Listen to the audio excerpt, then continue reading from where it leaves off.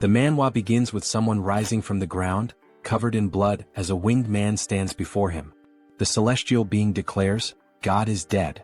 Humanity worshipped gold and revered arcane engineering until, in the end, they became slaves to themselves. The man holding a sword questions how this can be fair. His opponent wraps the blade in a powerful aura, but despite this he charges forward, asking why this even exists. He screams as he swings his sword, only to be utterly obliterated by a colossal explosion from his enemy. It is then revealed that this is all part of the most popular apocalyptic fantasy game of the moment, Arcane Seoul. The defeated man screams in fury, calling the game a pay-to-win garbage. His name is Joonsoo, a 22-year-old university student. His opponent mocks him, saying that he did pretty well for a free-to-play player, but in the end, it was his bad luck. After all, he had been playing on auto mode the whole time. The enemy's ID is rich heavenly demon Joonsoo insults him, but the opponent simply prepares to end the fight, admitting that it was fun and that he had never seen a player get this far without spending money. Joonsoo is in a public place and clearly furious. He yells, outraged that he had invested 10,000 hours into the game, only to be surpassed by someone who spent thousands of dollars. He sighs, realizing that the real idiot was him, wasting time on this terrible game. He decides that at least he'll do his daily missions before focusing on his homework. After all, even though he hates the game, he still sticks to his routines. With little hope, he does a free gacha pull, already expecting a terrible result, just like every other time, probably getting another generic warrior named Kim. However, when the draw finishes, he is shocked. A platinum chest appears on the screen and his heart races. When he finally sees the character he got, he is astonished to realize it's the heavenly demon himself, an SSR unit. He wonders how the hell he pulled this off, as it's the best character in the game. The chances of getting the heavenly demon in a free draw are ridiculously low. There are an absurd number of zeros in that percentage. Excited, he begins to dance in public, declaring that this game now deserves the Game of the Year award and that he needs to start leveling up his new character. It is revealed that the most efficient way to level up a character in Arcane Seoul is by sacrificing other already leveled characters to serve as experience. Now Joonsoo no longer feels envious of the whale players, the ones who spend fortunes on the game. He decides to use all the countless warrior Kims he's accumulated over his thousands of hours of play to strengthen his heavenly demon. On the screen we see the characters being consumed one by one, their experience pouring into his new champion. With a smile on his face, he says that he'll finally be able to play the game just like the whales. But in the middle of his excitement, he completely forgets that he's in a public place and starts walking absent-mindedly, right into the middle of the street. When he looks to the right, he realizes, of course, the phone slips from his hands and he mutters that this situation feels strangely familiar. When he opens his eyes again, he's staring at an unfamiliar ceiling, completely confused. He wonders why he's in a hospital. His head throbs and then the memory comes rushing back. He walked right into traffic like a complete idiot and nearly got run over. He mentally curses himself for being so careless. Suddenly, a woman enters the room, calling him Warrior Kim, surprised that he's awake. He furrows his brow and asks what she's talking about. The woman says she'll call the doctor and leaves in a hurry. Joonsoo is puzzled by the name she used, and when he looks at the clipboard with his information next to the bed, he's shocked. It clearly says Warrior Kim. Additionally, the report indicates that he suffered a dislocation and a concussion due to the accident. He wonders what kind of absurd mistake this is and lets out a long sigh. Perhaps, deep down, he really does feel guilty for sacrificing all his Warrior Kims to gain experience, but that still doesn't explain why his name on the clipboard says Warrior Kim. Trying to make sense of the situation, he attempts to get up, but the instant he puts weight on his leg, a searing pain shoots through his body, and he lets out a deafening scream. A nurse rushes into the room, telling him that he can't move yet. Still writhing in pain, he asks why it hurts so much. At that moment, the doctor enters the room and explains that he was hit by a truck and, considering the circumstances, got off with few injuries. Still completely confused, Joonsoo furrows his brow and asks what they're talking about. The doctor responds that they still need to do more tests and that he'll need an MRI and a magical vision test. He freezes when he hears the word magical and wonders what the hell they're saying. Is he having a stroke? Is he still dreaming? Meanwhile, at the reception, they're calculating the costs of his hospitalization, including the tests such as the CT scan and MRI. When they finally give him the total, his heart almost stops. 22.3 million won, around $16,000. Totally outraged, he retorts that he was there for just 4 days, so how can the bill be this absurd? The receptionist, with complete calm, answers that he doesn't have insurance and has to pay everything out of pocket. Confused, he asks what she's talking about. After all, every Korean has national health insurance. The woman looks at him as though he's delirious and responds with a question. What are you talking about? You don't have insurance from the Legion or the Magic Tower. A chill runs down Joonsoo's spine when he hears those names. He doesn't fully understand what's going on, but those words sound strangely familiar. Legion, Megacorp, Magic Tower, Sacred Order. Then it hits him. These are the 4 factions that dominate Arcane Seoul. The world where God abandoned humanity. Where arcane science advanced drastically. Where Earth was overrun by monsters. Where humans modified their own bodies to survive. His mind starts to fail him. He falls into denial. No. The summary? This world is a hell to live in. Hours later, he finds himself in a dark alley shouting at the top of his lungs. Why the hell did I end up in this game? He remembers how happy he was when he went to sleep that night, after finally getting the heavenly demon. But now he realizes the cruel irony of fate. He didn't reincarnate as a protagonist. He became a tutorial character. Maybe this is divine punishment for sacrificing all of his old characters. Finally, he arrives at Warrior Kim's house. Looking around, he lets out a heavy sigh. This crap is smaller than my bathroom. He can't believe this guy was so miserable. Exhausted, he throws himself onto the bed. His body is battered. He has no money.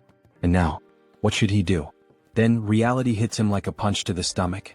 If this is really the world of Arcane Seoul, events like nuclear wars, dimensional rifts, and even the rebirth of ancient gods are going to happen soon. And when that happens, this place will turn into a true hell on earth. He has no idea how he ended up here, but one thing is certain. If he stays still, he will definitely die. Then, suddenly, something occurs to him. His gaze locks on his own hands and he finally understands what this means. Without hesitation, he grabs a pen and raises it above his palm. Looking down, he murmurs that he needs to test this before it's too late. For a moment, he hesitates. But then, gathering all his courage, he stabs the pen into the top of his hand with all the strength he can muster. The pain explodes in his skin, and he lets out a loud scream as he pulls the pen out. It has pierced his hand completely. Immediately, a green aura begins to swirl around the wound, healing it before his eyes. A smile spreads across his face. I knew this would work. He has just obtained a trait called Wound Recovery. Now everything makes sense. The reason he created and sacrificed so many Warrior Kims was because this character is the only one without a base trait. However, this means it's possible to unlock and swap traits freely, allowing players to shape Warrior Kim however they want. For someone like him, who always played strategically and never had luck with rare characters, Warrior Kim was the best choice. And now, he is Warrior Kim. This means he can acquire any trait as long as he works to earn it. As he watches, his wounds start to fully heal, regenerating thanks to the newly acquired ability. He takes a deep breath and reflects. In Arcane Seoul, you die if you're poor, weak, or if your luck runs out. But he won't let that happen to him. He spent 10,000 hours playing this game. He knows all the shortcuts. He knows how to break the system. The scene cuts to his global ranking, which plummets from 115,000th place to the top 7,000. Then he climbs into the 3-digit ranks, finally reaching the top 9. Now he's above monsters, literally in the top 9. He doesn't know exactly what that means, but he'll figure it out. Plan change, make money. Now he walks confidently into a talent agency, muttering to himself. With Warrior Kim's body, this is a free pass to the top. Inside the player registration sector, a man reviews his file and raises an eyebrow. So, this is your first time at a player recruitment office? Joonsoo nods in confirmation. Yes. I want to enter the monopurification field. The recruiter stares at him, surprised. Monopurification? Joonsoo nods. He needs money to fund that pay-to-win gacha nonsense, and using his own body for work is the only option available. The man leans back in his chair, putting his feet on the table. He sighs, then looks at Joonsoo with an amused expression. They even call it monopurification, but do you have any idea what clearing a dungeon really means? The badge on the table reveals his name, Choi Seon-soo, Player Recruitment Director. Joonsoo crosses his arms and responds without hesitation. Of course I know. Seon-soo lets out a sarcastic laugh. Are you sure? Because honestly, your resume is completely empty. Joonsoo rolls his eyes and confidently responds. It's obvious that I understand how this damn game works. I know that the mana contained is what caused the monsters to overrun the world of Arcane Seoul. He continues explaining, clearing a dungeon isn't just about killing monsters and collecting loot. In the long run, prolonged exposure to the contained mana can erode someone's humanity, turning them into something else. This process is called mutation. And that's what makes the job so deadly. Joonsoo sighs and says it's fine. Once they gather enough people, he'll assign him to a team. Joonsoo thanks him, but the man still looks skeptical. He stares at him and asks if he's absolutely sure about going through with it. I am, Joonsoo answers without hesitation. Joonsoo sighs again and comments. I've seen many guys like you take this job for money and come out completely dead inside. Joonsoo laughs casually. Relax. I'll leave here in better shape than you. Joonsoo frowns, confused by the response, but Joonsoo just smiles and says, working hard without spending a dime has always been my specialty. First contact with the team. He then meets his team leader, a man named Deer. Deer crosses his arms and looks at him with a stern expression. So, you're the newbie they sent here? Joonsoo shrugs. I guess so. I'm just here because I was assigned. Without warning, Deer grabs the collar of his shirt, pulling him closer. You think this is a playground? He says, his eyes cold. Do you think you have what it takes to be here? Joonsoo doesn't answer, simply staring back at him. You'd better not beg me to save you if you start mutating, Deer continues. If I see the slightest sign of it, I'll kill you on the spot. Joonsoo smirks and calmly responds. I'll keep that in mind. For him, this is nothing new. In the real world, people always try to scare the newbies. But what really intrigues him is the fact that Deer is an R-rank character in the game. This is what he looked like before awakening. Joonsoo thinks, noticing that, at this moment, Deer's legs are still normal. Before the tension can rise any further, another man enters the room and sighs. Deer, I've told you not to treat the newbies like that. We're short on staff. The man is introduced as Hedgehog, a veteran with 5 years of dungeon clearing experience. Deer clicks his tongue, clearly irritated. Whatever. I just hope he doesn't mess things up. He then turns to the group and gives his instructions. We have 4 hours to clear 5 locations. No time to waste. Joonsoo watches Deer and thinks, this guy's much tougher than he was in the game. Hedgehog notices and pats him on the shoulder. Don't mind him. He may seem tough on the outside, but he's a good guy deep down. Joonsoo gives a nonchalant "hmm" in response, not paying much attention. The first dungeon. The first location they need to clear is a junkyard. As soon as they arrive, everyone complains about the terrible smell. No matter how many times I come here, I never get used to this stench, one of the workers says. Deer ignores the complaints and says, I'm opening the entrance. Get ready. He activates the access card and the dungeon door opens. What they see on the other side is simply disgusting. The place is covered in filth, a complete mess of waste and magical residue. Deer gives the command. Everyone, position yourselves. Inside the dungeon, there are low-level monsters known as contaminated slimes, creatures that feed on trash and residual mana. Joonsoo quickly assesses the situation and starts explaining to himself. The core of mana-contaminated clearing is eliminating these slimes. They're weak but troublesome. If you cut them in half, they just multiply. The only way to truly kill them is by destroying the small mana core inside their bodies. As they begin to fight them, the workers quickly realize the problem. How the hell are we supposed to find these cores in the middle of all this mess? Someone shouts, frustrated. Joonsoo takes a deep breath, steps forward and says, get out of the way. Before they can react, he rushes toward the slimes, holding nothing but a shovel. He leaps into the air, preparing to strike. If this goes south, don't blame me. He shouts to his teammates. With a precise swing, he drives the shovel directly between the legs of one of the slimes, hitting the mana core dead center and destroying it instantly. The other workers stare in shock. Hedgehog's eyes widen. He's killing the slimes way too fast. Deer also watches, intrigued. Meanwhile, Joonsoo just smiles. This is perfect. He continues to move forward, destroying the cores one by one before the slimes can multiply. And the most impressive part? He's doing all of this with nothing but a shovel without needing a real weapon. The other workers watch in disbelief as he moves rapidly across the battlefield, crushing slimes as if it's the easiest thing in the world. Is this really possible? One of the workers exclaims. Joonsoo answers with a confident smile. Of course it is. Suddenly the scene cuts to a flashback from 2 days ago. We see Joonsoo crawling on the ground as if searching for something. The curious detail? He's in the middle of a children's playground. Joonsoo looks around and murmurs to himself. It must be around here somewhere. After a few seconds of searching, his eyes finally spot what he's looking for. Found it. He crouches down and picks up a coin from the ground. The moment he holds it in his hand, An invisible notification seems to appear in his mind. Trait acquired, Treasure Hunter. A wide grin spreads across his face. Got it? This is the most important trait for Warrior Kim. Excited, he starts spinning in place, celebrating his achievement while holding the coin like a trophy. Nearby, a mother watching the scene covers her child's eyes and sighs. Just think happy thoughts. Joonsoo doesn't care about the strange looks and continues on his journey to acquire more essential traits. The price of evolution. He learns some fundamental rules while hunting for important traits. Cut to a less glamorous scene. Joonsoo is vomiting into a trash can, his face completely wrecked. That went too far, he groans. The truth is, to acquire a specific trait, he put himself in the middle of Asmongold's room, or at least something as disgusting as it. The notification appears once again.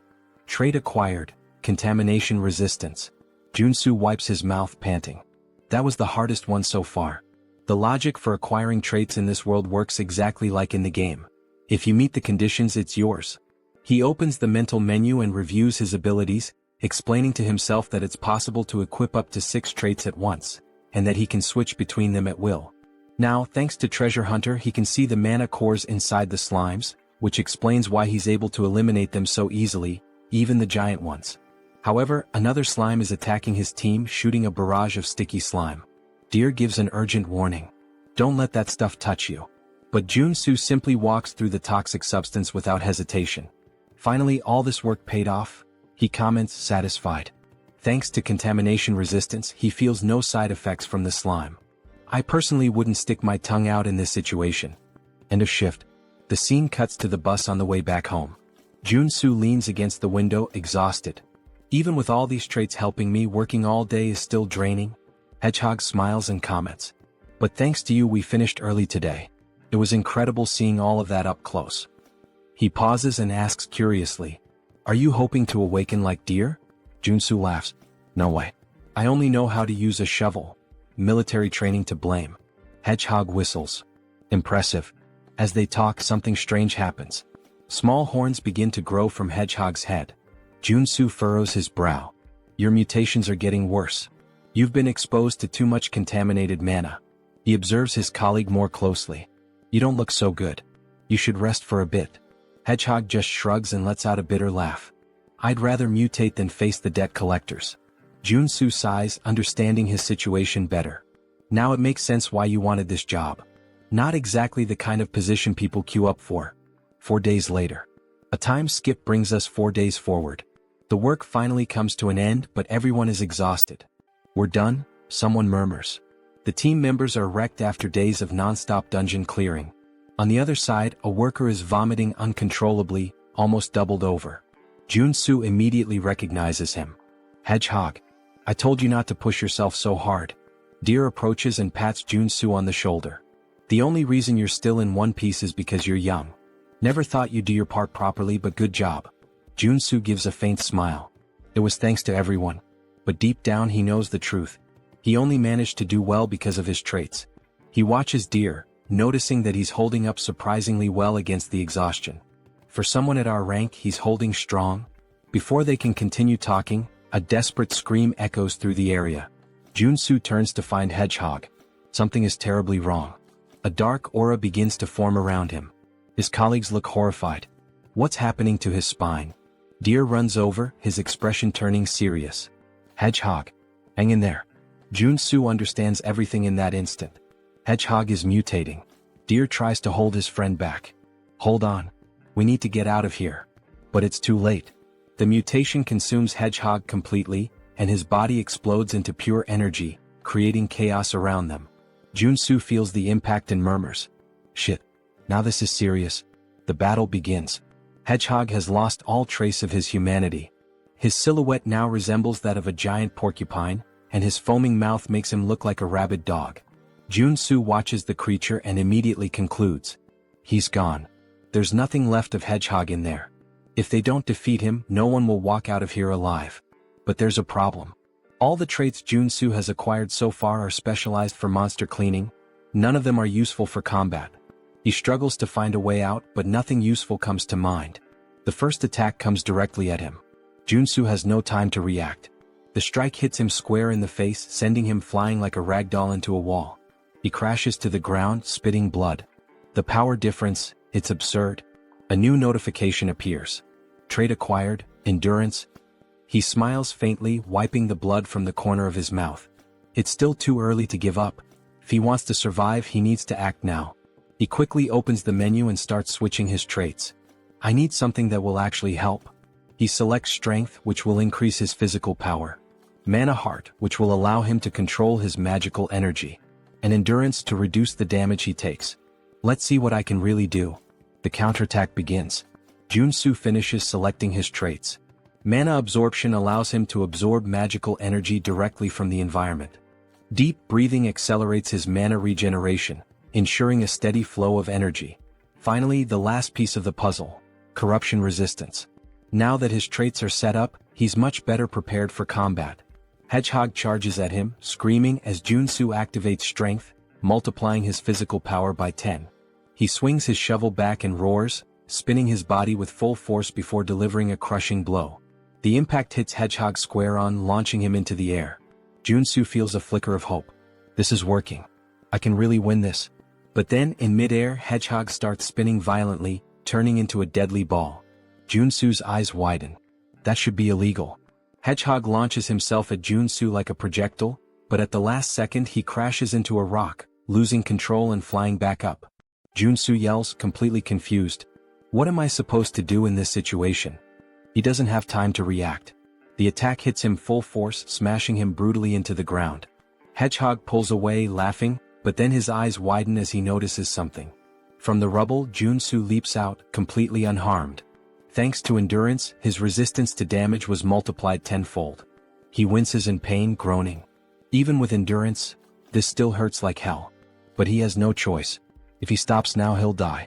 He steels himself, clenching his fists. With no other option, he launches into an unrelenting assault. Blow after blow, Joonsoo unloads a barrage of punches at Hedgehog, refusing to retreat. But then one of the spikes on Hedgehog's back curls backward and shoots out like a missile. Joonsoo dodges at the last second, but before he can react, a swarm of spikes is launched at him, piercing his body and embedding themselves in his flesh. He is thrown to the ground, completely covered in blood. But he refuses to give up. Joonsoo forces his body up, breathing heavily. Just a little more. He charges at Hedgehog again, preparing for another punch. But then, blood explodes into the air. Joonsoo feels something violently ripped from his body. His mind tries to process what just happened. His hand has been obliterated. His eyes widen in complete shock. His senses still can't understand how this happened. But before he can react, Hedgehog fires another spike. This time, his mind registers what's happening, but it's too late. His entire arm is torn off. The pain strikes him like an electric shock. Joonsoo lets out a scream of pure desperation. But Hedgehog doesn't stop. He clenches his fists, preparing a final crushing blow. Joonsoo closes his eyes, gasping. This is exactly what I expected. Hedgehog lands the blow. The ground shakes violently as the impact hits where Joonsoo had been lying. The price of victory. A flashback unfolds in his mind. He remembers when he used to play this game just as a mobile game. Back then, everything felt easy. All he had to do was press a single button to defeat monsters. He never stopped to think about what the character felt. He pushed it to the limit over and over under the guise of efficient training. But now he finally understands. He understands the pain. He understands the suffering required to earn even a mediocre trait. And above all, he understands that there is no victory without sacrifice. When Hedgehog looks down, he realizes something is wrong. Joonsoo blocked the attack. His arm regenerated. Before Hedgehog can react, Joonsoo rushes at him with lightning speed. His fist connects with the creature's face, and the impact is devastating. Hedgehog is thrown away, sliding across the ground, incapacitated. Joonsoo exhales deeply, gritting his teeth. There is no victory without a price to pay. He looks at himself. His muscles are pulsating and growing uncontrollably. His body has been pushed to its absolute limit. A notification appears in his mind. Trait acquired, mutant muscles. Joonsoo smiles despite the pain. The real fight is just beginning. The awakening of the monster. Joonsoo's body is still covered in spikes. Hedgehog is thrown against a wall and Joonsoo grins to himself. The reason he had recklessly charged at him with all those attacks was for the trait. By pushing his limits with mana, heart and strength, he knew he could gain something greater. And now they merge, activating his new trait, mutant muscles. Hedgehog charges at him again without hesitation. But Joonsoo stands his ground. Everything I've done so far was for this moment. Hedgehog throws a punch. Joonsoo easily blocks it. Then he starts to laugh. This doesn't work anymore. Go ahead, hit me again.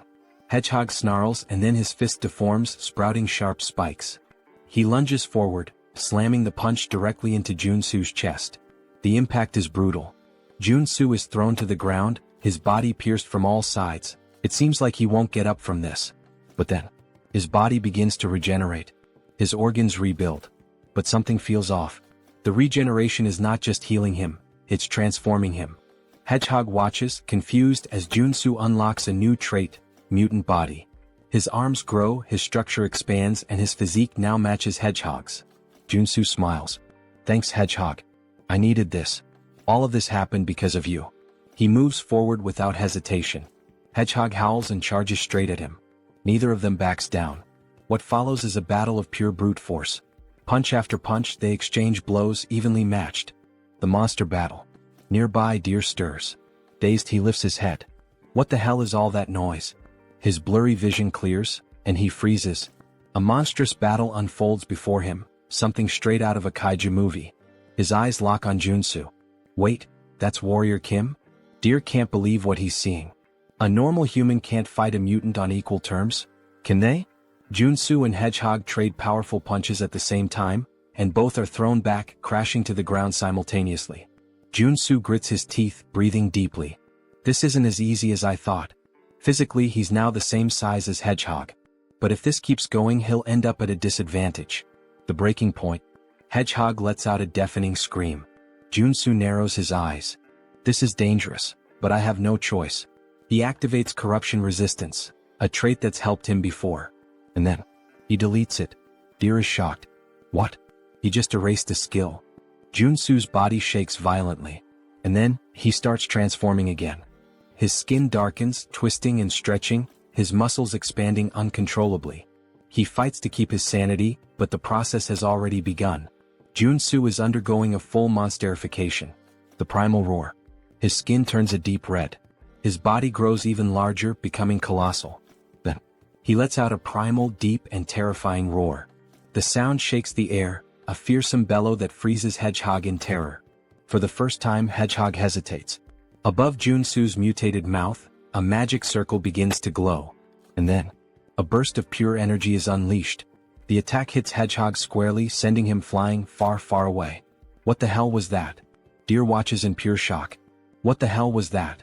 He looks up, and freezes. A monstrous, gigantic, and deformed version of Joonsoo glares down at him.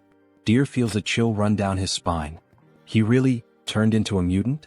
How is this possible? But for Joonsoo, it's just another trait. New trait acquired, mutant. Deer swallows hard, his instincts screaming at him to flee immediately. Holy shit. He begins to crawl away from Joonsoo, panic taking over. Then suddenly, Joonsoo extends his hand toward him. Deer shuts his eyes tightly, bracing for the worst. But instead of a fatal blow, he hears coughing and groaning in pain. His eyes open. Joonsoo is standing, panting. And just like that, he's human again. The final sacrifice. Then Joonsoo collapses face first into the ground, muttering that he made it. We learn that corruption resistance is the last line of defense. If you're possessed by the mutant form and mutant muscles, and you erase the resistance, you turn into a full mutant. The common belief is that once transformed, you can never go back to normal, but Joonsoo knew otherwise. He needed this, and he was sure he could change the trait back while still thinking clearly, even if only for a second. That's why, even though his body was disintegrating and rebuilding repeatedly, and the pain was unbearable, he kept fighting for his sanity, allowing him to swap corruption resistance for the mutant trait. The end of the battle. The scene widens, showing an aerial view of the area where the cleanup is happening, and Joonsoo is exhausted. He says it felt like every muscle and bone in his body was moving, and he never wants to go through that again. Struggling, he gets up, stumbling toward Hedgehog's body. A purple orb leaves Hedgehog's mouth. Joonsoo grabs it, and it's revealed to be a level 1 monocore. He starts to smile sarcastically, saying it was worth it. Soon he starts dancing, joking that clearing the field is really profitable. Deer approaches and asks if he's alright, commenting on his mutant transformation and asking what happened. Joonsoo replies that it would be annoying if strange rumors spread, so he just says he kinda bet he could turn back and got really lucky. Deer is surprised, saying it was an insane risk, and Joonsoo hands him some level 0 monocores since he now has a level 1 monocore. Joonsoo says he wants to head back now, breathe some fresh air, and everyone is surprised since he saved their lives and even gave monocores, hoping they'll keep his secret. But Deer looks at him with suspicion. Back at Seonsoo's building, we see him starting to flatter Joonsoo heavily. Joonsoo wonders what all this flattery is about. Seonsoo responds that he should have said something if he were a superhuman, so they could have given him proper work instead. Now Joonsoo understands why all the praise. In the world of Arcane Seoul, a superhuman awakens a skill that grants them powerful mana. In a world like this, where strength equals power and authority, superhumans are practically the nobility. But it makes sense for Seonsoo to think this way since it takes a superhuman to defeat mutants. Though in Joonsoo's case, it's just a game design flaw since he can acquire traits. Seonsoo puts his hand in his pocket and says he should pay Joonsoo for the cleanup. Joonsoo responds that would be nice, trying to stay calm, but inwardly he has that mischievous smile, thinking he'll let Seonsoo think he's a superhuman for now. Seonsoo pulls out a mountain of cash from his pocket and says that they cleaned 5 regions, and that they get 20% of the total fee, which amounts to 50 million wons. If they split it among everyone in the group, Joonsoo should receive 5 million, but this time they'll do it differently. Seonsoo places all the money on the table and says they'll only keep 5% of his share and will even give him a bonus of 12 million. Joonsoo's smile reaches a whole new level now, with his tongue even turning into a heart. He exits the room singing, and someone comments that he seems to be in a great mood, while the other says he must have been well paid. Joonsoo confirms, saying yes, since they finished the job, and acknowledges the man as someone he's worked with. The man explains that he's here because he wants to ask a favor. Joonsoo asks what he means by that, and the man reveals that his wife is sick and asks if he can lend him some money. He apologizes for asking since they don't know each other. Joonsoo responds that it's not a good idea to help someone when you know nothing about them, because they could end up stabbing you in the back, and it's hard enough to stay afloat right now. Joonsoo takes the man's hand, which is pleading, and tells him that he's much older than Joonsoo, so he doesn't need to do this. Although it's not much, he can use it and hands over many level 0 monocores to the man. Joonsoo says he feels too bad to ignore him. What a conversation, huh? The twist. Later that night, we hear the man laughing, calling Joonsoo an idiot, saying he pretended to be poor, but gave him so many monocores. He's boasting to Deer. Deer replies that the man must be new to this kind of thing, and the man says he would have given more if Joonsoo had said his son was sick too. And he complains that what's annoying is that Joonsoo was paid more than everyone but gave such a tiny part, along with that superhuman talk about the profit split. Deer sighs, saying that Joonsoo isn't a superhuman and that it's better they teach him a lesson. The beggar asks if Deer has any ideas, and Deer smiles, saying that idiot probably has some strange skill. While Joonsoo is happily helping the poor, Deer says that since they know his secret, they can teach him a lesson about how truly scary the world can be. The scene shifts to a luxury resort, where we see Joonsoo through a window, receiving a massage. He comments, saying that money is really wonderful. He never imagined he'd see the day he could get a massage in a place like this, and being in the game is so much better than reality. The masseuse presses hard on his arm, and Joonsoo mentions he spent 3 whole days resting at the hotel but still feels pain. From now on, he'll have to think twice before using any mutant-related traits. Changing traits isn't as all-powerful as he thought. His body changes depending on the traits, and the intensity of the side effects increases as his body changes. The problem now is survival after limiting the use of traits. He looks out the window and recognizes a few people, saying that's the Iron Fist gang, while we see them all by the pool. He explains that Arcane Seoul is ruled by local gangs, not the law. That's natural since there are so many monsters around, and people have to rely on superhumans. He says he's managed to survive so far, but it would be foolish to rely only on his traits in such a dangerous place. He starts to smile, saying that in the end, it all comes down to being overloaded with equipment. He goes to a miscellaneous goods store, and a woman asks if he's there to sell things. He says yes and mentions he has some monster byproducts. She looks at his clothes and warns that they don't buy level 0 monocores since he's not dressed well. He replies that he already knew that. He pulls something out of his bag and says that this is what he would like to sell, revealing a blue monocore, which surprises her. She asks if it's a level 2 monocore, and he confirms, telling her to take a good look at it. He comments that it's nice to see she's surprised. He's really happy he managed to get a level 2 monocore, and the effort at the hotel was worth it. If he can sell it for the highest price, this will be the right path. He asks if she sells weapons and armor. She replies that she does and lets him into the back area. As he enters, he's surprised, saying that it looks like she has everything back there. He thinks the government should start keeping an eye on this woman since all the essential game items are there as well. She tells him to make himself comfortable. He responds affirmatively and then begins to get excited. He says that now is the time to get properly equipped. He starts putting various weapons into his backpack and says that now that he has weapons, it finally feels like he's playing Arcane Seoul. Then he hears a woman calling for him and turns around. She asks almost casually if he's a mercenary, saying she needs help. He replies that he's not a mercenary and suggests she should look for someone else, but she pulls out a little money, explaining that she's on a business trip and that the Iron Fist gang scared her. She asks if he could protect her until she reaches her lodging. He realizes she's trying to offer him at least 500,000 to be her bodyguard, and wonders if he should accept now that he's well equipped. He places a hand on her shoulder, saying that he can't ignore a lady in distress, and tells her it's time to go, looking ready for the situation. They start walking through some alleyways and she says they're almost there. He wonders why she's staying in such a shady place, saying that, forget about people, there isn't even an ant around there. She quickly dashes around a corner and when he turns, all he sees is darkness. She says they're nearly there and urges him to hurry. He replies that it's too dark and he can't see anything. Then his eyes begin to glow yellow as he acquires the night vision trait, and says that now he can see, but he didn't plan for this. In her hands there's a pistol aimed directly at him, and she remarks that he's a lot more cautious than she expected. He wonders who she is and if all of this was a trap, only for him to turn around and see Deer, who laughs and asks where he thinks he's going. Deer says it's good to see him again like this, asking if he agrees. Joonsoo asks what he did to deserve this and Deer responds that he didn't do anything, he just looks stupid. There's no other reason, calling him naive. Joonsoo lets his weapons drop, immediately rushing to knock the woman down.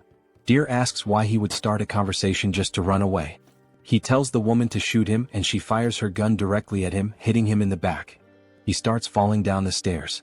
Then Deer asks, "What the hell?" saying she should have shot him in the leg, not the chest. She responds that it's better than him running away.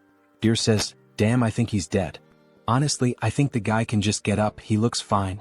The woman mentions that someone might want to buy his body since he came back from being a mutant.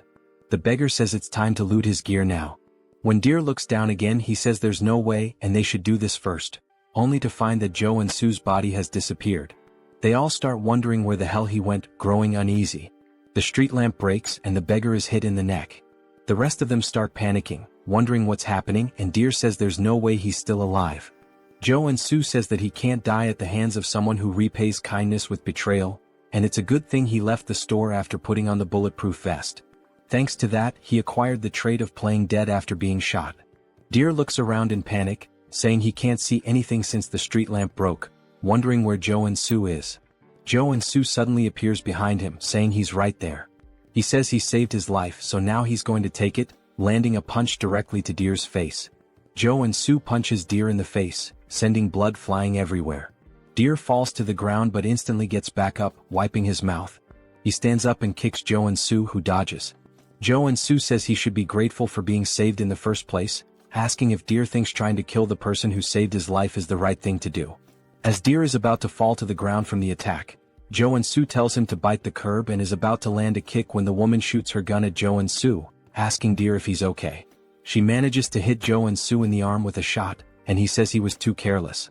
In Arcane Seoul, the scariest thing isn't the monsters or mutants but the people. He was incredibly naive and trusted them too easily. He places his hand on his waistband and pulls out his weapon to avoid making the same mistake again. He shoots the gun out of the girl's hand and then shoots one of the men in the shoulder, telling them that's enough, as we see both of them on the ground, writhing in pain. Something bounces off the wall, and Joonsoo turns, thinking he should kill Deer to stay safe, only for Deer to launch a surprise attack. Joonsoo wasn't expecting that but manages to react just in time by blocking the kick, although he loses his weapon. We see that Deer's legs have now transformed, and he's awakened as a level 1 superhuman. Joonsoo says the game is poorly made, explaining that the superhuman awakening is something all playable characters can undergo. It's considered the basic growth system in the game. According to the world of Arcane Seoul, a level 1 superhuman is strong enough to threaten an ordinary civilian with an automatic rifle. Joonsoo starts backing away to create distance, while Deer declares he will kill him, and now Joonsoo has to deal with a superhuman with nothing but his body. Deer disappears instantly before Joonsoo, and he wonders where the hell he went. We learn that Deer has two unique traits: stereoscopic movement and kick. Stereoscopic movement allows him to use his incredible leg elasticity to move freely in any direction he wants. In his case, he's running on wall. Joonsoo looks up and sees him coming from above. He used stereoscopic movement to gain height and is now coming down with a kick, using both the momentum and the height. Joonsoo says he needs to dodge this, and he rolls to the side, letting the ground get completely smashed. Deer is surprised and irritated that he dodged, preparing to attack again, saying that this time Joonsoo won't be able to dodge. The impact happens and Deer starts to smile, thinking it's over. But Joonsoo says, "Sorry, but I didn't plan on dodging." As we see, he blocked the kick with a weapon, calling him a mutt who doesn't know his place. He knew buying that extendable baton was a great idea. A few hours ago in the girl's store, he was wondering if a weapon would really be worth it. Since Warrior Kim is a warrior class character, even though he gets stronger, there's a limit to how effectively he can use a weapon. That's why he decided to buy a close combat weapon, which turned out to be nothing other than this extendable baton. Each character has weapons and traits that are more effective for their class. We see Deer's leg trembling, and Joonsoo manages to push him back. To defeat Deer, he needed to use a close combat weapon and traits suited for a warrior like him.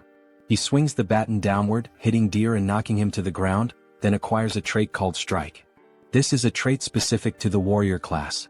He then starts spamming his attacks to acquire even more traits, using moves like a downward strike, uppercut, and even an advancing attack. He tries a side strike, though it's unclear if he gained a trait from that moment. Deer searches for an opening and as soon as he finds it, delivers a direct kick toward Joonsoo. Joonsoo hesitates, wondering whether to dodge or not, but decides he can't stop now after coming this far. He grits his teeth, saying that even if he has to break bones, he'll block the attack with his elbow, hitting Deer's leg. He tells himself he needs to keep attacking. The fight continues with blows exchanged one after the other. Then Joonsoo acquires a trait called Combo and starts smiling, saying, "That's it. The best trait build for the warrior class at the early stages is combining strike and combo." He uses his left hand for punches and his right hand to swing the baton, taking down Deer like it's a cut scene. Deer begs him to stop as he begins to lose consciousness, but Joonsoo throws the baton directly into Deer's chest, hitting him with the strike trait. Deer finally loses his strength and collapses to the ground. Joonsoo shouts, saying that he succeeded and defeated an awakened one. His arms begin to burn, as though the air itself is searing his skin. He wonders what this sensation is as he looks at them.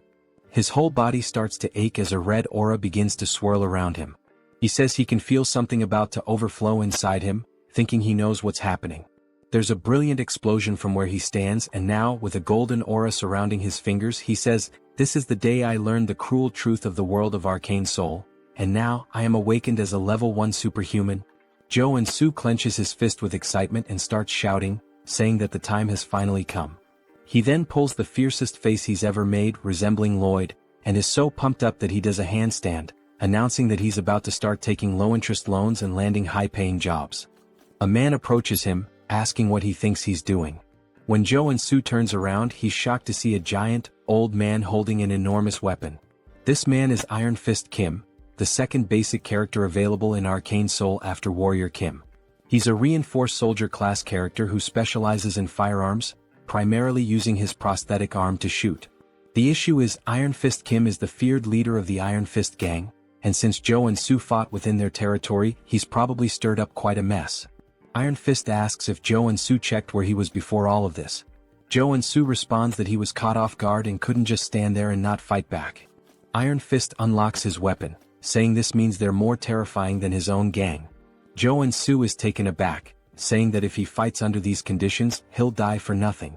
Iron Fist presses the weapon directly to Joonsoo's chest, stating that he made a terrible choice and will show him what happens when someone messes with his territory.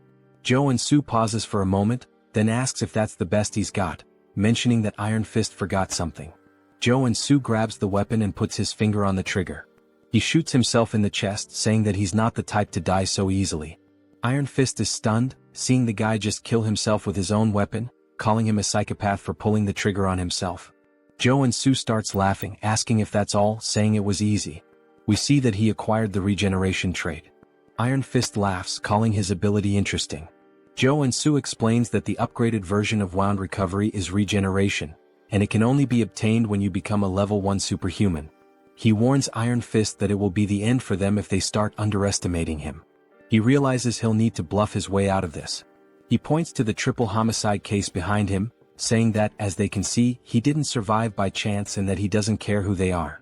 If they mess with Warrior Kim, they'd better be prepared. Iron Fist laughs, asking if that's his name, saying he likes his audacity, but he'll let him go this time. However, now Joonsoo owes him a favor. He puts a hand on Joonsoo's shoulder, saying that he surely knows what he means. Joonsoo says he'll remember this, wondering if maybe Iron Fist recognized him. Iron Fist then extends his hand, suggesting that they might work together on a job next time. When Joonsoo looks at her hand, he thinks that Iron Fist is not the type of person who would betray him. In that case, it wouldn't be bad to form a connection here. He says it's a deal as they shake hands, telling her he'll see her next time. The scene then shifts to the superhuman tower in Jamsil, where Joonsoo says he had no idea when he first saw this place in the game, but now he realizes that it's really impressive, completely different from anything he's seen before. A woman then catches his attention, thanking him for visiting the tower and asking how she can assist him. The guy is stunned by her beauty and mentions that she looks familiar, wondering if she's an NPC. She tells him that if he's there for certification, he needs to head to the machine to measure his mana and trait circuits. He thanks her and starts walking towards it, thinking that he didn't even ask for help, but she guided him anyway. It just shows how much of a novice he must look. He thinks that once he gets his certification, he'll truly start his life in Arcane Seoul. Suddenly he hears a loud noise that startles him. When everyone tells him to look at the ceiling, saying the saint has arrived, he looks up and sees a bright light descending from an airborne ship. As the light appears right in front of him, we see some enchanting text spread across, while people are teleported. Joonsoo is shocked, recognizing it as the Old Father's order and wondering why a boss monster is there. People begin praying, saying it's an honor to be in her presence, but Joonsoo remembers that, since he's still in the tutorial timeline, she's a saint and not a boss monster. As the story progresses, it's revealed that the order is actually a cult disguised as a religion, and she is a complete psychopath. While people continue to praise the saint, they mention that she must be there for a level-up renewal. She then starts releasing a powerful aura, so strong that it knocks people down, with a golden light pulsing around her. Joonsoo looks away, saying that it's a rather flashy way to do things, and that it's kind of too noisy. As the machine begins reading her mana, it starts collecting her energy until it completely disappears, leaving everyone in suspense, wondering what she'll get.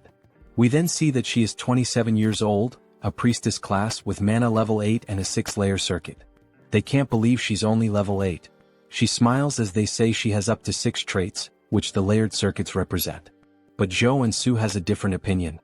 He's sweating nervously, saying that it's not the time to celebrate. A level 8 superhuman can be compared to an aircraft carrier, and she's a walking national powerhouse. Why are strong women always crazy? But even if he tried to warn them, they would just treat him like a madman and stone him to death as if it were the Middle Ages. For now, he decides to just measure his mana. It would draw too much attention if he had 6 traits, so he'll lower it to 3. The saint suddenly turns, sensing something. When her men ask what's going on, she says that she's found something that caught her attention. She appears right behind Joonsoo, saying that he has an interesting ability. He says, "Damn," surprised, and then repeats what she just said, asking if she really noticed that he swapped his traits. He freezes for a second as the window remains open. Everyone wonders why the saint is talking to him, saying he looks like a normal guy. She then takes his hands, asking what his name is. He says his name is Warrior Kim and comments that the only reason a priest would ask someone's name in Arcane Seoul is. Before he finishes his thought, he's interrupted as she declares that she represents the Old Father's order and baptizes him. Since the Old Father always desires powers like his, she tells him that he must submit and find peace in this hellish world, as the enchantment table begins moving across his arm. Everyone around him envies the fact that he's being baptized, especially because she is the Old Father's first daughter. Joonsoo, however, has a different perspective. He's extremely nervous, thinking that if he's baptized and gains the baptism trait, he will have no choice but to become a paladin of the order. However, the Old Father's order loses to major figures in Arcane Seoul during the war with South Korea, and this figure is none other than the Celestial Demon. As she continues with the baptism, he rips her hand off of him, saying it feels like being forced to invest in a stock that's about to crash. He kneels, refusing the baptism. We see her eyes turn completely psychopathic as she says that he must not have heard her correctly. He responds saying he's very serious despite being a little exhausted. She starts to control her anger, saying that it's anyone's right to serve or refuse. However, the old father has already set his eyes on him. She places her hand on his shoulder, warning him not to forget that a powerful divine energy is already rooted inside him, and that if he can't overcome such a small power, his fragile free will won't mean anything in the end. Then he begins to be enveloped by a yellow flame as he starts screaming in front of everyone. They question how someone like him can refuse the baptism, asking if he isn't religious or something. We see that he's being affected by divine fever, and that he will suffer a burning, endless pain as punishment for refusing the baptism. He was prepared for this, but it still hurts like hell, his whole body burning. This is one of the strongest debuffs in the entire game. The effect causes continuous, searing pain, preventing the person from continuing their normal life. The only way to get rid of it is to go to a temple and be baptized. He refused the baptism thinking about the future, but it seems he might die right here as we see his eyes rolling back.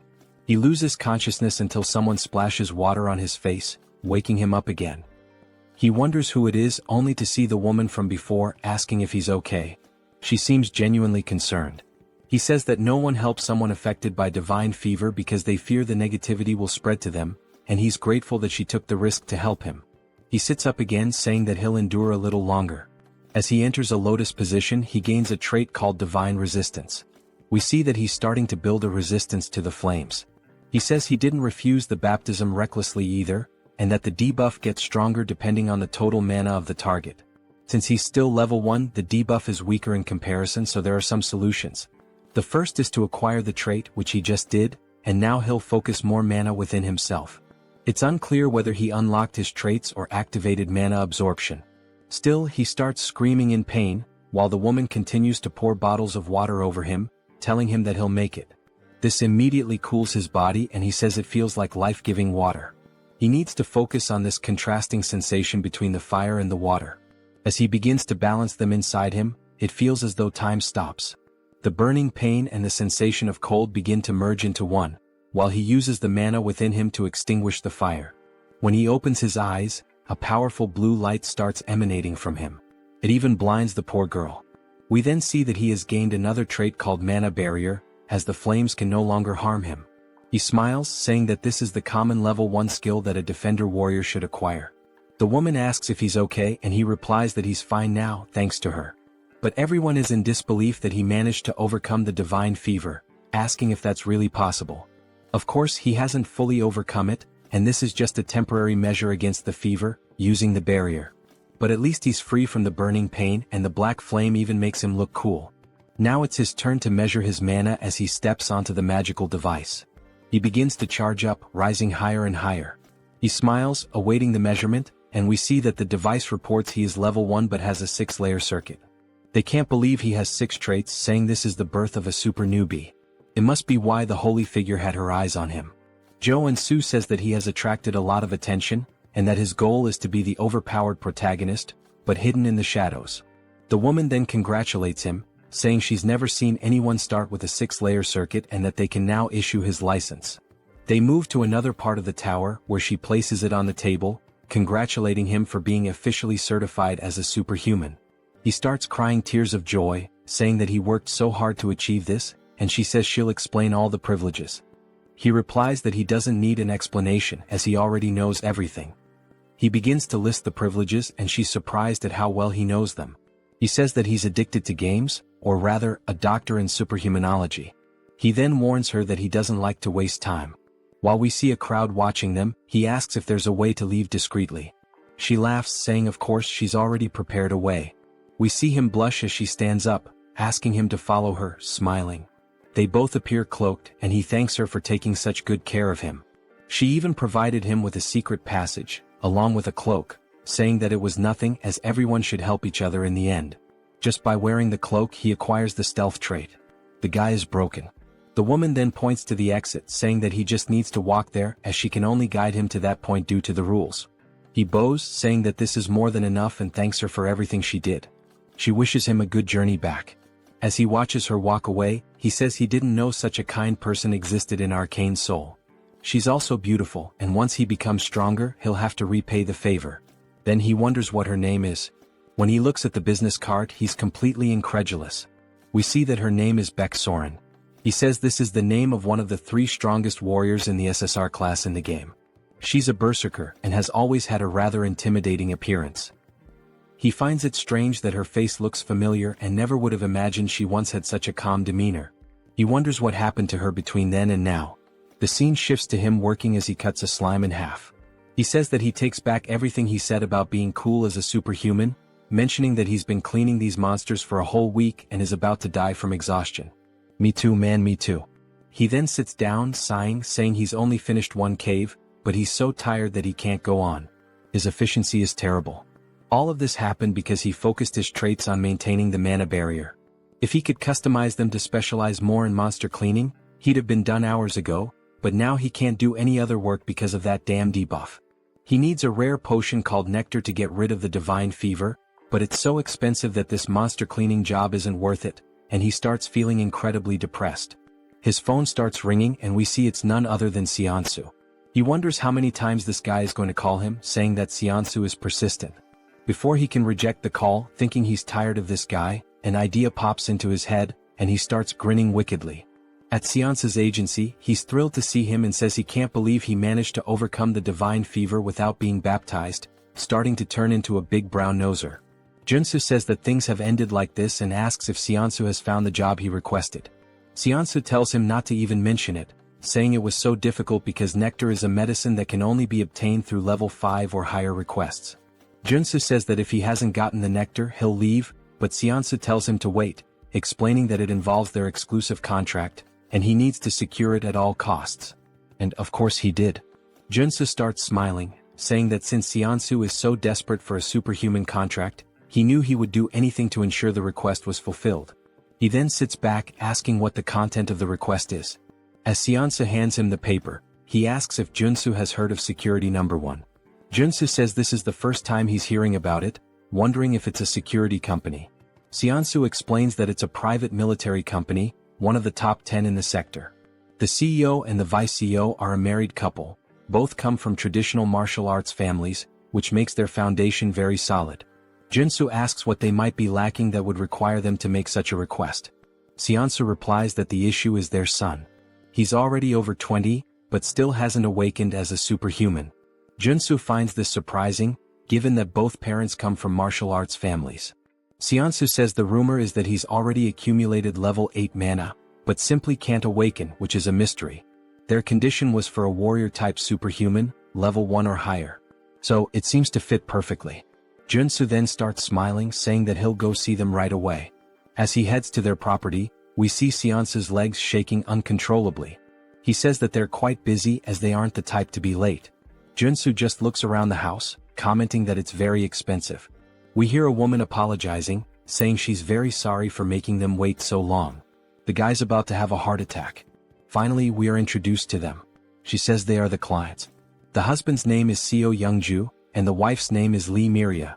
Seonsu bows, saying it's nothing, thanking them for the time they've spent with them. Joonsoo does the same, saying they must be superhumans of at least level 6, as both have a considerable amount of aura. Youngju sighs and says he can tell this one is weak just by looking at him. Miria tells him not to be like that, and if he's going to act that way he should go back to his room. He sits on the couch, saying he can't do that, and she says he's so stubborn before asking both Joonsoo and Seonsu to take a seat. They thank her, and Miria says that since they've come all the way here, it means they intend to accept their request. Joonsoo says that first he'd like to see the condition of their son, as there might be a special reason preventing his awakening. Youngju bangs his fist on the table, asking if he really thinks he'd share that with a novice like him, and he's absolutely furious. Miria tells him to calm down and apologizes, saying he gets worked up easily about anything concerning their son. She says this isn't something they can tell a stranger, but if he accepts the request, they'll call the son in and explain the situation. They're sure he's also desperately in need of the nectar, as they can tell the divine fever is affecting him. Joonsoo says that if it's a confidential matter, but they know exactly what he needs, it only makes him more certain that he will accept the request. He says he'll accept it and asks them to call the son in. While they do, he opens the door. He introduces himself as a Woojin. Joonsoo says it's a pleasure to meet him and shakes his hand, noting that he doesn't feel any mana coming from him. Then he notices something and tells the guy that his cloak is really cool. The guy responds that it's more than he deserves, but he always wears it with gratitude. Joonsoo says he imagines he needs it to seal his mana. The entire family is surprised and Joonsoo smiles, saying that the moment he saw the gloves he was sure of it. Although it's a matter involving a noble family, he deliberately set the conditions for a level 1 superhuman and used the nectar debuff to summon him. He was baptized under the order of the old father. The reason their son couldn't awaken is because he rejected the baptism and sealed his mana to avoid the divine fever. While they couldn't announce this publicly and were struggling with the situation, they must have heard the recent rumors about him overcoming the baptism. So they decided to seek him out. Woojin is extremely impressed and starts acting exaggeratedly, saying that no further explanation is needed. He almost thought Joonsoo was the protagonist of a detective novel. Joonsoo says that he's watched enough Detective Conan in the past and that there's nothing to fear, since he also knows the future. The moment he saw the photo, he understood everything because in the future, Woojin becomes the vanguard paladin of the old father's order. He rejected the baptism and resisted, but when his parents lost their power, he gave in and joined the order to help the family. Youngju then approaches, calling him sir and asking if there's any way for their son to avoid the baptism. We see everyone looking at him with puppy dog eyes. Joonsoo remarks that he was so arrogant just a moment ago, but now he's acting all polite, saying that of course there's a solution. He says that since he spent 10,000 hours in Arcane Seoul, it's obvious that he knows how to handle this. He places a hand on Woojin's shoulder, saying that he understands the pain he's feeling because he's been through it too, and that he'll get him out of this situation. Woojin begins to cry and hugs him, while Joonsoo says it doesn't matter whether she's a saint or not. She tried to pull him into some low-level cult, and now his future subordinate is by his side, showing yet another expression of loyalty. He then starts pushing Woojin away, saying that before they proceed, he'd like to add a condition. Youngju asks what he wants. Joonsoo says that since the difficulty of the request has increased, it means he should be entitled to something more. Miria agrees, saying it makes sense because now it's not just about awakening their son, but about overcoming the divine fever. They'll do whatever it takes if he can cure their son. Joonsoo says that as an additional condition, he'd like them to teach him the sword capable of breaking mountains. Both are surprised by this request. While Joonsoo smiles, Woojin looks scared. Seonsa strikes the "oh, I'm in danger" pose. It's not Youngju but Miria who steps forward, releasing a strong aura of murderous intent, saying that he surely understands what he just asked for. He looks up, startled, wondering what's up with her murderous aura. It's far more terrifying than her husband's. He realizes she would be furious because the sword capable of breaking mountains. He explains that people might doubt his decision to learn swordsmanship in the 21st century, but in Arcane Seoul, it's a different story, where strength equals authority. As we see a woman slicing through a tank with a sword, he explains that a superhuman swordsman can easily destroy modern weapons, and high-level martial arts are traded for fighter jet squads. If a level 1 superhuman learns and continuously trains in the sword capable of breaking mountains, they can easily reach level 4, which is essentially a cheat code for the early game. He recalls that it was said that only elites could learn this technique, and he wonders if he has crossed the line. He tells her that he would only ask for this as an exchange if he truly completes the request. Woojin then calls her, which snaps her back to reality, and she stops releasing the murderous intent. She says it's fine, and if he succeeds she will give him a memory chip containing the sword, along with the nectar. Joonsoo is surprised that it actually worked, and he thanks her while once again showing his sinister smile. He thought she was going to kill him, but now he might be able to get the sword, which is great. She tells him that if he fails, both she and her husband will be genuinely disappointed, even angry. He responds that that won't happen, and that they should start as soon as possible. As we see them heading towards a warehouse, Miria says that a room with a mana focus circle and 200 intermediate-grade mana potions have all been prepared, just as he requested. He says that should be more than enough, and that he would prefer to be alone with the patient during the treatment. She apologizes for what happened earlier, explaining that Woojin was forcibly baptized before he even had a chance to start school. He never got the chance to make friends, let alone go out as a family. He had to suffer being forced to stay in his room. It seems that she was being overly sensitive due to the situation, so she will trust him completely now. Joonsoo comments that everyone had to suffer because of the saint's trap, and Woojin tells his mother that it's okay. Joonsoo notes that in the game, Woojin ends up opposing his family, even though they were the reason he joined the order. It makes sense that he became so cold in the future, but he feels sorry for them. He says that he will succeed at any cost, and now that it's just the two of them they can begin. We see Woojin trembling and Joonsoo tells him to take it easy, asking what he's afraid of. Woojin replies that he thought Joonsoo was going to torture him, forcing him to awaken using electric shocks or something like that. Joonsoo asks what the hell they've done to him so far, and explains that the general treatment for curing divine fever is to drink nectar after awakening. However, since he had too much mana in his body, the divine fever was so severe that he couldn't awaken, and he failed. Joonsoo then tells him not to worry but to remember one thing. Everything he sees today is a secret. Joonsoo says he's about to begin. First, he needs to expand the mana barrier to its absolute limit. Then the barrier will weaken. As we see the divine fever starting to consume Woojin once more, he removes the caps from the healing potions, pouring them into his throat, saying that now is the time. Woojin is confused as the cycle repeats relentlessly, and he continues drinking the potions. He comments that it tastes awful. After several bottles fall to the floor, he finally acquires the drug addiction trait. The damage taken and mana consumption increase, but the effects of the drugs are amplified. He says that now, if he focuses on the mana shield with the drugs, he can level it up, transforming it into an area shield. After configuring the shield around him, he wipes his mouth, saying that the divine fever has been completely expelled from the barrier. Woojin says that was amazing, and Joonsoo responds that it's still too early to be impressed, asking him to take off the glove. Woojin is confused, asking if he heard correctly, and Joonsoo explains that he needs to push his hand through the barrier, and then he just needs to grab his hand. Woojin says that the two divine fevers will create a resonant reaction. Joonsoo begins to step out of the barrier while the divine fever starts to burn him again. He says that the pain will be bearable as he stays inside the barrier, and asks him not to question why, just follow the orders. Woojin's heart starts to race because it's the first time he's taking off the glove since he was baptized. He places his hand through the barrier and it starts to burn intensely. It's even more painful than Joonsoo's divine fever, even though it's only his hand. Joonsoo wonders how much mana this guy has in his body, to the point of being terrifying, but he grabs his hand because there's no other choice. Then he experiences one of the most unbearable pains he's ever faced, as if his entire body is burning. He screams in agony, saying it hurts much more than when he was originally baptized. Joonsoo's eyes start to roll back and he says it feels like his bones are being shattered into pieces. He bites his lip, saying that he needs to stay focused and endure it. Then he hears the notification of a new trait appearing, and he immediately jumps back into the barrier toward Woojin, and the two of them fall to the ground.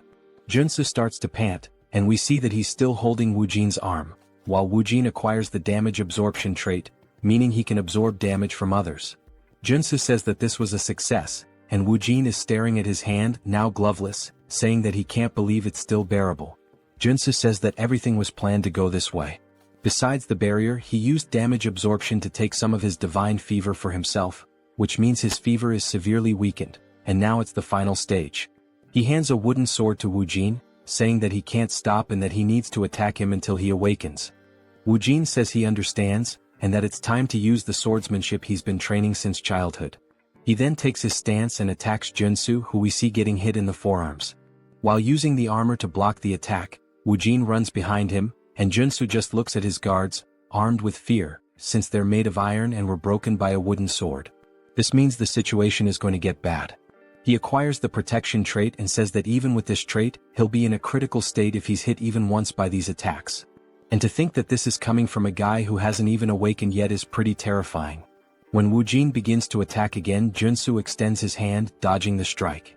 He places his hand on Woojin's shoulder, spinning in the air, wondering what on earth they've taught this boy. He's struggling even to dodge the attacks. When he lands, he turns around and notices a small aura starting to leak from Woojin, and he's also acquired the evasion trait. Joonsoo smiles, saying that this means Woojin is about to awaken. As Woojin releases more aura than before, Joonsoo remarks that this is bad because the sword also starts to glow, and Woojin is now ranked SSR. It seems like he's unlocked a powerful trait, one with the sword, a state where the sword becomes the person themselves. That's an insanely powerful trait for a warrior class. But it's not the time to get excited as the guy is completely in a trance, firing a wave of aura directly at Joonsoo. He watches it approach and says that if he gets hit, he'll definitely be dead. Joonsoo says he needs to use all possible defensive traits and focus the barrier on his arms. With the help of the mana focus circle in the room, he might actually have a chance, and he begins using them together. The attack closes in and explodes, and the impact alone destroys the ground beneath him, sending out a powerful shockwave. We see a shield forming from the smoke as he acquires the mana shield trait. He says he's glad he managed to pull it off, and that when you combine mana barrier with protection this is the result. He comments that he really almost died there. Woojin starts to stagger, which surprises Joonsoo as he watches the guy fall unconscious. Joonsoo asks how he can just lie there so peacefully after trying to kill him. He's relieved that Woojin is just sleeping since he was a bit worried he might be having a seizure. He probably just lost control due to the awakening. In the game, Woojin was a strong character with an SSR rank just like he is now. But because he awakened as a warrior instead of a paladin, he acquired the sword trait as his initial one. Joonsoo then picks him up, saying he doesn't know how this is going to change the story, but Woojin is a guy with privileges and immense strength. It's good that he now owes him a favor as he smiles again. This guy might just be a villain. We see Joonsoo lying on his bed, and they're extremely happy that he's truly overcome the divine fever to the point of bowing in gratitude to Joonsoo for everything. Joonsoo says it was nothing and Seonsu once again becomes a sycophant, holding out a cup for him to drink. Miria gently pats Woojin's head, saying it's been so long since she's seen him sleep so peacefully and that she doesn't know how to repay this debt.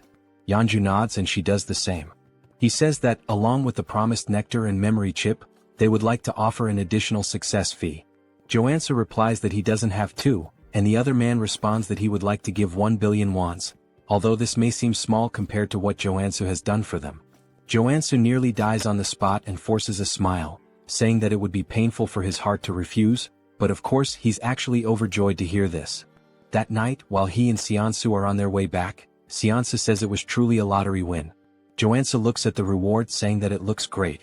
Seonsu asks if he's going to drink the nectar immediately, and Joonsoo says yes, since he has to do it anyway. He plans to take a break for a while. Seonsu says he understands, as Joonsoo doesn't want to attract attention from the order or anyone else who might hear about the rewards and try to pursue him. But it's a shame because if he refined the nectar and consumed it, it would significantly increase his mana. Joonsoo agrees, saying that if he refined it, his superhuman level would increase a lot instead of spending it on treating the divine fever. They head to a hotel, and when Joonsoo steps out, Seonsu says he'll see if he can find the necessary equipment to refine the nectar, so Joonsoo should hold on to the drink. Joonsoo says he'll think about it, but he's not thinking anything of it and he tears off the label. He decides to drink it as quickly as possible. He learned how cruel Arcane Seoul can be during the incident with the deer, and he can't guarantee Seonsu won't betray him. He also has traits that can maximize the effect now, as he's a drug addict with mana absorption and potion dependency. These are just traits. He begins drinking the nectar and drops the bottle due to the pain he feels, describing it as if every fiber of his muscles were being dismantled and reassembled. He closes his eyes trying to focus, saying there's an incredible amount of mana inside him. His eyes begin to glow yellow as he shoots a brilliantly bright beam through the window. He's now reached level 2, but the divine fever still seems to be present. He says this is one of the best tier 1 traits in the entire game, and since it was added to his traits along with the mountain sword, he's relieved as he can now focus on training these two traits without any problems. His phone starts ringing and when he checks, it's Seonsu who says he has something to tell him. Joonsoo ignores it, saying he'll just train, but the phone keeps ringing several times until he answers, asking why the hell Seonsu is bombarding him with messages. He looks at the phone and sees that it's actually a strange message. He starts decoding the letters and reads between the lines, saying it's telling him to run from the Dagger Gang. He says he can't believe he found a secret message in the text and that the Dagger Gang is one of the rival gangs to the Iron Fist. If Seonsu had wanted to betray him, he would have called as usual to buy time. Considering that he sent the secret message, it must mean he was captured first, and it looks like the information was leaked while Seonsu was trying to prepare the equipment. Joonsoo starts to feel a little guilty but decides to ignore it since he got the nectar he needed, and everyone is responsible for their own life in Arcane Seoul. Then the scene shifts to Seonsu screaming as loud as possible, and we see him sitting in a chair surrounded by 3 men. They say he's a stubborn man, and despite an entire night of interrogation, he still hasn't said anything about the superhuman rookie. Seonsu says he signed a contract because he trusted him, and he won't reveal anything no matter what they do to him. The man says he didn't want to resort to this but he had no choice. A man starts walking toward him menacingly, holding an axe, asking if he's going to use his right hand or left. Seonsu doesn't answer, and the man raises the axe, laughing, saying he doesn't care and that he's going to cut off Seonsu's right hand. But just before the axe comes down, an explosion happens behind them and they turn, wondering what it was. Then a man starts crawling forward, calling for his boss, saying that a madman is attacking them. It seems like he wasn't lying, as we see someone aiming and firing rocket launchers at their building. He says they're about to face the consequences of messing with him. He can't just let someone who keeps their promises in this cruel world of Arcane Seoul be left alone. He pulls the trigger, saying that, with any luck, this will be a good lesson to show them that the war has just begun. The rocket strikes the side of the building, exploding violently and sending armed men rushing out in a panic. They look around frantically, trying to pinpoint the source of the shot, saying they need to find the shooter first. Joonsoo chuckles, commenting that, just as expected, they're spilling out of the building like a bunch of cockroaches. Even though the structure looks like a regular residential complex, he knows for a fact that they were all inside. This is the hideout of the Dagger Gang, a place he's cleared so many times that he's honestly sick of it. It's a complicated dungeon, made up of 6 different buildings. Since this mission is part of the tutorial, he can practically finish it with his eyes closed. He crouches down, then leaps from the rooftop, grinning as he says he's about to speedrun this thing. Nearby, in a narrow alley, a few gang members are patrolling, muttering that this must be the work of Iron Fist, since they're the only lunatics crazy enough to pull something like this. They confidently declare that once they find them, they'll wipe them out. Suddenly, one of them hears a noise coming from a dumpster and decides to check it out. His buddies warn him to be thorough. The man creeps forward, peering down the alley, trying to locate the source of the sound. He doesn't see anything. But in the blink of an eye, Joonsoo emerges from the shadows. Before the man can react, Joonsoo grabs his face with a crushing grip and slams him brutally into the nearest wall. Joonsoo laughs, saying the guy didn't even recognize him despite being right in front of his face. And that when it comes to infiltration, there's no better combo than playing dead and using stealth. With the henchmen stumbling around outside like fools, he takes the opportunity to slip into the main building. He lifts the lid of a dumpster and begins descending a hidden staircase, commenting that this is one of the gang's secret entrances. Moving swiftly and silently through the corridors, he takes pride in the fact that he's avoided combat so far. Pressing forward, he notes the gang's unusual obsession with hostages. He remembers that the boss's room is on the 5th floor, which means he still has a long way to go. Because of that, he decides to advance as stealthily as possible, making sure no one notices him. Suddenly, the building's loudspeaker crackles to life, blaring an urgent announcement. Enemy infiltrated the building. All members, arm yourselves and assemble at the rendezvous point immediately. Joonsoo stands before a door, murmuring to himself that he needs to make a decision. If he exits through here, he'll be in the lobby, which is the most efficient route. The central staircase leads directly upstairs. However, there's a problem. Now that the gang has detected an intruder, they've barricaded the lobby to create a defensive line. The moment he opens the door, he'll be shredded by gunfire. Even so, he decides to press forward. A wicked grin spreads across his face as he steps directly into the middle of the enemy formation. Without hesitation, he pulls a Gatling gun from his inventory and unleashes hell. Chaos erupts. The enemies panic, scrambling to retaliate, but the front line is obliterated under the relentless storm of bullets. The rear guards manage to recover and open fire on him. Joonsoo decides he's had enough of this game. He pulls the pin on a grenade and tosses it. The gangsters freeze, watching in horror as the grenade arcs through the air, before detonating right in their faces. Laughing, Joonsoo ducks back behind the door, muttering that stealth was never his thing. Then, lowering his gaze, he reveals a fistful of explosives, grinning as he says he knew one grenade wouldn't be enough. Without hesitation, he hurls 8 more into the room and slams the door shut. Screams of terror echo from the other side. Joonsoo simply smirks. "Hope you guys enjoy the show," he muses. Moments later, silence. Stepping back out, he surveys the scene. Bodies litter the ground. He wonders if he managed to wipe out the entire group in one go, but he knows better than to lower his guard. And sure enough, as if on cue, one of the enemies suddenly staggers to his feet, gun raised, screaming that Joonsoo is going to die. Joonsoo watches calmly. Then, at the very last moment, he sidesteps the shot. A notification pops into his mind. New trait unlocked. Sensory awareness. He chuckles. This was exactly the trait he needed from this dungeon. And now, there's not much left to gain here. Joonsoo stares down the enemy, letting out a cold, sharp laugh before stating flatly that the only one dying here is him. The only sound that follows is the man's scream, cut short by dead silence. When the scene is revealed, a bullet hole is cleaned through the unfortunate man's skull. With the henchman out of the way, Joonsoo announces that it's time to move up. He may have reached the 4th floor without much trouble, but he knows the real danger begins now.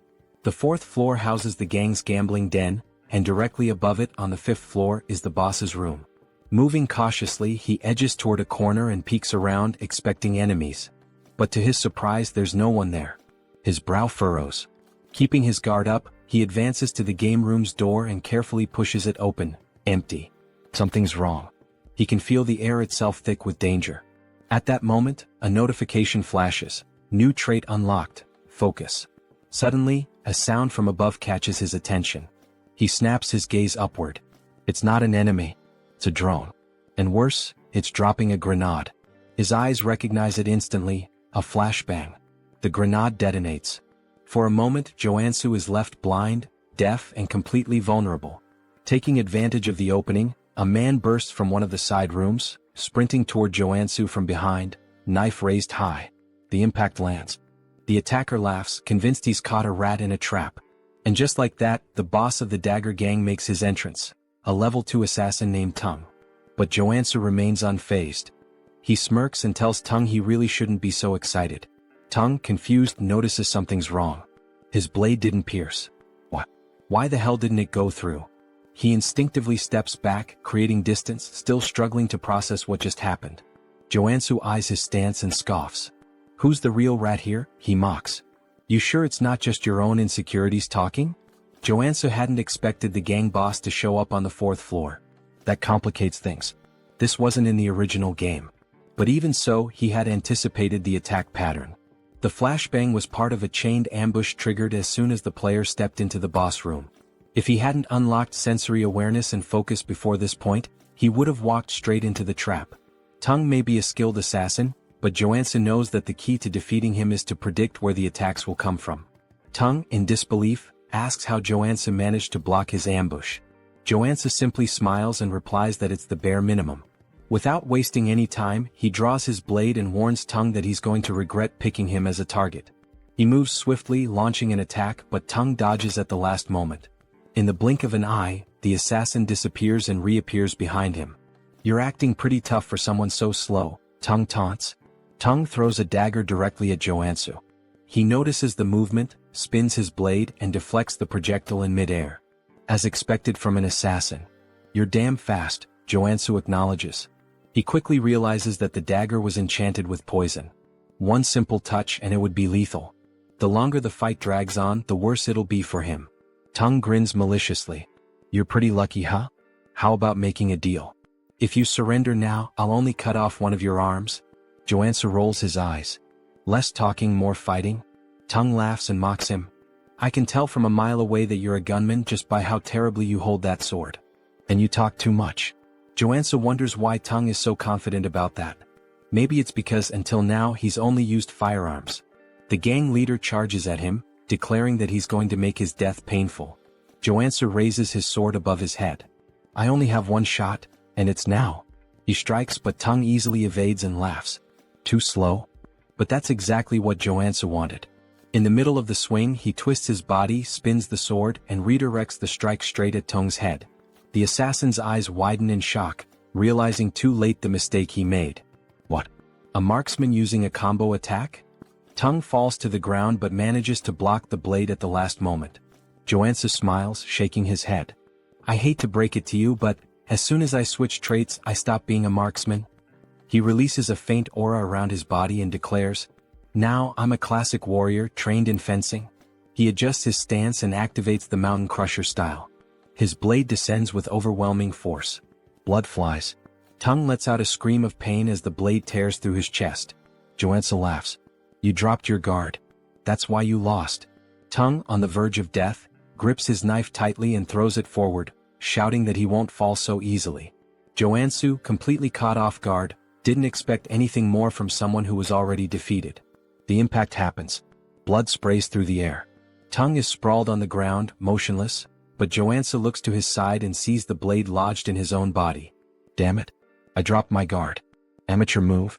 He feels the poison spreading quickly through his veins. Without wasting any time, he reshuffles his traits to counteract the toxin. He manages to hold on, but the pain is intense.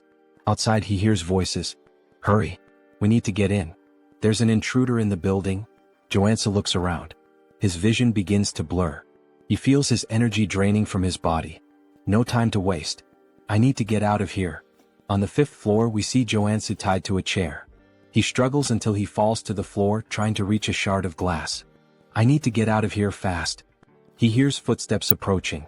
He looks up and sees none other than himself. The other Joonsoo crosses his arms and asks, "How the hell were you captured?" Without waiting for an answer, he crouches down and begins to untie him. Once Joonsoo is free, he can't hold back his tears. "You came all the way here, to save me?" The other Joonsoo merely sighs. "We'll talk later. We need to get out of here. They're coming." Now free, Shinsu tries to stand but can barely walk. Joonsoo watches him and clenches his fists, frustrated. "I can't believe they did this to you." He then crouches down. "Get on my back." Shinsu hesitates. "I can't ask for anything more. We don't have time for that. Hurry up." Shinsu hesitates for a moment but eventually gives in. "Just this once." He climbs onto Joansoo's back, apologizing for the inconvenience. Joonsoo, however, is surprised by his loyalty. "I thought this world was a hell where I couldn't trust anyone, but I guess I was wrong." Back in Shinsu's office, Joonsoo devours healing soda bottles one after the other, trying to purify his body. After a while he finally smiles. "I did it, poison resistance. That took hours." Shinsu says, bringing even more bottles. "Drink as much as you need." Joonsoo grabs one last bottle and refuses the rest. "That's enough. I got the trade I wanted." Shinsu lowers his head. I can't apologize enough. It looks like information leaked while I was preparing the nectar. I shouldn't have trusted my employees." Joonsoo just smiles faintly. "Relax. In the end, I drank the nectar anyway." Shinsu is shocked and asks why he did that. Joonsoo responds casually. "If I hadn't drunk it, I never would have been able to save you." Shinsu starts to feel incredibly guilty. "I can't believe you wasted the precious nectar just to save me." Of course, that wasn't the real reason, but Joonsoo prefers he thinks that way. Suddenly, someone starts banging loudly on the door. Shinsu panics. "Is it the Dagger Gang? What do we do?"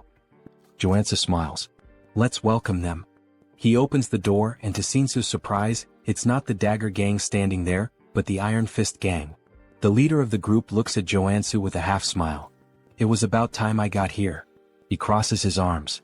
"I knew you weren't an ordinary guy, but I never imagined you'd wipe out the entire Dagger Gang. What do you want from me?"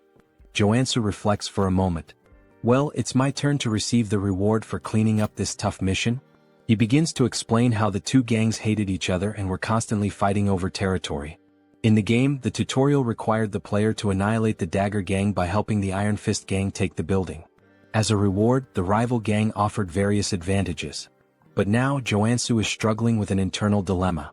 Iron Fist asks, "Do you intend to create your own organization?" Joonsoo shakes his head. "That's not my style. I called you here to tell you that you can have the entire area that used to belong to the Dagger Gang." The gang leader is surprised. "You don't want anything for yourself?" "I prefer to work alone and have no intention of getting into the crime world. This is the best deal I can offer." Iron Fist ponders. "Such a deal has no drawbacks for me. Compared to the debt I had before, this feels like a bonus." Joonsoo laughs. "Looks like we're on the same page." Now that Iron Fist has the territory, Joonsoo finally makes his request. "So, I want a favor. What do you want?" Just thinking about it, Joonsoo starts laughing darkly, but at the same time he smiles genuinely. "I want a house." Iron Fist is taken aback by the request. "A house?" Joonsoo explains. "I've been alone for a long time, and I realized I need a real base." He then begins clutching his stomach, pretending to be gravely wounded. Shinsu panics. "Joonsoo, are you okay?" Iron Fist clears his throat. "You wiped out those bastards? Then it's a deal." Joonsoo smiles. "I like direct people." Inside he's buzzing with excitement. "What kind of house are you looking for? A villa? An apartment?" Joonsoo shakes his head. "None of those. I need a secluded house with security, soundproofing, and an underground training center." Iron Fist thinks for a moment, then starts listing some options. Joonsoo bites his lip, hoping he'll mention exactly what he's waiting for. Then, finally, Iron Fist mentions a place. "There's a house on the outskirts of the area, on the Jenyabang slope." Bingo. Joonsoo feigns indifference, but inside he's ecstatic. That's the first house the player gets in the game. The main base in Arcane Seoul?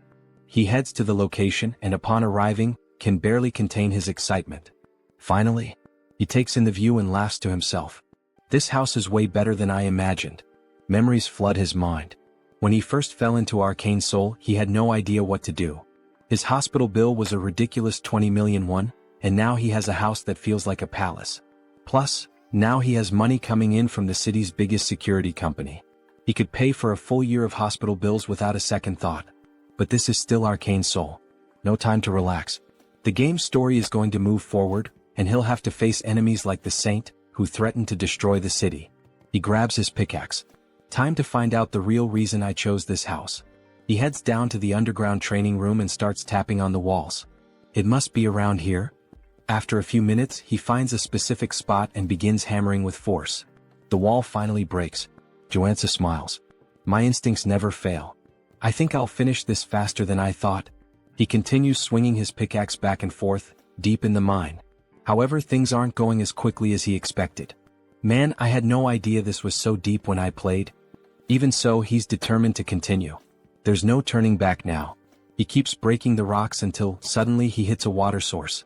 Water begins pouring out and without hesitation he takes a drink. Immediately he feels a wave of revitalization course through his body. This is perfect. Along with the refreshing feeling, his body also starts to warm up. So this is it. A mana spring. As the name suggests, this spring is filled with pure mana. Even characters whose HP has reached 0 can fully recover by immersing themselves in it. Additionally, most debuffs disappear, showcasing its incredible therapeutic power. And guess where one of these free springs is located? That's right, in the house Iron Fist gang gave him. This was one of the main reasons why this house was essential for his progress. Without wasting any time, he prepares a bath. In the game I handled this with a click. Here it's much more labor-intensive. But it was worth it. He feels the energy flowing through his body, confirming just how powerful this spring really is. He grabs his blade and holds it firmly. This place is perfect for training. Here he can fully heal whenever he runs out of energy. So there's no excuse not to give his absolute best. 2 weeks pass. Throughout this entire time he's been locked in the training room. Now he can activate the black flame whenever he wants while wielding the Mountain Breaker sword. He lifts his blade and strikes downward. Mountain Crusher. In a fluid motion he moves into the second stage. Mountain Divider. Finally he finishes with the third stage. Mountain Piercer. With a precise strike he drives his sword forward. Not only has he mastered this technique, but he's also become accustomed to combining it with the black flame. Additionally, he gained new abilities during his training. Crushing Strike, Single Point, Meditation, Mana Stabilization, Fire Resistance. He leans back, catching his breath. Now that I've completed my training goal, there's just one thing left. The Mana Cultivation Technique. Unlike other skills, this one can't be acquired simply by training. Had he refined the nectar properly, he would have already reached level 3. But since he's only at level 2, there's still residual mana in his body. To fully absorb the mana from the nectar and level up, he needs this technique. The problem? It costs tens of billions of won. But he already knows where he can find a copy without spending that fortune. He heads to an antique shop. The shopkeeper eyes him, confused. Are you sure you want to buy this? It's been sitting in the back for over a decade. At that moment, a memory floods his mind. He recalls when he played Arcane Seoul and discovered this secret. He's probably the only person in the world who knows that this technique is hidden in this shop. He makes his way to the market where the shop is located, walking casually. Time to level up. Upon arriving, he notices something strange. The shop's door is locked, and surrounded by a blue mana barrier. He touches the barrier, feeling the energy pulse. Not only is the door closed, but there's a mana seal blocking the entrance. Looking around, he takes in the vastness of the area. This is the market with the most shops in the city. You can buy anything here, but what he needs is locked behind that barrier, and he's going to find a way in. In the game, this shop would be open at any time during business hours. But now in real life it's closed. And not just that. All the other shops around it are closed, leaving only this one standing. This is the complete opposite of how it was in the game. He narrows his eyes, feeling a chill run down his spine. This means that the world of Arcane Seoul isn't exactly as I knew it. He finally spots a store with its lights still on in the market and heads over, asking the man inside if things are going badly. He remarks that even the owner of one of the few shops still open doesn't seem to be doing well. The man responds that it's obvious just by looking at him. He's not in a good situation and has to fight off thugs every single day. How could customers possibly come under these conditions? Joonsoo comments that he thought the Iron Fist gang was the only one around. The man tells him he's dead wrong. Ever since the Dagger gang was wiped out, several other groups have been battling each other daily. There's the Iron Fist gang, the Venom gang, and the Naked gang. Who in their right mind would want to step into this mess? Now Joonsoo understands why all the markets are closed. According to the original story, the Iron Fist gang destroyed the Dagger gang and rightfully claimed the territory, naturally bringing the market under their control. But this time he was the one who took down the Dagger gang. Because of that, the market has turned into a battlefield with other gangs fighting to claim it. Joonsoo is considering his next move when he suddenly hears people shouting, telling someone to take them down. The old man says they're at it again, and Joonsoo decides to check out what the thugs are up to. Rounding a corner, he sees a man being thrown into a small tent. A woman confronts him, reminding him that she already told him this was Venom gang territory. She's talking to a member of the Iron Fist gang, flipping him off as she orders him to go back to his own turf. And that's when we're introduced to Steel Scorpion, the sub-boss of the Venom gang. The Iron Fist gang member is bleeding from the mouth. Then, the most elegant voice ever is heard, asking what all the commotion is about.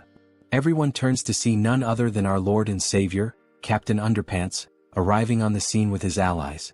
Scorpion immediately starts yelling that the perverts have arrived. The leader of the Naked gang, known as the Exhibitionist, though I'd rather just call him Captain Underpants, declares that this three-way intersection belongs to him and orders everyone to clear out. If you really want to keep fighting, he warns. The Iron Fist gang members start backing off, calling them lunatics and saying they should take this chance to get the hell out. But one of them accidentally bumps into Joonsoo, who sighs, saying this whole thing is a complete mess. The Iron Fist guy recognizes him and Joonsoo helps him up, telling him to focus on his job. Then he shouts, ordering both Captain Underpants and Scorpion to stop fooling around and come to him. The guy he just saved asks what the hell he's doing, and Joonsoo calmly replies that he's here to help. If he wants the market to return to normal, he needs to establish a clear hierarchy. Scorpion barks at him, demanding to know how he dares to tell her what to do. Captain Underpants chimes in, asking if he's trying to make an offering. Joonsoo explains that if he fought at full power he would probably win. But that would only cause unnecessary damage to the merchants. So he's come to a decision. There's only one way to settle this. He's going to unleash everything from the very start and show them his true strength. Both of them recognize the black flames in his swordplay, realizing that he's the same warrior who single-handedly annihilated the Dagger gang. Joonsoo confirms this and adds that this time he's feeling generous. He's offering them a deal they can't refuse. He doesn't want to drag this out, he'd rather settle it with a one-on-one duel. So what do you say, he asks. Scorpion scoffs, laughing with disdain. Do you seriously think we're dumb enough to agree to a direct fight against a warrior? Joonsoo smirks. Don't worry. We'll compete in the area you have the most confidence in.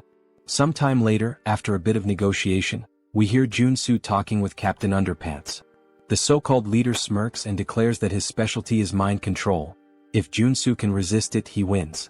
Captain Underpants then gets excited, saying it's an honor for such a handsome man to know so much about him. Scorpion looks like she can't believe what she's hearing, while Captain Underpants continues, insisting that they don't even have to go through with this competition. Joonsoo can just join his religion instead. Joonsoo replies, "Nah bro, I'm good," and tells him to think for a second. His religion isn't even one of the 7 major ones or even one of the lesser ones, it's literally an unnamed backyard cult. Why would he join a random sect that isn't even listed anywhere? Captain Underpants sighs and says that, as expected from a non-believer, Joonsoo will have to be enlightened by the love and mercy of his goddess. He then stretches out his hand and a green aura begins to form around him. He commands Joonsoo to kneel before him so that he may grant him the privilege of meeting his goddess. As the aura starts wrapping around him, Joonsoo immediately recognizes that the mind control ability of a combat priest is no joke. He struggles against the influence, admitting that he feels the urge to kneel, but his traits are far too strong to let that happen. Then, without warning, he delivers a brutal uppercut, sending Captain Underpants flying. As the cult leader crashes to the ground, Joonsoo casually apologizes but warns him that not even a saint could manipulate him. His divine resistance is too high. Captain Underpants' followers rush to carry him away, muttering that it was one hell of a fight. Joonsoo then turns to Scorpion and says it's her turn now. She folds her arms and smirks. Not bad, I'll give you that. But the Venom gang is on a whole different level compared to the perverts you just dealt with. Joonsoo grins. Yeah, I don't think so. But I guess we'll find out soon enough. He tilts his head toward her. Your specialty is obviously poisons, right? Then go ahead, prepare the strongest one you've got. He gestures at himself. I'll drink it. She laughs. If you're that eager to die, I'll be more than happy to help. The Iron Fist guy starts begging, saying he knows Joonsoo is strong, but drinking poison is literally suicide. Joonsoo waves him off. Relax. I got this. Scorpion extends her hand, holding out a small vial. Drink it. If you survive, you win. If not, well, obviously you die and that means I win. He takes the vial and examines it. As expected. You gave me picnic knockout, the most painful poison among all the gangs. He sniffs it and grimaces. Ugh. Smells like ass. Just so you know, if I survive, I'm punching you in the face. She cackles. Then don't come crying for the antidote later. That never even crossed my mind. He replies before downing the entire vial in one go. The pain hits instantly like a thunderclap. His knees buckle, his face turns purple. It feels like his blood is boiling. Scorpion places a foot on his back, grinning in triumph. You're feeling it now, huh? If you beg for your life like a good little dog, maybe, just maybe, I'll consider helping you. Woof woof. But Joonsoo isn't here to play games. He grits his teeth and forces himself to focus. The poison was created using a mix of special medicines. Ordinary resistance won't be enough. He needs to take control of the venom inside him. Slowly he directs it toward his arm. Scorpion's eyes widen as she realizes what he's doing. Then a silent notification flashes through his mind. New trait acquired, drug resistance. With this, he can now manipulate poison using his own mana. Joonsoo draws his sword. Time for the final step. Without hesitation he slashes his own palm. Blood drips from the wound, then, it transforms into a stream of pure venom. The entire crowd falls silent. No way. He actually expelled the poison? Someone mutters in disbelief.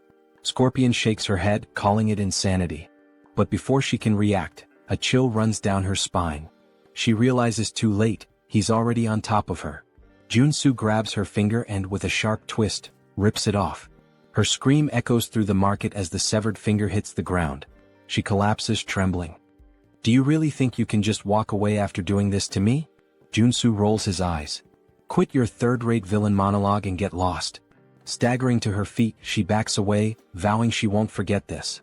Meanwhile, the Iron Fist guys erupt in cheers, yelling that she and her gang got exactly what they deserved. Joonsoo lets out a tired sigh. The outcome was never in doubt. The real problem starts now, getting the shops to reopen. The merchants exchange uneasy glances. Just because the Iron Fist gang won, does that mean the extortion will continue? Joonsoo folds his arms and looks at them. I hope you all understand, I did all of this to reach this outcome. The Iron Fist guy beside him nods furiously. There's just one thing the Iron Fist gang needs to keep in mind from now on, Joonsoo says. Of course. What is it? Joonsoo grins. The protection fee for this market will be half of what the Dagger gang used to charge. The Iron Fist guy's eyes go wide. Wait, that means we won't make any profit at all. Joonsoo stares at him, expressionless. Are you really arguing with me? And no way. The boss will totally understand. The merchants overhear the conversation and can't believe what they're hearing. Half the fee? To them, this is practically a miracle. In an instant, Joonsoo becomes a hero. They start bowing, thanking him in every way possible. He chuckles. I just did what needed to be done. But I do expect some good discounts now. After all, this market has everything and I plan to take full advantage of that. The merchants immediately offer him an 80% discount. Joonsoo smirks. Good thing I leveled up my NPC affinity. With the antique shop finally open, Joonsoo heads inside. The shopkeeper greets him with a smile. I've heard a lot about you from the other merchants. The hero who saved the market. Joonsoo shakes his head. Nah, I just did what was right. The shopkeeper laughs. Don't be so modest. Those gangsters have been tormenting this place for years. He lifts his bandaged arm and explains that he had to close the shop after getting beaten up. His arm was broken in the attack. Joonsoo frowns. Were you able to get proper treatment? The shopkeeper nods. Yeah, I had a qigong treatment. Worked like a charm. If it weren't for the therapist, I'd still be in the hospital. There's a qigong therapist in this city? Joonsoo asks, surprised. The shopkeeper smiles. Yeah, and he's damn good at what he does. I can introduce you. Joonsoo thanks him but says he came here to buy something first. The shopkeeper gestures toward the shelves. We have everything, except what we don't. Joonsoo laughs. Now that's how you run a shop. He scans the store, admiring the quality of the goods. Then, tapping his foot against the floor, he says, I want to see what you've got downstairs. The shopkeeper's eyes widen. How do you? Joonsoo flashes a smug grin. I have my ways. Of course he does. He's a no-lifer. They head downstairs and the shopkeeper explains that he normally never shows this collection to new customers. But for Joonsoo, he'll make an exception. Appreciate it? Below, the secret collection gleams before him. A true treasure trove of magical artifacts. Joonsoo's gaze sweeps across the items, confirming that Chunbok has always had rare pieces, both in the game and now. But the real prize is right there. The hornpipe of the ancestral god, which contains a secret mana cultivation technique. This is the jackpot. Now that he's secured the most important item, he might as well grab a few extras. He gathers everything and sets it on the table upstairs. I'll take these. Chunbok eyes the selection sharply. As expected, you've got good taste. He starts listing each item, but Joonsoo only listens until he hears the price. For everything. 2 billion won. Joonsoo stares at him like he misheard. Chunbok bursts into laughter. Relax, relax. That's the price for a stranger. But you? You're the market's guardian angel, so I'll cut you a deal. 500 million. Joonsoo lets out a relieved sigh. Damn, you almost gave me a heart attack. That 80% discount is a lifesaver. Now, all he needs is a superhuman priest capable of removing the sacred seal on the hornpipe. Luckily, he already has a lead on where to find this person. Purely by chance, of course. He asks Chunbok for the Qigong therapist's address and heads deeper into the city. There, he spots someone knocking on the door of room 101. Hey, anyone in there? No response. Joonsoo presses his ear against the door, wondering if the guy stepped out for a bit. Suddenly, the door swings open. A pale man with white hair glares at him, looking more than a little annoyed. What do you want this early in the morning? Joonsoo raises an eyebrow. Dude, it's the afternoon. The man shrugs. Morning for me. Now hurry up and spit it out. Joonsoo studies his appearance and confirms it. This is the guy. I heard your treatments are top tier. The man's expression shifts immediately. His suspicion fades, replaced by interest. Oh, I see. Thought you were one of those gangsters. Come on in.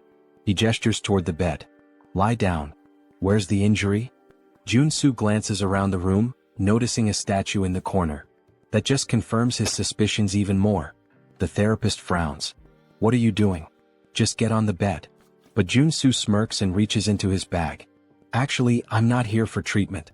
He pulls out the hornpipe of the ancestral god and holds it out in front of the man. I came here for you to remove the seal on this item. The man furrows his brows. What do you mean, remove the seal? I'm a therapist, not a priest. If that's what you want, go to a temple. Joonsoo shakes his head. Not a chance. A temple would charge a fortune. Not to mention they might just confiscate the item.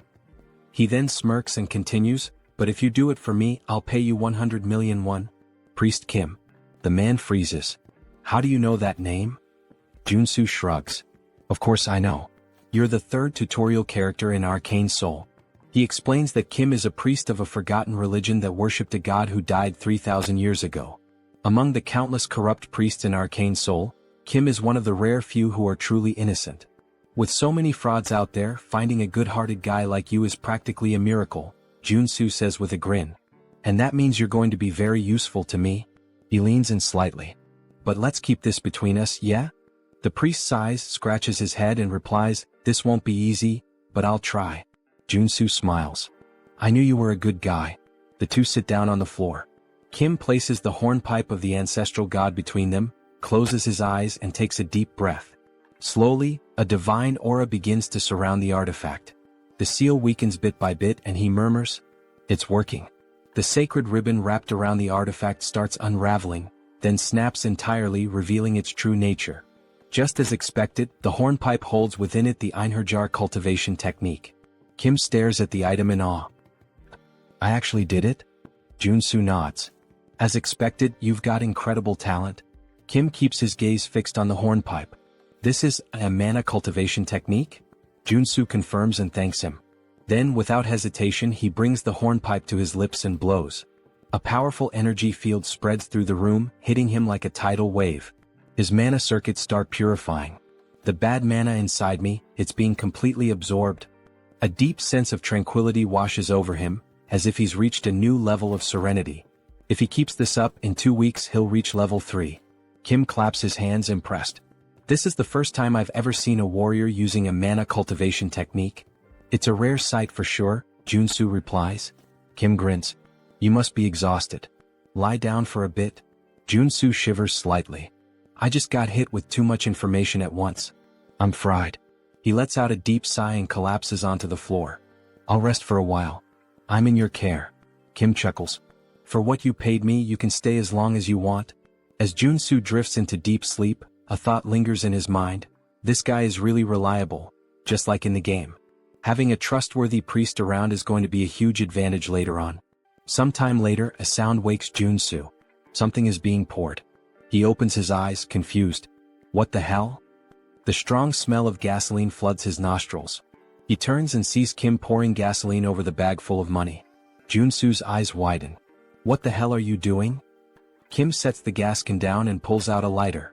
Oh, forgotten god, accept my offering and rise once more. He drops the lighter. The fire devours the bills instantly. Joonsoo can only think, what the hell is happening? Without hesitation, he lunges forward and grabs Kim's wrists. Are you insane? He pushes the priest to the floor, pinning him by the shoulders. What the hell is wrong with you? Why are you burning the money I just gave you? Kim, his eyes glowing with devotion, responds, It's an offering to my god. Joonsoo clenches his jaw. And why the hell would a god need money? Kim answers as if it's obvious. Because my god only accepts cash offerings. It's the only way to obtain divine power. Joonsoo sighs.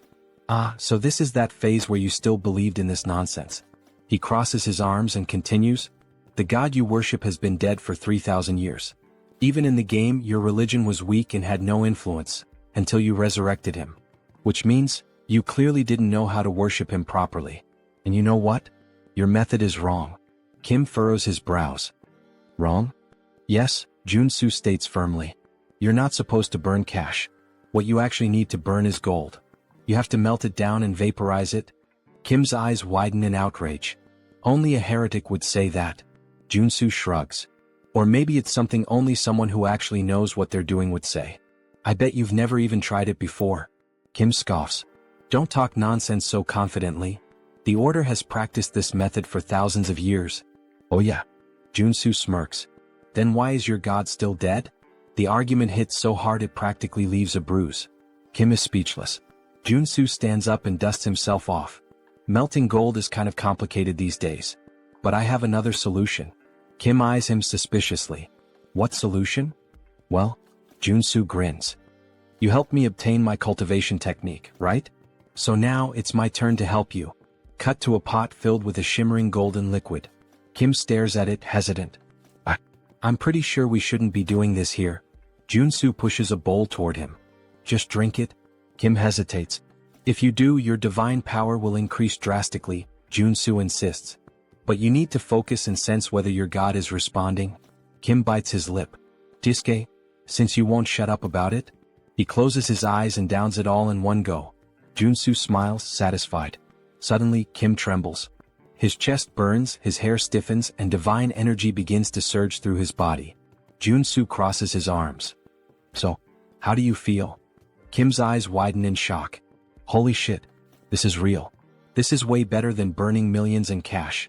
Joonsoo nods. Your growth will skyrocket if you stick to this method from now on. Kim wags his tail excitedly. I have no idea how I can ever repay you for this.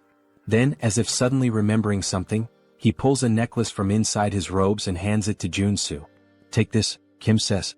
Joonsoo takes the object and examines it. A sacred artifact with the heal ability. Not bad. Kim smiles.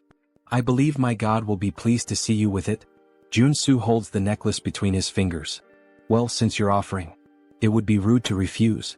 Then he thinks to himself, this turned out to be even more profitable than I expected.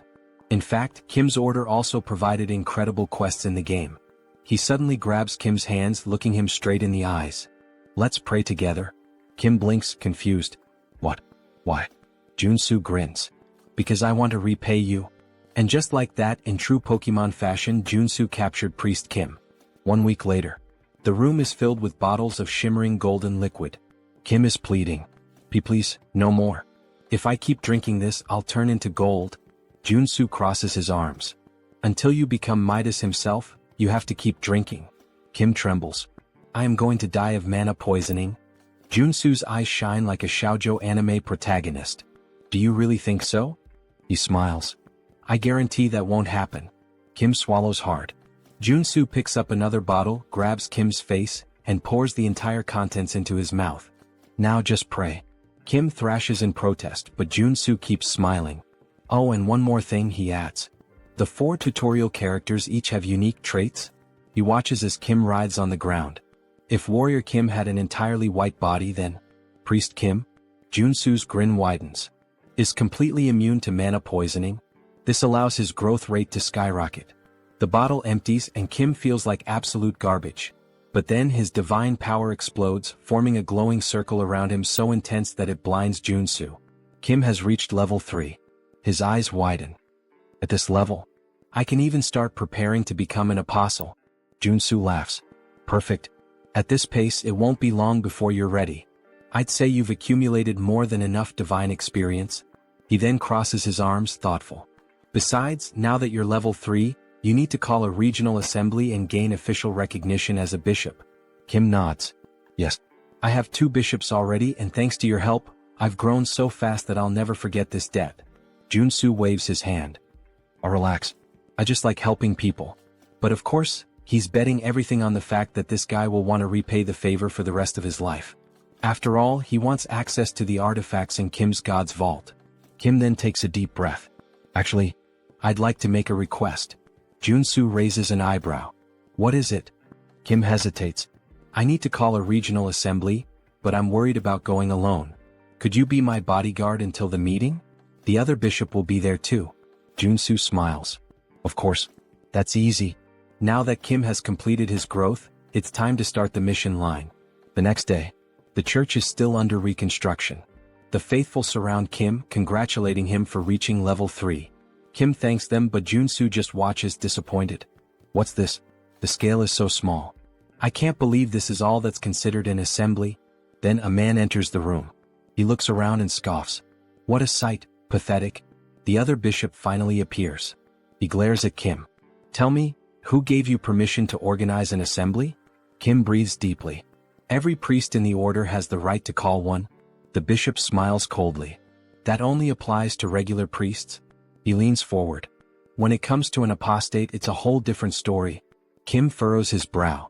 What do you mean by that? I never renounced my faith. The bishop smirks. Your level increased to 3 in just 3 months. There's no way someone could grow that fast by normal methods. So there's only one explanation. His eyes gleam. You sold out your brothers to gain more powerful divine power? Kim's eyes widen. That's absurd. I just found an efficient method. The bishop sighs. Enough with the excuses. He raises his hand and soldiers enter the room. Capture him. But before they can move, Joonsoo steps forward. Hey, we can't let you scare the kid like that. The soldiers turn to him. And who the hell are you? Joonsoo laughs. I'm his bodyguard. The bishop narrows his eyes. This is an affair of the order. We don't need outsiders interfering. Joonsoo smiles. But I just said I'm his bodyguard. So I'm not an outsider. He crosses his arms. By the way, what kind of boomer logic is that? Kim then speaks up. I just drank gold to level up. This can't be considered a crime. The bishop grows furious. Consuming gold is the act of a heretic. How dare you commit such blasphemy and still expect to escape unscathed? Kim opens his mouth to retort, but the bishop raises his hand. A fireball materializes in his palm. I'll purify you personally and offer you to our God. He casts the spell. Kim screams. The explosion lights up the entire room. Everyone holds their breath. Did Kim? But when the dust settles, Joonsoo is standing in front of Kim, unscathed, with a mana shield still glowing around him. He sighs. Attacking someone without warning?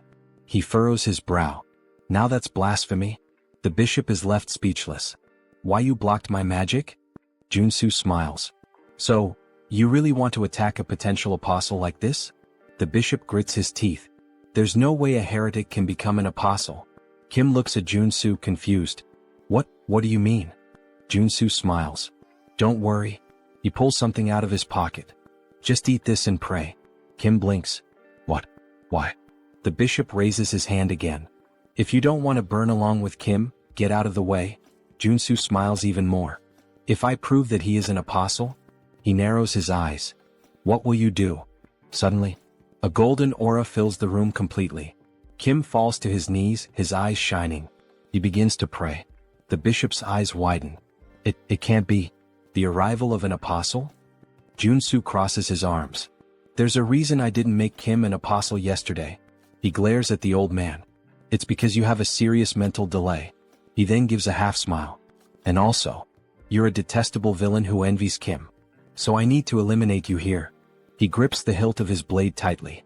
The requirement for Kim to awaken, he points, is to consume a golden relic from another order. The bishop's eyes widen. Joonsoo smiles. And with you being accused of blasphemy, it won't be hard to ensure Kim becomes the true apostle. Suddenly, a golden halo appears above Kim's head. His eyes shine. The bishop takes a step back, terrified. Joonsoo raises his blade. Now that the apostle has arrived, his eyes turn cold and sharp. It's time to teach this blasphemer a lesson. He then looks at Kim. By the way, I want to ask something to your god. He smiles. How should we punish a bastard who murdered a bishop out of envy, and tried to blame his own son as a heretic to kill him? The bishop pales. How do you know this? Then, Kim hears the voice of his god. He lifts his head, and with an unwavering tone he responds. The only answer is to kill him. Joonsoo swings his blade, aiming directly at the bishop's neck. The blade stops a hair's breadth from his skin. He smiles. If this is the divine order, I can't refuse. The bishop trembles, his eyes filled with despair. Please, have mercy. Joonsoo runs the blade across his throat. Blood sprays and the body collapses to the ground. The air in the church grows heavy. Everyone is in shock. Someone has just died in the house of their god. Joonsoo then smiles indifferently. The problem was solved before this worm could cause any more damage. Even Priest Kim seems stunned. Still, he was one of our bishops. Joonsoo shrugs. No reason to feel sorry for him. He deserved this. He then looks at Kim. And now, what is your god commanding you to do? Kim closes his eyes for a moment as if listening to something. Then he breathes deeply. He ordered me to go to the Levant region where our order began, and offer gold there. Joonsoo smiles. I told you gold was the best choice.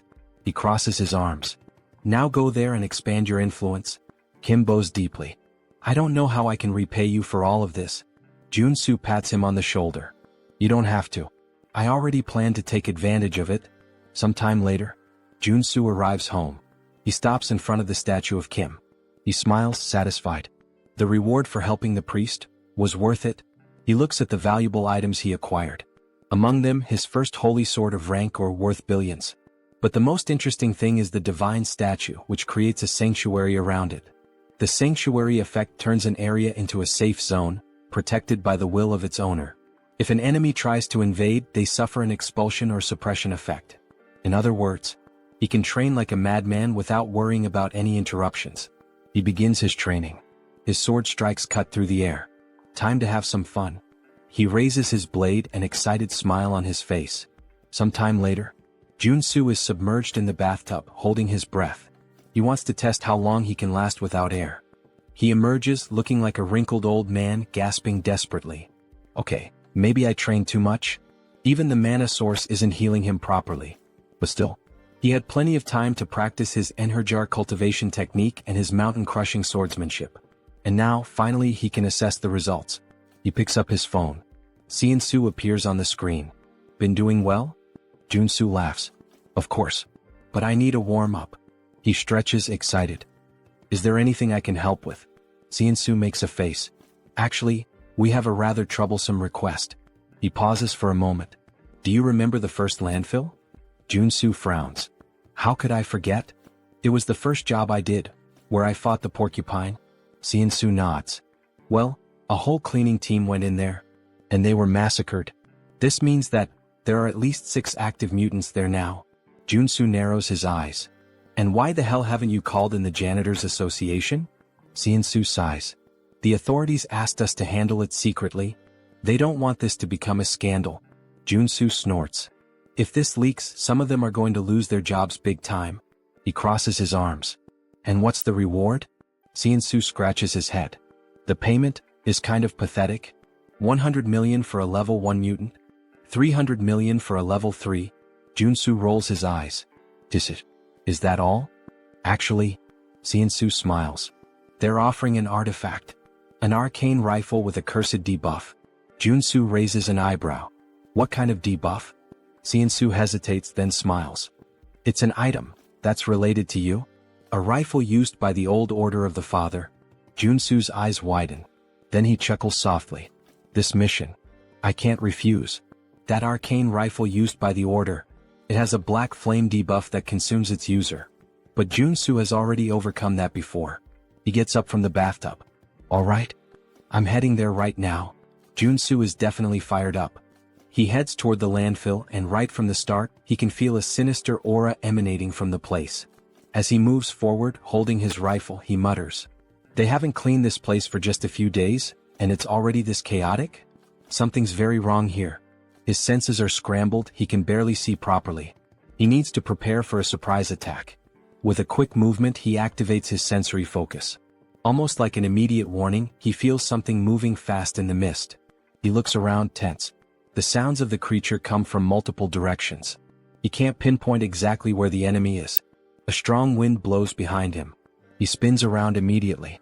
And there it is, something like a gargoyle bat leaping straight at him. Joonsoo pulls the trigger. Die. The monster is riddled with bullets, but instead of falling, it flies away only wounded. Joonsoo frowns. Is that it? He keeps firing but soon realizes the bullets are ricocheting off the creature's wings. The beast loops through the air and launches back at him. Joonsoo rolls to the side, sliding to avoid the strike. Oh shit. If he hadn't switched to the evasion trait, he would have been torn in half just now. A flying bulletproof enemy? If I keep this up, the longer this fight lasts, the worse it'll get. There's only one solution. He lowers the weapon, aiming directly ahead. The monster charges toward him. I need to end this with a single shot. The enemy gets closer and closer. Bang. The shot hits directly between the eyes. With its last breath, the creature screams, crashing down on him, blood pouring from its head. Joonsoo laughs, still lying on the ground. I won. And on top of that, he unlocked a high-level shooting trait. Then he hears footsteps. The sounds of the fight have attracted more mutants. There are too many. He wouldn't be able to handle them all. But then, he smiles. Or maybe, he would. He activates stealth and hides behind a pillar, near the monster's corpse. I'll wait for them to show up first. In the next moment, a group of ridiculous-looking guys starts advancing. They seem to be made out of modeling clay. Joonsoo smiles, holding a grenade. Ah, it's nice that my little cuties have arrived. He throws a few grenades. Let's see. When you all gather in one spot, goodbye. Boom. The landfill explodes, debris flying in every direction. Joonsoo laughs, raising his rifle. That was just the beginning. He begins unloading bullets at the surviving creatures, turning the slime monsters into chunks. And he laughs even more, thinking that he should use these clever tactics more often. Then, something alerts him. More creatures appear around him. But these are different. They don't make a sound. Joonsoo hasn't noticed them until now. And there's one more thing wrong. They're not mutants. They're specters from a necromancer. And there are a lot of them. Suddenly, a radio in one of the specters begins to play. A voice speaks directly to him. Can we have a little chat? Joonsoo narrows his eyes. Are you talking to me? Then he sees it. The specter wasn't speaking. There was a speaker attached to it. He sighs, understanding everything. Well. So you're using these specters to communicate, huh? This means you're the necromancer who created them. The voice responds. Why are you causing destruction in my territory? Joonsoo scoffs. Your territory? This is a contaminated landfill, my friend. But then, something clicks in his mind. The truth hits him like a weight. The Cleaners Association on the surface seems like a benevolent organization. They clean contaminated mana, bringing safety. But in reality, they're one of the most dangerous groups in Arcane Seoul. Ah, I get it. The mana cleaning is just a cover. Behind the scenes, the organization is involved in all kinds of crime, expanding its influence. And this This is probably yet another one of their schemes. They created this situation on purpose. The government would have no choice but to ask for their help. And with that, the Cleaners Association's influence would only grow. Joonsoo closes his eyes for a moment. Then, he smiles, full of adrenaline.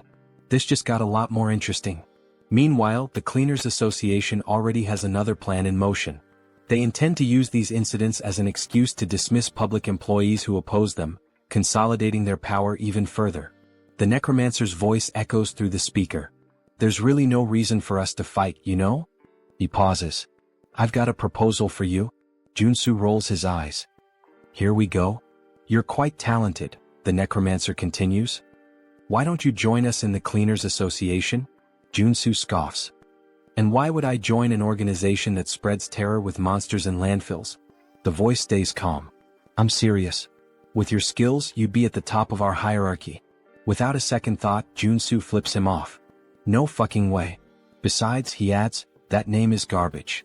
Totally lacking style. The necromancer bursts out laughing. Looks like you don't know your place. If you don't want to join us, the voice turns cold and sharp. Then you can just die. The specters charge toward Joonsoo. He shoots, causing a massive explosion that sends the specters flying in all directions. Sit down, buddy, he taunts. But the specters aren't mutants, they're magical summons. As long as there's mana, they simply regenerate. Joonsoo lets out a frustrated sigh. Oh shit.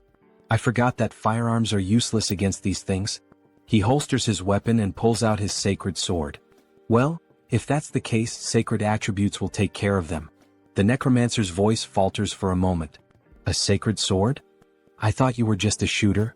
Joonsoo charges, slicing through the specters with precise strikes, cutting them in half.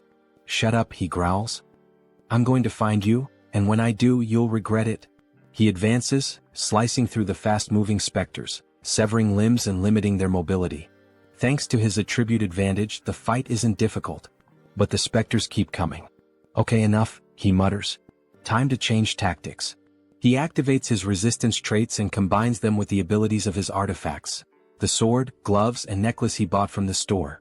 Now, with 9 traits active, he believes this will be more than enough. Let's see how far this takes me. He launches forward, releasing an attack in the form of 4 aura blades, sending the specters flying backward. It works, but it's draining my energy pretty fast. He fires another attack, destroying even more of them. But some simply ignore the damage. The world around him begins to spin.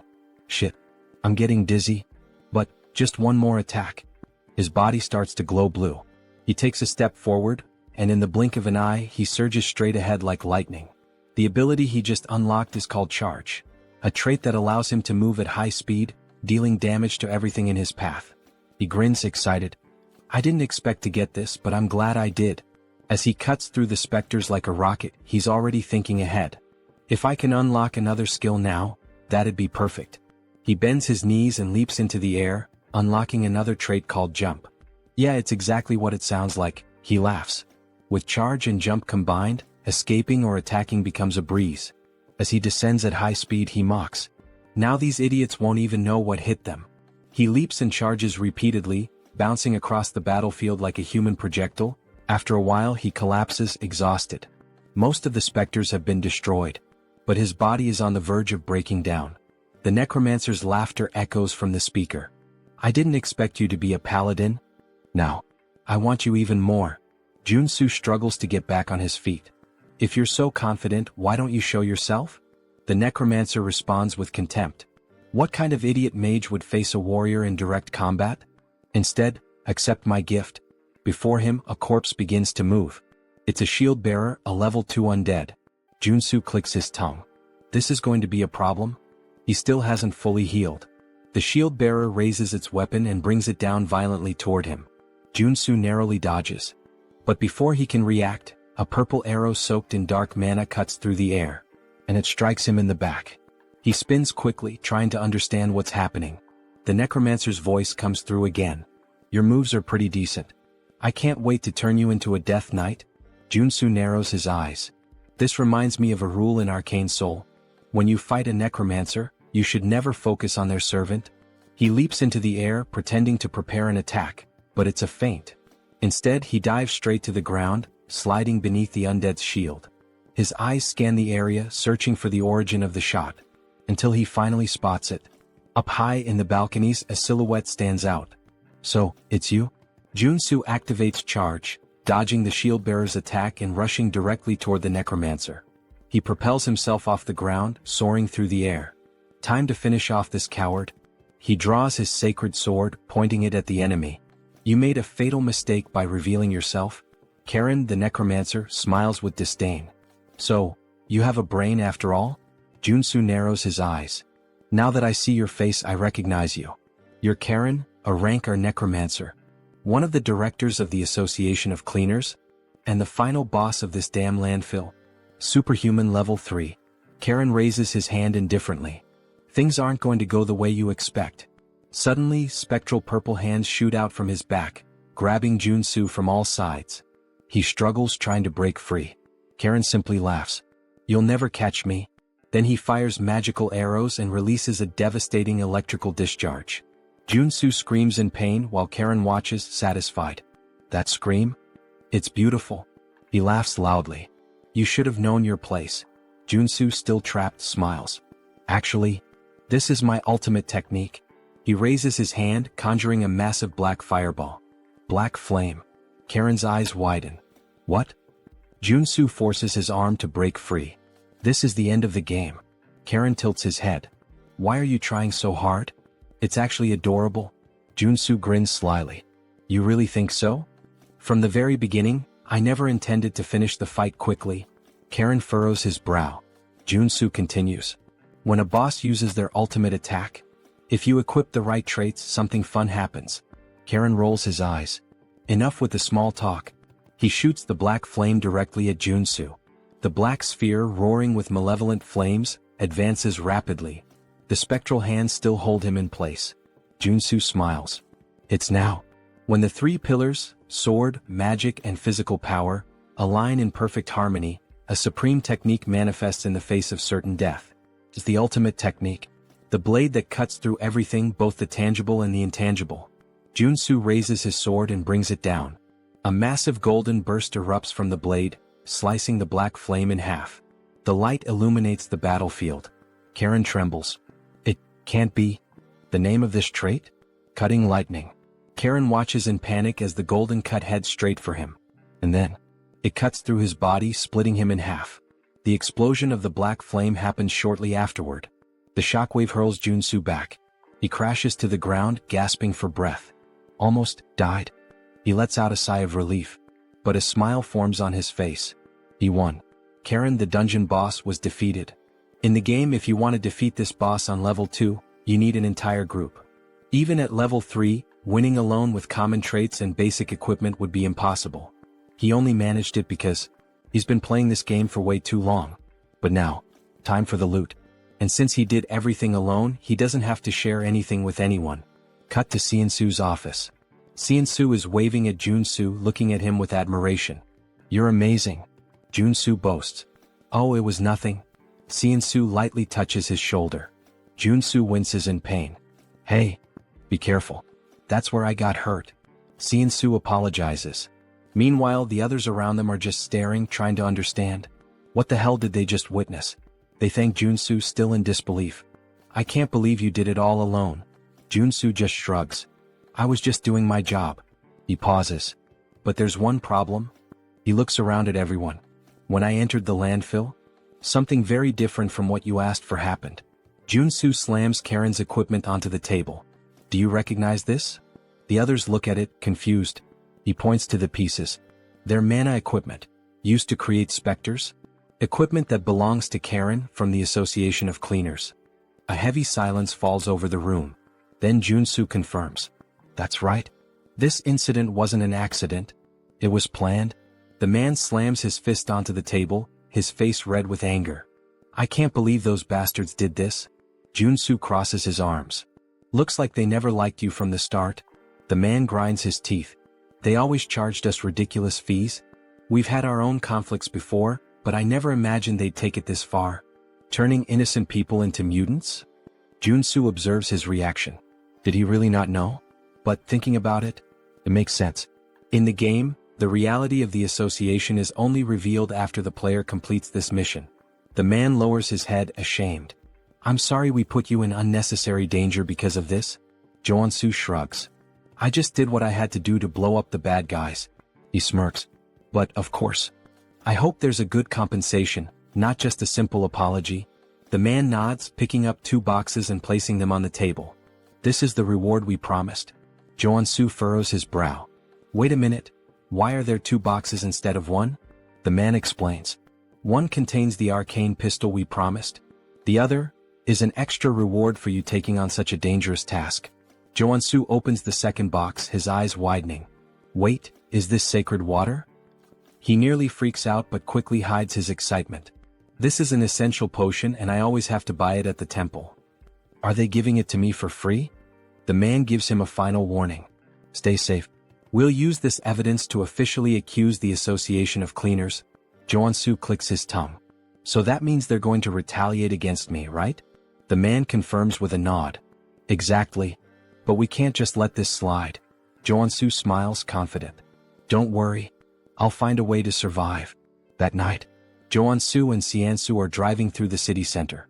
Seoul at the wheel sighs. Maybe it's a good idea for us to stay off the radar for a while. The Association of Cleaners won't let this go. Joonsoo shakes his head. I don't think hiding is the best plan. After completing the landfill mission, the player gets a chain of quests. Eventually we'll end up clashing with them again. It's natural. After all, I just killed one of their directors. He looks out the window, thoughtful. But the most important thing? The association's quest line splits into 2 routes. The worst one is doing nothing and just wasting time. Seoul raises an eyebrow. And why is that? Joonsoo smiles bitterly. Because in that case, the president of the association attacks your house with dozens of superhumans? Seoul swallows hard.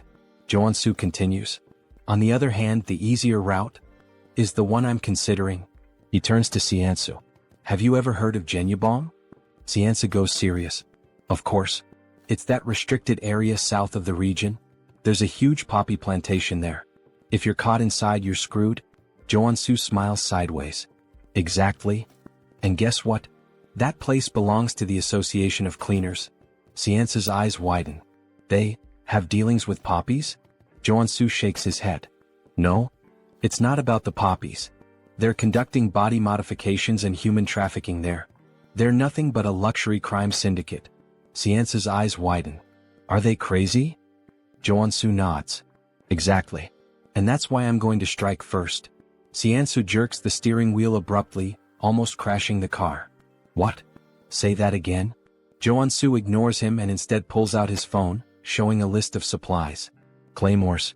EMP bombs. Among other dangerous and expensive things. Seoul blinks, confused. What the hell do you plan to do with all this? And, do you have any idea how much this is going to cost? Joonsoo smiles wryly. Money is something only amateurs worry about. These items? I got them while cleaning up the monsters at the landfill. Seoul inspects the materials and nods, impressed. This should cover the costs. But, Joonsoo, even you couldn't take on the association alone. The president is level 4. The executives, level 3. Joonsoo leans back in his seat, looking at him with a confident smile. Who said I'm going to fight alone? For now, just focus on getting the items on the list. 2 days later, Poppy Farm hideout. The night was dark. Guards patrolled the perimeter. But they didn't notice the shadow creeping up from behind. Joonsoo, in stealth mode, holds a cloth and presses it against one of their faces. The guy trembles, his eyes widen until his body goes limp and crumples to the ground. High level, he's done. The other guard turns at the sound. Hey, what? Bang. A direct shot to the chest. The man falls dead immediately. Joonsoo deactivates his stealth and cracks his neck. I never get tired of infiltration. He smiles, satisfied. This should take care of the external security. And, to think I said I didn't like stealth before. Well, sometimes it's worth it. He moves away, grabbing his communicator. But before he could speak, crack. A man flies into the wall, his face deformed by the impact. And then he appears. Iron Fist. Thanks for clearing the way. We've taken control of the underground with no trouble. He spits on the ground, scanning the area. These guys are real monsters. They forced body modifications on both kids and adults.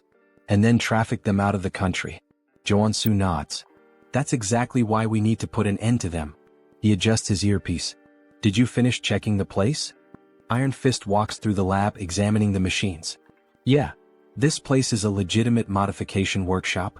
Joonsoo smiles. Great. Once we're done, it's yours. I'll help you strengthen your men.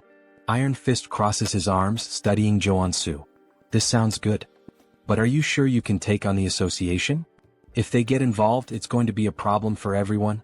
I don't want to deal with the fallout. Joonsoo laughs, pulling out his lighter. Have you ever seen me act without a reason? He lights the flame, watching it dance between his fingers. This farm is their main source of income. But the security here is much weaker than the rest. That means it's the perfect place to start bringing down the association. Iron Fist narrows his eyes. Wait, what are you? Joonsoo tosses the lighter. The next morning, Association Tower. A man runs down the corridor panting. He bursts into the presidential office. Mr. President, we have a problem. The man sitting at the desk furrows his brow. What happened? The employee swallows hard. The poppy farm was attacked. The president furrows his brow. By who? The man trembles, his voice caught in his throat. It was the man who killed Karen. He took control of the hideout. The president clenches his fists. Then, boom. His punch destroys the desk, cracking the floor. How dare they? His eyes burn with rage. And then, the screen presents his name. Park Dae-iop, president of the Association of Cleaners. The assistant, trembling, extends the phone to the president. Sir, look at this. On the screen, a ridiculously bold selfie of Joonsoo appears. Behind him, the poppy farm is ablaze. The president grits his teeth, his eyes twisting with fury. Then, with a single grip, he crushes the phone in his hand. I will make sure the warrior Kim is reduced to ashes. Sometime later, farm grounds. The poppy field? Completely destroyed. In its place, an entire battalion from the association. Soldiers scan the area dazed. I can't believe it's all gone. That warrior Kim is a damn psychopath. In the middle of them, a bald man steps forward. It doesn't matter. Our only job is to capture him. The Department of External Affairs will show the president what we're capable of. The troops begin advancing. Baldy, the bald man, eyes the surrounding buildings. He might be sniping from one of these. Stay alert. One of his men grips his weapon tightly. If he shows up, we blow him to hell on the spot. Suddenly, something glints from a window. There. Gunfire rips through the air, striking the barrel of a rifle. Falls and Baldy smirks. My prediction was right. The troops start celebrating, but then, the ground trembles. Baldy frowns. What? Boom. A massive explosion sends soldiers flying. The survivors glance around, panic setting in. Are those claymores? Before they can react, a rocket streaks across the sky, heading straight for them. Baldy looks up. Oh shit. Our IP brother didn't even last 5 pages. Meanwhile, in the underground security room, Joonsoo laughs, watching everything through the cameras. Good thing I spent all night setting up these bombs. And of course, thanks to my special talent. Stealth, obviously. They never would have found them in time. The troops start retreating, but it's too late. Every step triggers more mines, throwing them into total chaos. Joonsoo crosses his arms, satisfied. I may be crazy, but I'm not crazy enough to take on hundreds of them head-on. I'll wipe them all out from right here. Explosions consume the battlefield.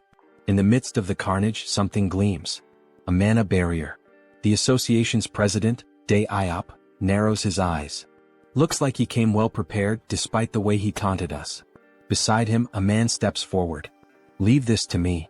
I've analyzed all his patterns. His voice is so cold, so precise it almost sounds... Wait. He talks exactly like me. He must be a robot. On the screen, a name appears. Cyborg. Superhuman class R level 3. Vice President of the Association. Dae-iop glares at Cyborg, his voice dripping with hatred. Bring him to me. I'll make sure he dies the most painful death possible. Suddenly, boom. A grenade detonates near them. Cyborg doesn't move. The blast radius doesn't reach here. Well, since they're throwing grenades to test the waters, we can just clear the traps and move forward. Another rocket fires straight at them. Sometime later, Cyborg raises his hand and simply swats the rocket aside, sending it exploding behind him. His men stare, slack-jawed. He turns to them. Did you track the shot? Yes, sir. It came from the right side of the rooftop. Good. Shoot him.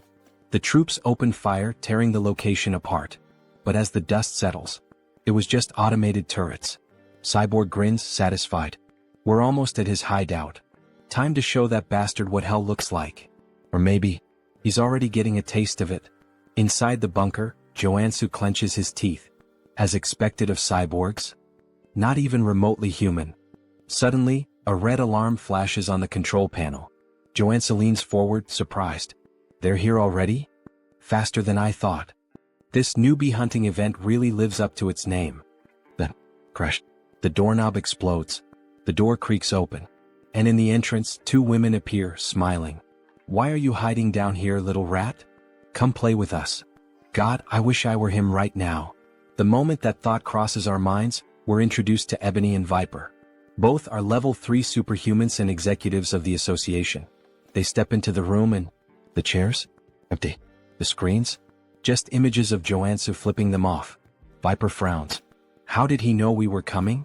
The answer? Joonsoo, invisible, grinning in the corner. Of course I saw this coming. As Ebony and Viper scour the room, Joonsoo observes. The Custodian Association wants to put on a big show, pretending this is a straightforward conflict. Meanwhile, their assassin executives attack from behind. He chuckles softly. Too obvious. I know all your tricks. Click. He pulls the pin on a flash grenade and tosses it to the floor. Ebony narrows his eyes. What is? Flash. Both are blinded instantly. They realize too late. It was a trap. Joonsoo dashes past them, cackling. Damn, that was perfect. I've got no business with you too. Viper, still dizzy, screams in fury. I'll kill you, you little shit. But he's already sprinting up the stairs. The assassins will catch up soon. I need to move fast. Gunfire. Bullets zip past his head. He twists, gritting his teeth. Shit, they're already on me. I need to focus on defense. He activates his mana barrier, forming a shield in the hallway. Bullets slam into it, but don't break through. And yet, crack. The barrier begins to splinter. Joonsoo grins defiantly. Shoot all you want. I'll block everything. Ebony smirks. You sure about that? Bang. A bullet pierces the barrier. Joonsoo's eyes widen. Shit. The shield shatters. Shards fly across the corridor. He stumbles back, trying to recover. Ebony steps forward, gun still smoking. How'd that taste? These bullets are laced with explosive magic. Joonsoo mutters a curse under his breath, but then, his eyes land on a clock. Important enough to catch my attention now? Viper pulls out a crossbow, loading a shot. Oh, and don't forget. The sweets come from the sides. Twang. The bolt whistles through the air, and buries itself in his side. Tisk. Pain flares through his body. Viper smirks cruelly. That's nothing. Compared to the pain you're about to feel. Joonsoo grits his teeth. You guys are just dime store villains, in ridiculous latex suits. Viper's smile vanishes instantly. What? She lunges forward, and kicks him square in the face. Bow. Joonsoo is sent flying. Straight into the clock he had just noticed. Viper laughs, enjoying herself. Bet that hurt like hell. By the way, that poison's pretty strong. It's already in your arteries. Good luck surviving. Ebony steps up, grabbing Joonsoo by the collar. It's over. Time to bring you to the president. But then, Joonsoo smiles. A confident smile. Now you're in my domain. He exhales slowly as if relaxing. Acting was harder than I thought. Ebony narrows his eyes. What do you mean? Joonsoo gestures with his chin. You hear that ticking? Tick, tock, tick, tock. Viper frowns. And? He chuckles. Surely it reminds you of something? Joonsoo grins wickedly. Almost like there's a giant time bomb right next to you, huh? He channels mana into his feet, preparing to rush. With a burst of speed, he rockets down the corridor. Stay put and rot. As he runs, his mind races. Ebony and Viper are stronger than Karen. If this were a direct fight, I'd have no guarantee of winning.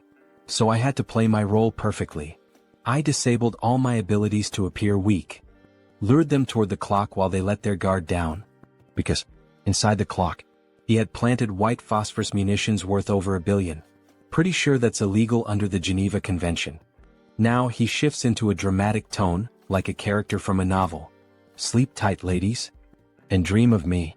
With a smug grin, he presses the button. Boom. The explosion engulfs the corridor. Ebony and Viper's weapons fly from their hands, their eyes widening in horror. They realize they've walked right into his trap. But it's already too late. After the explosion, Joonsoo starts laughing. He has successfully eliminated the executives, but more of them are coming.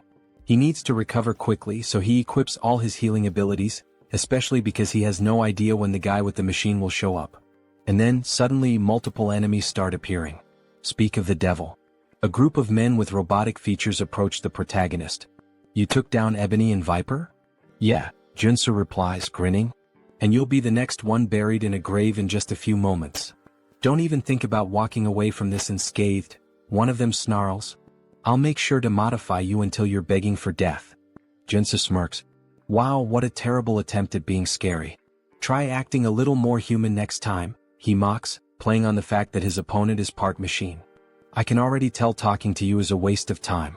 I'll end this right now. The enemy growls as a metallic claw extends from his wrist, just like Wolverine's. The others raise their weapons. Joonsoo chuckles. I love how you guys modified your bodies based on your own wild imaginations. Thanks, idiots. He grins, pressing a red button. Suddenly, sparks erupt from the area, and an electrical surge paralyzes all the enemies. Without missing a beat, Joonsoo opens fire. A billion one in EMP bombs. EMPs and rifles, my best friends when fighting machines. With the robotic men stunned, Joonsoo mercilessly guns them down. However, one of them remains standing. I guess that's the real RoboCop, he mutters, staring at the unfazed enemy. Damn. How much money did you pour into that stupid body of yours? The EMPs didn't even faze you. This is unavoidable, the cybernetic warrior growls. I'll rip you apart and kill you right here. Dragging his blade across the floor, he charges at Joonsoo, swinging with lethal intent. Joonsoo narrowly dodges, but in the process he loses one of his guns. You're just gonna keep dodging forever? The enemy taunts. Fight like a man. Or better yet, like a machine. Damn, he's seriously strong. I have to be faster, Joonsoo thinks. He slashes at the enemy's midsection, but even his abdomen is made of iron. Only his eyes remain human. What a joke, the enemy laughs. What a pathetic excuse for a sword. Then, with a burst of fire from the thrusters in his feet, he lunges forward. That sword strike didn't even scratch me, bastard, he sneers, delivering a brutal kick to Joonsoo's chest. The force sends him crashing into a concrete wall, blood spraying from his mouth. His entire body is covered in mana, so swords don't work on him. Before Joonsoo can react, the enemy steps on his chest, pinning him down. What did you expect with such a weak body? The enemy scoffs. Humans are pathetic. You machine bastard. Wait. Joonsoo's eyes narrow. A mechanical body that only moves using mana? How the hell is that even possible in this world? I'm going to cut off your arms and replace them with umbrella handles, the enemy sneers. Just as he raises his blade to strike, something unexpected catches his eye. What the hell is that tiny pistol? He scoffs. Joonsoo smirks. Looking at your body, I had an idea. Are you seriously trying to shoot me? Haven't you realized yet? Ordinary bullets can't hurt me. Who said these are just ordinary bullets? Joonsoo says darkly. Black flame. He pulls the trigger. The bullet lodges itself into the enemy's body, and instantly, black flames erupt, consuming him entirely. You run on mana, Joonsoo explains. And black flame burns mana. In other words, once it touches your body, there's no way to extinguish it. The enemy's mechanical body is engulfed in unrelenting black fire, his movements growing sluggish. You really should have stopped modifying yourself at some point, Joonsoo taunts, laughing wickedly as he watches his opponent burn. RoboCop continues to burn. As he falls to his knees, Johnson bids him farewell and drives his sword straight into his eyes, leaving his lifeless body sprawled on the ground. Now there's only one step left in his plan. It's time to wipe out the entire association, he declares, laughing as he guns down every enemy in sight. Explosions erupt throughout the garden. They're just headless chickens without their executives. Run, run, there's no hope for you. The screams of his enemies are music to his ears. Suddenly, a deafening sound rings out, sending a sharp pain through his head. What the hell is this? And then he finally arrives. Eyes glowing red like a tiger's. It's really him, the president of the association. A level 4 superhuman. His gaze locks onto Joonsoo. And then, he leaps. A massive jump, like something out of a superhero movie, soaring straight up and landing right in front of Joonsoo. What the? Did he just jump from the ground to the rooftop of a 5-story building? I have never experienced such humiliation before, the president says coldly. I will take great pleasure in punishing you for interfering with the Custodians Association. He moves fast. Shit. Joonsoo tries to unsheath his sword, but before he can react, boom, he's sent flying. Had he not swapped his abilities to defensive traits in time, that single attack would have killed him. But I can't beat him if I only defend myself. Without hesitation, Joonsoo switches back to offensive traits and launches a piercing attack. The president dodges effortlessly. Interesting skills you have, he muses. But how will you handle this? Joonsoo pulls out his pistol loaded with black flame rounds and fires. The president smirks. Oh, I like that. With a flick of his hand, a barrier materializes, blocking the attack with ease. He nullified my 2 best abilities like they were nothing. Before Joonsoo can react, the president charges in and lands a rapid barrage of punches, knocking him to the ground. He's unbelievably strong. Is that all? The president sneers. As expected. It was impossible from the start. Park Daop was born with an SR rank, his stats overwhelmingly powerful from the beginning. Meanwhile, Warrior Kim was just an NPC. A weak, low-level character. The gap between them was absurd. Is this your final battle? The president taunts. You know how I took down your subordinates? Joonsoo asks, wiping blood from his mouth. What? I took out Ebony and Viper with white phosphorus rounds. The cyborg? EMP bombs. Now tell me, what do you think I've got prepared for you? You? Prepared for me? Impossible, you idiot. No, it's not. Joonsoo's body begins to change. For a level 2 superhuman to defeat a level 4 superhuman, there's only one way. Trait activated, body mutation. Muscle mutation. His body shifts and twists into something monstrous. Warrior Kim has become a mutant once again. What? He chose to become a mutant. Joonsoo's breathing grows heavy. I won't be able to control myself for long. But he's prepared for this. Flashback. In the shop he bought a specific item, Berserk glasses. This item grants the frenzy trait for a limited time. And that's exactly what he needs right now. Joonsoo crushes the glasses. A new sensation floods his mind. All distractions disappear. His thoughts fade. Only bloodshed, death, and combat remain. Here we go. Joonsoo launches a furious barrage of punches. The president blocks them, eyes narrowing. He doesn't know what ability Joonsoo just activated, but one thing is clear. This is about to get fun. Let's begin again, the president says, activating his own ability, Rage. His base stats skyrocket. Now let's have some real fun. Both fighters charge at each other. Fist meets fist. Neither backs down. This won't be enough to take me down, Joonsoo grins. Same to you, the president replies. Their battle turns into a brutal exchange of punches, fists flying like a high-speed boxing match. A real Japan versus USA boxing showdown. Who got the reference? Leave a comment on the video. Joonsoo lands a solid jab straight to the president's face, sending blood spraying through the air as the impact forces him back. New traits acquired, super strength and iron armor. A primal roar erupts from Joonsoo's throat, his excitement for battle overwhelming all reason. I can do this all day. Alright, the president chuckles. I'll admit you're strong. It's been a while since I had a fight this good, but I'm done analyzing you. This is my victory. Quit bluffing and fight. Joonsoo growls, throwing another punch. But the president effortlessly dodges. All you do is throw mindless punches, he scoffs, sidestepping each blow with ease. Then, in one swift motion, he counters, driving a devastating punch into Joonsoo's gut. Blood spurts from his mouth. Bastard. The president smirks, dodging again. Go on, keep swinging those sloppy, untrained fists, he taunts. And then, boom, he delivers a brutal uppercut, sending Joonsoo flying. Damn it. In close combat, he has a massive advantage. The frenzy trait's effect is starting to wear off. There's no other way. I have to go all in on this next attack. Joonsoo knows he can't win a hand-to-hand fight. He begins channeling his energy, preparing to swap his traits. What kind of cheap trick are you planning now? The president sneers. You're done. He charges forward to end it, but Joonsoo grabs his wrist. Fine. I'll admit it, you're better than me in hand-to-hand combat, Joonsoo says, locking eyes with him. But as you can see, I'm not a brawler. A dangerous grin spreads across his face. I'm a swordsman, you bastard. Joonsoo channels power into his hand. And in an instant, a massive sword materializes. Before the president can react, a blinding light erupts point blank, piercing straight through his heart. You can use that ability barehanded? The president gasps. This was a good fight. His body trembles, and then collapses lifeless. Joonsoo exhales heavily. Shit. I really pushed my body too far this time.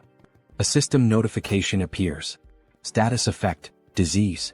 Suddenly, a wave of unbearable pain surges through him, like his body is tearing itself apart. Arg? But then, a golden beam of light bursts from his body. His monstrous form begins to fade, his body slowly reverting back to normal.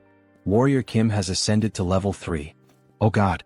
Thank you, I leveled up just in time. A weak chuckle escapes his lips. I really am one lucky bastard. Then, his body gives out. He collapses unconscious. When Joonsoo finally regains consciousness, he finds himself submerged in the bathtub of his own home. Home? Mr. Superhuman, are you alright? Joonsoo blinks, looking up at the concerned face of Director Choi. What happened? Choi. I thought you were dead. Choi says, tears welling in his eyes. You were lying there, surrounded by all the members of the association. So, you brought me back home? Joonsoo asks, piecing it together. Yeah, Choi nods. I noticed you were still breathing, so I threw you into a mana spring. You've been unconscious for a week. A whole week. Now that Choi mentions it, he does feel a lot better. You're seriously amazing, Choi says, shaking his head. You single-handedly wiped out the president of the Plumbers Association. Yeah. I know, Joonsoo smirks. I guess I'm kind of a big deal now. Not just kind of, you're insanely incredible. Stop flattering me, Joonsoo laughs. Oh, and by the way, Choi adds, I took the liberty of collecting all the loot from the fight. Take a look later and let me know if you need anything. Got it? But first, I need to fully recover. Joonsoo's expression darkens slightly. Now that I'm level 3, there's somewhere I need to visit. A malicious smile crosses his lips. 1 week later, Joonsoo arrives at the Mana Measurement Center. Now that he's level 3, he will officially be promoted, receive a certificate, and gain access to countless benefits. This is insane, Mr. Superhuman, Choi exclaims. I've never seen anyone level up as fast as you. You're gonna start your own country soon at this rate. Joonsoo scratches his head, looking embarrassed. I wouldn't go that far. Maybe I should get my certification now? He asks, flashing a JoJo fan grin. The examiner chuckles. Of course. Please come this way. After a while, the girl officially hands over the certification paper. Thank you. I'm so jealous of you. Ha. Me? Why? Joonsoo asks, puzzled. For so many reasons. I wish I were as strong as you. Baek Soren showing this kind of emotion? Feels so strange. Unimaginable even. In the game, she's a berserker warrior, a ruthless killing machine, more like a psychotic girl drenched in blood than someone who'd ever say something like this. Joonsoo pauses, thinking. He doesn't have any immediate plans after this, so... Hey Baek, would you like to become a superhuman? Of course. Who wouldn't want that? Then how about you become my student? Baek blinks in surprise. If you agree, I promise, I'll turn you into a superhuman. And a strong one at that. And how exactly do you plan on doing that? Trust me, Joonsoo smirks. Warrior Kim has the ability to see latent potential. Baek's cheeks turn slightly red. That's right, Joonsoo nods, grinning as he makes a Dragon Ball Scouter reference. After all, he can see the potential radiating from an SSR rank individual like her. So what do you say? Want to be my student? Baek hesitates for a moment, then firmly shakes his hand. Alright. I guess I can trust you. A wise decision, Joonsoo says. But inside, he knew it, he'd captured her just like a Pokemon master. Now it's time to train an SSR rank warrior. You won't have to pay me anything, Joonsoo continues. Just return the favor once you awaken as a superhuman. That's nice and all, but I should warn you, I already failed to awaken once, even after undergoing rigorous training. It won't be easy even for you, Mr. Superhuman. Joonsoo just grins. Don't worry about that. Just have faith. Because he already knows what will trigger her awakening. He's seen her story unfold in the game. Baek Soren's unique awakening. Star Killer of the Heavens. A trait that signifies an embodiment of pure bloodlust, a force that stains the world red. Berserker Level 1 Trait Effect. Combat Experience plus 1000%. While this trait dramatically increases the experience gained in battle, it comes with dangerous side effects. It risks corrupting her mind, turning her into a bloodthirsty psycho-killer obsessed with combat. Her awakening event perfectly matches her unique trait. You'll need to prepare yourself, Joonsoo warns. Prepare? As in, I'll need a lot of money? I don't make much in this job, Beck jokes, making a quiet hand gesture. No, Joonsoo shakes his head. You'll need something far more important than money, mental fortitude. Beck tilts her head, confused. But before she can ask more, "Excuse me, Mr. Kim," a staff member interrupts. "You've been invited to a meeting. Would you follow me to the 5th floor lounge?" Joonsoo's eyes narrow. An invitation to the 5th floor? That's strange. As he and Beck step into the elevator, a realization dawns on him.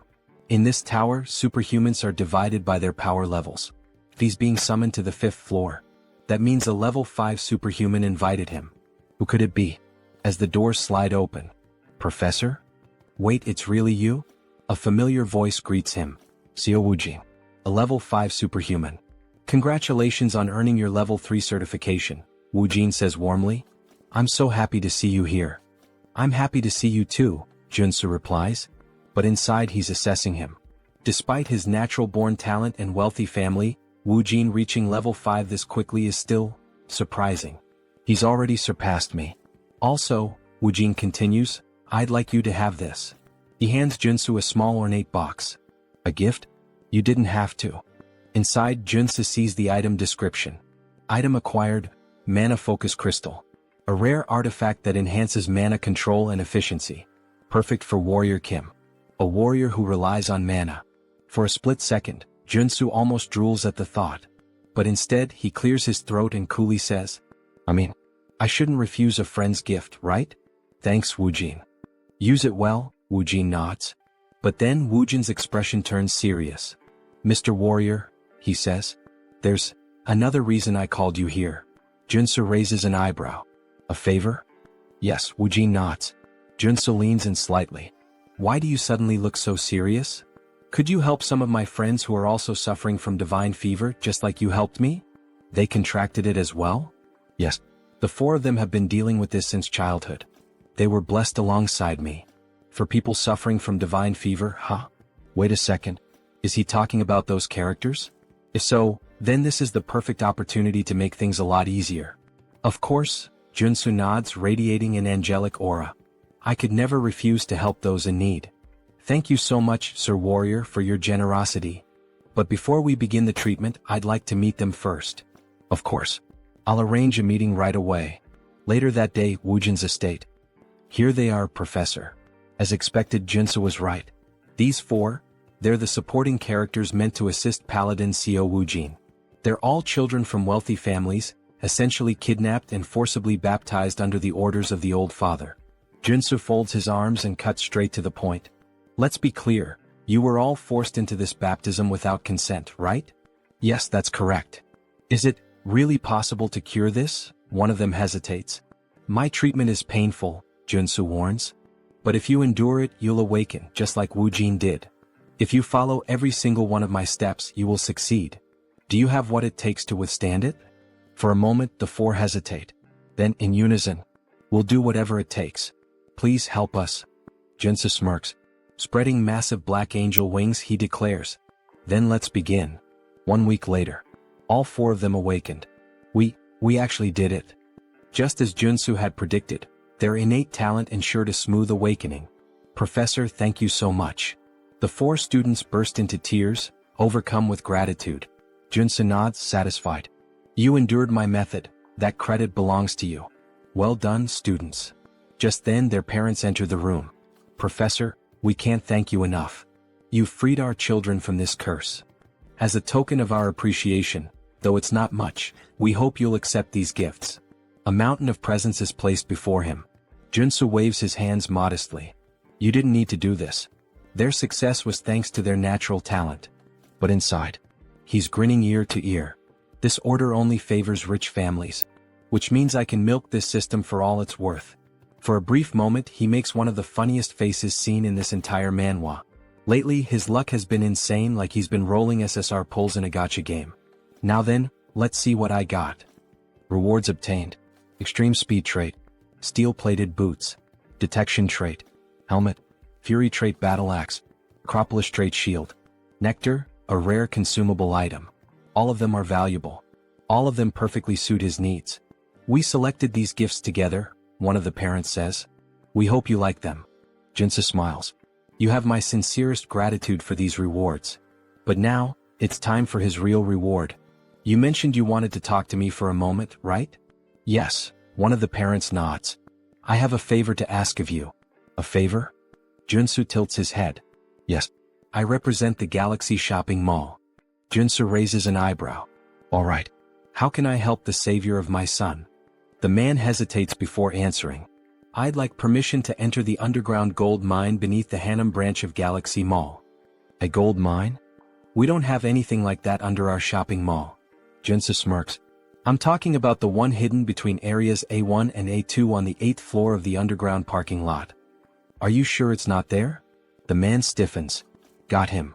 I don't know how you obtained that confidential information, he says carefully. But even coming from you, I can't grant this request. Joonsoo leans in slightly. I promise you this, I won't speak a single word about what I see down there. Just for one day. That's all I ask. The man stays silent. Joonsoo smiles knowingly. All I'm asking is to keep your little secret, a secret. The next day, Joonsoo walks alongside the girl he promised to help. After smashing through the wall, she stares in disbelief. I can't believe there was actually a hidden space inside this shopping mall. See? Told you, Joonsoo grins. This is the place where you'll awaken. You have no idea how hard I worked to get us here. But, are we really going to train in a dirty place like this? She asks, wrinkling her nose. Of course, Joonsoo assures her, stretching out a hand. I promise, it'll be fun. Characters with the trait star that kills the sky can't be awakened through traditional methods. They have to be pushed to the absolute limit, forced into a life or death situation. This dungeon hasn't been discovered by the world yet. But this is the exact place where Baek Soren awakens in the future. Sir Warrior, this place is so dark, and it smells weird. Her voice trembles and she grips her arms tightly. Joonsoo can tell she's afraid. Then, a zombie suddenly lunges at her. She barely dodges in time, but the impact sends her glasses flying to the ground. Warrior. Please help, she cries out. Joonsoo tosses a sword to the ground. The training has begun. Excuse me, what? Kill that zombie yourself. What? Fight for your life. That's what I'm telling you. This is the only way for Miss Soren to awaken. What kind of nonsense is that? The zombie lunges again. Get away from me, you monster. Soren swings instinctively, and in a single devastating slash, she cleaves the zombie in half. Joonsoo's eyes widen. What the fuck? How is that even possible? That was just a single strike, and it had that much power? Baek Soren. Maybe she has even more talent than I expected. As she stands there, sword trembling in her grip, a red aura begins to radiate from her body. Wow, very well, you started off strong. You're so cruel. You can't just tell me to fight without any warning. Soren shouts. But you went all out, didn't you? Yeah, but. Soren hesitates, a sad look in her eyes. As expected from one of the top 3 warriors in the game, even without awakening, she fought like a character with the sky-destroying star trait. The moment she entered battle, it was as if she became a completely different person. You really think I have to fight for myself? Yes, but don't worry, I won't let you die. At least not yet. That doesn't sound reassuring at all, haha. Let's just keep going. She continues cutting down zombies. You mentioned taking a few superhuman classes before. Did you learn any sword techniques? Nope. I've never even held a sword before, nor learned any techniques. But you said I had a certain talent, right? She says proudly. Then there was that instructor who had to use every possible method just to acquire a single trait. Isn't that way too overpowered? This place is way deeper than she expected. She can't even see the end. How much longer will they have to keep moving forward? Maybe there's an exit just around the next corner. As things stand now, we're not getting out of here until she awakens. Suddenly, a zombie attacks them. Wait, is that a drill? Drill-wielding undead. The drill zombies were tough enemies back in the game. Maybe he should help her, but with a devastating strike, she slices the zombie's arm clean off. If you're a zombie, fight fair. Don't you dare use a weapon. Then, with brutal efficiency she cuts the zombie in half. Joonsoo watches in surprise. Well, that was a clean victory. She felt her body moving on its own. But just then the still-living zombie sinks its teeth into her foot. You bastard. What do I do now, master? Well, common sense says if you get bitten by a zombie, you'll turn into one too. Please kill me before I become one of those things, she cries. Miss Soren, of course I came prepared for this. Wait, is that holy water? Yes. In this game they actually developed a cure for the zombie virus. After the chaos they decide to rest for a bit. She had been so desperate, she really thought she was going to turn into one of those horrible creatures. It's a harsh world out here, but these zombies are acting strange. Some of them are even picking up weapons and using them like gear. It's almost like this place was artificially designed. Well, you're not wrong. The Galaxy Mall was built much faster than any other location of this size. It was thanks to the efforts of a massive workforce. But because of the extreme labor conditions, many were injured and some even died. But the official reports claimed there were 0 incidents during construction. The corrupt executives of that wicked corporation just dumped their bodies here. Later, the representative of Galaxy Mall learned about the situation. However, since it would critically damage the company's public image, he decided to cover it up and keep the area a secret. Such corruption was only possible because of how rotten this world had become.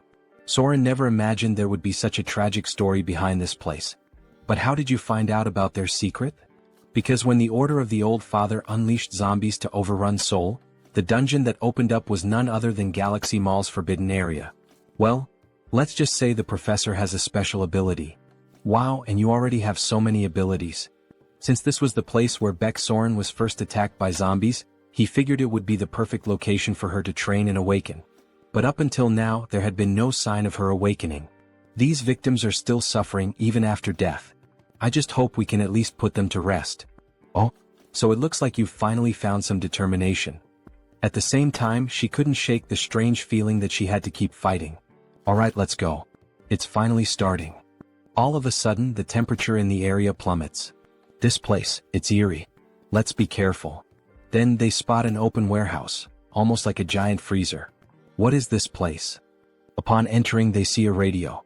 There are 3 bears in the house. Papa Bear, Mama Bear, Baby Bear. A children's song. This is creepy. 3 bears in a house. The song starts to glitch, distorting into an ear-piercing screech. What the hell is this? Then, an ice spear shoots straight at Soren. Watch out. Joonsoo throws himself in front of her, blocking the attack with his own body. Sir Warrior, are you alright? He hadn't expected an ambush like this. Then a grotesque monster emerges. Conjoined Phantoms. Boss of Galaxy Mall's forbidden area. Level 3 mutant. A level 3 mutant? Soren, you need to get out of here, now. This thing is way beyond your abilities. But the creature launches another barrage of ice spears. I don't want to hear any complaints, get out. And I don't want a popsicle either. He deflects the attack, but suddenly the enemy starts channeling another ability. A massive ice lance forms in midair. He can't block this one. Professor. Soren, run. I'll buy you some time. How can I just leave you here? She cries. One of us has to make it out alive. She can't do it. Miss Soren, the reason I was so sure about your talent is because you possess the ability, Sky-Slaying Star. The Sky-Slaying Star? This can't be true. Believe in yourself. If you do, you'll awaken. And with that, my final lesson is complete, my apprentice. The monster fires a storm of ice arrows, obliterating everything in the area. Believe in herself? Oh. As the icy onslaught subsides, Soren stands frozen in place. Then, alright. I will. I will trust in my own abilities, Professor. A golden light surges around her. Her eyes burn red. What was this power she was wielding? Ha ha ha. Then please, don't give up. Joonsoo watches in awe.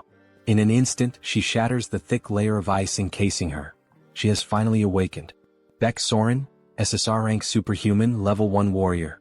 What is this power? Shrill. I've truly awakened. Before a spear can pierce her, Joonsoo moves, cutting it to pieces. Now that you've awakened, it's time to drop the act. The Sky-Slaying Star has a condition for awakening. You must face a life-threatening situation and possess the mental strength to overcome it. You put yourself in danger just to make me awaken? You did an excellent job. But now, it's time to fight. Baek Soren, the sky-slaying star. The mutant lets out a furious roar, then begins channeling a new attack. He looks pretty pissed off, Professor. Don't worry. You'll be fine as long as you deflect his attacks before they touch your body. To prove his point, he demonstrates, effortlessly knocking aside an incoming strike. See? It's not that hard. But when he glances back, he sees Soren trapped in ice. Are you alright? Right. Even though she's awakened, she's still just level 1. It's unrealistic to expect her to master everything perfectly right away.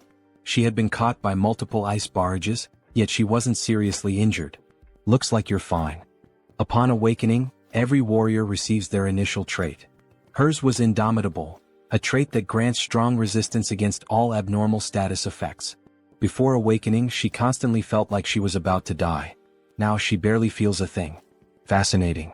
As expected from an overpowered character, she got Indomitable, the best defensive trait. As for him, since he had overseen multiple awakenings from his previous apprentices, he had gained the Perception trait, allowing him to see all of his enemies' traits. A ridiculously powerful PvP ability. Oh yeah, that's broken. I don't think that'll be of much help right now. Well, don't worry about it. For now, let's train with your new awakening. Both of them start running. She acquires the haste trait. Good, you've already picked it up. Her combat growth is incredible. Her body feels like it could take off at any moment.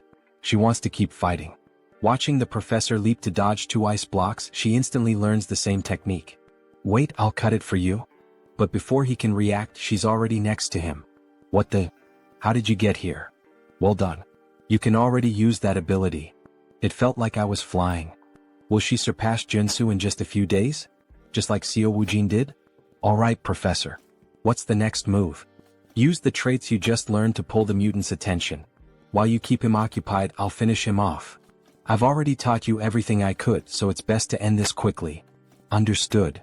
Soren starts dodging every attack with ease, gliding across the ice as if she were skating. Come on, hit me, you dumb mutant. She suddenly gains 2 more traits.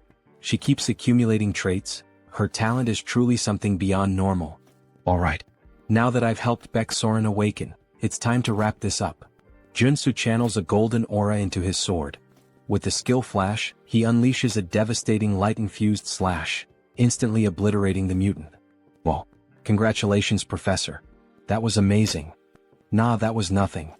Then a phone appears on the ground. So this was the monster's mana core? How does a phone work as a monster's mana core? Well, this happens a lot with ghost-type monsters. A worker who ended up here valued his daughter more than his own life. Before he died, his resentment possessed this phone, turning it into a monster's core. I hope he can rest in peace now, Soren says, tears welling up in her eyes. I'm sure he will. Suddenly, the phone transforms into 2 mana cores. These are called crystals. If you hand them over to someone who knows how to use them, you can get some pretty good equipment. This is an incredible reward, something only obtainable by defeating this area's boss. Suddenly, the ground starts shaking. What's happening now? We already defeated the boss. This area is collapsing. Then what should we do? Have you managed to fully adapt to the traits you just acquired? What? There's no time. Start running if you don't want to die. Now. Both of them take off at full speed. Run as fast as you can, Soren. If you keep going this slow, it'll be the end for you. This is as fast as I can go, Professor. There's still a long way to go before they reach the teleportation portal. If she doesn't push past her limits, she won't make it. Suddenly, large chunks of debris start falling in her path, blocking her way. No, not like this. She just awakened. There's no way she's going to die so easily. There. The teleportation portal. Hurry. Joonsoo can't help her. There's still one last trait she needs to obtain. The reason she became one of the game's best characters was because of 3 defining abilities. The Sky Hunting Star trait allowed her to grow rapidly in battle. Indomitable nullified the deadly side effects of Heaven Slaying Star. And the last trait, Soren keeps running, desperate to survive. A massive rock crashes down, slamming into her arm, injuring her. Damn it. I won't give up that easily. I will survive, no matter what it takes. She pushes forward. Here I go again. Trait unlocked, Runaway Train. Ignoring the pain, she dashes forward, barreling past the obstacles in her path. Joonsoo loses sight of her. Did she fail? Then out of nowhere she bursts through the rubble, grabbing onto him. Let's get the hell out of here, now? Whoa, damn, something big is pressing up against me, haha. Just as they leap through, the portal shuts behind them. Trait unlocked, narrow escape. Grants a second chance at life when facing certain death. The next moment, they reappear in the middle of the city, still clinging to each other. A crowd immediately starts murmuring. Where did they come from? They look like a total mess. Joonsoo exhales in relief. I knew you could do it. Now that she's obtained the last trait she needed, his mission is complete. Sir Warrior. Baeksoren, are you okay? Can you stand? I'm fine. The hell do you mean fine? Your face is completely red. That's just because. Sir Warrior, just let me stay like this for a little longer. Could you hold me a bit more? Meanwhile, some jealous bystanders grumble in the distance. That lucky bastard. Why couldn't that happen to us? So, returning to the scene where the bastard makes the viewers jealous, Sir Warrior, please let me stay like this a little longer. Could you hold me just a bit more? She says with an angelic and timid face. He has to fix her clothes for a moment, and in the process, we witness something truly beautiful. Alright, done. Thank you, Sir Warrior. You're welcome, Joonsoo replies, his face flushed. That surprised me. It was close, but we made it out. Yes, we did. That smile on her face after awakening. It's definitely a sign that she will be different from the game. Perhaps it's because she awakened in a way that diverged from the original story, where she had survived after an endless massacre. Joonsoo managed to steer her away from the path of evil. Alright, let's get the hell out of this damned mall. After leaving the shopping mall, Joonsoo offers one of the crystals to Surin. Are you sure you want to give me this crystal? It's worth at least 2 billion. Yes. So try to evolve quickly using this material I gave you. This is far too much for a simple gift. Honestly, I don't even know how to repay you for this, or if I should even accept it. Don't worry about it. Just pay me back in the future when you can. Of course, our protagonist had a plan behind this. There was another reason he was willing to spend so many resources to awaken Baeksoren. The Martian sword technique, one of the 3 top-tier sword techniques in the Arcane of Seoul. Once learned, a character experiences rapid growth. However, it's a unique trait that only Baeksoren can use. The only way to acquire it is to obtain the trait in the form of a memory chip. Thank you very much, Sir Warrior. Don't worry about it. Just don't forget what I did for you because I'd really like to learn that sword technique that only you know. Hehehe. After returning home and finally getting a chance to rest, a car honks in front of his house. All he wanted was a little break. Sir Warrior, please come here. The damned world of Arcane Seoul wouldn't simply let him rest. Alright, Woojin. Thanks for coming to my residence at this hour and making the trip all the way here. I'm so happy to finally be able to repay you for healing all of Woojin's friends. I would have preferred if he hadn't come now. We miraculously managed to schedule a meeting with the Armor Meister. I'm beyond excited. There's no devil in existence that could stop me from attending this event if he is the one we're meeting. In this world, good items belong to those with good skills. The master craftsman we contacted this time is incredibly busy, but he can forge level 7 armor. Level 7? Alright, let's go now. Moments later, they arrive at the entrance of a grand house, with several guards stationed outside. Are you serious? What a fine house for such a fine craftsman. Woojin, do you have any idea what religion this artisan follows? Religion? Why are you asking something like that all of a sudden? I see, so you don't know. Of course he wouldn't. Considering all the suffering he endured because of the Order of the Ancient Fathers, it made sense. This is the home of an artisan devoted to the Order of the Old Father, Joonsoo. Joonsoo is a devout believer firmly committed to his faith. In the future, he will stand at the forefront of the war artisans of the Order. Joonsoo, the Artisan of Death, mid-boss of Episode 3. I already refused to be baptized, yet he's still willing to craft armor for me? What does he want from me? Stop. Extend your hand for identification. Identification. Show me your black flame. Grabbing the protagonist's hand roughly, what the hell is with this guy? Here it is. He then releases a powerful surge of black flames. Are you satisfied now? Yet the guard doesn't seem pleased. What is the meaning of this? Let go of his hand. We are visitors with a reservation to see the artisan. Stop. Who said you could treat my guest this way? The master artisan, Joonsoo. Level 6 superhuman. Sir. My apologies for the intrusion. Refusing baptism and awakening the black flame. You are indeed an honored guest. And this is how you treat me? Please forgive me. The light and the savior recognized by the saint. What? The light and the savior recognized by the saint. What the hell does that nonsense even mean? Alright, now come inside. Let's start discussing what kind of equipment you're looking for. Alright. A plate armor of this style is my specialty. Since it's a request from the saint, I can craft it in this design if you'd like. Before them stands a medieval suit of armor, reminiscent of the Templars. Joonsoo scans the area, searching carefully, until he finally finds something that catches his interest. Alright, I've decided. I'd like this outfit. Its appearance resembles a military uniform. Seriously? You want that kind of clothing? Yeah, I love its style. This is ridiculous. Infusing magic into that type of armor is incredibly difficult. We won't be able to create a holy armor with it. He doesn't need holy armor, the artisan remarks. I just need to infuse it with the magic of giant and extreme. Judging by his reaction, Joonsoo can already tell what the order is trying to do, push him toward holy armor. Also known as Paladin's armor, it grants an absurd amount of attributes to tank-type users. However, in order to wield it properly, the user needs immense divine power. To increase his divine power, he would have to join a religion. The artisan sighs in frustration. So he's choosing the worst option instead of the best one. But fine. The customer makes the final decision. They're pretending to offer me something good while trying to trap me in their religion.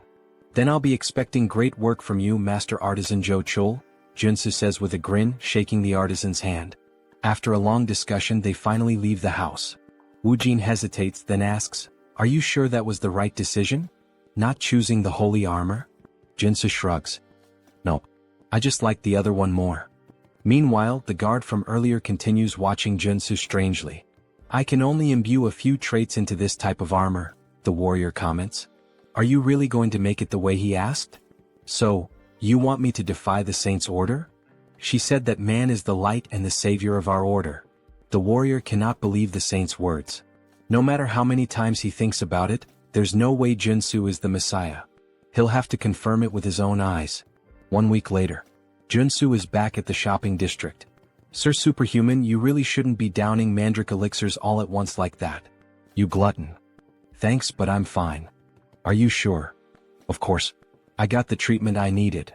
A notification flashes. "New trait obtained, energetic. Thanks a lot for giving me these elixirs for free." "Don't worry about it. It's thanks to you that our market was saved. Now we're flooded with customers every day. Consider this my way of saying thanks." "So that's why there are so many people here today? Looks like business is really thriving." "That's great." "Hello, Superhuman," a man says, lowering his head in respect. "Hey, you're that guy from the Iron Fist gang? It's a pleasure to see you again," Joonsoo says, laughing loudly as he slaps the poor guy on the back. How have you been, sir? Could I kindly request a few minutes of your time?" "For what?" "Our boss wants to see you for a bit. There are too many eyes around." "Let's move somewhere else," Joonsoo says. "Understood." They get into a car and drive onto the road. "We've prepared a high-quality bulletproof car for you, sir. Do you like it?" "Not bad." A sign reveals their destination, Miram. Something feels off. Has the Iron Fist gang always used Miram as their meeting spot? If Joonsoo remembers correctly, that place is nothing but a slum filled with human garbage, the worst kind of murderers and degenerates. The car runs out of gas, forcing them to stop at a gas station. Of course. Wait, this place is Miram gas station. Joonsoo turns back, only to see the driver grinning. "All right then, have a nice rest here, sir." With a murderous gleam in his eyes, the driver grips a detonator. Seriously? He's trying to set me up? Joonsoo glances at the car. Several C4 explosives are planted inside. Shit. I walked right into a trap. "Hey buddy, do I look like an idiot to you? Who do you think you're messing with?" "Excuse me? What the hell are you even saying?" Joonsoo suddenly kicks the car door open and swiftly jumps out. "Stay in the car, you idiot, with all those bombs you set up. Go ahead, stay inside forever." Then Joonsoo throws a grenade. The driver screams in panic as the car erupts into a massive explosion. Joonsoo dashes forward, activating his abilities, speed and breakthrough. But something is off. That explosion was way too powerful for just a single grenade. There was no way it should have caused that level of destruction. As expected, that guy was a traitor. The bulletproof luxury car speeds toward Miram and ultimately the gas station. That lingering sense of déjà vu, there was a reason for it. A flashback begins. We see Iron Fist's boss lying on the ground. Then it becomes clear, Joonsoo knew this would happen because all of these events had already played out in the game's story when Iron Fist Kim was betrayed by his own men. He doesn't know exactly why, but this time the traitors of the Iron Fist gang have chosen him as their target. Suddenly, a hail of gunfire rains down on his location. One of the men shouts, "That's him. The guy on the most wanted list. Ah. If we take him down, we'll get that billion-dollar bounty." Excitement spreads through the group as they ready their weapons. Guns, knives, and eerie grins. Of course this wouldn't end with just that bomb-filled car, Joonsoo thinks, dodging the storm of bullets. The gunmen keep firing relentlessly. Joonsoo ducks behind a car for cover. Damn it, there are too many of them. He knows the vehicle won't protect him for long.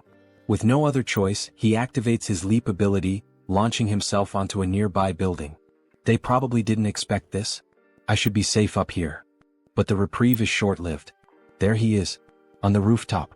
"Shoot him down," one of them yells. Damn it, they caught on fast. Joonsoo grits his teeth, raising his mana shield just in time to block another volley of bullets. They're not even enhanced. How the hell are they reacting so quickly? What's wrong with these bastards? Then their leader shouts, "Everyone aim for the center of the shield. Fire all at once. Let's end this now." A synchronized barrage slams into his barrier. The sheer force causes it to crack, leaving Joonsoo momentarily stunned. What the hell? How do they have this kind of precision? He instinctively takes a step back, just as a bullet grazes his arm. He clenches his teeth. He had underestimated them. He really didn't want to use these, especially since he had just bought them, but at this rate he had no choice. Reaching into his jacket, he pulls out a handful of odd-shaped grenades. "Here, have some gifts, you bastards."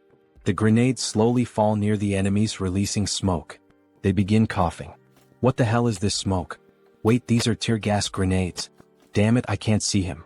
We can't let him escape. We need to kill him to get the antidote. Who do you think you're chasing if you're not even superhuman? Joonsoo mocks them. Well, anyway, it's time to say goodbye to the failures. Time to get the hell out of here. As he runs between the buildings, he finally manages to lose them. Finally, a group of thugs showing focus almost like superhumans, huh? Joonsoo thinks. There's only one way that could happen, the damn combat drugs. They have serious, harmful side effects, but they can temporarily enhance combat abilities. That's probably how they almost trapped me for a while. Considering they mentioned something about an antidote, Joonsoo is sure that's what they're after. The only problem is, the only person who could lead that gang in Miram is the human hunter. He's the first person that comes to the protagonist's mind. He's a superhuman with excellent abilities, a sharpshooter with deadly aim, focus, and precision. He's the master of cowardice in combat, active in Miram. His methods are simple. First, use the betrayal of an infiltrator to plant a bomb. Second, send in a gang of criminals under the influence of combat drugs. And third, his specialty being a sniper. Knowing this, Joonsoo activates his abilities to see beyond normal vision on the battlefield. With great effort, he spots a distant light coming from a building. Just in time, he narrowly avoids a shot from the building, but despite his speed, the bullet grazes his face. If he had reacted even a fraction slower, he would have definitely been dead. But the risk paid off. He now knows the enemy's location, where they're hiding. Looking out over the city, part of it is on fire, and an idea forms in his mind. Got you, you bastard. He leaps down, sprinting toward the flames to confront the cowardly human hunter, the sniper. He has no choice but to go straight for him. However, the fire is intense, so he'll need to use his defensive abilities. Fire resistance, perseverance, black flame, leap, dash, and the Einhejar cultivation technique. He pushes through the fire, running as fast as he can, even though the flames are burning him. He ensures that the sniper can't see him through the smoke, making it harder for the shots to land. To fight such a skilled sharpshooter, he has to get close. Finally, as he looks up at the building, he sees a red light. So that's where you're hiding, you bastard. I found you. Locating the sniper's position is the top priority when facing these kinds of players. Damn, I can't see him, the sniper grumbles. Maybe I'll need to change positions. As the sniper scans the city, looking for Joonsoo and aiming at every possible spot, he catches sight of a blue trail in his scope. He realizes he has to get closer and create an unexpected variable. Wait, did he jump from that height? The sniper is taken aback by Joonsoo's move. And how dare he challenge a sharpshooter to a shooting duel? With that, the sniper activates all his abilities: sniper, focus, deep breathing, insight, gun shooting, Ein. He fires his pistol, the black flame, at the same time that Joonsoo shoots. What will happen next? Who will win this cowboy-style shoot? Then both fire at the same time. They take a deep breath in this moment of tension. It's all or nothing. The sniper's shot hits Joonsoo's arm. Shit. He really is a damn sniper. And to think that even in this surprise situation he was still able to shoot. But we know our protagonist never does anything for no reason. With a smile on his face, he declares that it's over. He also managed to land a shot on the sniper's shoulder. The sniper is shocked. After all, it was just a shot from a regular pistol. But then, flames start spreading rapidly over his body. Black fire engulfs him as he screams in agony. Joonsoo barely manages to land on the ground, struggling due to his injured arm. Their bullets are deadly even if they only graze the enemy because they consume their target's mana. As he writhes in pain, Joonsoo declares his victory, only to realize he has fallen into a trap. A pool of sand appears beneath his feet. It's a magical snare. Meanwhile, Human Hunter starts taunting the protagonist, calling him a brat and a fool. Don't think this is over, you bastard. He pours holy water over himself to extinguish the black flames. Shit, this is bad. If Joonsoo doesn't get out of this trap now, he's dead. The moment I put out this damn fire, I'll fill your body with bullets. You'll look like a damn sieve. Damn it, I need to think fast or I'm a dead man. He hadn't expected this to turn into a race against time. For now, he needs to slow down the infiltration of magic and minimize the damage. He equips the traits: Mana Barrier, Perseverance, and Resolute. Then he adds the traits of Brute Strength, Strength and Super Strength.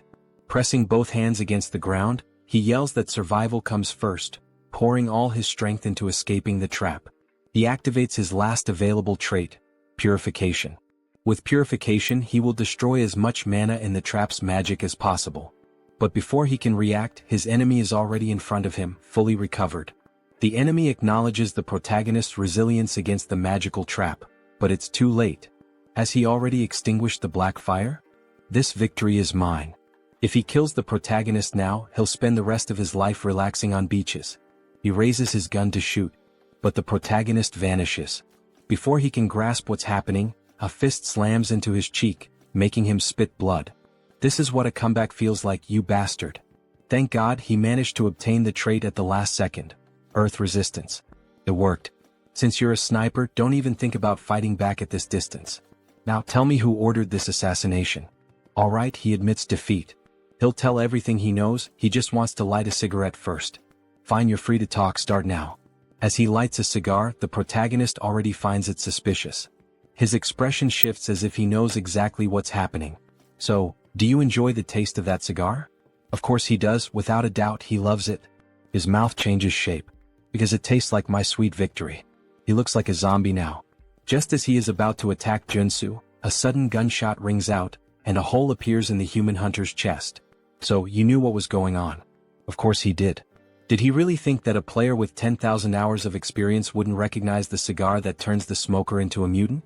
What a mess. In the end he had to put him down. That was unexpected and bizarre. The hunter was always a cunning bastard, but in the game he usually surrendered after admitting defeat.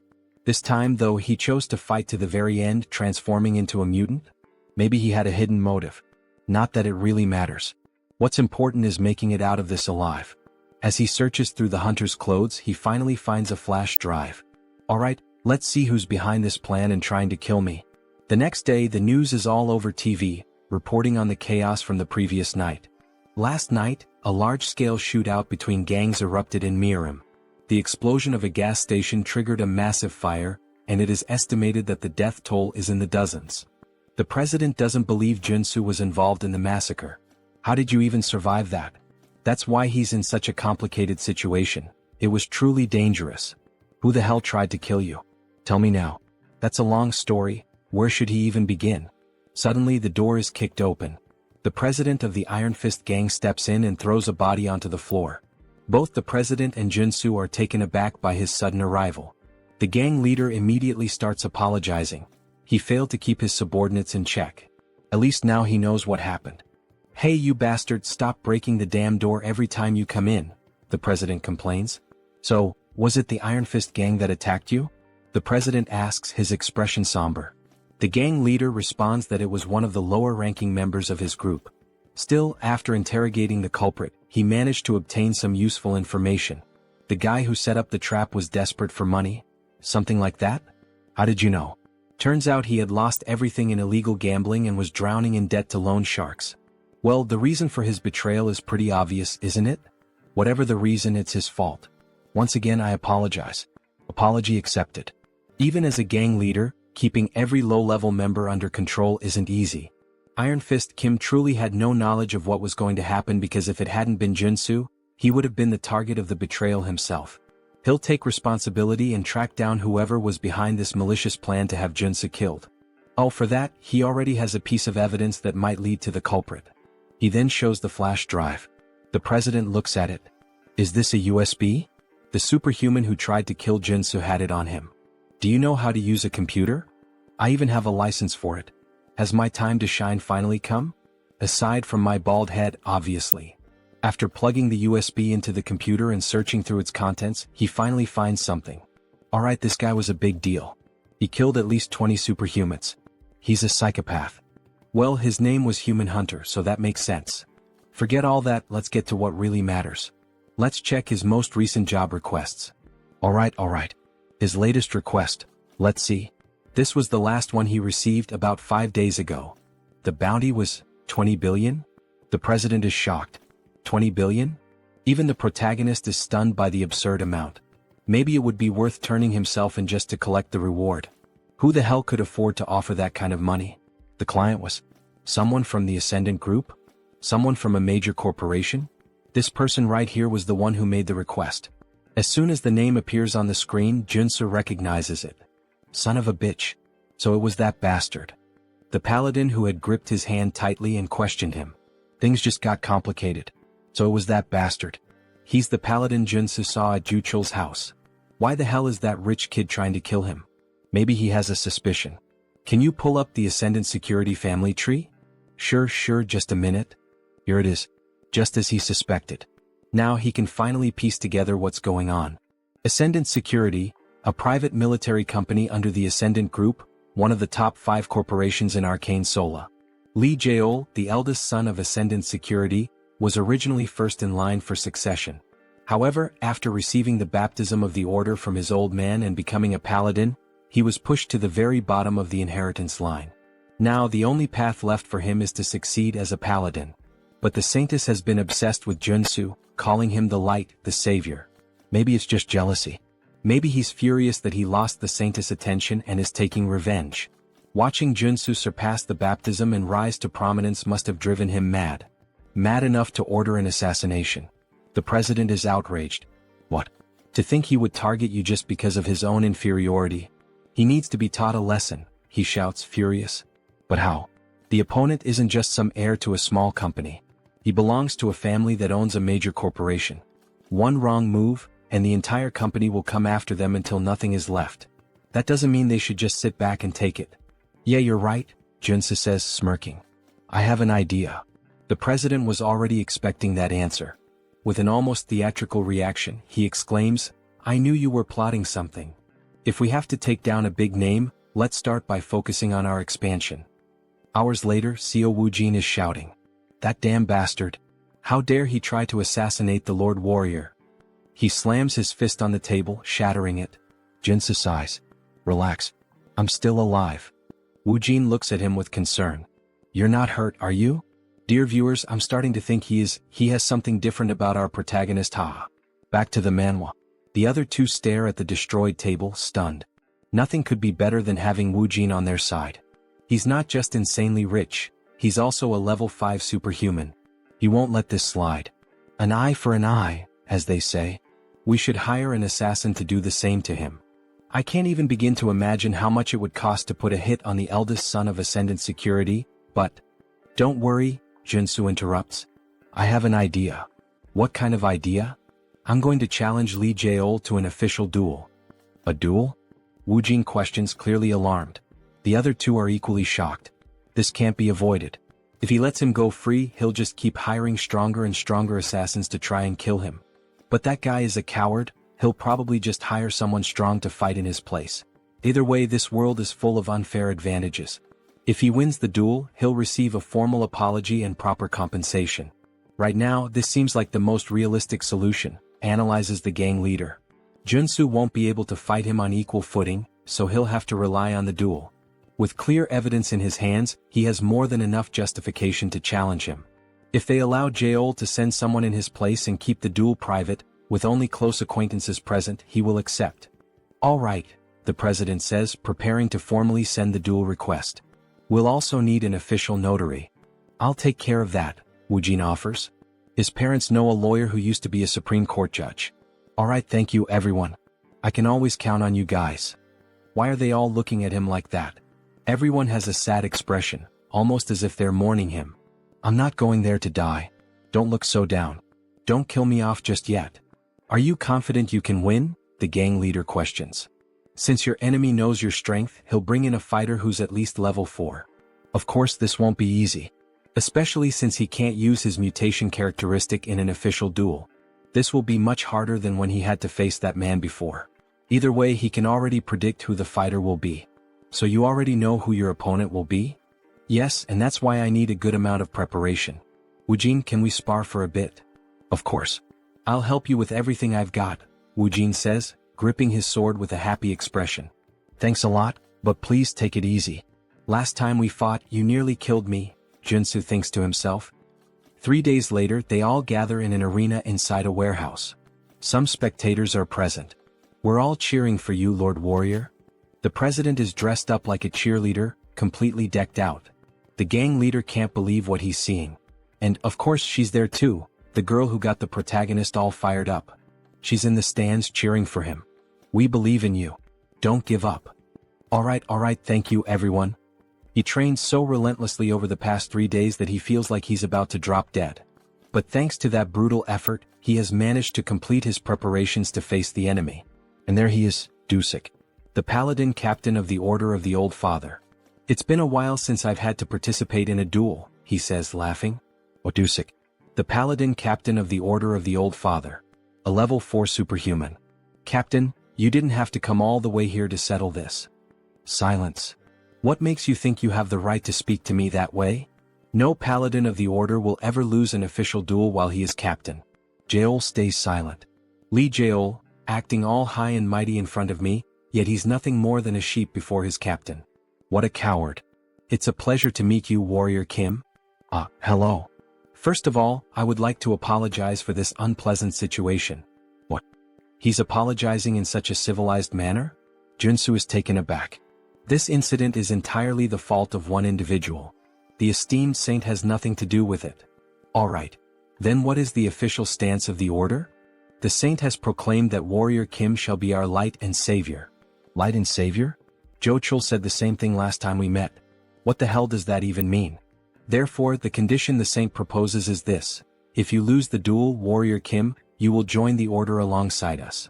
What? Join the order? Why are they so obsessed with this? Why do they want me to join so badly? In the background, Seoul is trembling with rage, while Joonsoo grows uneasy. It is the will of our saint and our lord. Just then an official interrupts them. It is now time for the duel to begin. Now that all parties are present, please confirm the terms of the duel oath. If the paladin wins, Warrior Kim will join the Order of the Old Father. If Warrior Kim wins, Lee Seoul will be prohibited from harming him directly or indirectly, and will also be required to provide financial compensation. Do both parties agree? Both nod in confirmation. Joonsoo feels something tightening around his heart. In Arcane Seoul, a duel oath is a magical contract. If you break it, your heart will literally explode. Even in this chaotic world, no one is reckless enough to defy such an oath. The official proceeds with confirming the rules of the duel. This duel will follow the standard international regulations set by the Superhuman Federation. All personal superpowers and weapons are allowed. However, all consumable items must be crafted on-site. Dusik is already prepared, but before proceeding, Joonsoo requests time to craft his items. Understood. The time limit is 10 minutes per item. He grips 3 potions in his hand. He's practically an alchemist with how he formulates, crafts, and modifies substances. These elixirs are specifically designed to counter paladins. Elixir of Steel Body, Elixir of Flash, and Elixir of Arcane Dragon. Are these correct? Yes. I will now consume all 3 elixirs. Doping is essential in PvP. He drinks all 3 at once. Now that both sides have completed their preparations, The duel is about to begin. 10-9-8-7. Both warriors stand face to face in the arena. Warrior Kim, it is a great honor and privilege to have you join our order. Why not reconsider and join us voluntarily? Just start the fight. Alright, we tried.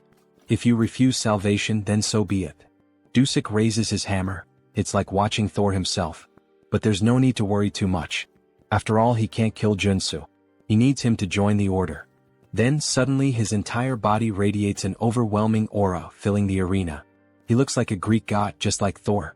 Meanwhile, our protagonist remains still, gripping his sword, a mere blade in the face of such power. The mana surrounding Dusik is incredible. He is clearly on an entirely different level. No matter how much Joonsoo has prepared, he cannot win unless he is willing to risk his life. 3-2-1-0. The paladin charges forward like a berserker. Then he vanishes. The only thing left in the arena is a trail of destruction carved into the ground. Joonsoo frantically searches for him. Where did he go? Wait, no. He didn't just disappear. He activated his haste ability. A moment later, Dusik reappears, right behind Joonsoo, hammer in hand. Warrior Kim, you shall ascend and become a god. As he prepares to bring the hammer down. Wait, say that again. I will become a god. Then Dusik strikes Joonsoo, causing a massive explosion of aura that lights up the battlefield as if two nuclear forces were clashing. Kim's friends watch from a distance. What the hell is that? He's insanely strong, comments the president. Did it really end in just one hit? Woojin questions with a worried look, while the gang leader stands there, speechless at such a display of power. However, our girl manages to see what really happened. Look right there. As the smoke clears, the two warriors stand face to face, Kim with his mana barrier raised and Dusik holding a hammer and shield. Becoming a god. Is that what he said? What kind of nonsense is that? Dusik is intrigued. So this kid actually managed to avoid his attack. As expected, he used his sprinting ability right from the start. It's a high-level trait for surprise attacks, but if the opponent is already aware of it, there's no reason not to block it. Then he quickly equipped all his defensive traits, Area Shield, Mana Defense, Protect, Interior Cultivation Technique and Mana Heart. Yet, even using all of them together, that ability of his was still enough to shatter his triple-layered shield. Congratulations, Warrior Kim. For a level 3 warrior to block his surprise attack. Now he understands why the saint values him so much. Stop talking nonsense and explain. First he calls me light and savior and now a god? Explain it better. It's exactly as it sounds. You, Sir Warrior Kim, are the hope of our order and the one who will save us from the coming judgment day. Joonsoo can't understand what he's saying. The hope of the old father's order? Now that he thinks about it, the god they serve is dead. In the game's story, a few years later as the plot progresses, the saint performs a revival ritual for her god, triggering a boss battle in the middle of Seoul. A massive octopus appears, wreaking havoc on the city, and it must be stopped. So wait, if they keep mentioning this over and over, does that mean that by savior, they're actually referring to the vessel of God? Yes, exactly, Dusik confirms with a malicious look. A noble sacrifice and sacred devotion. These insane bastards. So in the end, they've just been planning to sacrifice Warrior Kim this entire time? He had actually thought there might be some genuine purpose behind all of this. Your body and soul will become part of the old father and his avatar. Because you will lose this duel, and join our order. Dusik shouts, radiating pure hostility and arrogance. Yeah, go to hell, you bastard. He then charges forward, quickly activating his sprinting trait and striking at Dusik with his sword. However, he isn't fast enough. Dusik easily blocks the attack with his shield. But even so, he is sent flying backward from the sheer force of the blow, eyes wide with shock. What kind of power is this? Then we see the new traits of our protagonist: strike, rush, endurance, strength, super strength, perseverance. Confusing, isn't it? Of course it is. He has swapped out all his traits for those suited to an offensive warrior. Right now he is fully optimized for battle. He lunges at Dusik again, this time fully engaging in the fight. He unleashes a series of swordsman strikes, attacking relentlessly with every warrior trait at his disposal to keep Dusik on the defensive. Then, in an instant he switches traits again: mountain-breaking swordsmanship, smashing strike. With this, he delivers a relentless barrage of consecutive attacks, putting Dusik under immense pressure. Ah, your swordsmanship is quite the challenge, isn't it? Alright, this is the chance. Now that Dusik is completely focused on defense, Kim grabs the axe he had equipped and quickly switches his traits once again. Strength, super strength, endurance, strike. Dusik is distracted. Taking advantage of the opening, Kim swings the axe and lands a solid hit on Dusik's left rib, cutting through his skin and drawing blood, forcing him to step back. Finally, things are starting to get interesting, aren't they? He says with a laugh. It's working. The 3 days of preparation weren't in vain, Kim thinks to himself. A flashback begins. The reason he trained with Siu Woojin wasn't just to acquire the right traits for this duel, but also to learn how to switch them instinctively in a fraction of a second.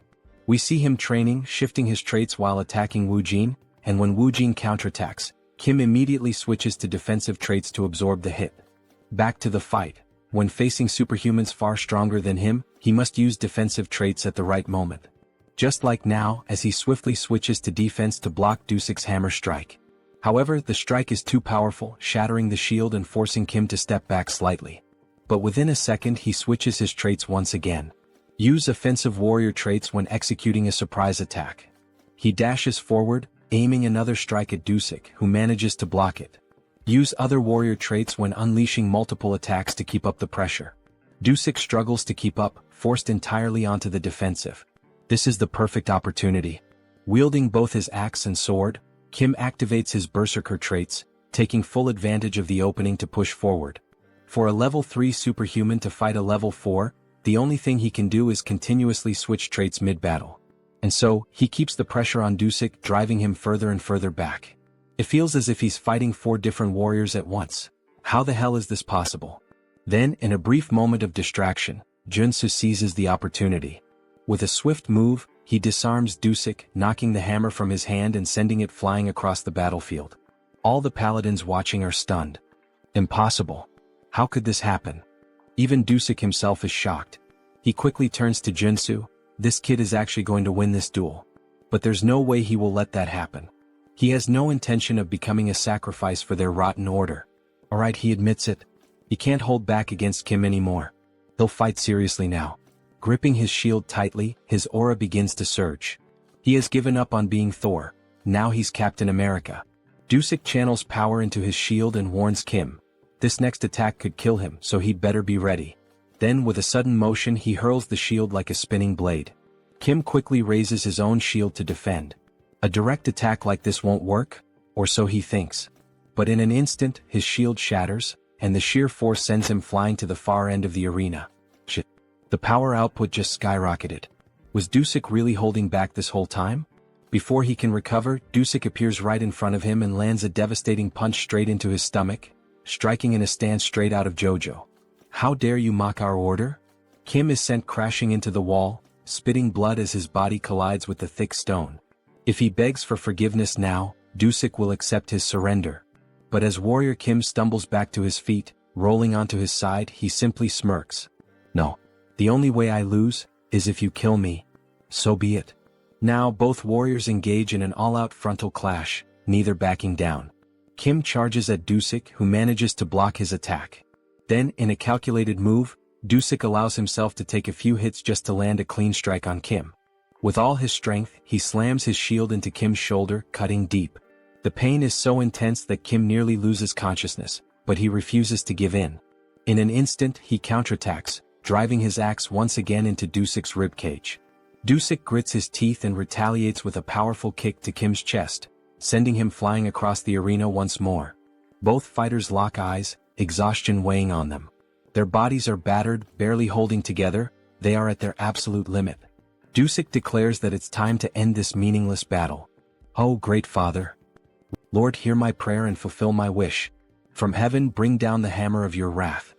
Raising his shield to the sky, he calls upon a massive storm. Dark clouds swirl, and the arena trembles as if about to be swallowed by a raging sea. Kim instantly recognizes the ability, Dusik's ultimate move. Darkness Tsunami. Now that he's seeing it with his own eyes, there's no doubt, this is a catastrophe. If that attack lands, he will lose. 100%. But there is no way to dodge it. If he wants to win this fight, he has to go through it. He stares directly at the approaching tsunami as his sword begins to glow. Suddenly, everything shifts. The colors around him fade to gray, as if time itself is slowing to a stop. He is afraid. But he has to trust in the traits he has built as Warrior Kim. He takes a deep breath, shutting out everything around him as if he exists in another world entirely. Mountain-breaking swordsmanship, the technique he has never stopped training. The swordsmanship, sharpened through battles and sparring against Seo Woojin. The Einherjar cultivation technique, honed through years of dedicated practice. Mana heart, which has grown alongside him. Rush, earned through sheer desperate willpower. And finally, the ultimate trait, one that can cut through any material in the universe, Flash. Then, as if a divine force is descending upon him, a surge of power crashes down over his body. He will trust in his abilities. He will trust in the time and dedication he has poured into them. A brilliant four-pointed star flashes for an instant. Kim launches himself forward, dashing headfirst toward the oncoming tsunami. And above all else, he will trust in himself. He charges straight into the massive wave that gave birth to the tsunami. The entire arena is consumed in blinding light. No one understands what is happening. What the hell is that light? What's going on? Kim's friends question in shock. Then finally the light fades. Kim is on his knees, gasping for air, while in the background, Dusik remains standing. Suddenly, Kim starts coughing up blood violently. His body is battered, barely holding on. Dusik speaks, his voice steady. That was a magnificent duel, Warrior Kim. But then the truth becomes clear. A massive hole gapes in Dusik's chest. Kim's power had been so overwhelming that it pierced straight through Dusik's ultimate ability, shattering his shield and tearing through his body. All that remains is an empty husk, standing lifeless. Then the announcement is made. The judge raises Kim Warrior's arm, declaring him the winner of this duel. His friends start running toward him, and in that moment we get a glimpse of the arena, now scarred by the destruction. Joonsoo is happy he did it. He managed to defeat a superior-level superhuman without using the mutation trait. Professor, he really is the best. That was unreal, almost inhuman, our girl remarks, her face lit with joy. He knew he was capable of defeating that paladin, the president says, tears streaming down his face. He couldn't help it, he was simply amazed by what he had just done against that superhuman, adds the gang leader. But suddenly someone shouts, "Son of a bitch."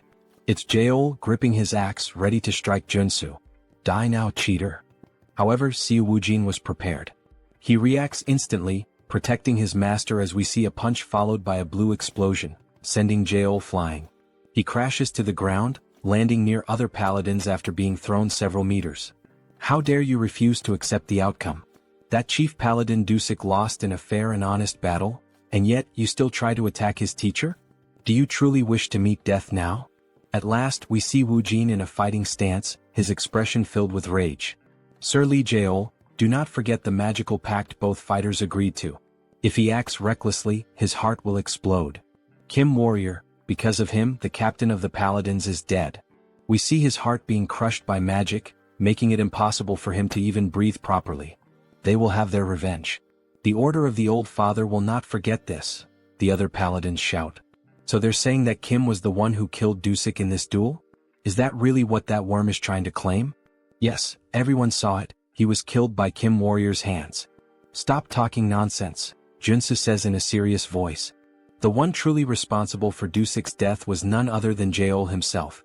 Though he was an enemy, Dusik was an outstanding example of a warrior. He fought bravely for what he believed in and battled to the very end. Without a doubt, he was not someone whose life should have been lost in an open duel, all because of Jaeol's petty assassination plot, driven by his inferiority complex.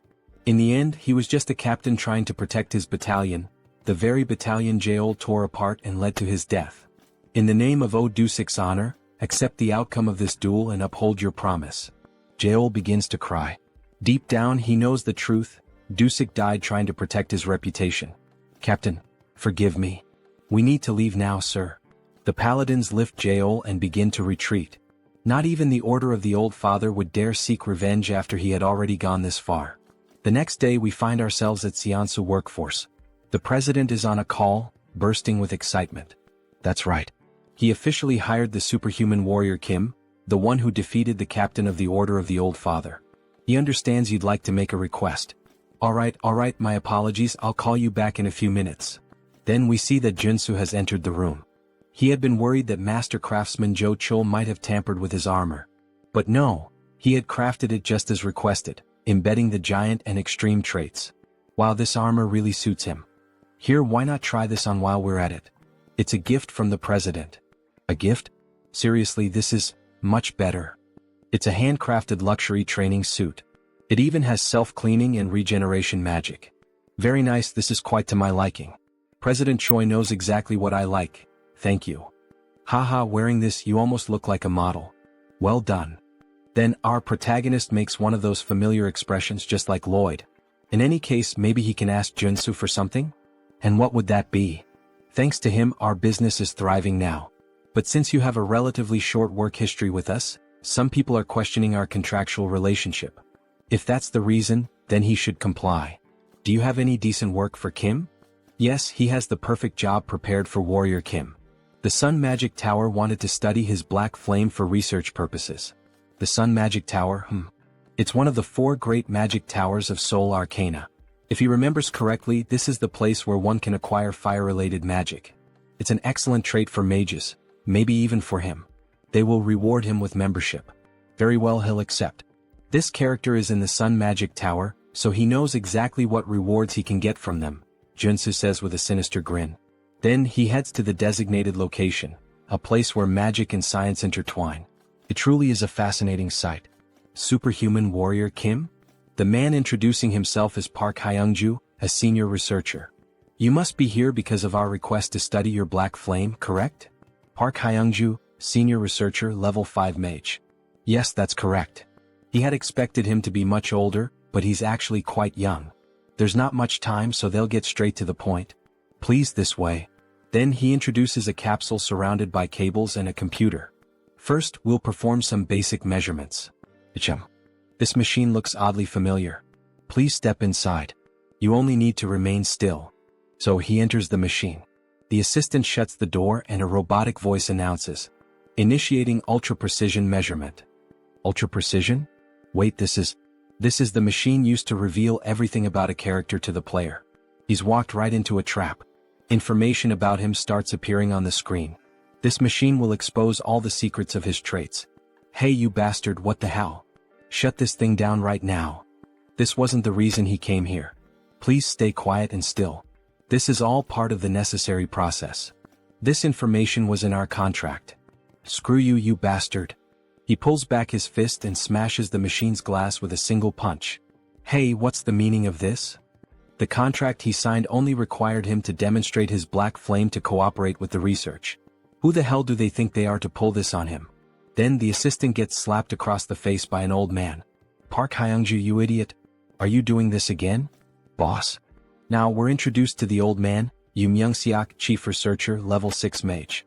How dare you try to ruin my project? This is a misunderstanding, chief. A misunderstanding, my ass. He had planned to sell Mr. Warrior's information, the sole possessor of the black flame trait. There's surveillance footage proving it.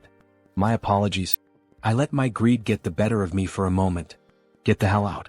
You're exiled from this team. What the hell is going on?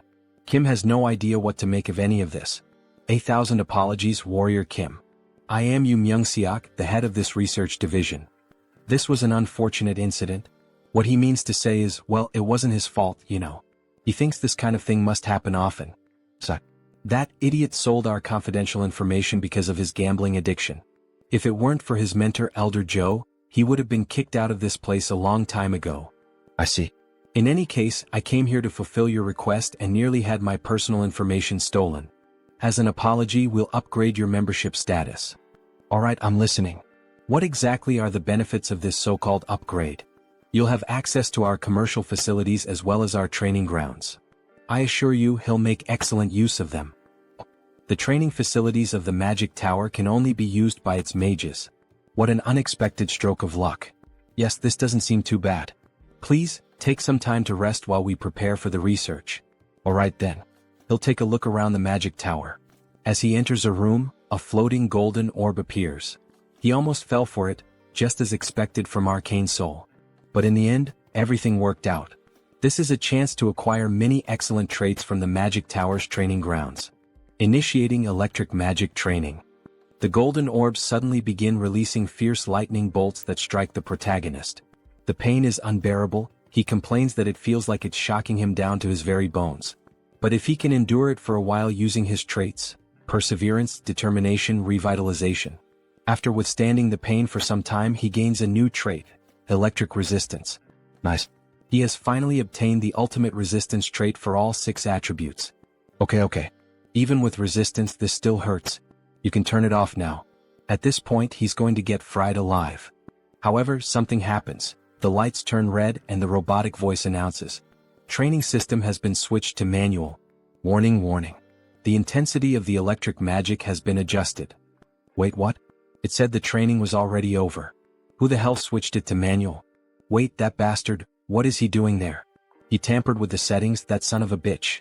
So he pulls on the machine. Maximum output. Electric magic beginning. All the golden orbs begin to gather massive amounts of energy simultaneously, and then they release it all at once, like a huge kamehameha of electricity aimed straight at Joonsoo. Hey, calm down, what the hell is this? Die, you bastard. Then Joonsoo receives an enormous, concentrated surge of energy. Hyungja laughs a lot. This is what happens when someone messes with his business. Now die. However, after a moment he's surprised. What the hell is going on? Is he actually withstanding this massive electric discharge? There's no way he would go down from a simple low-level lightning strike like this garbage. There's a reason he's been training during his free time. We see his trait window showing 5 resistances already acquired. Divine resistance, which he gained by enduring the holy baptism. Fire resistance, obtained by boiling himself in the mana spring. Darkness resistance, earned during the battle against the necromancer Sharon. Cold resistance, obtained in the fierce blizzard of the conjoined ghosts.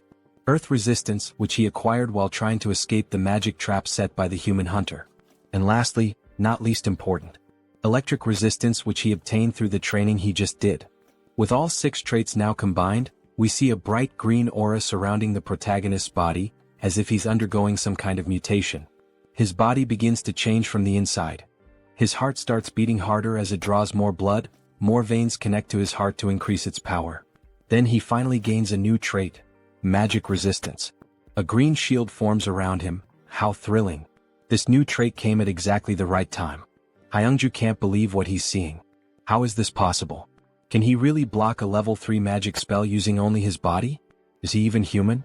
This is going to be harder to deal with. Attention. The program is now out of control. Please terminate all training and evacuate the facility immediately. The system is out of control. This is going to get dangerous. In that case, he'll start dodging all the attacks using his perception trait. Then he quickly begins evading all the electric strikes, adding 2 more traits, movement and dash. By using this combo, he ends up gaining another new trait, secession. Good. He managed to acquire this useful trait as well. At this pace, he should be able to obtain the high-class trait, air raid. Damn it, what the hell is going on? Hyungju starts to panic and frantically presses all the buttons. He's really trying to kill the warrior Kim. However, he's stopped by his superior. That bastard of an assistant. He thought he'd heard the warning sounds and came running to check what was happening. What the hell does he think he's doing? Shut it down now before it explodes. Yes, sir. Resetting the training program. The training program has been stabilized. Lunatic. How dare you try to harm Mr. Warrior Kim? Chief, that's not what you think. Harm who? Mr. Warrior Kim? He seems to be unharmed after all that electricity. Well, it was definitely a bit electrifying, no doubt. But it was a good warm-up. Everyone present is left in disbelief at what they're seeing. Chief, please forgive this fool. Please don't expel him from the tower. He has nothing else left in the world. What will happen if he's expelled from the tower? Asks Kim. He'll be magically marked in the brain so that he can no longer learn any new magic, just like a thief who loses his hands after stealing. His life as a mage will be over and he'll be useless for the rest of his life. That seems fair considering the trouble he caused Joonsoo. He's already done many bad things. This is just a natural consequence. And look at this, Mr. Kim. It may not be much, but it's a symbol of our apology. This is an elixir. It's a miraculous potion that can take you from 1 HP to full health in a single gulp. Thank you. This gift is like an extra life for him. He needs to calm down. Ah yes. He believes this is the proper compensation. He doesn't want this incident to turn into something bigger. But there's something else he needs to gain from this magic tower. But he must say that although this gift is great, still, it's not enough to make up for the fact that he was attacked twice after visiting this tower. So, could he be informed of what he might need in order to receive proper compensation? He's held on to this request for a long time, ever since he arrived at the tower. It's to experience the 4 magical spells from the 4 great magic towers. Pardon? Is he perhaps saying that he would like to experience the solar explosion? Yes, that's exactly it. Please, fire the solar explosion at him. The doctor is afraid that this request might not be possible. A level 3 superhuman can't withstand the solar explosion for even a single second. Maybe after he becomes stronger and grows a bit more. No. He's certain he can endure it for about 15 seconds. But that's a feat not even a level 5 superhuman can achieve. Alright, but he is different. Then he starts emitting black flame from the palm of his hand. Ah, the black flame, it can burn away an enemy's mana. Maybe with that, he'll be able to withstand the solar explosion a bit longer. But even so, it will still be dangerous. Let's see it, says Kim, excited. And of course, our protagonist clearly has some kind of plan. Then we see a massive cannon being aimed directly at Kim. It's quite terrifying now that he's about to be hit by the solar explosion. But it can't be avoided. There are only 3 ways to obtain the solar explosion trait. First, enter the magic tower as a disciple of a tower master. Second, defeat the tower master in a one-on-one duel. But both of those are only possible for mage-type superhumans, so he can't do either. Alright, pay attention, Warrior Kim. We're about to begin the explosion. Get ready. In any case, there's one reliable way to obtain it. He can use a hidden quest, which is unlocked when he builds enough favorability with the tower master. A man who looks slightly old, dressed like a corporate executive. Then we see the solar explosion starting to activate like a rocket being powered on. In other words, he's putting on a show to prove his worth to him. The solar flare will be activated for 15 seconds. Then, the solar attack is launched. Kim stands with his chest exposed, ready to endure this insane assault. He begins to burn, but he can handle it. Because there's a trait he can obtain, magic armor. Through the trait embedded in his gear, magic armor. Wait, is he actually withstanding it? So they're telling us that this superhuman isn't level 6? He's only a level 3 warrior and yet he's enduring all 15 seconds of our strongest magic? That bastard is level 3? How is that even possible? It hurts. He prepared so much, acquiring all the necessary traits, but even so, it still hurts a lot. Alright, the 15 seconds are over. Shut it down now. Abort the solar eruption. Finally, the machine stopped. We see smoke rising from it after being used. Damn, it's finally over. He really thought he was going to die. Those were by far the longest 15 seconds of his life. Even longer than when the woman's on top, haha. What was his name again? Warrior Kim? Truly very impressive. Then we see the two of them having a cup of tea together. That was truly impressive, Mr. Kim. Using the black flame to endure the solar explosion for so long. He will be a great help to our long-awaited project. It would be a great honor if he could help in any way. Favorability increases at this moment. Haha, he enjoyed the words spoken by Warrior Kim. So, he would like to request a favor from Kim. A request, you say? Yes. It worked. I triggered the secret quest. Grandfather, I came because I got a call. Was it you? Yes, and say hello to Mr. Warrior Kim. He's a level 3 superhuman. Nice to meet you. Nice to meet you too. His name is Mage Kim. Magic Kim is the mage-type tutorial character who appears after Iron Fist Kim and Priest Kim. Apologies, he's late. Was he always this gloomy? He's my grandson. He has the potential to become a high-level superhuman, but his growth was halted at level 1.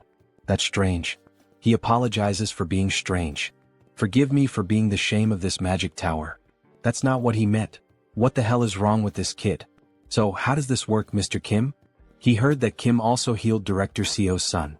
He believes, and hopes, that maybe Kim might have some idea on how to awaken this boy. Awaken him, right? Of course I can help. Would be an honor. Is that true?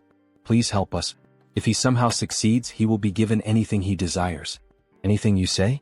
And we see the protagonist's famous look, as if he had something in mind from the very beginning.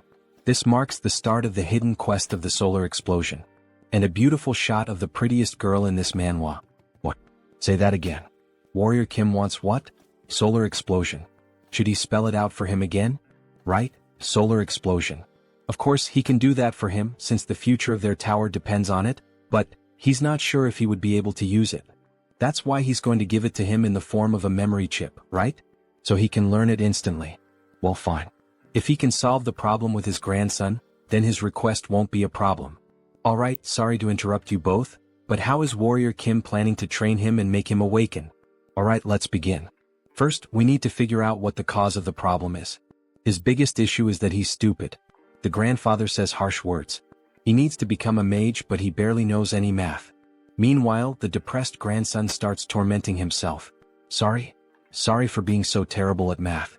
Alright, of course Joonsoo already understood Mage Kim's problem very well.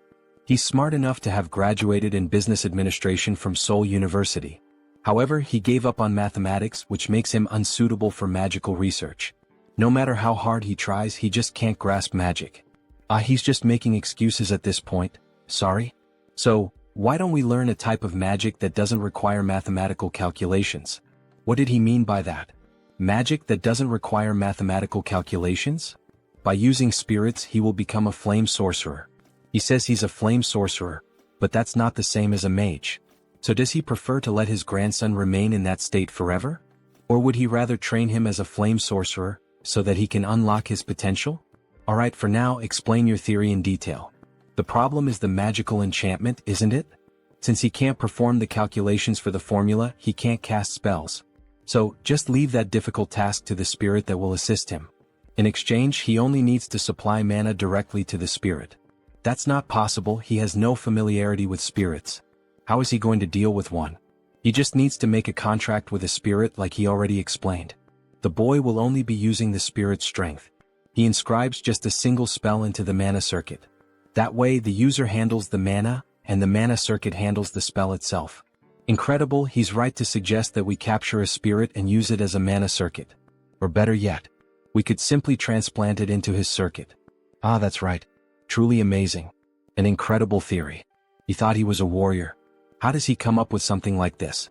Of course, he knows, after all, the guys thought of this in the future of the game. He didn't just come up with this now. And honestly, he doesn't even know what the hell he just said. He just repeated what he saw in the game. But there's a problem. The gate to the spiritual realm is closed at the moment. We can't summon any spirits. So instead, we can use spiritual animals. Spiritual animals? Like a phoenix? That sounds difficult. How are we going to find a legendary creature? Don't worry about that. Warrior Kim has a way. Then we see several phoenixes gathered, flying. Wow. There really is a phoenix valley in a place like this. Even high-level superhumans have difficulty finding places like this, so how? Contrary to the rumors, it was hidden in the alleys. He also found it by accident. My god, he really is one of the luckiest. So, about the promised solar explosion. Yes, he'll make sure to give him one. This mission can only be completed with the knowledge of a sweet spot. By the way, how do you plan to use the solar flame as a warrior? You would like to enhance it. So he begins producing the black flames. His goal is to create his own polarization. Polarization, he says? That's not an easy task, not by any means. We've spent a whole decade working on it. This won't be easy, but approaching it as a mage and approaching it as a warrior might produce different results, you know? Who knows? Maybe his polarization is better than yours. Really? Then how about we make a 2-year bet? Let's compare the magical tower's polarization with yours and see which one is better. That sounds fun. How much are we betting? If Warrior Kim wins, the director will grant him one wish. But if the director wins, Warrior Kim will join the magical tower's security team. Alright, that sounds like a fair bet. Don't forget this promise. Another chance to benefit from the magical tower of the sun, hehe. Alright, now it's time for the verification. Then we see Kim waiting near the operating room. That was incredible, superhuman Kim. And to think that he paved the way for flame sorcery in our magical tower. Hello, boss. Yes, that's what happened. But first, we need to hope that the operation is successful. Indeed. But about that mage who was expelled earlier. That failure? He did a thorough investigation on him after he was expelled from the tower. And it became clear that he received money from the Humo Group. The Kumo Group. One of the 5 largest conglomerates, known for their highly aggressive and predatory commercial expansion. They are mafias, politicians, criminals, and all kinds of bad people gathered in one place, represented by a black crow. They were basically the villains in the game. The problem is not that they stole information from our magical tower. It's that they specifically demanded only your information. Perhaps they are trying to recruit you? You wouldn't want to have to participate in this. You would never join villains like Kumo. Damn, another thing to avoid again. Suddenly the silence is broken. That was a huge success, all thanks to him. Superhuman Kim. Your grandson is now a mage, no, a superhuman. Ugh, it's good to hear that, but that slap really hurt. Incredible, so this is the power of an 8th level mage. Seriously, really thank you, Mr. Kim. We see the boy surrounded by flames. Mr. Mage Kim. What the hell is this? Is he already as strong as Joonsoo? Starting at level 3? This is the power of genetics. Joonsoo took so long to reach this level. He feels so strange while being able to use magic so easily. From now on, he suggests he drinks fire attribute elixirs to accumulate more mana. He's even telling him how to get stronger. Thank you. Good work, Kim. Here's what was promised, your reward. That didn't take too long. Yes, solar eruption. But what the hell is this? Open it and see for yourself. He placed an allowance for him in this bag, enchanted with space expansion magic. I like you, Master of the Tower. Your favorability is off the charts. Moments later, we see the protagonist back at his boss's side. You received a bonus reward of 5 billion? That's incredible. He thinks it's time for you to get used to his greatness, Director Choi. Anyway, he thinks it might be time for him to take that nectar he's been saving for a while. Nectar, he says? It hasn't even been a month since he reached level 3. Doesn't he think it's a bit early? He might suffer side effects. So, can you refine the nectar, Director Choi? Refine, huh? You can count on me. Then he opens a cupboard with several items ready to start the process. Yes, Director Choi. He just needs the main ingredients. These are the most popular ones. He will gain different resistances depending on the ingredients used, so it's done.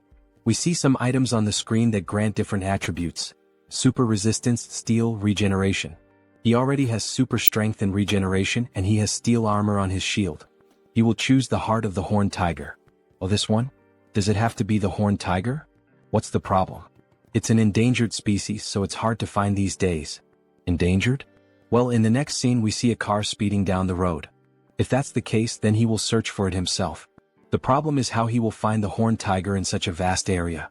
He is in a wide forest looking like the safaris in Africa. He didn't want to resort to this, but he would rather smell a durian. Surströmming is too much. It's a smell that many YouTubers make videos reacting to and vomiting. Fermented herring from the Baltic Sea. So after vomiting he gains a new trait. Dog nose. God, it still smells like rotten shit in his lungs. But thanks to this trait he can now smell all kinds of things. Like this. He smells a lot of blood here. Was there a predator nearby? That means yes. Here it is. He spots a car with hunters in it. They're chasing some animal. Shoot, guys, over there. Get that damn thing. Shit, other competitors? Wow, that's Scar. It's not an ordinary horned tiger. King of the mountain. It's the most famous mystical creature of the Chulwan Plains. And it also has 6 full traits. The monster charges toward our protagonist. He will die if he lowers his guard and doesn't take this fight seriously. Then the king of the mountain charges swiftly toward the protagonist, who narrowly dodges the sudden attack. However, even while using the evasion trait, he still gets slightly injured on the face, showing that the monster is a real challenge. He won't have many chances if he plays around. He needs to take this seriously. He has to finish it with a shot. A lethal shot, fast, and preferably one that doesn't damage the heart. He needs to trust his own senses and instincts. The tiger charges quickly to strike him, but he dodges by leaping over the tiger, equipping all the perfect traits to execute the shot perfectly. Gun shooting. Focus. Resolve. Shooting technique. Rapid reloading. Then, with steady composure, he pulls the trigger. However, he misses the target, hitting only part of the face. Alright, so even after using all those traits, that monster still managed to easily dodge the perfect shot. But he's not done yet. He has one last trick up his sleeve. Face to face with the king of the mountain, he unequips the rifle and draws his pistol, while wielding a sword and a shield. He's feeling confident in his shooting techniques even while fighting as a warrior. So he switches his trait, resolute for black flame. Then he manages to land the shot. The black flames, which primarily target the enemy's mana, begin to consume the body of the Tiger King. However, even with Kim thinking it was over, the king keeps advancing toward him, as if the flames weren't affecting him as severely as Kim had expected. He narrowly dodges the brutal attack from the king. This thing can still move like that even after being hit by the black flames? What an insane monster. If the black flames aren't enough, then he'll have to engage in close combat. After all, he is a warrior. The tiger notices the shift in Kim the warrior's stance and prepares as well. With all its strength in its legs, it charges swiftly at the protagonist using the trait Rush. There it is, the strongest ability of the King of the Mountains. Rush. He accelerates his massive body, weighing over 1.5 tons, and pierces straight through his target. Compared to its infamous reputation that has frustrated countless users, the strategy to defeat it is ridiculously simple. So, with a leap to the right, he narrowly avoids the explosive attack. The key is to use the tiger's own strength against him. Surprised? With that speed and mass, there's no way he can dodge in time. Alright, he already knows he can't evade this attack. So, with a precise, swift, and incredibly powerful and skillful strike of his sword, he cuts the body of the king of the mountain in two. At sunset, in front of the monster exchange shop, several people are stunned by what they're witnessing. What the hell is that? Someone says. The king of the mountain, I think, says another guy.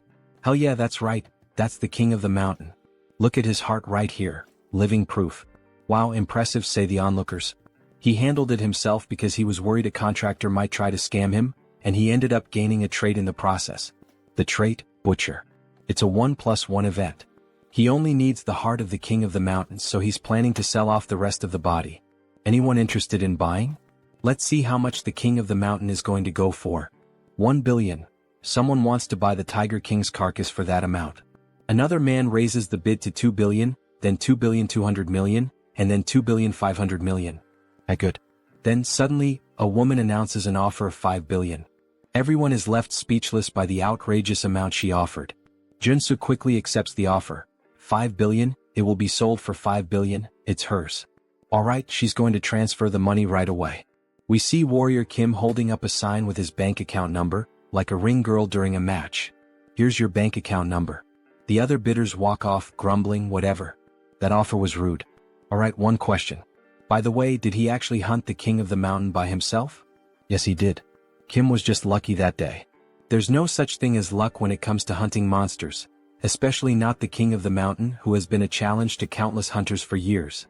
All of this was earned thanks to his hunting skills. Here, this is her business card. She would appreciate it if he could give her a call later. Then we see who she is, Young Jin Young. Hunter Association. So, she's from the Hunter Association? That look in her eyes feels familiar to Joonsoo. Until next time, bring us an even bigger monster. Alright, thank you. Maybe she's just a very wealthy character from the game's story. Then a notification pops up on his phone confirming the completed transfer. 5 billion won, which would be roughly $3.7 million in the real world. The king's heart and 5 billion won. This was certainly quite a fortune. So, 2 days later we see Warrior Kim holding something in his hands. Just by looking at it and analyzing its color, he can tell the nectar was well processed. A shade of yellow that's almost golden. Director Choi added the king's heart into the nectar mix, so there won't be any side effects. He seems so confident in his own skills when producing this nectar that Kim feels he can trust the quality of a product made by the director's hands. Still, he feels a bit nervous. After all, this nectar was extremely difficult to obtain, and the benefits it offers are incredible. Even so, he equips a few traits in advance just in case something goes wrong. Then finally he drinks the nectar in a single gulp. Smoke begins to rise from his mouth and from all over his body. It's extremely hot, hot like lava. It burns from the inside all throughout his body. Then we see the nectar entering his lungs, passing through his heart, and beginning to circulate throughout his entire body. His body is evolving. A hormonal shift is being detected. Adrenaline secretion is accelerating. The activation of his body is increasing efficiency. The effect is working. Mana circuits are being restructured. We see his entire body being transformed from the inside. He leveled up. Level 4. His stats increased significantly. Awakened. Level 4. Superhuman, Warrior Kim. Now that he's at level 4, he definitely feels completely different. It's as if his soul has ascended to another plane, to another level. He is, quite literally, a new person now. Audacity, he's gained a new trait. And just as he said, the nectar was successfully processed. Thank you, Director Choi. There's a reason why he went out on his own, hunted the monster himself, and even sold the items by himself. With the 3 traits he gained in battle, strength, super strength, and pressure, and if he can also acquire traits through his equipment using this diamond which he runs along his clothing, he ends up obtaining 2 more traits. Robust and giant, the same ones he had requested from the blacksmith. The preparation work is complete. Now it's time for the final stage. We see all 6 traits equipped at the same time. Then he begins to grow in size by activating the giant trait. However, the system reports, status condition. Significant damage detected in muscle fibers. We see all his muscle fibers tearing apart as he becomes stronger. His skeletal structure is being readjusted. Then, with all 6 traits equipped, the system begins merging them to create a new trait. The traits are resonating, fusing into something new. Then a new trait is acquired. Giant strength has been obtained. He finally achieved this trait. We see Warrior Kim completely pumped up, his body muscular and massive, looking like those strong anime characters with small heads. Giant strength. It's a high-level ability for a warrior, a legitimate S-rank ability. Holy shit. He's the size of a mutant. Let's see how strong he really is. Then, with just a single punch in the air, testing his body's movement and strength, he crushes it with nothing but the shockwave. What insane power. However, we notice his face looks quite exhausted. The system notifies, significant damage detected in muscle fibers. Recovery is required. But he's clearly experiencing some side effects. As expected, in order to use this trait he needs the diamond body, which makes his body more resistant, or the invincibility trait, which boosts his regeneration. But these two traits are high level. We see his body slowly returning to normal. He could learn from their equipment just like he did with the two new traits, but he has a problem. He no longer has any diamonds. He used up all he had this time. Well, no problem. Because he knows exactly where to get more diamonds. Alright, we don't have any more diamonds available. Kim is stunned. Seriously, none left? No, they'll be replenished next month as soon as possible. But he thought the Shinwon market would have everything he needed. Next month? That's so late. I need them as soon as possible. Then Warrior Kim, the old man, begins speaking softly, as if to ask if Kim has an interest or urgency in obtaining the crystals. So, he could accompany him to extract some diamonds. He says, "Mine?" He doesn't remember that from the game. This is a route that can't be leaked under any circumstances. So, Warrior Kim, are you interested? Of course, Kim replies. Let's go ahead. Time for faster growth. Then, in the city, the old man drives Kim in his truck. He's sure Kim already knows that obtaining something like diamonds requires taking risks, right? He'd assume so. Just like everything else in Seoul Arcane. First, brush up, and if you don't feel like doing that, you can quit. What's with all these disclaimers? Then, the direction of the city they're headed to, Buchin. Buchin, right. Now he understands where they're going. The place we're headed is where superhumans fight for their lives. Beat them. Kill them. Dismantle them. Everyone in the arena is ecstatic as they watch the battle.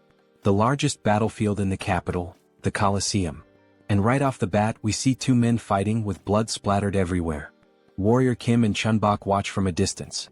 The scale is enormous, the Colosseum is truly massive. Did he already know anything about the Colosseum?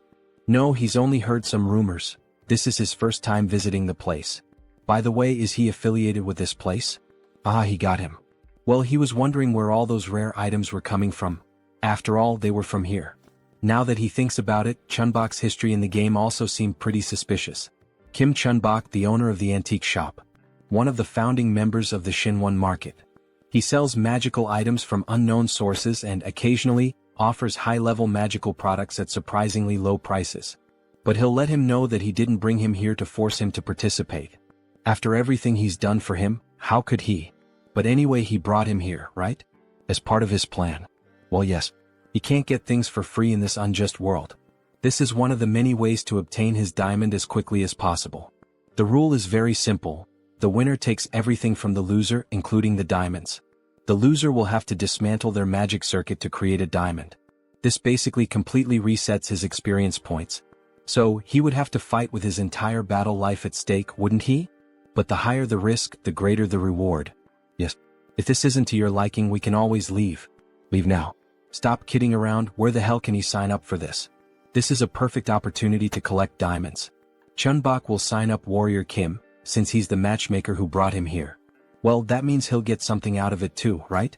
Half of the victory bonus is his, and the rest goes to him and the organizers. Sounds good. Let him experience this place first. Then, we see the protagonist already fighting another competitor.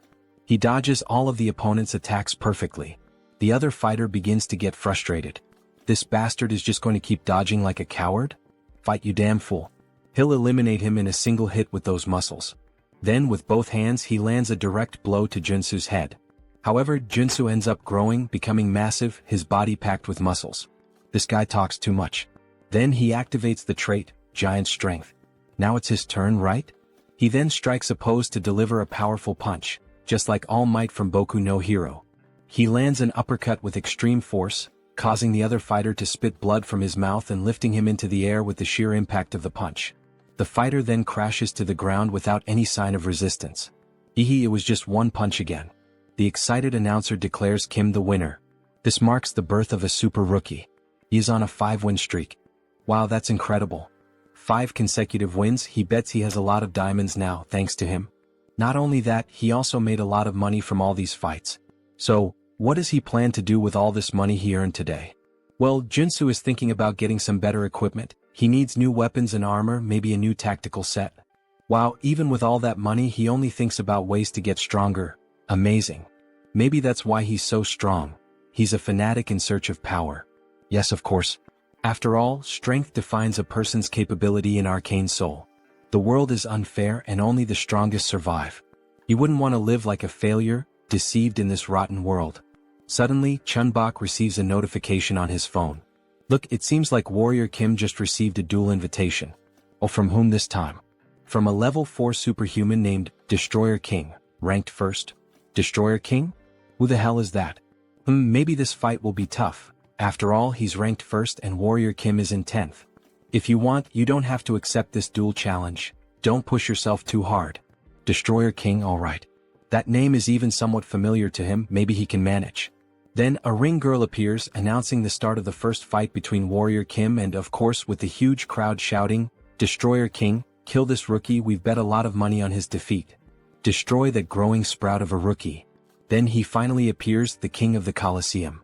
Wearing a characteristic WWE outfit, he introduces himself as the Destroyer King. And while laughing, he shows off 2 silver teeth with diamonds embedded in them. He then begins speaking to Kim. He didn't expect him to accept the duel challenge, maybe he's out of his mind. After all, no one would accept a duel against the top-ranked fighter of the Colosseum. Alright, this Destroyer King. He's certainly someone hard to deal with. He's a character with 3 rank S attributes. Practical combat, giant strength, fighting technique. He is the strongest when it comes to unloved fighting, possessing these 3 top-level traits. But it is possible to beat him. Difficult, yes, but there's a chance. Back in the game he was level 5. However, at this moment he's still level 4. So, there is a chance to take advantage of the level difference. Besides, he was starting to think that diamonds weren't a good enough reward after all. Let me wipe that smile off his face. Then the king rushes forward, attempting to strike Kim, who quickly dodges. He will beat Kim into a bloody pulp and watch him cry on the ground. Kim would like to say the same to the king. Don't make a mistake, he will defeat him. Then the king finally manages to grab Kim. Look at those arms. Our protagonist really must have taken those forbidden poisons that bodybuilders use. However, it was all part of his plan. As expected, he knew the king would target the joints first. After all, the Destroyer King is a wrestler. The moment he lifts his opponent, he will slam him to the ground. But you know, that's exactly what Warrior Kim wants him to do. So, as the king attempts to take him to the ground, Kim quickly manages to break free from the king's grasp. By adding strength, super strength, and the giant strength along with counterstrike, and activating the counterattack at the perfect moment, combining all these traits, he manages to dodge the king's attack and counter perfectly. He lands a precise elbow strike to the king's chest. He is able to surpass his incredible technique by combining these characteristics. The king suffers the impact, spitting blood. However, he quickly reacts by grabbing Kim's hand and using the arm lock technique, pressing his fists against Kim's neck. But it was already expected that his next move would be this. Kim saw the attack coming from a mile away, so he is able to break free from the king's grip again. Then he grabs the king's clothing and with immense strength, he lifts the king as if he were nothing, throwing him to the ground with tremendous force. He obtained a new trait, suppression. Suppression is a trait acquired by repeatedly predicting the opponent's movements. Now he's mine. This bastard, it seems like he's predicting every single one of my strikes. He's wondering how the hell Kim is predicting and dodging all his attacks. Well, unfortunately for him, Warrior Kim is just starting to warm up and will finish him off quickly. By obtaining the suppression trait, he has collected all 6 basic combat traits. Strike, combo, counterstrike, protect, evasion, suppression. And when combining all these 6 traits, we see the 6 traits merging and evolving into a single trait, practical combat. He has obtained a new characteristic. Alright, let's put this bad boy to the test, shall we? Then we see him assuming a new fighting stance, emitting an intense aura. What the hell is that? What the hell is he trying to do now? Then he advances with a classic boxing stance to strike the king. What the hell is this? What did he do to completely change the atmosphere of the fight? He even changed his fighting stance. It's like another person is fighting. He's sharp. No wonder he's ranked so high. He's right. When he first entered the ring he was just a big newbie. Now he's a complete fighter. Now that he has gained practical combat experience. Those blue eyes with that fighting expression remind me of Satoru Gojo. Then he lands a precise blow to the king's stomach. Even though the king blocked with both hands, the impact is still so strong that it forces him to retreat. By equipping the new trait, Practical Combat, his basic attacks now always have the combo trait active, in addition to adding all types of bonuses to all of his combat moves. So now he can use 6 traits at the same time, taking up only 1 slot, leaving 5 more free slots to add more damage or defense. However, the king gets angry and tries to return the punch, but Kim easily dodges the attack. And while using Practical Combat, if he combines other lower-level traits once again, even the Destroyer King won't be able to stand against him. Then he grabs the king's arm and applies an arm lock, pressing with all his strength as the king groans in pain. Touch the ground if you don't want him to break your arm. Surrender now. Shit. Fine, he gives up, he surrenders and taps the ground 3 times. And the winner of this historic match is Warrior Kim, announces the announcer. To the surprise of everyone in the Coliseum, he has risen to first place in the Superhuman Level 4 Division rankings. He's really in great shape with a muscular body. Then, everyone in the Coliseum begins to clap for his performance. This is crazy Warrior Kim. He arrived today and has already become the new king. No, now he will be known as the Warrior King. Warrior King, Warrior King. Everyone starts cheering, calling him Warrior King. Joonsoo feels shy about the current situation. What kind of humiliating name is this? Stop calling him that. However, we know he likes it, he's just embarrassed. Alright, now let's begin, announces the announcer. Let's start the process of creating diamonds, here we go. Will he accept and lose all the strength he has gained so far? After all, the diamond creation system resets all the experience earned. Or maybe he will use the other option. Then he requests to use the special contract. Exactly what Joonsoo wanted him to request. Alright, are you really sure you want to use the special contract? The announcer asks. The special contract is an agreement made with the organizers when the Destroyer King became the level 1 fighter. The condition is that, if the Destroyer King is defeated, the organizers will provide the diamonds in his place. However, this is only possible with the winner's consent. Will Warrior Kim accept these conditions? If he accepts these terms, they promise to give him 10 diamonds. Even the announcer gets excited. Wow, this is an unprecedented deal. Considering that it is expected to extract 3 or 4 golds from the Destroyer King, it's a good deal. He suggests that Warrior Kim should accept the offer. However, Joonsoo doesn't think it's enough, he wants more. Both the former king and the announcer are surprised by Warrior Kim's audacity in refusing the offer. The mana and experience points of a level 4 superhuman are at stake. He can demand more and take advantage of this unique opportunity. Alright, in order to accept this agreement he would like to add one more term. But this does not involve diamonds in the discussion. So what would he like to add to the contract? He wants the item he was using when he first appeared in the game. If he gives him the Steel Fist, the item he has been hiding all this time, he will accept the conditions presented. Give me that damn SS level magic weapon. He is perplexed by the proposal. What did he just ask for? Steel Fist? He has no idea what that is. It's too late to act as if he doesn't know anything. He saw the look of surprise and suspicion on his face. He will accept nothing less than the 10 diamonds and the Steel Fist. If he doesn't accept, he will lose all his mana and experience points. Damn, how does he know about that? This bastard is very suspicious. So what will be done? He can't refuse Kim's proposal. If he breaks his magical circuit to create diamonds, he will lose all his abilities. Alright, he will give the Steel Fist as part of the offer, however, he will have to accept a rematch against him in this Coliseum, betting the Steel Fist again. Fine, that sounds good. They can decide later when the day will be. After all, he is a busy man too. Then we see the new glove being worn by the protagonist. Holy shit, this is so stylish. So clean and fresh. Then a system notification appears to explain the item a bit better. Steel Fist. Increases strength and resistance. Reduces all damage for 10 seconds. Damage reduction? That's totally a scam, Kiki. And of course he also got several diamonds as a reward. Now he could create a high-level characteristic and even have some leftover. This was a win, a victory. So he equips some characteristics. Regeneration. Revival. Wound recovery. Vigor. Energy.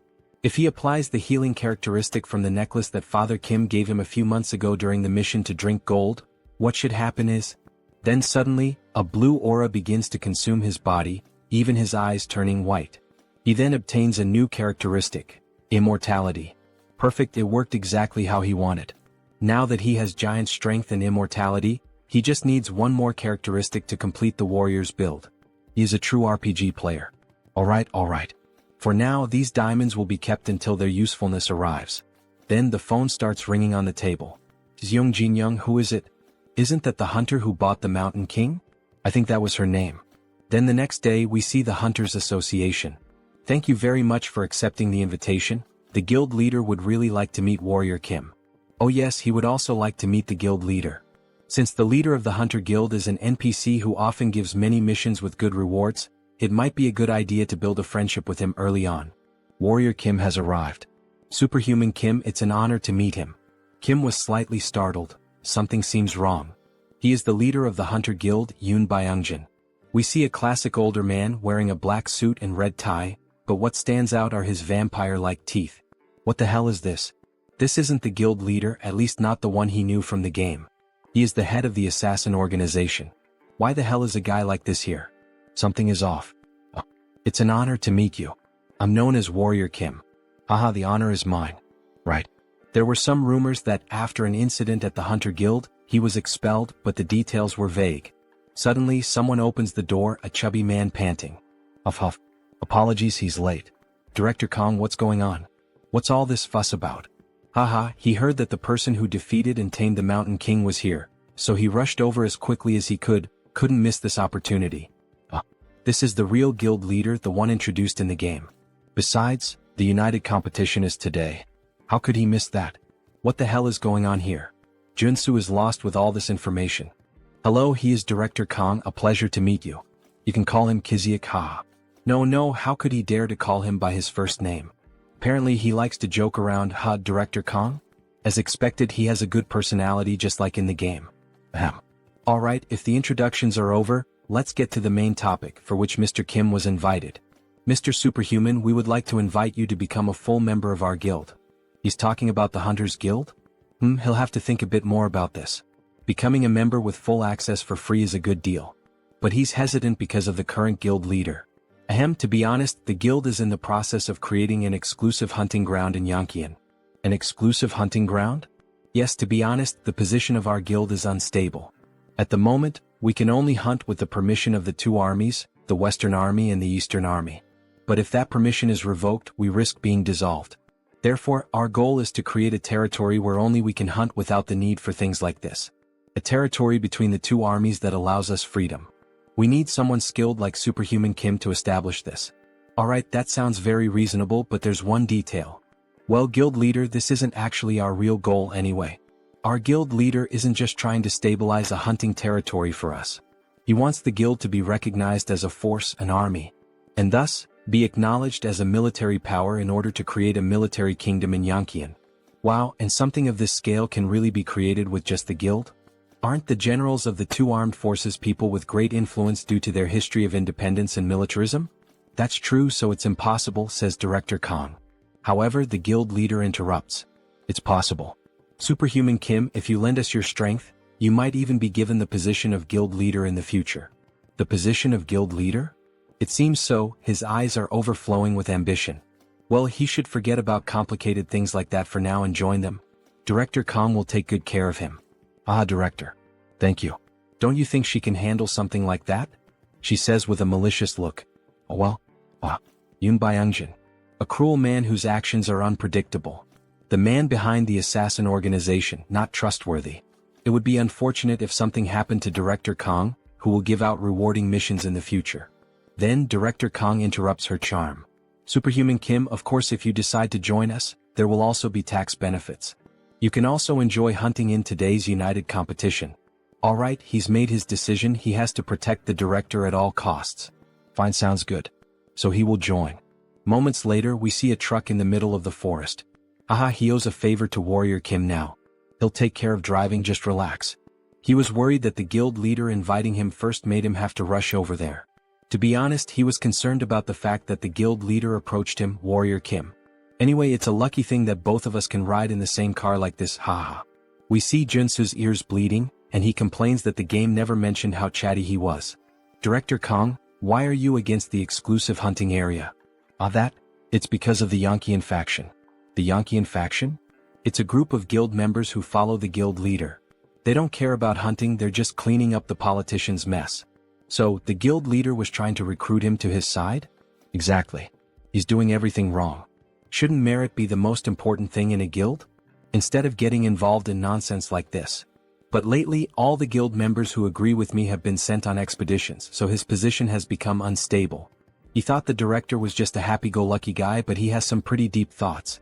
Meritocracy is good. After a good while of talking, they finally arrive. So, they finally made it. This is the secret hunting ground of our guild. Wow, it's really well set up. Damn, there are so many hunters gathered here. Look at those weapons. Hunter Kim, he's finally arrived. We see our beautiful hunter, look at that gorgeous stomach. Wasn't he supposed to come with Director Kong? Yes. But suddenly he had to go to the bathroom, ate something bad. Right, good timing. She would like to talk to him herself. It would be better not to get too close to Director Kong. Do you think he will join him? It seems like he already knew about the factions within the guild. Well, he has a general idea. That there's a difference in thinking. Yes, that's correct. He's someone who can't see the bigger picture and is too focused on the small details. Yellow eyes with a scar? He really thought she looked familiar. She was a member of Yoon Byungjin's assassin organization. Young Jin-young, Wolf Claws. He's understanding now. The Yankian faction is the predecessor of the assassin organization. Even about the hunting grounds. He had been going crazy with some small illegal activities. He likes him, you know? So Joonsoo, in an intimidating position, says, he doesn't speak behind others' backs and seems to be a genuine person. This leaves the little girl feeling all awkward. Well, do it your way. Just don't regret it when it's too late, I won't be able to help you. Now that he has a sense of the situation, he should start preparing. Then we see several sunscreen bottles placed on top of a sink. His face is covered in sunscreen. Then he acquires a new trait, sensitive skin. He only acquired it after buying cheap skincare products and applying them until it hurt. But he finally got all of them. Sensitivity. Bright eyes. Enhanced hearing. Dog nose. God's tongue. Sensitive skin. Now he can combine all of these into an absolute trait for hunting. Sixth sense. The sixth sense is a great trait for hunting, but it's also useful in other situations. We see the protagonist with his face all distorted from the excess of products. Should he check if someone is having evil thoughts? Then, as he leaves the bathroom, he is shocked by the situation. Everyone in that area has a purple aura. What the hell is this? Don't tell me most people here are evil? Warrior Kim, finally he found Kim. Let's have some drinks and eat something before the competition begins. These two people are hunters who are like his right-hand men. Director Kong had many good things to say about him. He can drink. But, in reality, he wouldn't want to drink because of that person whom the director thinks is his right-hand man. He smells like something rotten. The poisonous stench of betrayal. So, by late afternoon, everyone was already pretty drunk. Director Kong already needed help just to stay on his feet. Meanwhile, Joonsoo was handling the barbecue, watching the whole situation unfold and thinking about what to do. They don't even know there's a spy among them. What should he do? He needs to tell the director. But will the director believe him, someone he just met today, if he tells him that his right-hand man has betrayed him? Mr. Warrior, please take care of the director for a moment. All right. Meanwhile, the director is shouting from the back that he's going to buy more drinks. After all, today is a good day. Kim will have to just observe the situation for now. Then the director comes up to Joonsoo, reeking of alcohol and rambling a bunch of nonsense. Mr. Warrior, how are you enjoying the party? Having fun? Haha. With a discouraged look, Joonsoo replies that yes, he's having fun. Without mentioning that there's a traitor here. What is this, a mafia game? Then the traitor announces to everyone that there's still more beer for everyone. Yes. Please serve drinks to all of us, says the director. He will have another shot of alcohol. Soju and beer for Director Kong, right? Let him mix one with the other. Yes. He always loves his usual ratio. Here it's ready. He should drink it all at once to fully taste the flavor of the drinks. All right, hand that drink over now. But then Warrior Kim shouts, asking them to wait. He takes the glass from Kang's hands and offers the first shot to the man who prepared the drink. The man is surprised by the situation. What's going on? Why does he have to try the drink first? Kim applies more pressure. What is it? Is there some reason why he can't take the first sip? The best time to expose a traitor is right when he's about to set his plan in motion. He couldn't hide the malice in his expression. And he seemed nervous? While he was mixing the drinks in the glass, this was the perfect moment to use poison to assassinate Director Kong. Did he actually put poison in that drink? What the hell is this nonsense he's saying now? This is a false accusation. Mr. Warrior, why are you saying this so suddenly? If he's wrong, then just take a sip of the drink in the glass. Come on, it's just one sip. No need to be shy, prove it to everyone here. Then, feeling cornered and irritated, he slaps Kim's hand, making the drink spill onto the ground, where it's clear that something green had been mixed in and dissolves into the air. Choi realizes the mess he's made by trying to poison the director. Manager Choi, this bastard. Did he really try to poison his own director? He betrayed him first. He heard everything from the chairman, that he was against the idea of his promotion. What are you talking about? He didn't do any of that. Yes, he did. Then Kim quickly kicks Choi's leg to make him lose balance, taking control of the situation, with the sword now at his neck. Alright, then we've confirmed that he really was a traitor, director. What should he do now? Stop, please. Spare him. He doesn't want to die, please. Or are you going to do it yourself, Director Kong? The chairman manipulated him into doing this. Please don't do it.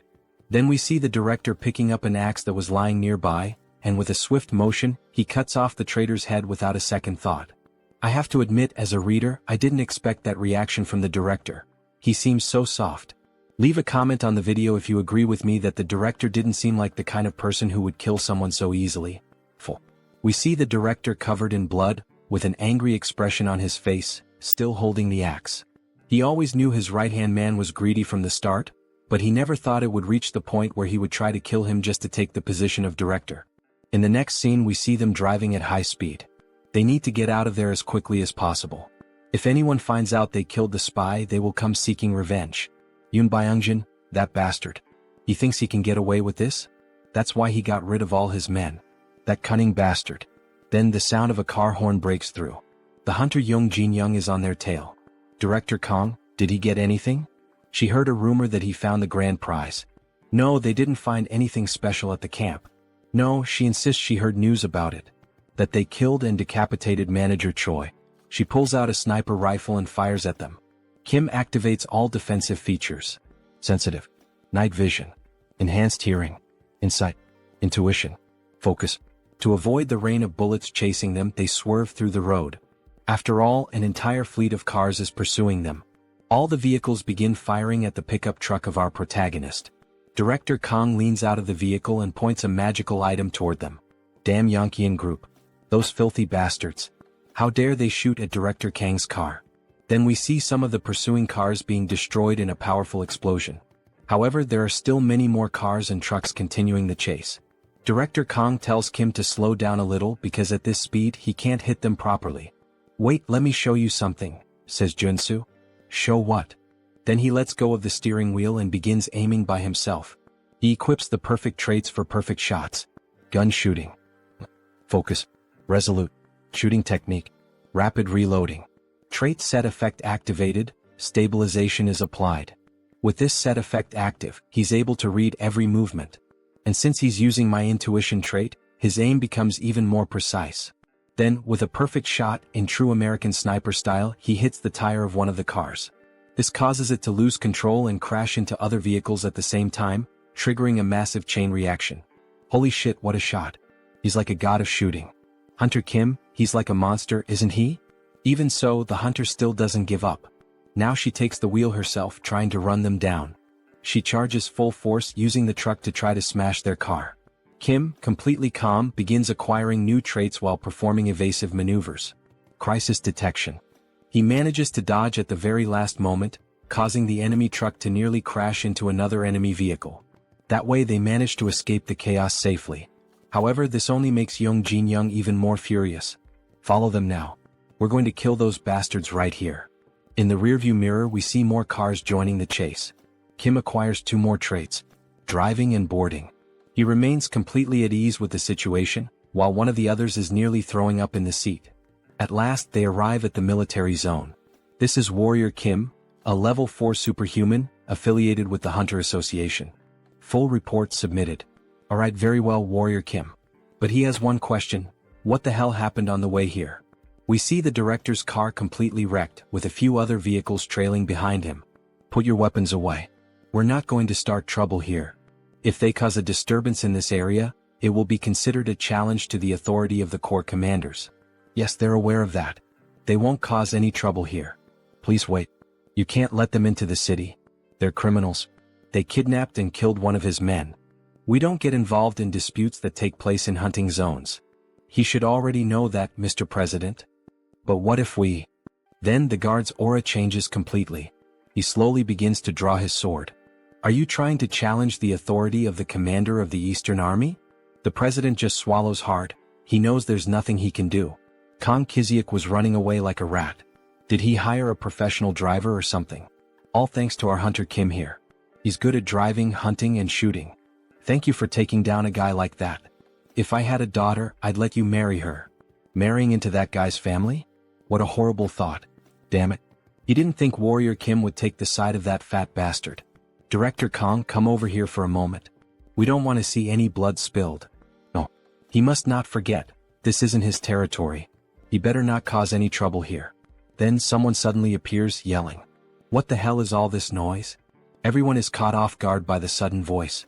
It was a short-haired man named Gu Hyungwon, a level 7 warrior, division commander of the Eastern Army. Division commander. My apologies. We were just trying to talk. There he is. One of the 4 division commanders of the Eastern Army. A level 7 superhuman, Gu Hyungwon. He couldn't care less about other hunters fighting among themselves or even killing each other. But they cannot do that on this territory. This shit isn't some damn playground. You two understand, right? He doesn't want to have to say it again. If he sees this happen one more time, before he could finish his sentence, he looks at Warrior Kim, thoroughly analyzing him as if he could see everything about him. Alright, he will mediate this dispute between the two as representatives of the Eastern Army. What is this? With all due respect, sir, this is a matter for the Hunter Association. Not even he can get involved in this. This is an order from the heavens. Everyone is shocked. Wait, does that mean the Corps commander? At noon tomorrow there will be a duel of honor in front of the city hall. Only one person present at this location may volunteer to fight. What? Why is he looking at me? The loser must offer their head. If anyone refuses the duel, their head will be condemned. The next day, exactly at noon, everyone gathers under the rain near a park. Hunter Kim, is he sure about this duel? He knows he volunteered, but still. Don't worry. This duel of honor was prepared to test me from the very beginning. He must be behind this sudden challenge. Then we see Gu Hyungwon approaching the duel scene, followed by greetings from several members. The level 8 superhuman, the one who stands in the tower called Heaven. The commander of the Eastern Army Corps, the Tiger King Kyujigum. Alright then, let's begin. Judge me as much as he wishes. We see that Warrior Kim's opponent is the president of the Hunter Association. Kim is wielding a shield and sword. It's a shame, Warrior Kim. If only he were on our side, we could have had something wonderful. But he refuses to work with their dirty group. Well, if that's his choice, then he just has to kill him. We see the president transform into what we suspected from the start. He's a vampire. Wow, that bastard is a vampire. He was a shapeshifter? It's understandable that everyone is shocked. Vampires are known as extinct monsters. But Kim has known his true identity from the beginning. And he knows all the countermeasures. The night before, just a few hours before the duel, we see Kim holding a diamond. He went through every exchange house to gather as many as possible. Are you sure that will help him fight this vampire? Just wait and see, Manager Park. Then he begins acquiring new traits to finally reach the Trinity. Endurance, Perseverance, Iron Armor, Acropolis, Resolute, Extreme. Mixing the 6 traits, he obtains a new one, Diamond Body. He will soon reveal it in the duel. He now has the Trinity build. Then the vampire attacks first. With his claws extended, he tries to strike Warrior Kim. However, Kim easily blocks the blow with his shield. How can a mere level 4 block his attack so easily? Because he isn't at a level where a monster could kill him. Then Kim uses the trait, Giant Strength, counterattacking with a sword strike that forces the president to retreat several meters. What the hell kind of power is that? He is utterly shocked. Did you fake your level? The correct answer is this, Giant Strength, Diamond Body, Immortal. It's the synergy of the 3 most powerful traits in the game, combining Diamond Body and Immortal to withstand the full force of Giant Strength. He can exert power that surpasses that of a level 4 superhuman. He then continues attacking the president with full force until he finally breaks his extended claws, his steel claws. Now that it has reached this point, there is no avoiding it. Red eyes and veins appear on his face. He is beginning the transformation. His body starts to change. His face takes on a more vampiric look with huge fangs. His claws grow again. He begins to sprout new arms. Director Kong, what the hell is this? Oh my god. Is he a mutant? This is the secondary awakening of a shapeshifter, using the mutant trait. There is a risk the user will lose consciousness and become enraged, but he gains enough power to annihilate an entire group of level 5 superhumans. That's why the highest priority is to suppress him before this transformation fully develops. Then Kim quickly tries to strike him with black flames. However, the mutant manages to block the sudden attack. He resisted the black flame. He could possibly become a level 7 if he completes his transformation 100%. While Kim was thinking of a solution, one of the vampire's wings hits him in a blind spot, leaving him badly injured. So much power in a single strike. Then the vampire advances, attacking with all his wings at once against Warrior Kim. He finds it truly regrettable, Warrior Kim, thinking he would have to kill such a talented individual. Then he hits him with a powerful blow, attempting to pierce his heart. We see debris on the ground and some black flames around the vampire's body. Wait, why is he still alive? Damn, he was almost screwed this time, he nearly died. Then we see him using the new item he acquired from the tournament, Steel Fists. Effect: reduces all damage for 10 seconds. But what the hell is this? With his awakened power he should have died right there with no chance of survival. Yes, he's right. If his black flames hadn't slowly halted the mutant's growth. Had your fun? Now it's his turn. Now that the transformation has stopped, there's only one thing left to do. He begins to gather golden energy in his sword. Kill this before he reaches 100% transformation. Then he unleashes a pure energy slash, the same one he used to defeat the president of the staff while using the mutation. Say goodbye, hideous monster. What the fuck? We only see a trail of golden light on the vampire. Even the sky started to clear after the heavy rain. He actually defeated the level 5 vampire. He still can't believe it even after witnessing it with his own eyes. Phew. It was a fierce battle. He knew from the beginning that he would win. He defeated the president of the association. We're screwed. Screwed, he says. Hunter Young, say something, what are we going to do? But she remains silent, showing no reaction, only a look of sadness in her eyes. What is Director Kong planning to do with the association now that the president is dead and there's a vacancy? He's not sure what to do, but what if Hunter Kim were to take the position of president? It would be great to have him as president. No, thank you. The director knows the association better than Joonsoo could ever imagine. So he wants to believe the director will do a good job. Kong is pleased to receive the praise. Of course, all of this is driven by interest. After all, he can only obtain his mandatory quest once Kong becomes president. Then we see Gu Hyungwon approaching after the duel has ended. Warrior Kim, follow him. The Corps commander wishes to see you. As expected, that man had been watching the entire time. Kyujigum. Night falls and we see the moon above a brightly lit tower. The Tiger King's palace. Inside, 4 people are in the room, 3 servants and possibly the master. Hello, his name is Warrior Kim. He thought Kim was over 100 years old, but he doesn't seem to have that age. He's heard that from level 8 onwards they transcend human limitations. Yes, he saw his battle and it was entertaining. Who is his teacher? He doesn't need to exhale his mana to dominate me. He can sense every muscle fiber and mana pathway trembling. He has no master. Seriously? So that means Warrior Kim is self-taught? As expected. Their movements are still unrefined. His sword skills were basic and his combinations weren't very smooth. They are being overly critical of him. Interesting, my child. Tell me, would he like to become your student?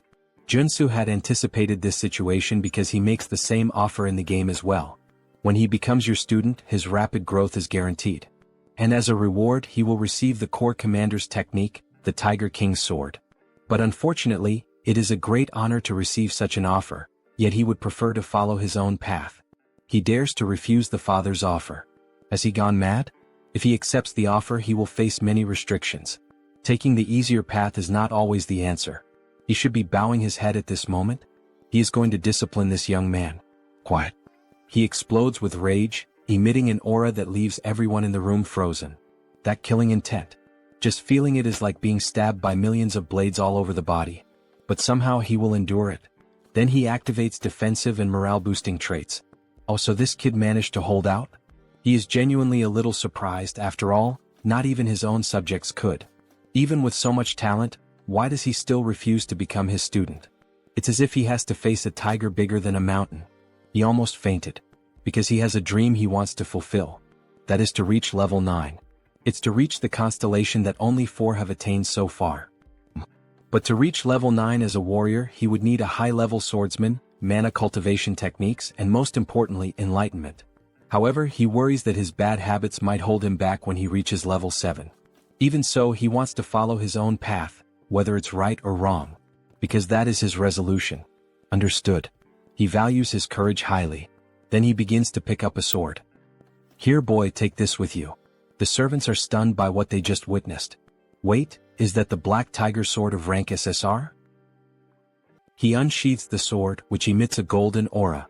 Is it really the SSR rank Black Tiger's sword? Even his hand trembles with nervousness. Yes boy. Now come over here and take this. I have another gift to give you. The elders present are stunned by the situation. Then Joonsoo approaches Kyujigum, who places something in his hand. We see a flash drive. It contains the Tiger King's secret technique. The Tiger King with the sword. From what he's heard, the sword you use, the one that shatters mountains, is known for symbolizing dominion.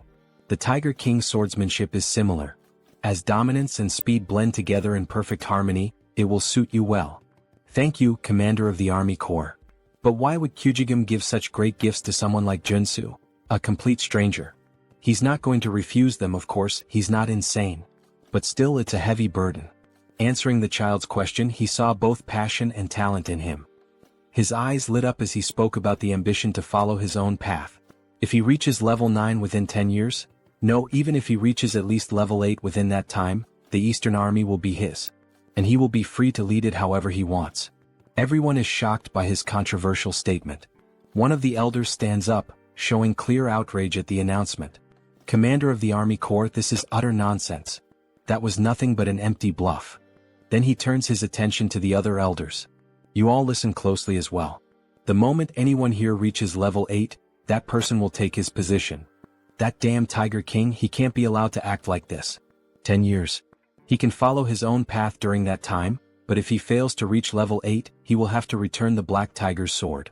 Gripping the sword tightly, he makes a promise. That's fine, he'll remember it well.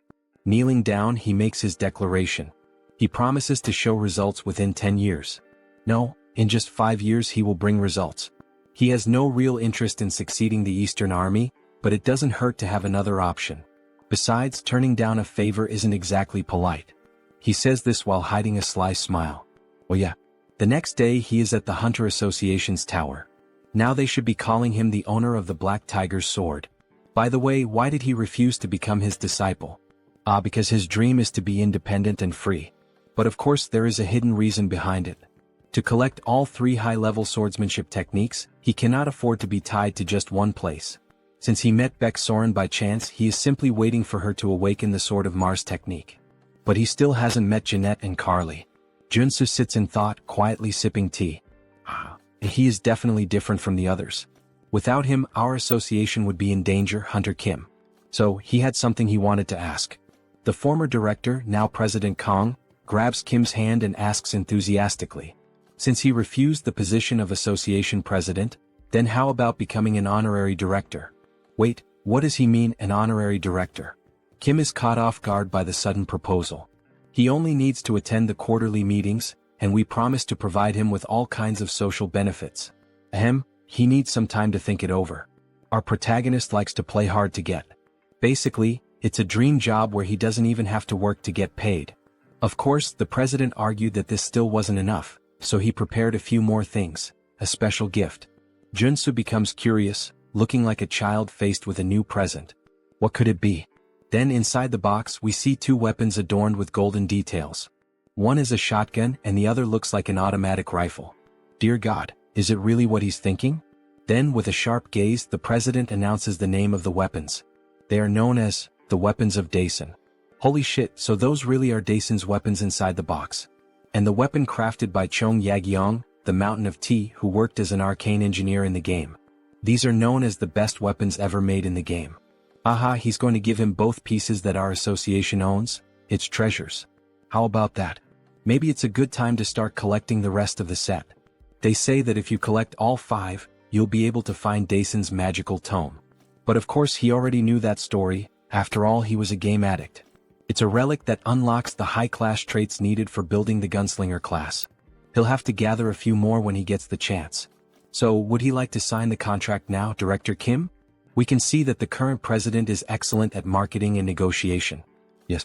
He is looking forward to working with you, Director Kong. No, President Kong. Then the two share a firm handshake, symbolizing their commitment to the agreement made today. He absolutely loves this president. The first rewards have already begun. Back at his house, we see sparks flying. More precisely, golden lightning bolts. We see Kim training with his newly acquired sword. The four sword forms of the Tiger King. The Tiger King's advance. He charges swiftly at enemies as if using the rush trait. The Tiger King's fierce strike. A slashing attack in the shape of a crescent moon. The Tiger King's double slash. A dual strike performed simultaneously. And of course the final move. He stands still, channeling all his power while holding the sword. The essence of the Tiger King's swordsmanship lies in mana control. When executed with the proper movements, the sword's aura is unleashed. Then he opens his eyes, we see the moon reflected on the blade and we get a glimpse of what this technique, when fully mastered, could truly accomplish. The Tiger King's elevated sky, a technique powerful enough to slice even a star like the sun or the moon. We see an ancient master demonstrating that it's possible. And at the same time, we witness the raw devastation unleashed by Warrior Kim. He's still far from being able to cut a star, but judging by the damage done to the reinforced wall and the short amount of time he spent refining the new sword, we can already see its firepower. However, it seems he'll need to train much more to master it completely. He's only able to draw out this level of sword aura thanks to that item. Even so, with a smile on his face, he's gained 2 new traits, so the training was worth it. The system announces the 2 new traits, Quick Draw and Moonslash. Soon he will unlock the Sword Specialist trait. Only 2 more traits to go. He wishes he could obtain them right now, but he's taking a break today. It's time to enjoy life. We see him calmly sipping tea on the balcony of his house, completely relaxed. But of course he wasn't going to stay at peace for long. Something catches his attention. What is that? He thought he would finally be able to rest. Then he sees a car parked in front of his house, with a wounded man lying on the ground. Warrior Kim, please help. No, actually, save his younger brother. Wait, that's Iron Fist Kim? What the hell happened to him? Later that same day at night, the two of them are on the rooftop of a hotel. So his subordinates betrayed him because he opposed the idea of the business? They were running a human trafficking operation without Iron Fist's knowledge. He punished the instigators, and they betrayed him for it. We see his metal arm torn off, and his face and body covered in injuries. You know, this probably isn't everything. What? Then he equips a few espionage traits. Detection. Intuition. Insight. His gaze changes completely, becoming far more serious as he analyzes the building that used to be Iron Fist's headquarters. Iron Fist Kim was betrayed in the game's storyline, but he thought it ended when the human hunter was killed. Even though Iron Fist Kim has already been mostly neutralized, there are still many armed individuals standing guard. Right, that means they're looking for Warrior Kim. After all, he's the one who killed the human hunter when a bounty was placed on his head. The other 2 brothers, the bomber and the demolition specialist, are probably involved in this. He's going to enter through the main entrance. In the meantime, the others should find his younger brother. The main entrance? Is he insane? He's sure there will be traps there. Why would he? Just trust him. After all, he's a level 4 superhuman now. You know how it is. Then, in great style, he begins reloading the weapons he received from the president. The bullets float through the air as if charged with mana and electric currents. Not to mention he's armed with top-tier weapons. Then the door opens and Kim enters carrying the automatic weapon. It even looks like an AK-47. That idiot really went in through the main entrance, huh? We see several guards waiting for Kim, armed with pistols fitted with silencers and armored shields. They look like a SWAT team. So this is him, right? The man who betrayed Iron Fist Kim. He didn't betray him. He opposed the business plan meant for the organization. But still, human trafficking is a bit too much. Don't you think? Then he draws his weapon. What are you doing? The guard laughs. This is a bulletproof shield. Go ahead, shoot me. He doubts Kim has that kind of audacity. Unfortunately, it's the worst mistake that random guy has ever made in his life. Alright, since he asked for it himself. With a huge smile on his face, mana channels at the tip of the weapon. He finally fires a shot that easily pierces the shield, hitting the enemy directly. How did he penetrate the bulletproof shield with a single shot? Because the weapon he's using, is the superpowered weapon that surpasses all defensive abilities, the Daisen weapon. Why are you just standing there? Shoot him and kill him now. Then a gunfight begins straight out of an action movie. As he runs and dodges bullets, he modifies the weapon's mechanism, extending its magazine. The first weapon he received from the Hunters Association was the Daisen shotgun. The skill this weapon possesses is devastating. It's a powerful trait that shreds and pushes back everything the bullet touches. We see multiple shots fired at once, hitting the entire front line of enemies. He keeps running while using his mana shield to deflect attacks. He equips 6 traits for this combat. Einherjar cultivation technique, mana heart, mana shield, gun shooting, insight, rapid reloading. And if he adds more traits that have synergy with these, we see him reloading the weapon with incredible speed as he rushes toward the enemies. He could obtain the final piece needed to complete the gunslinger build. With a single shot, he hits several enemies at once again. He gains a new trait, Spitfire. Then he quickly switches to new traits, shooting technique, gun shooting, rapid reloading, Spitfire, snipe. Now he's going to take down all these guys and uncover the true culprits behind everything. Post-credit scenes.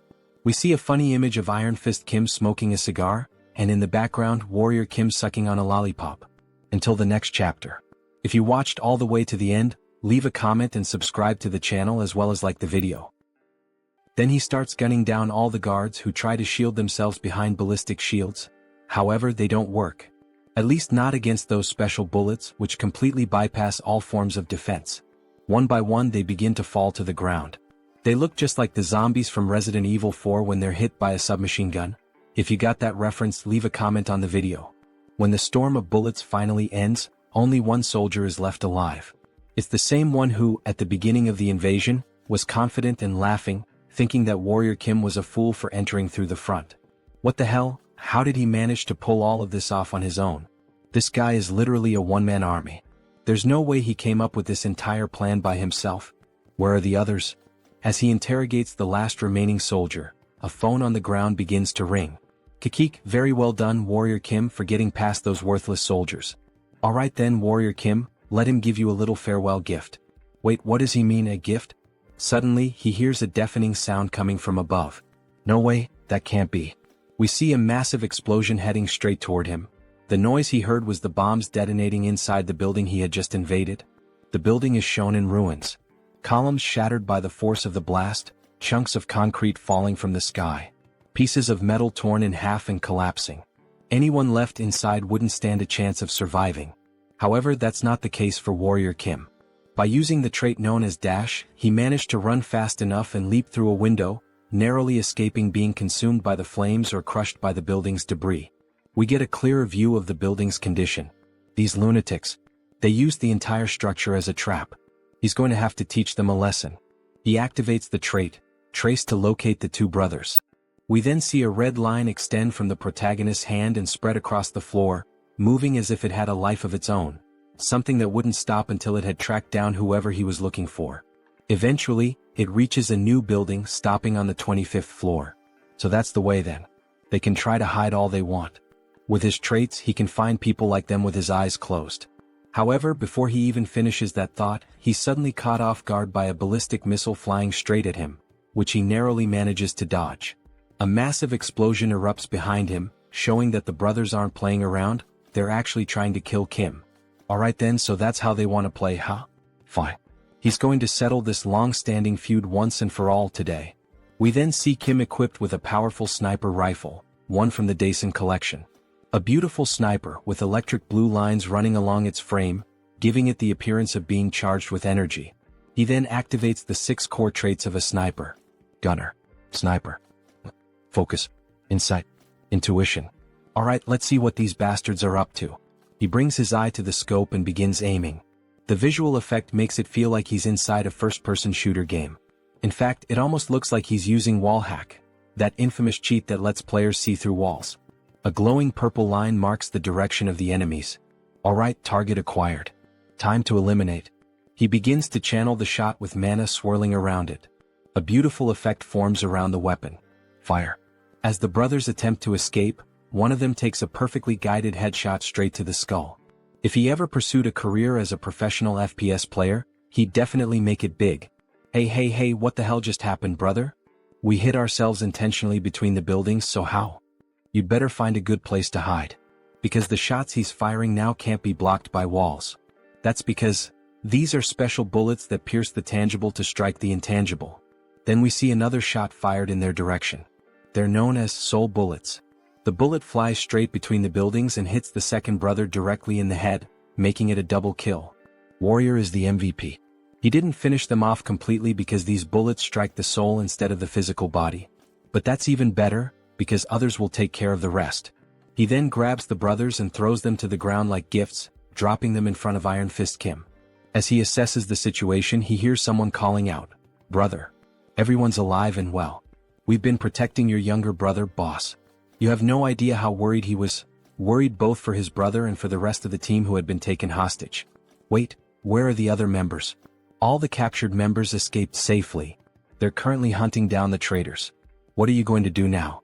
We'll have to start erasing all traces of the human trafficking operation. But of course, before that, he's going to punish those who dared to mess with our organization. Iron Fist Kim is taking longer than he expected. Finally, the wait is over. Warrior Kim, please listen to what he has to say. He then bows deeply before the protagonist. What happened? Tell me everything that happened. Please, he begs. Teach him how he can become as strong as Joonsoo. He's learned from this incident that he needs to become stronger to protect his people. And that right now he doesn't have the strength to do that. If you teach him how to become stronger, he will serve as your slave. So please. How annoying. If he's that grateful, then give him a reward that's actually useful. He doesn't want him as a slave. But still, he starts analyzing Iron Fist's body. Maybe with that method, Kim can definitely turn him into a stronger enhanced soldier. They can even perform a magical oath right away. He'll swear his loyalty. Wait, he's seriously willing to take a magical oath? Yes, of course he is. Alright then. He's going to train him like he's going to die starting tomorrow. Thank you. He swears he'll serve him well, sir.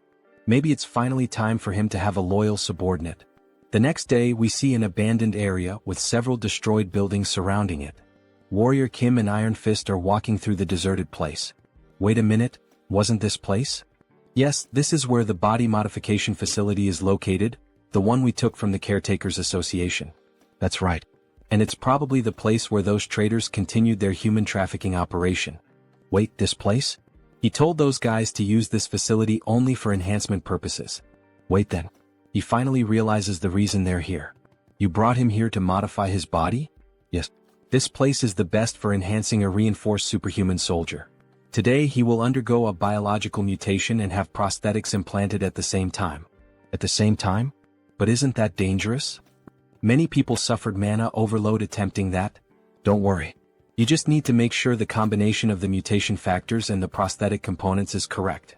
We see a massive metal door like the entrance to a secret hideout once controlled by the former organization that ruled this territory. Inside we see Warrior Kim working at a computer, programming the correct combination of mutation factors and prosthetic components. Meanwhile, Iron Fist is inside a green capsule. There are fewer ingredients than he expected. But it should be enough for a level 3 superhuman. Maybe those bastard soldiers of his stole some of the ingredients. The process of creating reinforced soldiers requires a method that is both standardized and unorthodox. Mutation factor plus prosthetic component. Just so he knows, this is going to hurt like hell. It's fine. He's ready. Let's do it. Alright then. Time to get this party started. He clicks the mouse. The capsule begins to emit a strong green radiation, lighting up the entire room. We see his body fully exposed to the blast. Then, looking inside the capsule, we see a high-speed spinning blade. He stares at it in fear, trying to imagine what's about to happen. Then, more blades appear and start slicing through his entire body, especially his mechanical arm, from which metal fragments go flying inside the capsule. He screams in pain. After all, his whole body is being torn apart. Iron Fist Kim from Arcane Seoul. His combat style relies on a prosthetic arm used as a melee weapon and a submachine gun for mid-range attacks, making him a versatile attacker. So, instead of choosing materials specialized for either short or long-range combat, he chose the trait of versatility, keeping open the possibility of transformation. And finally, if he manages to incorporate this mana core, then he inserts it into the machine, causing the green liquid to flow into a syringe, which is injected directly into his neck. Iron Fist begins to undergo a mutation. His entire body starts to bulge with glowing green veins, his eyes shine intensely, and he screams in agony with a deafening roar. It almost looks like he's turning into the Hulk. The protagonist looks a bit uneasy at the start of the transformation, but then a sly smile creeps across his face, as if everything he had planned was going perfectly. A huge success. Ah. He starts laughing like a mad scientist. We see the capsule slowly opening with thick steam pouring out. And then Iron Fist Kim. We see the foot of a beast. We see a massive mouth filled with sharp teeth. So, how does it feel to be reborn? He has transformed into a werewolf, the first one to appear in the story of the Manhwa. So this is what it feels like to be reborn. Werewolf mutation factor. The mana absorption through the prosthetic allows for the mutation, which is a necessary step for the rapid growth of an enhanced soldier. If he starts to recover, he shouldn't have any trouble reaching the intended goal. My God. Thank you so much, sir. What should the Iron Fist gang do from now on? How about you start expanding your influence throughout the entire Guanagu district? He needs a gang to maintain public order and keep an eye on dangerous and violent gangs. Throughout the whole Guanagu region, he says? With this kind of power, it might be possible. Then suddenly, Iron Fist's henchmen appear. Boss, please take a look at this. Guys, what happened? Wait, that voice, is that really the boss? But what the hell happened to his body? He enhanced himself by modifying his own body. By the way, what brings you all here? Alright. We found human trafficking sites that the traitor Ko Jumbum used. We also discovered traces of biological experiments. What? He said to destroy them as soon as they were found. But, it's really hard to get close because there's a young witch shooting lasers. A young witch? A young witch who underwent a biological experiment? Wait, could it be her? Then they rush over to an abandoned building. The walls are being blasted apart by lasers, or at least by bursts of something powerful. Look over there. Inside that cage. From a distance, they can see a female figure locked up, with the ground around her completely destroyed. Is all this the work of that witch? The entire building might collapse if they don't hurry. As expected, with so much power there's no mistaking it. Inside that cage is one of the 3 most powerful warrior units in the entire game. Rank SSR. A heroine named Jeanette. If Beck Soren has the heaven-slaying star, then Jeanette possesses the natural-born energy. That's exactly what allowed her to rise to the rank of one of the top 3 warrior units. But the fact that she's using such a precious ability non-stop means she's currently fighting to stay alive because her mana is almost completely drained. She's instinctively using her power to protect herself. She keeps launching a relentless barrage of arrows made of pure energy toward the protagonist and Iron Fist. The wolf barely dodges her attack. Damn it. At this rate, they won't even be able to get close to her. Then Kim starts sprinting toward her, weaving through the beams of light. The beams suddenly focus all on him, and a massive explosion erupts, with thick smoke hitting the protagonist dead on. Iron Fist shouts out in worry, asking if he's alright, even though after an attack like that, it clearly doesn't look good. Then we briefly see the girl inside the cage and suddenly the traits start activating. Giant S strength. Diamond body. Immortal. Strength. Super strength. Sturdy. He transformed and modified his body to withstand the impact and, with sheer brute force, broke open the cell where the girl was trapped. Damn it, this hurts more than he expected. Then all of a sudden she starts conjuring an energy beam at point-blank range, which hits Kim directly, causing a massive explosion that leaves even Iron Fist panicking about what just happened. Holy shit, is he okay? All they can see is thick smoke rising, unable to make out what's underneath it. But then a mana potion is quickly used, leaving the werewolf stunned. Like he almost died burned alive. They see him carrying the girl in his arms, completely wounded, while she rests quietly against him. Sir, are you alright? Sure. He calmed her down with a potion for now. They need to get out of there before the effect wears off. Should he order his men to take her to a hospital? No, he will take her to his own house. He will take responsibility for healing this child himself. Then later that same day at sunset, Beck Soren appears in front of her master's house. Ah, so she's already at level 3? Congratulations. Haha, she knew he would notice, thank you so much. By the way, what kind of training did you want to do to call me over to your house? The situation is a bit uncertain, but his second disciple candidate is a bit unwell at the moment. They see her sleeping on the armchair hooked up to an 4 drip. My God, what did this child go through? She still can't even control her power properly, but he plans to make her his disciple and awaken her true talent. And he thought that you as a senior could help her a bit. Can you take good care of her? If that's what being a senior means, of course. She will do anything. A few days later, they can be seen deflecting the beams of light with their swords, while the girl remains seated in the chair, completely unconscious. Master, how much longer do we have to keep dodging these things? Soren is showing clear signs of exhaustion. It's been an entire week of non-stop dodging and blocking all these attacks. Kim receives a notification from the system. You have obtained a trait. Deflect. Her mana should be fully replenished by now. She will regain consciousness soon, so hang in there. Suddenly the attacks stop. Energy begins to float and swirl around her body. Then she finally wakes up. With a weak look in her eyes, her face very thin, still confused about what's happening. What's going on? Where is she? Hello, so she's finally awake. Soren grabs her hand. She was so worried that you would never wake up. Is she hurt anywhere? No, she thinks so, but where is this place? And why is she here? It's because that man over there rescued you. He also helped you recover. She says thank you very much, bowing deeply to them. They saved her. Her name is Jeanette. You're welcome. It's good to see you're alright. By the way, how did you end up trapped in that place? Now that she's regained consciousness, she looks like an angel, haha. He was getting tired of the laser beams. Her parents died while fleeing from the Iliang magic tower. She was captured and then... My god. Just as expected. It's exactly like the game story.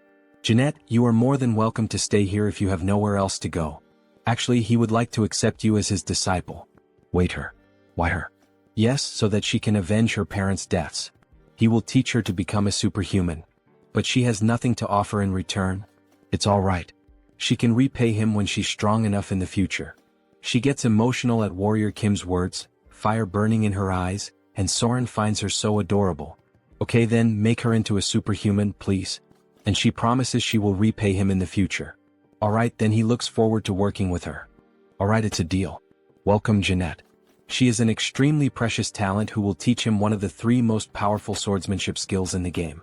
Then all of a sudden she releases a massive burst of pure energy right at Kim, which barely misses hitting him square in the face, leaving his pants soaked in crap.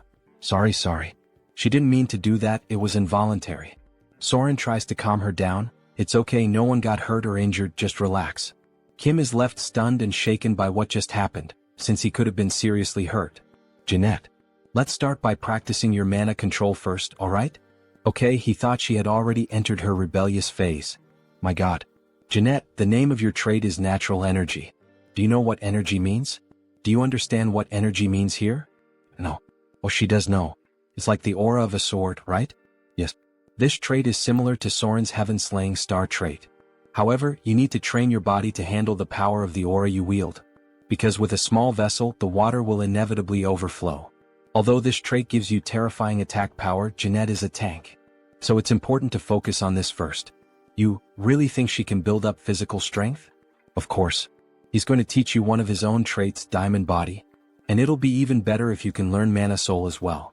He's going to use this chance to test the transmission system. She will help too, so don't worry. Thank you. Thank you, Senior. So cute. This will be the system he'll use in the future to learn swordsmanship skills from Beck, Soren, and Jeanette. He should start practicing right now. The Diamond Body trait hardens the user's body and mind at the same time. That's probably exactly what Jeanette, who has endured so much physical and mental damage, needs the most right now, isn't it? Eat as much as you can. The training will be tough, so eat plenty. Alright. They can be seen devouring a lot of food together. Eggs, salads, chicken, pork. A whole feast has been served. It's hard to believe that at the beginning of the manhwa, Kim was so poor he couldn't even afford medical expenses. She will need all this for her training. 2 weeks later, on a foggy night, we see Jeanette and Soren dueling, the classic 1 versus 1. Leona versus Fiora. Anyone who plays League of Legends will get the reference. Jeanette is playing defensively but tries to counterattack. Soren dodges gracefully, showing off her well-trained physique as she evades and tries to counter Jeanette's moves. To think they would reach this level in just 2 weeks. Both are truly natural talents. Beck Soren has already mastered the sword skill. You can stop now. You will take over from here. Pardon? You master? Now that her body is strong enough, she needs to train to control her mana with more precision. Yes. This is crucial, so try to block his attack. Both get ready, he's wielding the tiger sword he received. Using a legendary sword against a poor little girl. Then he charges straight at her. She raises her shield to defend herself. Even though she blocked it, she feels the strong impact and gets pushed back a bit. Kim starts delivering a series of quick strikes, forcing her to retreat even more and focus entirely on defense. She starts blocking his strikes more precisely, even using her natural-born energy to her advantage. You can sense it now. Her refined movements give off a solid presence. Her natural-born energy. Natural-born energy. Diamond body. Shield technique. Mana soul. And Jeanette's mana circuit. He then puts more power into a heavy sword strike and can feel her form clearly. Now he's the one who has to step back from the impact of her shield. Finally he lets out a laugh. She's controlling her trait with precision now. Cesar Jeanette has finally awakened.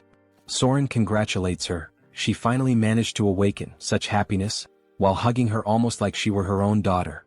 A daughter of Kim and Soren in a way. Then he congratulates her too. Good job. Congratulations on awakening. Thank you so much. It's all thanks to the two of you. An SSR rank really is on another level. To think she would reach level 3 as soon as she woke up. Good girl. Well, considering the others, maybe she shouldn't be so surprised. After all, I'm the only one still low-ranked. She can't let her junior surpass her. She's going back to training. Wait for me. Great. Make sure to grow fast and master the art of the sword. That way I can learn from both of you.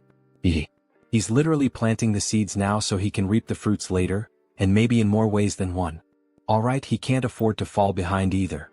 Before his two disciples' personal missions begin, he'd better take care of a few things. We see on his phone screen a plane ticket that he bought. There's a beautiful view of the airplane flying over a large remote island surrounded by the sea. There are various buildings on it and one of them stands out, releasing green winds almost like forming a cyclone. Finally he feels that he's truly abroad. This is the city where the Divine Annihilation War took place, a hen. Beneath that hollow structure of the building, which emits a strong green light, lies the extra-dimensional space known as the Great Labyrinth. It's a troublesome place where ghosts of forgotten gods constantly launch attacks. But there's no need to worry because the most powerful organization of humanity, the Guardians League, protects a hen. The true reason he came to a hen is right here. Diana Bar. Because here he can inherit the Einherjar cultivation technique from this place. Then he walks into the bar and sees the receptionist with two horns looking startled. First time here? Looking for a specific drink? We get a better look at her. An older woman with two horns and a cigarette in her hand. He's not here to drink. He's here to get some information. Information, he says? What is he looking for? He's looking for a man named Sigmund Sigurdsson. He will make sure to pay her very well for the right information. I see. She's afraid that won't be enough. Her husband is currently in very bad shape because of his illness. Now that he thinks about it, he remembers reading something about Sigurd having lost his wife. Madam, if that's the case, he can take a look at your wife?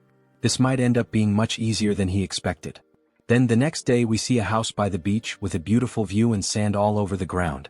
She's going to tell him in advance, but Sigurd will be very sensitive, so please forgive him. He understands. Sorry, Sigmund. A guest asked about your wife's illness.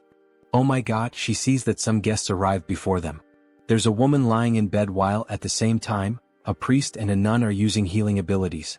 The archbishops are going to heal her, it seems. Maybe they should leave them alone for now. However, Kim grabs his hand. What are you doing? Let go of her. We're in the middle of treatment. The order of Tho and Gaia. The clergy's method of treatment is too obvious. What you're doing doesn't make any sense. The holy light will only make her wound worse. Sorry, but what the hell is he talking about? And how would you know that? Stop this nonsense and get out of here. He doesn't believe that a mere superhuman would know anything about this. Then he's introduced, Sigmund Sigurdsson. He looks just like a Viking. Sigmund, this guest here says he knows how to treat Jordy's condition. Maybe you should hear him out. Jordy's is in a situation where every second counts. She should be receiving holy light, not this nonsense. Then her body starts levitating as if she's being possessed by a demon. Jordy's. No, let's resume the treatment. This can't go on like this, it will only lead to disaster. Then the nun starts using holy magic again. However, the woman just levitates even higher, leaving everyone terrified. Jordy's? Her eyes open, and a dark aura begins to emanate from her body as she screams in pain. What's happening to her? Resume the treatment immediately. It's too late. We can't stop this anymore with just light. What? Are you saying she has no treatment left? He starts to panic. But Kim answers him. No, she still does. Your wife's illness comes from the fact that she received the stigma of the demon god of the pitch black Simris, right? How do you know that? Do you really know how to cure her? Yes, he's been telling the truth since the moment he stepped into this room. Then he kneels down and begs, he pleads, please save her. If he saves his wife, he swears in his own name that he will do anything Kim wants. And with that familiar sly smile, Kim accepts. Alright, he will save his wife. But he will have to keep his promise to do anything. Kim then begins the treatment, equipping 6 traits. Einherjar cultivation technique, mana soul, mana amplification, focus, mana focus and mana stabilization. Then he starts the treatment. Stigma. It's a disease contracted from the demons of the labyrinth. It's one of the worst debuffs where a decaying deity marks the soul. The demon's soul gradually drains the victim's life force. Her convulsions stop. He just put her to sleep with his mana. Do not wake her up. Sir, we brought the materials you requested. Great. Let's start immediately. Then we see the entire room in darkness with candles lit and a mark drawn in blood. It looks like a satanic ritual. He begins creating potions using his best traits for this purpose. Formulation, crafting, modification, intuition, insight, and focus. We lit all the candles, sir. Are you sure we can cure her with this treatment? It's more of a hope that she can overcome the disease than an actual cure. This debuff can't be easily removed even in the game. Because the more healing you apply, the more vitality this thing gains. You'd basically be trolling if you did that. Therefore, to overcome the stigma, he forces her to drink the potion he made, and after that, she starts vomiting blood and something begins to come out of her mouth. You have to draw out the hidden sprout that's causing this debuff. Black flames start pouring out of her body, and the symbol drawn under the bed begins to glow too. She starts levitating again and little by little she begins to transform. 2 horns start growing on her head. Bat wings begin to appear on her body. Why is Jordy's turning into a demon? Are you sure this is the right treatment? Yes, he is. It's going very well. And while holding a cross in a hand blessed with holy water, he says, because demons must be punished personally. Then he punches her right in the stomach with the cross. Begone, demon.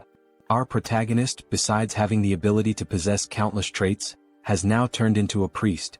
A strong light begins to fill the room, all the black light drains out of her body, leaving only a golden glow.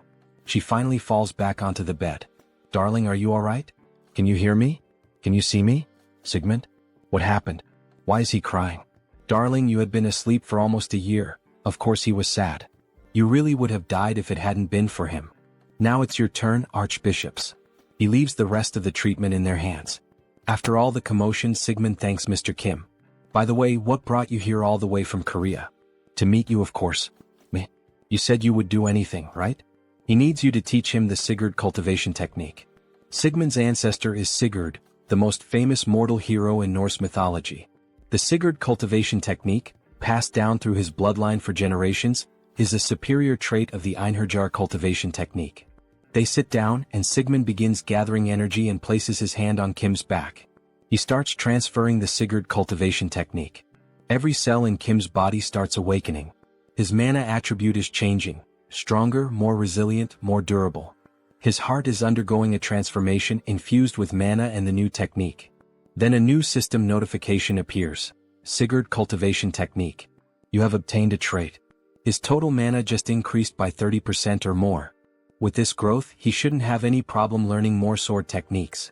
Then they are interrupted by the priest and the nun. Sigmund, we've finished Jordy's treatment. She should fully recover at any moment now. Really? Thank you so much. You truly are incredible for curing the stigma. By any chance, do you know how to treat other stigmata as well? Well, actually, he does know a few methods. Really? Could you please teach us how to help our patients overcome their stigmata? We'll pay the proper price, of course. They really want to learn what Kim did. Maybe he can use this chance to become more familiar with the 2 orders. But of course he's going to teach you. Both of your orders and the Guardians League work so hard to keep the Great Labyrinth under control, right? Oh my god, is he really going to help us? Even though the game only gives 2 options, he knows a different path, He absolutely cannot accept any payment from you too. He's going to teach you the methods for free. He says it with an angelic face. You truly are the esteemed saint of this era. Where is he? All I can see is light. He's too radiant. Are the 2 orders really going to get this information for free? Of course not. You really are an angel. How generous of you. Because this is the beginning of a hidden quest. Now his usual devilish face returns, always taking advantage of others. Then, when night finally falls, the villagers begin to celebrate in the village. A toast to Lord Kim. They start drinking from large wooden barrels, the kind that resemble those used by the Vikings. Lord Kim. He's now the hero of our village. Drink it all. Down to the last drop. Ah. Their faces are already red from drinking so much. Kim says he'll drink within his limits. Oh really? Our hero isn't as strong with alcohol as he looks, huh?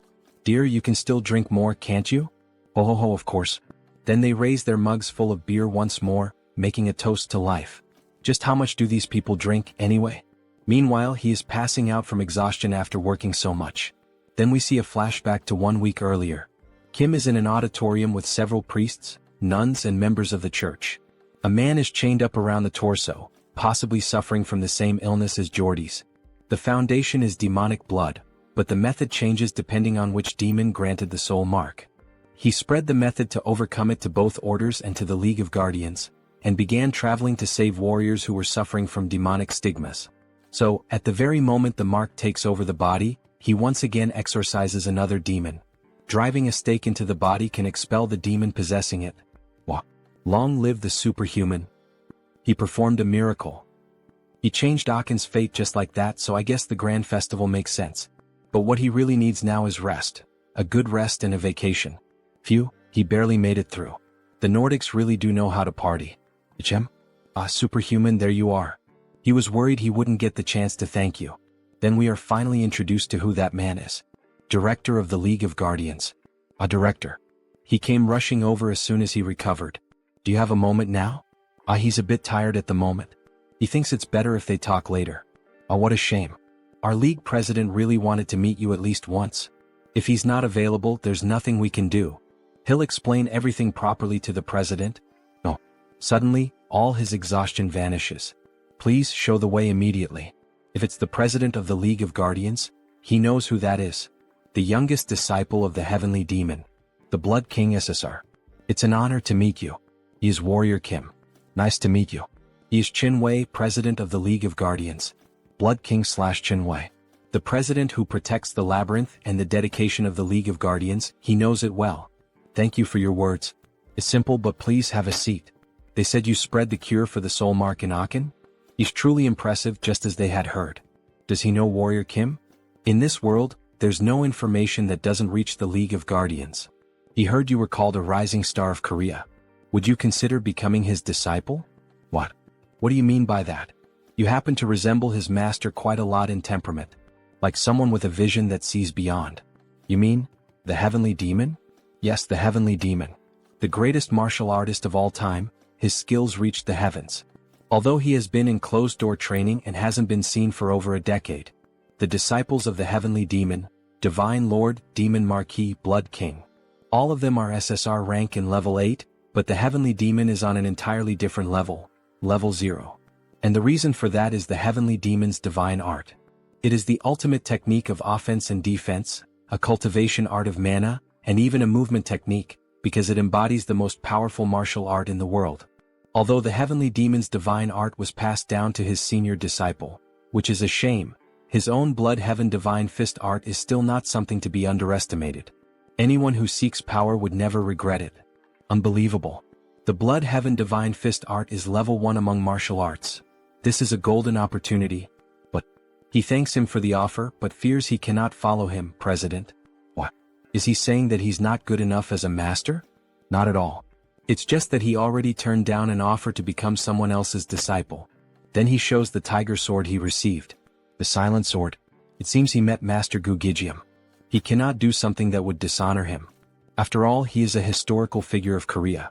If you think about it, the Blood Heaven divine fist art is on the same level as the silent sword's invincible style. So it's not exactly irreplaceable. TSK. Just when he thought he had found a promising disciple, that old man ruined everything, completely messed it up. So he supposes he has no other choice either. This is a sign of the respect he has for you. Wait, isn't that the Heavenly Demon's medallion? Hold on, is he giving me this rare item? Only our master and fellow martial brothers are allowed to use it. You should treasure it. Thank you. But in truth, the reason he gave it is obvious.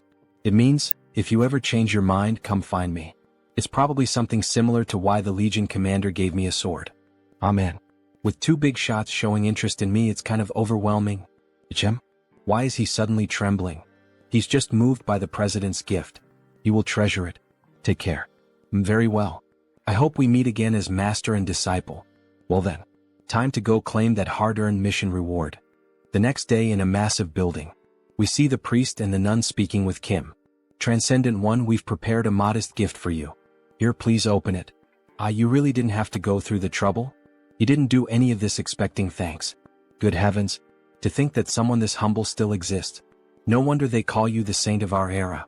But eternal grace deserves an expression of gratitude worthy of it, and what is worldly also deserves its own form of appreciation, don't you agree? Please accept it. Grazie. That's exactly what he was saying. He opens the chest, which shines brightly. Inside we see nothing less than a massive axe, the same one from Thor in the Avengers movie. This is a gift from the Order of Thor, Mjolnir. If he doesn't recognize Thor's hammer, he must be a spy. Just like a sacred sword, it is especially powerful against dark-type monsters. It's an SSR-grade weapon that unleashes even greater power. Please take a look as well at the gift from our Order of Gaia. It's a shield, of course, Athena's Aegis. An invincible shield that can freely shape magical force fields. Did you like it, Transcendent? You're really giving me all these over-the-top gifts? It would be a bit disappointing to stop here. Of course there's more. Come on, hand it over already. He's already getting dizzy. 10 bottles of IAS nectar, 7 diamonds, even the tears of an angel. What's this? Isn't that a demon heart? Exactly. We prepared it to be refined together with the nectar when you consume it. Maybe he should try to get a little more? So, by any chance do you have a flame demon dragon heart? Isn't that something used by fire-type mages? Yes, he can use black flame, so he needs it. The trait of the flame demon dragon is hellfire. If he's going to face the Lord of the Sun Tower, he's going to need it. Oh, understood. We will gladly deliver the heart of the flame demon dragon to you. This is our final gift to you, Transcendent.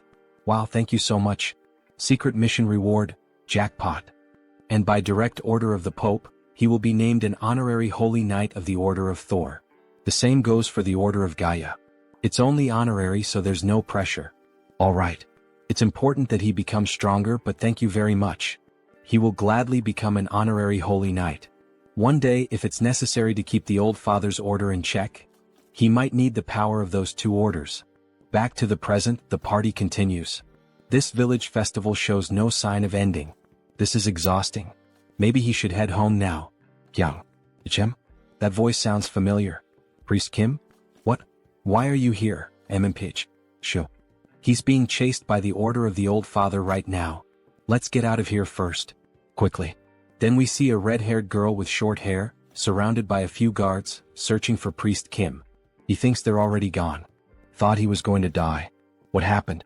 I thought you were in Levant. At least he found the treasure vault. Thanks to the golden artifacts inside, he even reached level 5. But he was discovered by the Order of the Father. That place is the origin of the order after all. Well, considering that Priest Kim's order is a cult not listed in the Divine Extinction Treaty, it's no surprise they're chasing you. Anyway, he's not sure if the trials are supposed to be that cruel. He needs to reach level 7 quickly so that their god can be resurrected. Well, is there anything I can help with? Actually, yes. That's exactly why he was looking for you. Tell me, what is it? Can you take me to the Great Labyrinth? The Great Labyrinth? Yes, all the way to the Fortress of Beginnings on the 10th floor.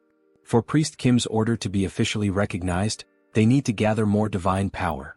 Using the Great Labyrinth as a place to hide and accumulate power until then. This might actually be perfect? They then head to the Great Labyrinth, a massive gate guarded by 2 sentries. One of them notices Warrior Kim and Priest Kim approaching. Halt right there. State your purpose. Both of them are wearing masks looking like ninjas. He's trying to enter the Great Labyrinth. At this hour? He has his reasons. He covers his face and is treated like a criminal. Well, the Great Labyrinth is often used as a hideout for criminals. It's a lawless zone where the laws of the surface don't apply. Level 4 superhuman confirmed. They may enter freely, but remember, your identities will be checked upon exit. Yes, that's fine. Come to think of it, the suspicion isn't entirely wrong. From a normal point of view, Priest Kim is a cultist criminal, haha. The Great Labyrinth, the seal of the fallen gods. Hey, didn't you say you were famous around here? But earlier you looked like a total nobody. Don't even get me started. If he had been recognized, the news would have spread, and he would have been exposed instantly as well. But it's quieter than he expected. He thought it would be terrifying. So Kim decides to equip his best detection traits.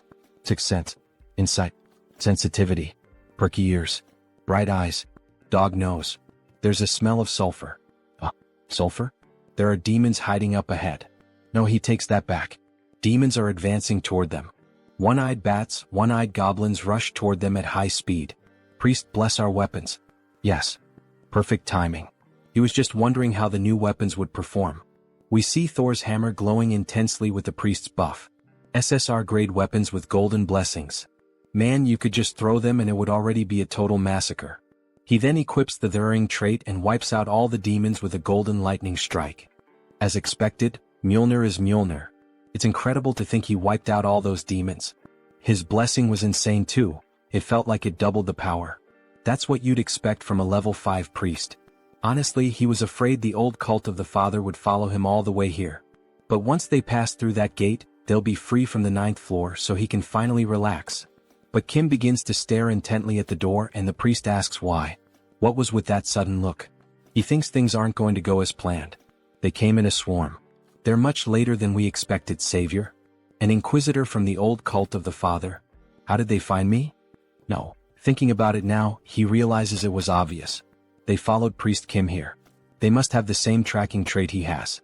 No wonder they found us so easily no matter how much we ran. This tiresome pursuit finally ends here. And at last, Savior, he'll join our faith. Join your cult? What the hell are you talking about? The saint has blessed us with a divine message. If the Savior joins our cult, he will be treated as her equal. He will offer both his body and soul to the old father. So they're basically declaring without any pretense that they're going to sacrifice me now. Are you insane? Who gave you permission to decide that? No need to worry so much. Because right here, the ascension ritual for you, Savior, is already prepared. So they want to break me, trap me here, and offer me as a sacrifice. Did you throw the Westphalia Treaty into a soup pot or something? You know that doing things your way could cause absolute chaos, right? Someone so well informed, why act so surprised? This is the great labyrinth, free from the laws of the surface, a place without restrictions. Then, holy knights, kill this wicked cultist who deceives people with a false and twisted god, and bring the Savior here. Yeah, this place is beyond the laws of the surface, which means he can also rip their limbs off without consequences. Kyung, do you think we can handle this? There are 2 level 5s and the rest are all level 3 or higher. We can do it. Because he has. Priest Kim, bless me. Yes. All the high-level traits he's gathered and the weapons he's earned. He then throws the blessed grenade toward the enemies, which explodes right in the Inquisitor's face, causing a massive blast boosted by the priest's buffs. What a cheap trick you're trying to pull. These little toys won't even scratch my skin. We see the guards taking position to defend her. Then, suddenly, Kim appears above them with a massive missile launcher. He equips his best traits: gunslinger, shooting, aiming, rapid fire, insight, black flame. He fires multiple missiles at the enemies. It's useless. Old father. Protect your children. Then, in the shape of a cross, lightning strikes down from the sky and forms a powerful magical barrier. It precisely deflects all the missiles. This is the true power of the old father, Savior. Well, up until now it's only been friendly punches. But now the real punch is coming. Then he activates the new trait he acquired, Sigurd's combat method. His hand starts crackling with electricity, and the mana overflowing beyond its limit makes his blood boil. My head, it feels like it's burning, blazing like molten fire. A blue lightning slash cuts through all the enemies. His heightened senses pick up every detail of the world. He finds someone with an opening. Then he draws the tiger sword and strikes. Collapse. Multi-strike. And he slices one of the enemies clean in half, as if cutting through a slab of meat. The formation's been broken. Return to your original positions. Wait, something's wrong? He tore through our weakest line. With eyes surging with energy, the soldiers panic. He's going to wipe us all out before we can regroup. Kim activates the technique, Tiger King Twin Striker. With 2X-shaped slashes, he annihilates several enemy soldiers.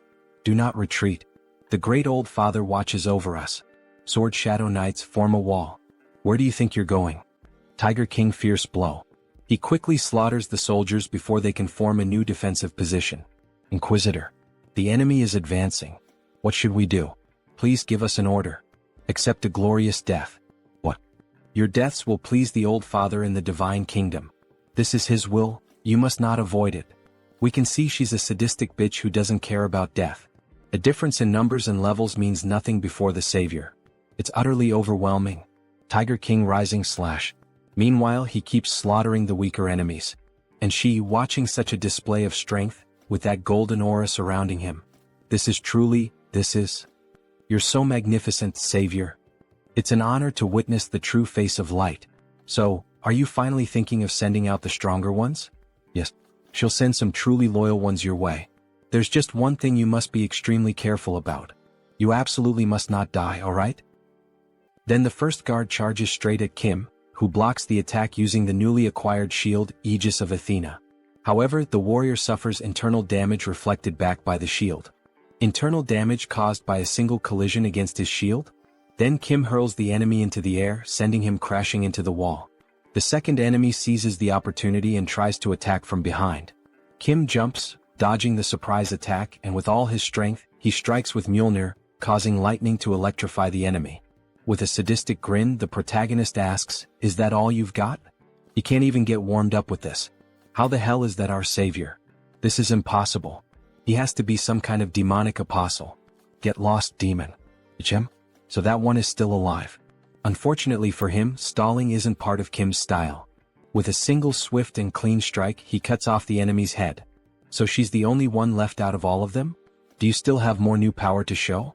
Just as expected from the prophesied savior of our order, we see Kim massive and muscular. He's equipped several traits for this battle: giant strength, mana soul, smashing strike, Tiger King swordsmanship, Sigurd cultivation technique, moonlash.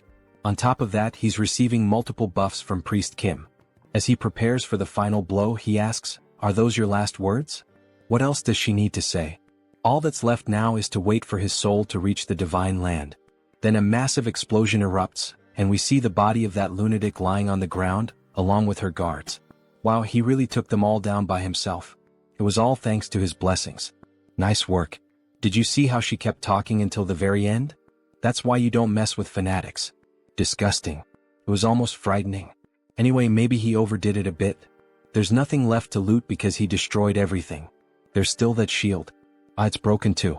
That's a shame, but thanks to that battle just now, he gained 3 new traits: destruction, massacre, fierce assault.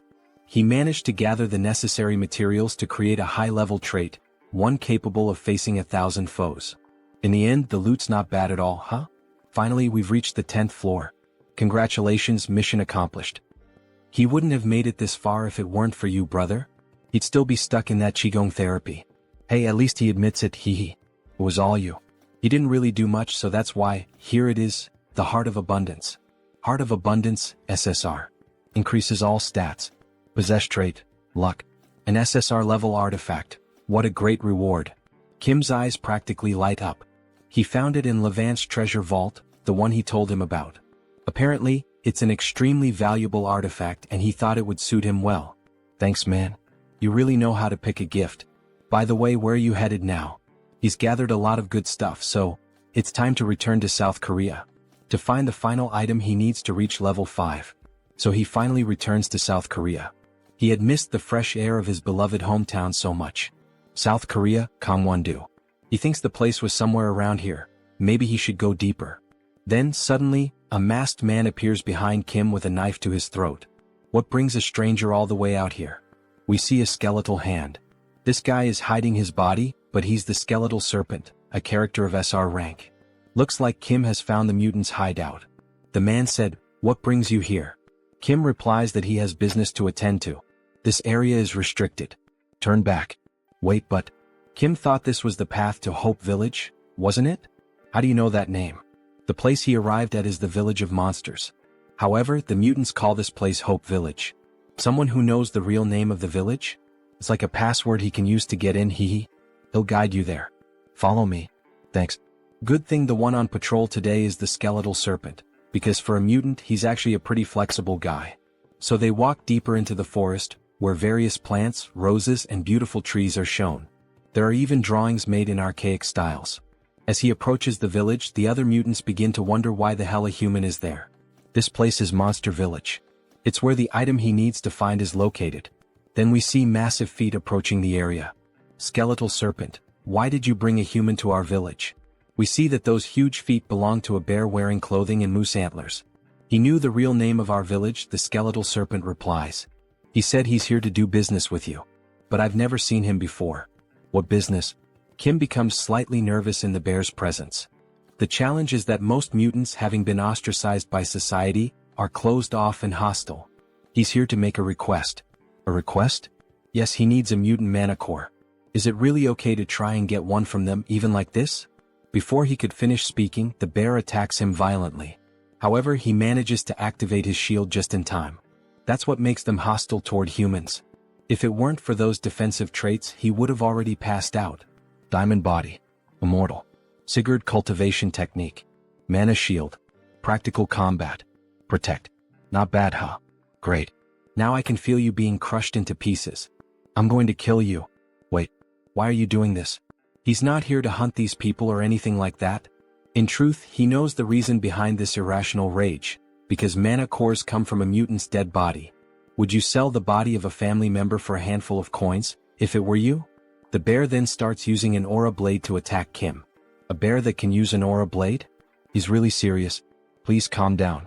He'll pay the proper price for this request, okay? I already said, I don't need money and I won't accept anything in exchange for selling the dead body of a mutant. No, he's not paying with money. The fastest way to earn their trust is this. The entire area starts glowing intensely. What the hell is this? The bear asks. Kim says he'll pay the bear with this, by filling their empty stomachs. Are you kidding me right now? How is that supposed to help? Don't be like that. Just take a sip. It won't be too late to talk after that. He then begins preparing a cup of instant noodles. By the way, this isn't just some cheap cup of ramen. I don't need that. If you don't leave right now, I'll tear you apart. There's no way a bear can resist that smell, hee. From a menacing expression, his face suddenly turns sweet, drooling from the scent. He's never smelled anything like this before. He heard from a friend that people in Hope Village struggle to get real food. So you've heard something, huh? Go ahead, try it. Don't you want to know why humans love noodles so much? The bear looks tense and conflicted, but in the end he decides to accept. After all, he's the chief of Hope Village. Is to learn more about human culture. That's why he's eating it, not because the smell is irresistible. But we see him savoring the new food with delight. This taste, it's divine. The gods themselves must have made this. That scene of the noodles wrapping around the bear and him drifting away on a tiny boat really resembles something out of the anime/manga Shokugeki no Soma. If any of you subscribers have read or watched it, let us know in the comments. How can something taste this good? Do you have more? It must be really delicious. What? He's prepared lots of other things. Everyone come try some. Not every mutant has senses as highly developed as the bear's, so he added a bit of mana core powder earlier to help with that. Wow, so sweet. Slurp slurp. Look at that damn bear eating everything by himself. Where's that always serious and responsible chief now? All we see now is just a happy animal enjoying himself, haha. He's a good human. Do you happen to have more of those sweets? Did he just befriend them now? However, the skeleton stood off to the side, simply observing the whole situation, and then he noticed the mana core powder. Wait, is that mana core powder? Can we even eat that? What? Mana core? Shit, he already ate 2 of them. It's understandable that they're cautious. If something goes wrong, a mana core can cause them to go into a berserk state. What the hell are you plotting? But Kim had prepared for that too. If you're that worried, then let's ask your guardian angel. He's talking about the entity with the power of prophecy. The one known as the godmother of the monster village. The tree goddess. The guardian angel of the monster village, the tree goddess. Although the power she possesses is weaker than that of other transcendental beings, she is indeed a divine entity. We see a very ancient tree shaped like a human, almost resembling an old woman. And so, all important decisions are made by her. The bear gathers in front of her along with the other mutants and Kim. Is what this human said really true, Great Mother? Yes. What that child used was level 0 mana core powder, purified by the holy water. He has given you, poor creatures, a great gift of nourishment. The mutant uses some kind of controller, similar to a video game one, to communicate with the tree. Thank the heavens. That means we can eat more.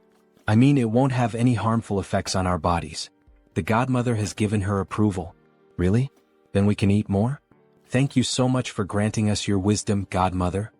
He kneels down to offer the proper thanks, while the other mutants celebrate.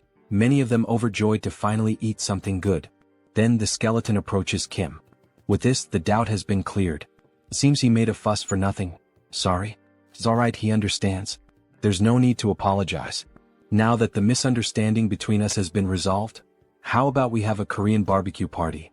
We see 4 beautiful cuts of meat, even resembling bacon, ready to be cooked. Then he starts grilling the meat and everyone around goes wild. The smell, the look, even the sizzling sound as the meat cooks. Everything about it sends the mutants into a frenzy. Meanwhile, Kim is having fun cooking for all of them. The tree begins to laugh, her expression turning joyful. It seems that an honored guest has paid a visit to our Hope Village. As night falls, we see the bear completely drunk. Isn't this a crime? Ah. Now he understands why humans love alcohol so much. It's refreshing. I'm glad you enjoyed it. By the way, why do you call me human but don't refer to yourself that way? It's just that he got used to it. To be honest, it hasn't been that long since they started treating us as humans. Back during the Japanese occupation, we were considered nothing more than talking animals. Even hunters used to hunt us in those days. Even so, he's amazing. From what they've heard, he played a major role in the Korean War, and that's why mutants have more rights nowadays. But he couldn't have done it alone. It's been so long since the entire village enjoyed the company of an outsider. Do you want it or not? Just one more, uncle. Try it like this, it tastes better. He always wanted to hear them laugh like that. A classic sentimental drunk. Wow, such an innocent village. He really shouldn't be crying like this. He's just giving them what they want and his reputation keeps skyrocketing. Alright, you said you needed a mana core, right? Here are 4. Go ahead and take them. Reputation quest complete. Come to Papa mana cores, haha. Thank you very much. And with that, he finally wraps up the festivities for the day and starts heading out. He's finally ready to become level 5. Good job, me. Suddenly he hears a voice. Hey, are you leaving? It's the skeleton. He still hasn't properly thanked him. There's no need. He already received valuable gifts from the village. But the skeleton feels that he gave the village something far more precious than that. Understandable, since they hadn't had real food in decades. With a somber tone, he says that if he ever needs more mutant mana cores next time, just let him know. He'll gladly give him his own. What? Please don't say something like that again. He has no intention of taking the heart of someone who's still alive. He's not that kind of person. But he's serious, really. He truly means it. Because he received a prophecy from our godmother. She said that he was destined to give a part of his body to someone who would return my blood and flesh. Okay, Korean barbecue isn't worth that much. He knows the skeletal snake's quest has something to do with this, but he's never heard anything about a mana core being part of it. Maybe it's just a metaphor? She could be talking about something other than her mana core. Of course, he'll find out when the time comes. You can go now. Sorry for taking up your time. Alright, take care. He's looking forward to the day he sees you again. Obviously, that skeletal snake is hiding something.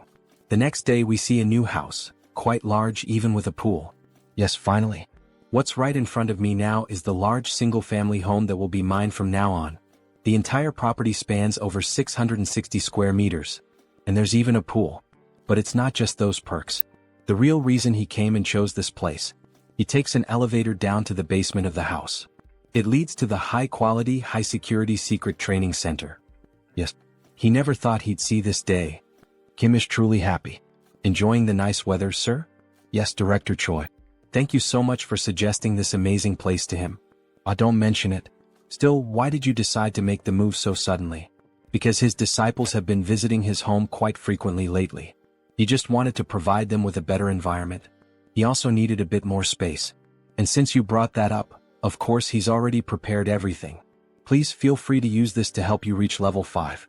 We see a massive capsule, equipped with advanced technological components. Hello, Master. She is a magical spirit born to support you, Master. How can she assist you today? First, precise measurement.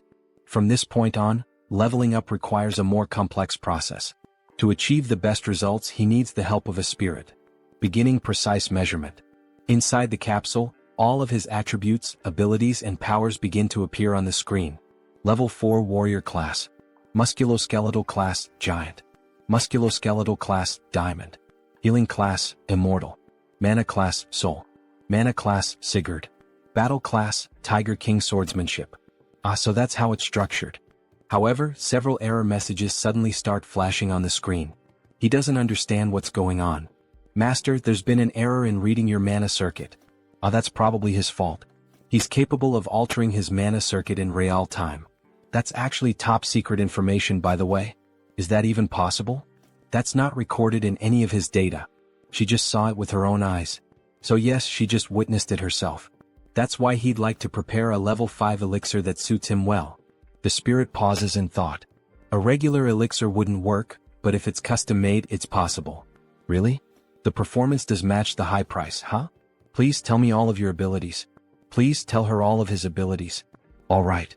First of all, he possesses 11 high-level traits, successfully registered. The master's abilities total 136. The design has been completed based on the Celestial Throne elixir. Celestial Throne?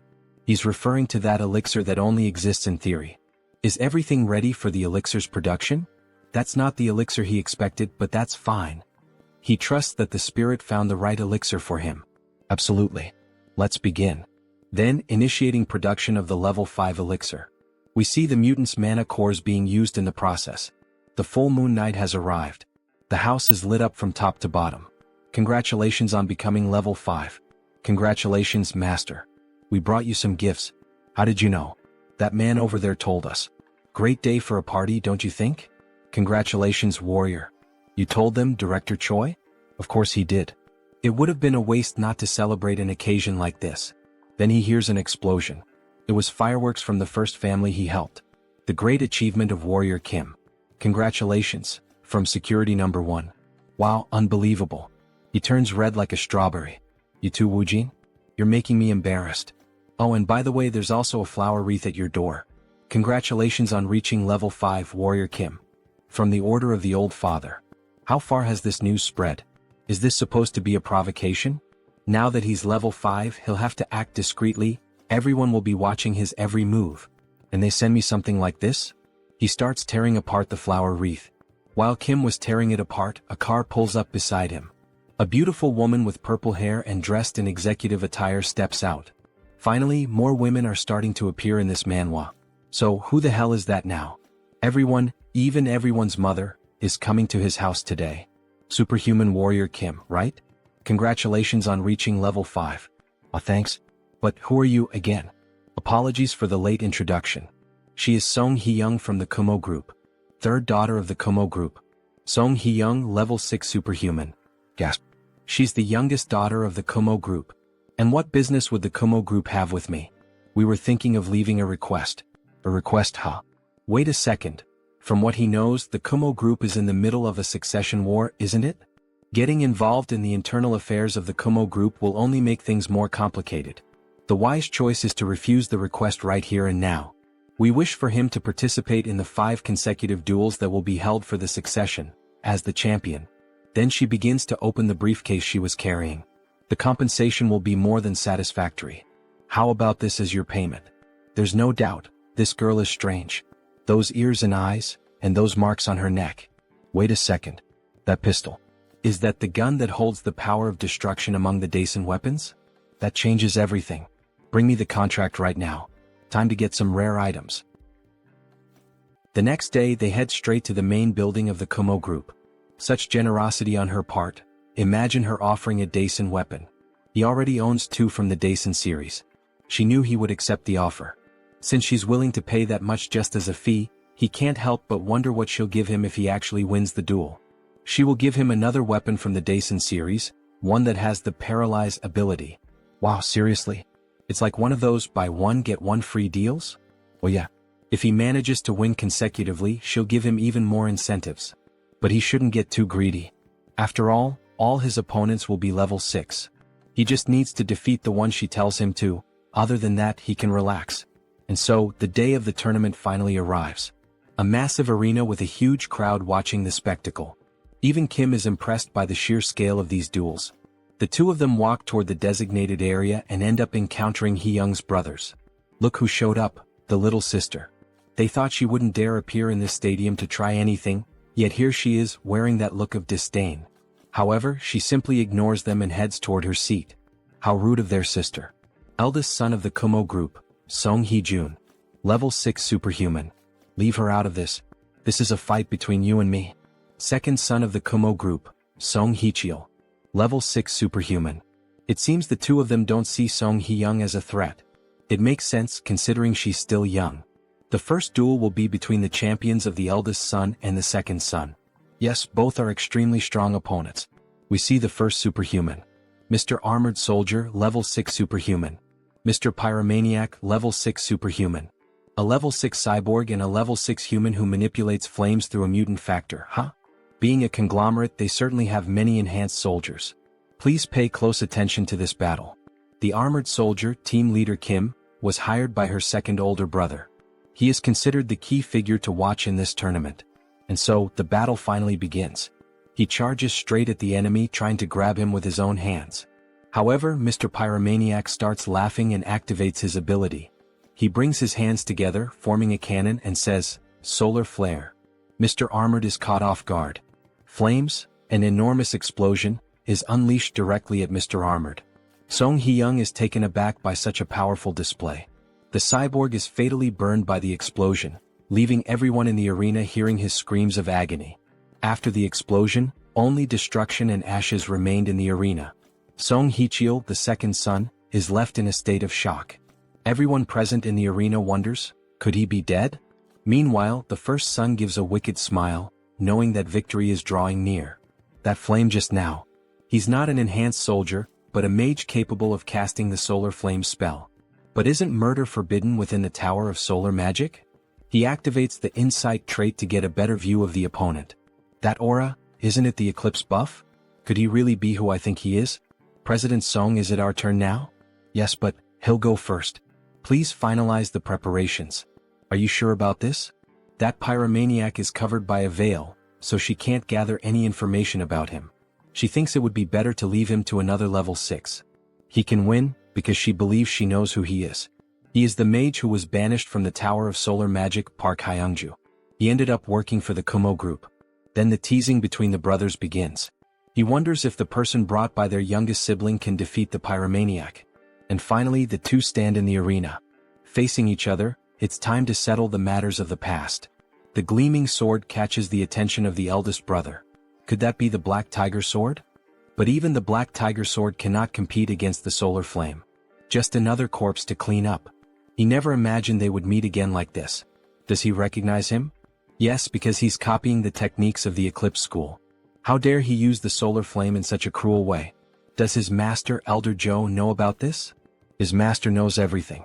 Before leaving, he received some information from Director Choi. Just before the Kumo Group's succession war began, the media deliberately ignored this incident, but his heart had already been reduced to ashes. The chairman was suddenly assassinated. The only people who could do something like that are the master of the tower or a certain someone. Is Elder Joe involved in the Kumo Group's succession war? It's truly a terrifying thought, but still within the realm of possibility. He needs to confirm that later, after dealing with this first. Before he can finish that thought, the enemy is already launching another solar flare. In any case, now that he knows you've recognized him, he can finally carry out his revenge. Consider yourself special because he's going to show you his hidden power. Solar Magic Blast. A massive explosion, 1,000 times greater than the first, almost like a Genkidama. However, Kim, using a shield and with his bare body, withstands the blast. So it's true, you endured a solar flame with your entire body, huh? But a Solar Magic Blast is completely different. Turn to ashes. He enhances the explosion, shaping it into a flaming Kamehameha. Impossible. A level 6 casting a magic blast? How can a level 5 superhuman resist something like that? Before she can finish her sentence, Kim interrupts, asking if he's done with the fireworks. Now it's his turn. Even though he's striking a macho pose, he barely survived that last blast. Good thing he leveled up before coming to the duel. Let me borrow your flames for a moment. Impossible. How did you steal his Solar Magic Blast? Well, you'll see, you'll find out soon enough. He uses the hammer to summon clouds and lightning, all enhanced by his traits. Giant Strength, Diamond Body, Mana Soul, Sigurd Cultivation Technique, Practical Combat, Throw. He channels all the energy gathered into the hammer and unleashes it in a counterattack against his opponent. Once you've had a taste of this. Wait, at this rate he's going to die, he surrenders. And a massive explosion erupts. After all, it was the Solar Magic Blast combined with the power of the Mjolnir hammer. The entire arena is lit up, and in the end, Only the hammer remains on the ground, surrounded by ashes. One less to worry about. All three brothers are shocked, and at the same time furious. What the hell just happened? A mere level 5 human defeating a level 6? Something's not right. Now then, shall we prepare for the next battle? Night falls and they return to the Kumo group building. Thank you for completing the request along with the bonus. This is your reward for the victory. We see several briefcases filled with gold bars, and, of course, the promised weapon. The fourth piece of the Daisen series is now in his possession. Only one more to go. And that's not all. She did say she would provide incentives, right? It's not much, but here it is. Kumo boots. Effect. Ignores inertia, Mr. Magic Shoes. What do you mean it's not much? Rich people are really generous. He's not so sure if he should accept something this valuable. Please, you've earned it. 3 consecutive victories. That was truly impressive. After that, he won 3 more matches in a row and then withdrew. The remaining champions finished the tournament, and he left with Song Hee-young as the victor. He could have faced more opponents, but he didn't want to reveal everything he had in this tournament. Because the entire world was watching the Kumo group's succession war, across every possible channel. Newspapers, news broadcasts, the internet. So, does that mean she's now the main candidate for succession? Of course not. The duel was merely a pretext to persuade the council.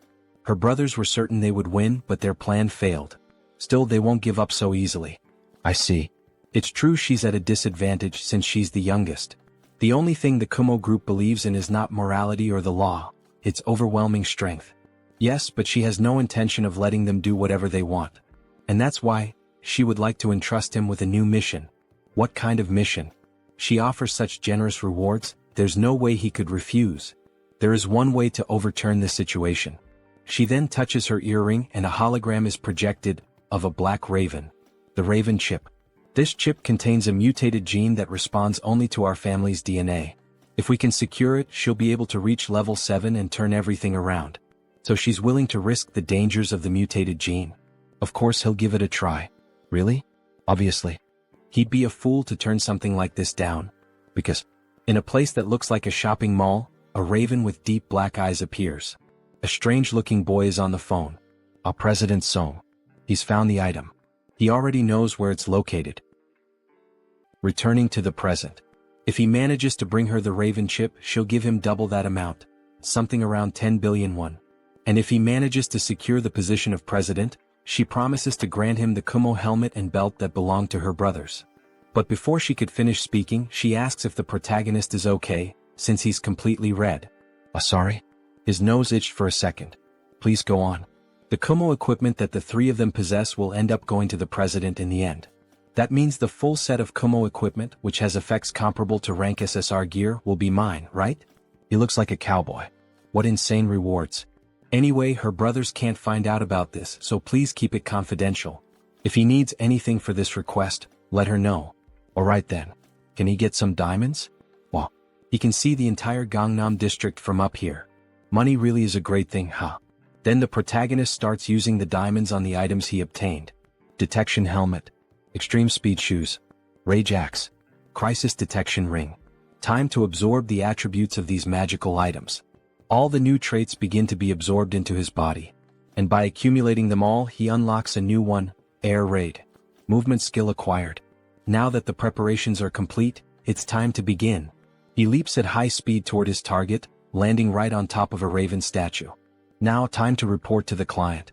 President Song, he found the item. Already? Where was it? Right in front of the raven statue in the main hall. But there's just one small problem, President. And what problem would that be? He's going to have to make a bit of noise to get the chip. So, she'll have to take responsibility for what's about to happen, Chairman. He then destroys the raven sculpture, revealing the chip he was looking for, being carried by a golden raven. Raven chip secured. Where does he need to go now? Head to the body modification facility on the 2nd floor.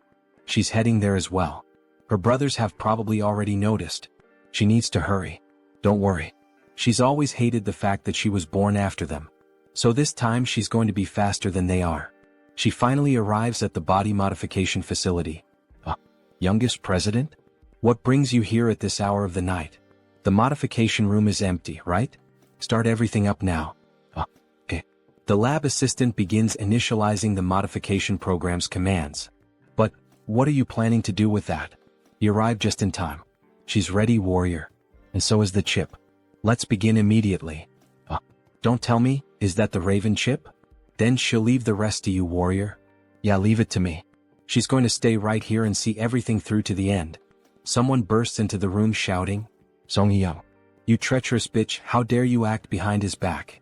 Brother, he thinks she's already started the process. Nonsense. Stop her right now. He won't let you go any further than this. So, you took down a few of those superhumans back then, and now you think you can go against him? Do you even know who he is? Of course he knows who he is. The president of Kumo Electronics. Or maybe, he should call him the former president of the company? You son of a bitch. Wielder of the Black Tiger Sword. No matter how great a warrior you are, you can't fight both me and my brother, 2 level 6 superhumans at the same time. We'll offer you a reward equivalent to what Hee-young promised. So, how about we make a deal instead of clashing? Alright. If you want, he can give you the position of Deputy Director of Security at Kumo. How does that sound? Kim thinks over the proposal. Oh my god. What a shitty idea, man. Asking me to betray a defenseless client? That's such an old man way of thinking. Maybe it's because of your age? And he's even offering me an equivalent reward, like, he might have at least considered it if they'd offered double or triple the amount.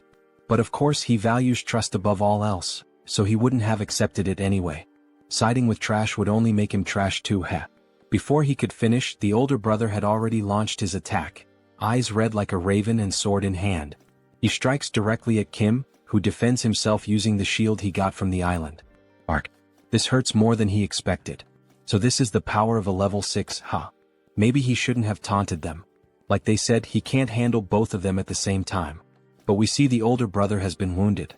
When? He missed by just a little. But it was close, huh? Moonslash. Since they don't have practical experience, it's doable. How dare he do that? Then the second brother draws 2 automatic pistols and unleashes a true rain of bullets. New trait unlocked, shield blocking. He was wondering why the shield felt sturdier. Shoot as many bullets as you want, he's not going to budge an inch. Brother now? The older brother dashes forward, aiming to disrupt the body modification process from behind. However, Kim quickly switches equipment. The second brother is caught off guard. Daisen gun of halting? The older brother is frozen in place. That bastard, where the hell did he get that weapon? Wait, where did he go now? This is a leap boosted by the air raid trait. Exploit the opponent's opening in an instant. We see the 6 traits he's using: gunner, gun shooting, spitfire, focus, rapid reloading. And he rains down attacks like an airstrike. Are you thinking of giving up now, Mr. Song Hee-jun? How laughable. To think you'd win with such a minuscule amount of power. What, are you relying on an item now? He then transforms. This is the Raven of Absolute Darkness. In addition, several building security guards start to arrive and surround the protagonist. He's going to put an end to your insolence here and now. Damn it, not even he can guarantee he'll get out of this safely. Everyone stop. A golden light begins to shine from the body modification capsule. Everyone turns stunned. Kim is happy it's finally done. The brothers are worried. This time, unfortunately, you arrived too late, my brothers. Third child of the Kumo group. Song Hee-young. Level 7 superhuman. She's taken on an angelic form, completely golden, a literal goddess with beautiful wings. She is now the Solar Raven. Solar Raven? Who does she think she's trying to scare? Alright then, let's fight. Please stop. If the youngest president were to fight seriously, this building wouldn't last a minute. He thought the outcome had already been decided in the last confrontation, and yet he's acting like this. Founding contributor of the Kumo Group. Director Young Kyung-jun. Is he disregarding the procedures decided by the shareholders? Now father-in-law. That's not what he meant. If that's not what he meant, then could he be plotting something beyond the president's death? He gets nervous and decides to back down. At last, we have a better view of the new president. A beautiful angel, or rather, a beautiful raven. Congratulations on reaching level 7, President Song Hee-young. He'll see her at the shareholders' meeting to elect the next president. A few days later, both are on the terrace of a luxurious house. As tradition dictates, her brothers have withdrawn from all their businesses and departed for the United States. Congratulations. She's about to become the next president of the Kumo Group. Fufu. It's all thanks to you. Did he receive the items from her 2 brothers as promised? Kumo helm, Kumo belt, Kumo boots. Ah yes, of course. Thanks to you he's completed the Kumo set. Ah. If you have more requests in the future just call me. While sipping her fine wine she remembered. Now that you mention it she actually has one more proposal for you. What kind of request with a high reward is it this time? Then she offers a different prize. SSS rank ring. A ring? Sir Warrior, would you marry me? Sorry, but he's going to have to refuse. I can't understand this protagonist. He gets so few chances with women and refuses this beautiful level 7 woman? I'm suspicious of this protagonist. Back to the manhwa. What? But why? There's no way you'd be lacking as a partner. And you're right about that. You have both wealth and beauty. Either way she's just not his type. Making that romance anime face. What? That's absurd. Why would such an insignificant factor matter to people like us? In fact, is it significant? She herself is surprised, just like me, the narrator, to have been refused in this way. Yes, the narrator loves women in business attire. Whoever agrees with me, type it in the comments and I'll send you a heart. He would like to marry someone who shows genuine affection. Not someone like you who sees me as a means to consolidate power. Quite romantic, isn't it? Kim Joonsoo, 22 years old, who doesn't want his pure heart to be betrayed, not even in Arcane Seoul. He truly is an unpredictable person. In that case she would like a cooperative relationship, where we can help each other at any time. Would that be alright? Yes, that would be more than welcome. And so, that night, a new alliance was formed with the clinking of glass cups. Then, after finally leaving her house and heading back home, he starts to grow pensive in the car. Kind of feels like he just threw away the chance to live in luxury for no reason. That leaves a bitter taste. After all, he's still in his intense early 20s. Marriage might have been too much, but if it were just dating. Look at this beautiful woman he just lost. Today the narrator is disappointed with Kim. He even slaps his own face to stop thinking about it, startling even the driver. Control yourself. The situation is unfolding differently from the game, as far as he knows. What he should focus on right now is Elder Joe of the Solar Magic Tower. Back at the tournament, that bastard said his master knew everything about what was going on. She's acting suspicious. And just as he was thinking about this matter, he got a call from the Solar Magic Tower. The director's son. What convenient timing. The next scene is in Phoenix Valley. However, it looks deserted. Kim wonders why he doesn't see any phoenixes flying in this area. Well, it's been quite a while, hasn't it, Superhuman Kim? Oh, or should he call you the owner of the Black Tiger Sword? Tower Master. It's been a long time. And of course his grandson is with him as well. He's noticed that you've become a greater person, huh? He'd like his grandson to learn from you. Grandpa, why don't we get straight to the point? Now that Mage Kim has awakened, he's starting to show his true nature, huh? Superhuman Kim. He's sure you already expected this, but we called you here to make a request. Is it because of all the phoenix disappearances? Correct. He has no idea where they might have gone.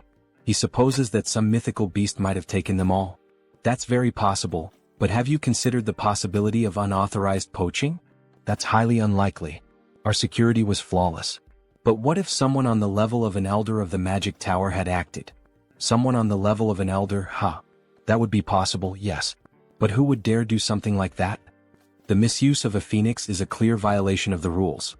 He then starts to get angry and ignites his entire body, showing why he is the tower's director. Of course, he will find every last missing phoenix, and find whoever is responsible for this. But you have to promise me an extra fee. Then we see a car speeding over the water at high speed. What do you think of this red stove? It's an amazing sports car, and it's really fast. If he entrusts the driving system to a spirit, automatic driving is possible. But no speeding. Meh. Asks the spirit with an innocent face. By the way, how did you come up with the idea of getting this car as our advance payment? He could never even dream of driving it because his grandfather really treasures him. Because he needed it for the request. We need a very fast car to catch that thing. A huge bluish-green phoenix flying at high speed. A moment ago. Sir, what the hell is that? Oh, can he recognize what that is, made on the ground? It's a phoenix. Made of steel wires. It definitely doesn't look like one. You only replicated its bone structure. You can save the compliments about the quality. I will. He managed to get some crafting attributes from it, so of course. Alright then, Mr. Mage. Let's take a bit of your blood, shall we? Says Kim with a scary face. What does that mean? To think that that small amount of his blood transformed that wire into an artificial phoenix. His blood contains the essence of the phoenix, so if we can just use its homing instinct, we'll be able to find out where the rest of them are. When night falls, they finally arrive at an island called Ulungdu. So this is where they were, huh? But they don't seem to be in good condition. They look tired and dehydrated. They should have lived for more than 20 years, but they seem drained of energy. Can you check their mana, please? Yes. He begins to check using fire as a sensor. These guys had their mana stolen. From the heart to the blood vessels, everything was burned dry. Wait, this traces. Yes, Mage Kim. He believes you can find out who did this. He then focuses more and finally discovers, the Eclipse School? Yes, that's right. How clever. Let's contact the Tower Master immediately. The culprit is none other than Elder Joe from the Eclipse School. Joe Akbun, that crazy bastard. He erupts like a volcano. Grandpa, please calm down. She was caught trying to take all the phoenixes for herself. He swears to God if he catches her, he will. So he's saying that Elder Joe also disappeared from the tower? Yes. He went to her office, and she had vanished, leaving her clone behind. What, is she mocking me or something? He swears he will. Clone? It's a magic that creates a body identical to the user. However, it dies after a while. Was she just trying to buy time? The death of the Kumo Group's president, whose heart was burned to ashes. The exiled mage reappearing as a reinforced soldier. The overexploited phoenixes taken to gain power. An Elder Joe hiding? You've already received so many clues. Come on. Tower Master, doesn't anything come to mind? Don't tell me. Joe Akbun got her hands on that? The forbidden ritual of the Eclipse School. The moon in complete darkness. The forbidden ritual. This ritual is carried out by emitting mana to block the sunlight, an event that appears in the polarization mission of the Solar Magic Tower. But this is even before the polarization research begins. It's the butterfly effect. A different course of events unfolded because he got involved with Elder Joe's disciple. What is this after all? She is using the power obtained from the phoenix to corrode solar magic. And not just that, through the sky, land, and sea, she is absorbing the mana from every form of life. Is she performing such an evil ritual in an era like this? And what if your magic tower is ruined because of it? We must find Elder Joe quickly. If she reaches level 8 with that power, we don't know what she will do. But how are we going to find her? He can feel a connection to a massive reservoir of mana in the distance. Follow him. He thinks he knows where that woman is.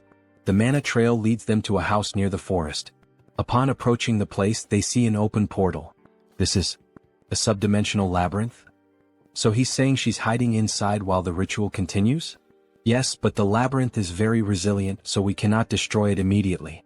It was designed to withstand the power of a solar eruption. You stay here and he will take care of things. You can't, grandfather. There's no way Elder Joe wouldn't have prepared countermeasures against the Tower Master. He's right. This is far too dangerous. Leave it to me. He's going in there? Yes. Wouldn't it be better to have an outsider intervene to catch her by surprise? Looks like he owes him one more. In that case, take this. We see several objects in his hand, a ring and dice of different shapes. Magic dice. Rank SSR. Ring of Great Escape, rank SSR. It's the Ring of Great Escape. Use it if you're in danger. Thank you. The Ring of Great Escape. He's just gained an extra life. In that case, he can risk his life without worry. Because Elder Joe has one of the 8 treasures of the Magic Tower. Then he finally steps into the portal. What are all these things? We see a large ruined city completely abandoned. However, there's an unexpected visitor in this labyrinth. Why did you follow him into the labyrinth? You know you could actually die, right? But this is the responsibility of the Magic Tower. And he thinks that 2 would do better than 1. It would be a big problem if you ran into an enemy while installing those dice to neutralize the subdimension. Well, you have a point. By the way, does the School of Eclipse like this kind of atmosphere? Yes. The School of Eclipse is rooted in dark magic. The moon in the labyrinth is already black. While he was explaining, a larva-type monster tried to attack him from behind. However, Kim quickly uses the tiger sword to kill the monster instantly. What a damn scare. Where the hell did that ugly creature come from? He would have been all bitten up and screwed if he'd been even a second late. He thinks they smelled us. Stay close to my back. He will protect both of us. Then he activates the best traits. Intuition. Sensitive. Treasure hunt. Insight.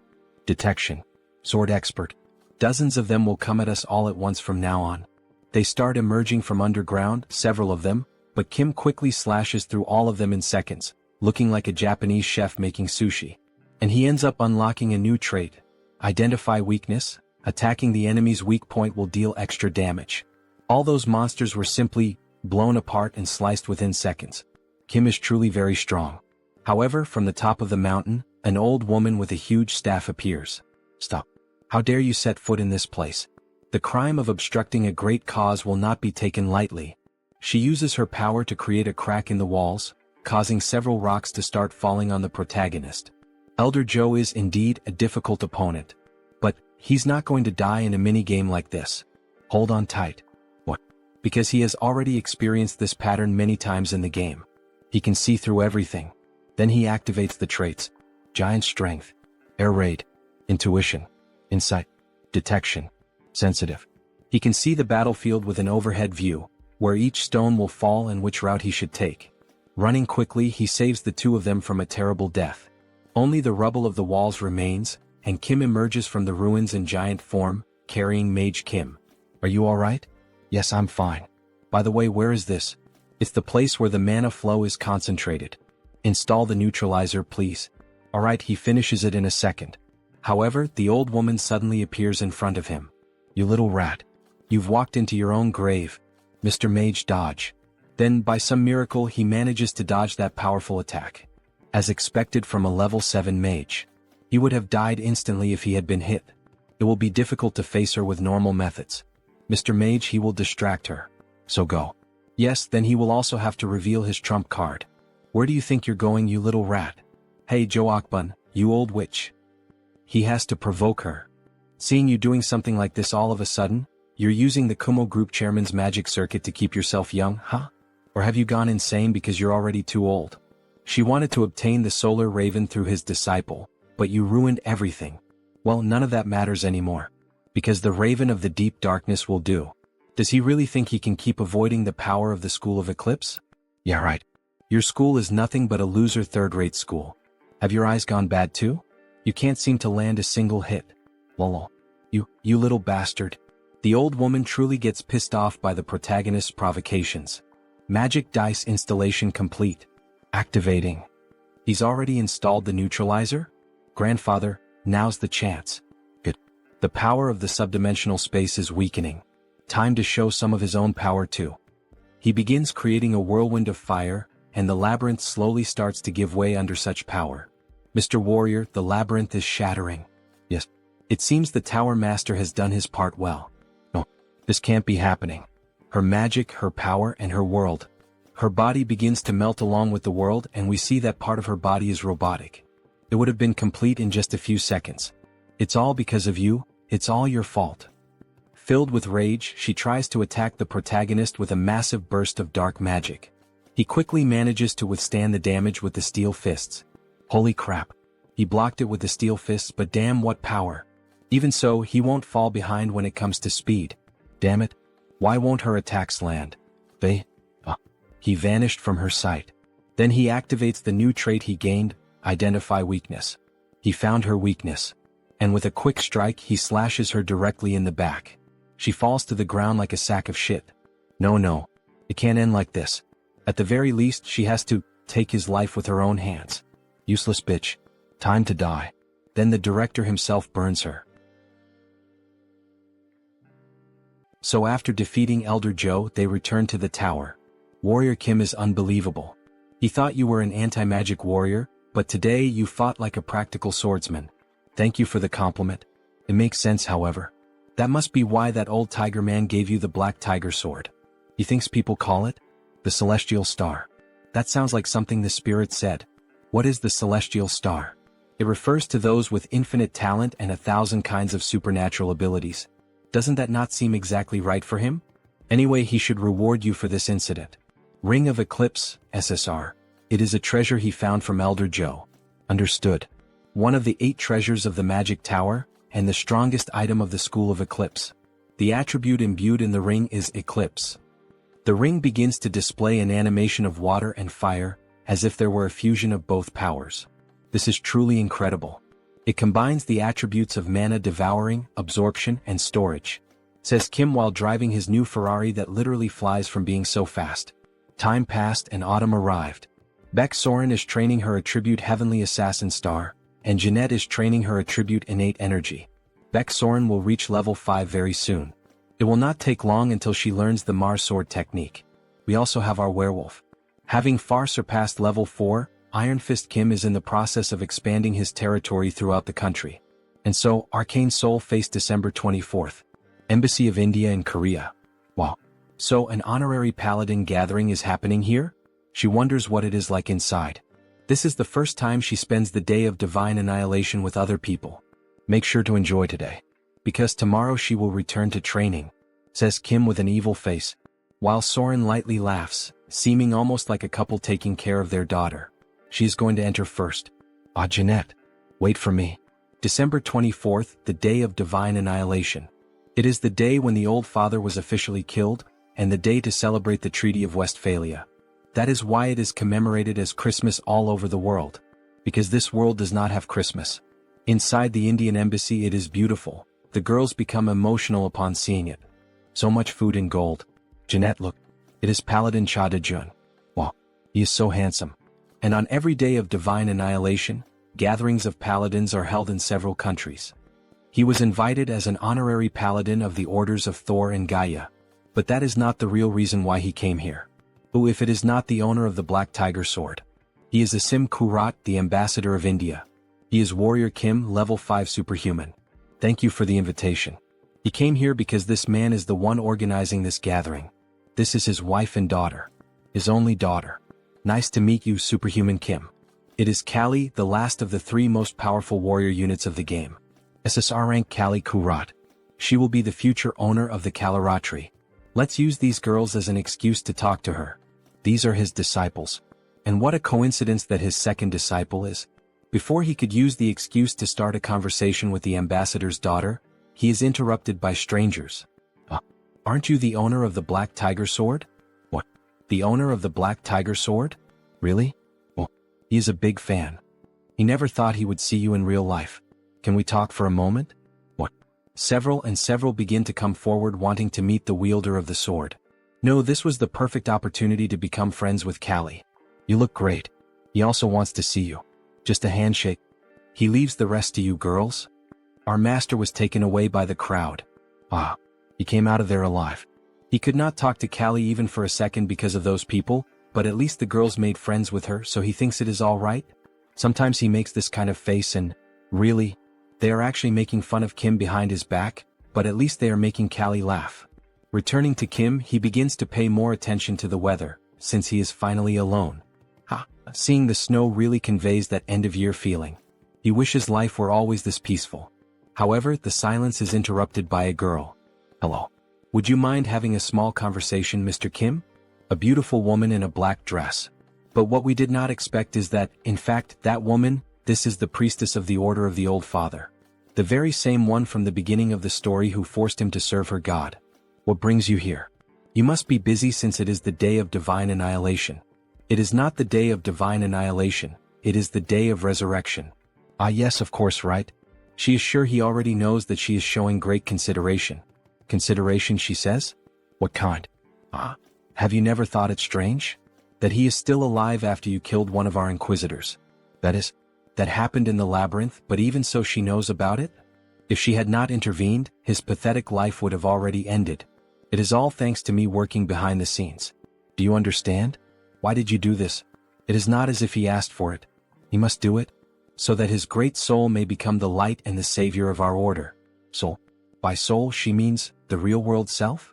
In the real world he was just one among countless losers. A fool who achieved nothing, failing both in love and in life. Is she mocking me or something? Why the hell are you doing this to someone like me? Could it be that she is referring to my ability to switch attributes? He means if you consider this ability as being imbued in his soul. He thinks you could call it the Great Soul, but he would like you to become stronger than ever. So that a great vessel worthy of the magnificence of the soul may be completed. Take that crap yourself. He is not going to let that happen. Today is the day. Today? Everything starts from today. It is mostly thanks to you, Savior. While you were running everywhere causing trouble and chaos, we managed to accomplish many things. What nonsense are you talking about? You will see soon. A magic circle begins to form beneath her feet. Until we meet again soon. Then she activates the magic with her hands and disappears in front of the protagonist. As if she had never been there. Crazy bitch.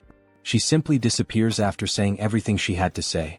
What kind of crap is she plotting this time? Everything starts from today, she said. The main story of the game has not even started yet. Arcane Seoul. It makes no sense that Episode 1 with content equivalent to a full expansion pack would begin now. But today is the day of divine annihilation. On the very same day Episode 1 begins. December 24th, 11 hours 59 minutes and 27 seconds. Back in the game, the mysterious words of the priestess marked its beginning. Could it really be? The seconds keep passing until reaching 59, and when it finally turns to December 25th, a huge explosion happens right behind Kim. What was that? What is happening? Damn, it has begun. Episode 1, Terrorist Attack in Seoul. Bombing attacks all over the city begin to be reported. Mysterious monsters also begin to appear at the event of the Indian embassy. Before they could attack, they are struck by sniper shots. Our protagonist has already rushed to save everyone. The owner of the Black Tiger Sword? Protect this side with the other paladins. Understood. And what about you, sir? There are people he needs to protect. It looks like the war in Arcane Seoul is really about to begin now. The manhwa is getting even more exciting. See you in the next recap. The attack began with monstrous serpents attacking everyone at the embassy. However, the two disciples of warrior Kim tried to defend everyone. Ambassador, are you alright? The terror in Seoul struck the entire city of Seoul. In the game, Callie's parents end up dying precisely in this terrorist attack. Ah yes, thanks to you. Hey, look behind you. With this as a turning point, Callie, devastated by grief, decides to become a superhuman. Then, the serpent is quickly sliced into pieces without having a chance to attack the family. The girls already knew whose technique that was, Professor Kim's. Won't he let this happen in this temporal life? Come to me, the rest of you. He is a busy businessman, as you can see. After finishing off the monsters, Kim leaves in the flying car and starts making calls. Hello, Commander? If it isn't the superhuman Kim. Sorry, but he is very busy right now with the terrorist attack in Seoul. He will have to return your call later. No, he has to tell him this right now. This terrorist attack is happening throughout the Seoul region, but there is only one real target.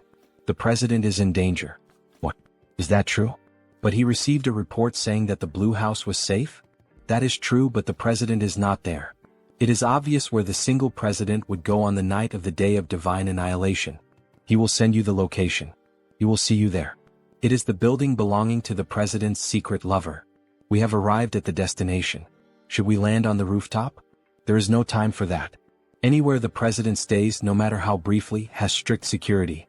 To bypass the security procedures and enter immediately. He then jumps from the car and gains momentum in the air to break into the building. He will have to destroy the specially made glass. He manages to break into the president's lover's building. Wait, could he by any chance be the owner of the Black Tiger Sword? Are the two of them alright? Forget that, look behind. Then Kim is caught off guard by a sword attack from a mysterious woman. An explosion occurs from the clash of both swords. She is going to cut him into pieces and hang him at the Gwanghwamun gate. That old tiger will love this. The Japanese sword Demonic Blade Masamyun. It is a weapon that inflicts a guaranteed random curse with every strike that lands on the enemy.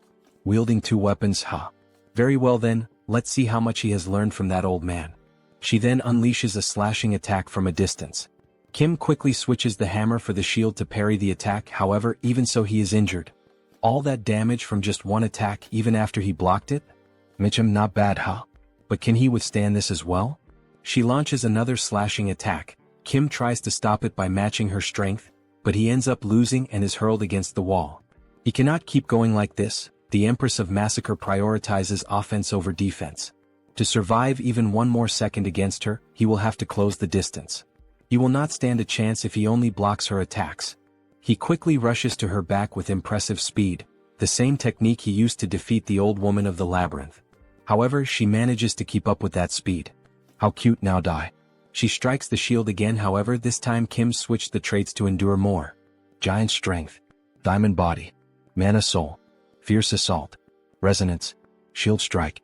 This ends up reflecting the attack back at her, sending her flying. Then he quickly switches to the hammer charged with energy and tries to strike her. You damn bastard. The only weakness of the Empress of Massacre is extreme close quarters combat. One wrong move and he will die, but let's try. They begin the 1v1 PvP Samurai Sword vs Mjolnir Hammer.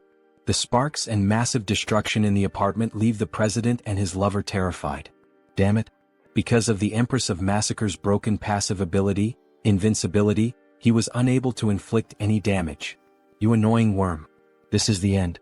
She then finally manages to land a blow and seriously injures him in the chest. He is more resilient than she thought he would be. Last words? Red. Take the president somewhere else. Confirmed. Moving to the designated location. Wait. The car speeds off at maximum velocity, safely taking the president and the woman away. What is he going to do now? She lost the target, huh? Ah, that bastard. He was aiming for this the whole time. This is the ultimate ability of the Empress of Massacre, annihilation of heaven and earth. A Japanese technique that slices the enemy in half. Damn, he cannot move because of the curse now. Is there really no way to escape this? Of course there is. What is that? Ring of Great Escape. The user can leave the battlefield once during the fight. Thank you for being so stupid. Then at the last moment before he is struck, he ends up being teleported from the battlefield and she hits the ground. In the end, she only left the sword stuck in the concrete. That son of a bitch. She will 100% kill him when she finds him. He throws himself into the sacred water that heals him. He managed to survive by a hair's breadth. If it weren't for the Ring of Great Escape he received from the Master of the Tower, he would probably have died there. He was lucky. Anyway, the commander should have already arrived. Could he restrain the Empress of Massacre? Honestly, that may be difficult with his strength. He should focus on healing first. Then he equips the traits. Immortal, Revival, Regeneration, Wound Recovery, Cure, Vigor. He can think about that later. His phone starts ringing. And he was just about to rest. Hello, Master. Holy God, is that Soren? Why didn't he answer her calls? 4 days. He thought he had lost his hearing. He was resting. Wait, did she just say it had been days since he last answered?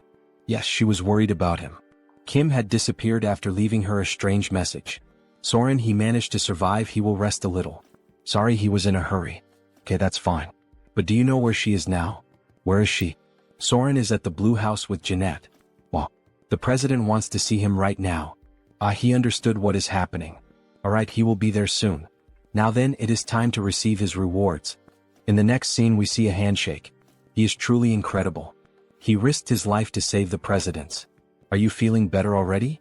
Yes, he is 100% recovered from the incident. The mana fountain and the elixir played a huge role. Gah. What did he just say? Someone slapped Kim on the back. He told you this guy would show up as if nothing had happened. It seems the elixir helped you. Do not forget that it is thanks to the Tower of Sun Magic. Why are these guys acting so friendly? Thank you, Superhuman Kim. This is to show his gratitude, so please. Is this the Rankisar equipment, Star Descendant? Star Descendant. The trait embedded in the equipment shares the same name. Star Descendant. It is an overpowered ability that changes your attributes to fit the situation every time the traits are switched. Evolution. Superiority. Adaptation. Arrangement. Divine Blood. When switching to the swordsman traits, it increases his attack damage and dexterity. Strength and endurance for the warrior traits. And for the shooter traits, it increases attack speed and movement speed. It is literally perfect for him. Thank you. He will make good use of it. Now that Mr. Warrior Kim has received his reward, it is time to put him to work. What? He wants to become a corps commander. It will be good to try this out in advance. Then he is taken to a kind of war hall with several maps and points. Currently, they are pursuing the leader of the terrorists, Shin Yaren, also known as the Empress of Massacre. He is familiar with this map because it is the mission map of Episode 1.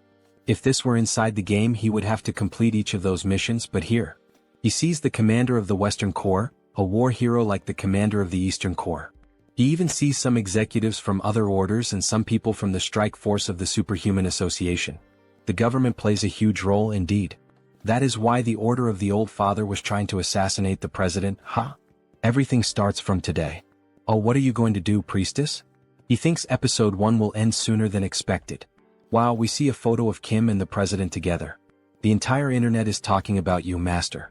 Someone filmed a clip of you fighting at the Indian embassy. It seems Episode 1 will wrap up without too many complications. He will focus on developing his character for a while. When they are approaching home, they notice that someone is already waiting for them.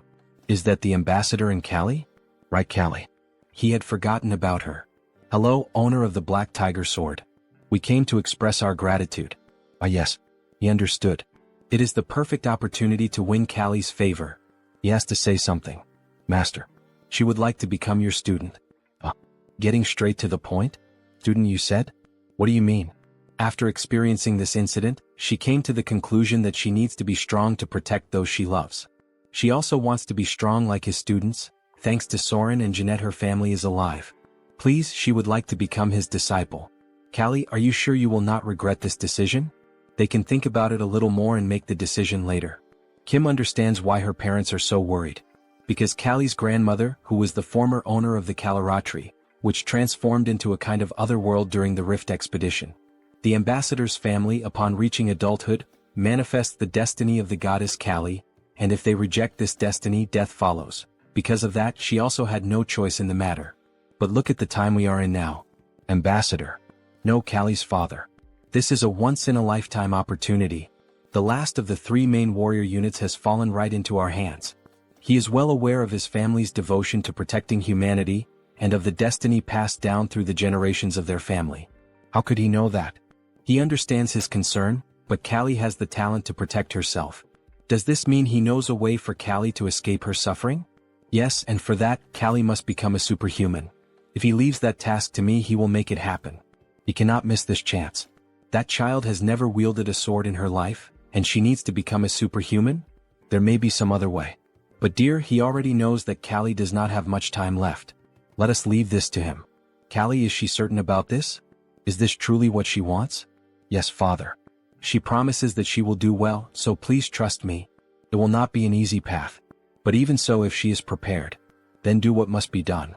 You must overcome your destiny and survive. Yes, she will. Have you made your decision? Ah, yes. Then, Callie, she will undergo hellish training starting tonight. Tremble. She is looking forward to it. A few days later, we see Callie exercising and stretching. Kalaratri is an assassin and a dancer. She unlocked the stealth trait some time ago, so now she needs to unlock the dance trait. It is already time for her to unlock it. As she dances, her golden aura keeps increasing as if she were leveling up. Goddess's blood. Stealth. Dancer. As expected, she has some talent. Now that they have built the foundation for her to challenge her destiny, all she needs to do is level up. Good work. She is already at level 3. Thank you. Rest a little. Her stamina is still somewhat lacking, so he suggests that she should not push herself too much. No, she is fine. Let's just start the next lesson right away. She has to become strong like Soren and Jeanette. Soren has already reached level 5 and Jeanette is at level 4. She is overtraining without even realizing it, due to her growing impatience. Hallie, she also has a God-given talent like the other two. All you need to do is train consistently at your own pace, so do not become too impatient. If you push yourself too much, it might slow down your progress. Okay, I will remember that. Oh, I am getting a call. Rest a little. Hello. Mr. Kim, owner of the Black Tiger Sword. It's me, Kim Chunbok. It has been a while. So what is the matter? He just wanted to inform you that you have another challenge in the Colosseum. Do you remember the Destroyer King? He wants to fight to reclaim his steel fists? Yes, he does. This time he offered to bet some diamonds, and the statue of Mars. The statue of Mars? That is the divine statue that has the Mars sword technique sealed within it. So this is the quest to obtain the Mars sword technique. The battle will be in 2 weeks in the form of a 4-on-4 group match. Will you accept? Of course. You will see him then. He has 2 weeks to form a group. The Destroyer King will be fully prepared for this. He needs a group that can guarantee victory. He does indeed know some strong people, but he is still a little anxious about fighting a real battle with them, since he has never used them in a group fight. Very well then. He thinks this group will do. After 2 long weeks of anticipation, the day of the team battle had finally arrived. The arena was filled with tension as the fighters began to make their entrance. Leading the opposing squad stood the imposing figure of the feared Destroyer King. Right behind him marched the other formidable names, the Wyvern King, the Dark Demon King, and the Angel King. Despite his aged appearance, the leader radiated strength, proving he still had enough vigor to face his enemies head-on. Each member carried with them the promise of unleashing their full might in the clash to come. Old or not, everyone stood equal before sheer violence.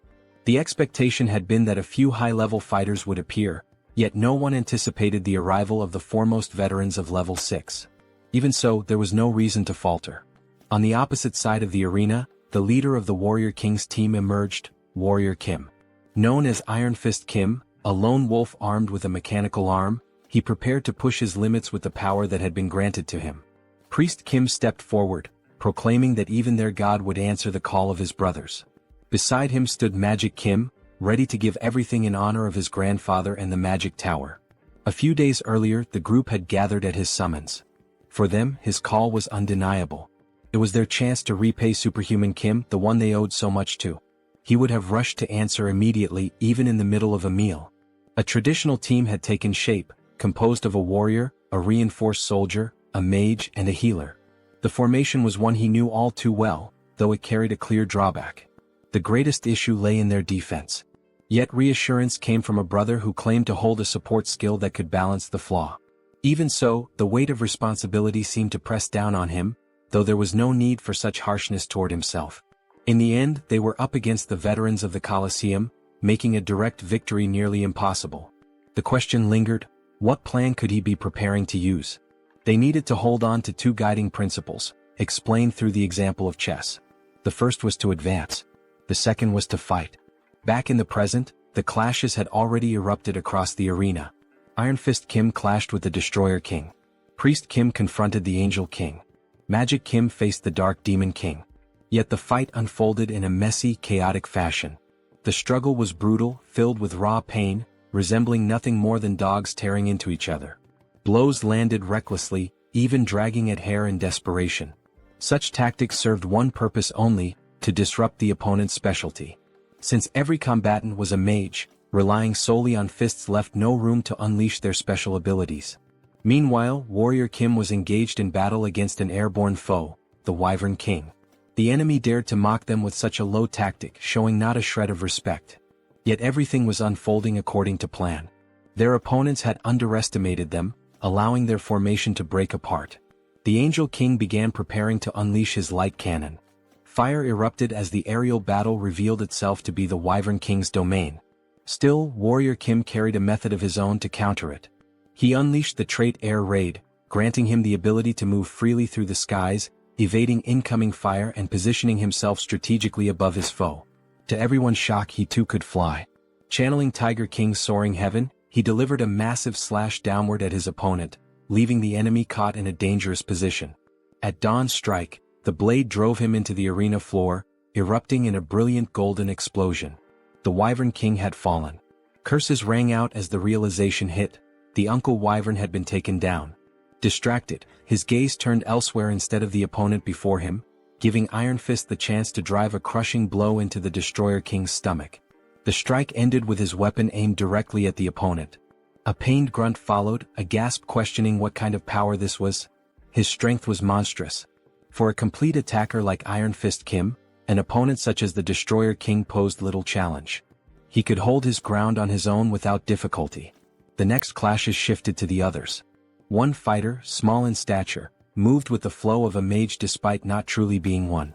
Another stood unashamed before his god, even as doubts circled around him.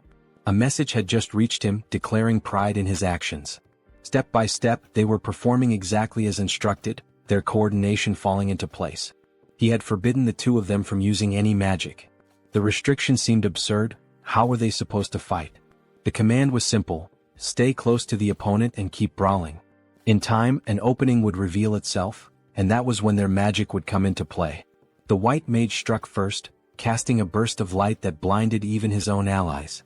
The chaos escalated as the black mage began conjuring an immense sphere of dark energy, while the white mage lent his strength, feeding more power into the growing spell. The moment of death had arrived as the attack was unleashed straight at Mage Kim and Priest Kim. Yet Warrior Kim intervened, raising the shield he had earned to block the devastating strike. The priest was called upon to act, channeling every defensive enchantment and blessing at his disposal. The force of the assault grew heavier with each passing second, but the shield endured, holding firm against the overwhelming power. In that clash, the protagonist awakened a new trait: Wall of Shields. Laughter echoed, mocking the idea that these youngsters would do nothing more than block his attack. But then the white mage noticed something unusual. A warning rose: Dark Demon King had sensed a threatening presence. When the dust finally settled, only the protagonist remained standing with his shield, and behind him stood Mage Kim. The question lingered: should this be the end? The decision was made. Kim wielded the Mjolnir hammer, charged with the last spell he had carried, while Mage Kim stood ready with the flames of the Phoenix. The time had come to finish it. Together they unleashed a combined strike, shaping a magnificent phoenix, as the protagonist's barbarian strength surged forward with everything he had. It was a victory for the Kim family team. A massive explosion erupted at the center of the arena, sending the crowd into a frenzy over what had just unfolded. The battle was over. The winner was declared to be the Warrior King's team. Cheers rose higher as the announcement followed. He had obtained the peerless trait. The condition had been to defeat 3 high-level opponents consecutively, and he had accomplished it. With this achievement, he now possessed all the necessary components for the fusion against 1,000 traits. Laughter echoed as the opponents conceded, admitting their defeat. It had been a worthy fight. The promised reward was delivered to him without delay, with the assurance that the others would also receive what was owed. At last he had obtained the statue of Mars, the artifact destined to awaken Baek-Soren along with her sword technique. A challenge for revenge was offered at any time, but the response was firm. Such a rematch would never come. Their time had passed. It was clear a new era had already begun. Days later, the scene shifted to the protagonist's residence, where a duel unfolded between Warrior Kim and Baek-Soren. The clash, however, leaned in her favor as she pressed the attack and forced him onto the defensive. Kim began to tire, sweat marking the strain of the fight. Yet his opponent showed no sign of slowing. She advanced again with unrelenting force, driving forward with the power of her charged trait. In that moment, the overwhelming might of the heaven-slaying star revealed itself. A few hours earlier. Pardon? He is giving this to me? Yes. The statue of Mars is somewhat useless to him. It is an item that only responds to her, the star that slays the heavens. No wonder that the moment she merely touched the statue, it began to shine intensely. But it gives off a strange feeling just to look at that thing. Her eyes slowly start filling with power little by little. It is all right, she does not need to resist it. She only needs to let her instincts handle the mana. The 3 main sword techniques are martial arts, but they are also techniques for cultivating mana. The reason he never taught the disciples a special mana cultivation technique was precisely because of this. At last she understood and grasped it. With her eyes glowing red, she swiftly draws her sword and unleashes a red tornado of pure mana, something tremendously brutal. This is the true power of the star that slays the heavens. The power of Mars, the god of war, and the star that slays the heavens. Using the traits, heaven-slaying star, indomitable, runaway train, sword expert, narrow escape. And now she has finally awakened the supreme trait, Mars sword technique. This is incredible, but she cannot help imagining dark thoughts in her mind. That is only natural since it is the power of the star that slays the heavens. She just needs to accept it and focus on fighting, and she will become even more extraordinary. Thank you. She does not know how to repay him for this. After she made such a mischievous face, one could imagine how she might repay it. Right then she could start paying now, says the protagonist as he draws his sword. Could it be that he is finally going to take his payment? Of course not. Warrior Kim only cares about becoming stronger. Giving and receiving. Teach him the war sword technique. Returning to the present, they continue fighting for hours. She is fast and strong. Not only that, but she is also recovering her health and mana rapidly. He keeps being pushed back by her, as the one-on-one clashes are not favorable for Warrior Kim. As expected of such a powerful sword technique. If the dance of Kali was a dazzling sword dance, then Baek-Soren's sword dance is the dance of a wild warrior. He can begin to feel it little by little. At that very moment, she realizes that something has changed. Kim's eyes have shifted and turned red. The world itself begins to appear in a blood-red hue. At last, he starts fighting on equal ground against her, no longer at a disadvantage, and the battle has only just begun. With a display of power, he hurls his disciple far away, slamming her violently against the wall. Surely that must have hurt. Trait. Mars sword technique. You have obtained a trait. So, this is the star that slays the heavens. The red energy courses through the entire body. Our protagonist has farmed aura. However, he forgot one detail. Beck is on the ground, nearly unconscious from the last strike. Baek-Soren, are you all right? Do I look all right to you? I'm sorry. Phew. He is so close to reaching level 6 now, but still just a little short. He feels that he can reach it if he only accumulates a little more experience. And he has someone perfect for a moment like this. The next day. Joonsoo workforce. Well, look who we have here. If it isn't the pride of our association in person. The best result of our association. The savior of Seoul, Hunter Kim, the owner of the Black Tiger Sword. Oh, he's here, the superhuman Kim. He's just the same as always, President. Anyway, he heard there is a major request pending? Warrior Kim called at the perfect time. Let him explain, since he was the one who arranged the commission. He heard that the Terra Federation has fallen, right? Episode 1, The Terra Federation. They acted under the instigation of the Order of the Old Father. Unlike in the game, they were annihilated by the incursion carried out by the government. From now on, it will be very difficult for them to rebuild the organization. At present, the Empress of Massacre, Shin Yaren, and her subordinates are scattered. So, at the request of the National Army, the Hunter Association, specialists in tracking, was pursuing the terrorists, but one of them decided to hide in a strange place we cannot handle. A strange place? The monster village. There was a mutant among the terrorists there. Right, because any mutant is considered family in the monster village. But a terrorist is still an extremely dangerous individual. It has been difficult because that bear mutant has been protecting him. But to think that he has a connection with the monster village. That is almost like fate. So that is what happened. But he cannot simply accept this request. To reach level 6, he cannot go against the monster village. Yet refusing this request outright is a bit. Here is his photo. A chameleon mutant who hid in the monster village. Look at him. This guy is basically screaming that he is a terrorist. This guy is a mutant? Yes, is there a problem? That guy is not a mutant. Sub-boss of episode 1, Mr. Chameleon. He is a bio-enhanced soldier. The terrorist deceived the bear. He will accept this request. And so, the protagonist dashes off toward the forest. As soon as he uncovers the truth, he will cooperate. He does not know if the man will listen to him, but he will have to try persuading him. As he was approaching, an explosion suddenly burst from the sky. An explosion in the monster village. Chameleon. He is beginning to take action. The fire starts spreading quickly through the forest. Some mutants collapse on the ground, unable to breathe as if they had been poisoned by something. But what just happened? It is a magic burst bomb. Owner of the Black Tiger Sword? Why are you here? He heard that a chameleon from the Terra Federation came to this place. It must be him. He is a criminal pretending to be a mutant. What, pretending? Chief, Skeleton Snake has disappeared. The chameleon who was with Skeleton Snake has also vanished. Skeleton Snake? This is not the time for panic. At this rate, everyone will turn into a bomb and explode. Quickly raise the barrier now.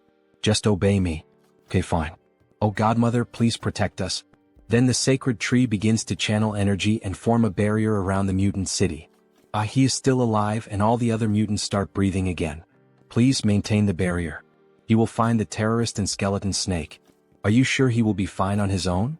Then Warrior Kim equips the hunting traits, Phantom Eyes, Intuition, Insight, Detection, Clairvoyance, Trace. He will find them quickly and return. Kim arrives at a cave and around it there is something strange in the air. He knows they must be somewhere around here. Master. Beksoren? Why are you here? You called me saying you needed her help. Did I do that? Alright. He sees that she has come to help. He ends up collapsing. Teacher, are you alright? Yes, everything should be fine. That is strange. Why does his body feel so exhausted? She thinks he needs to rest for a while. She will continue searching from here on.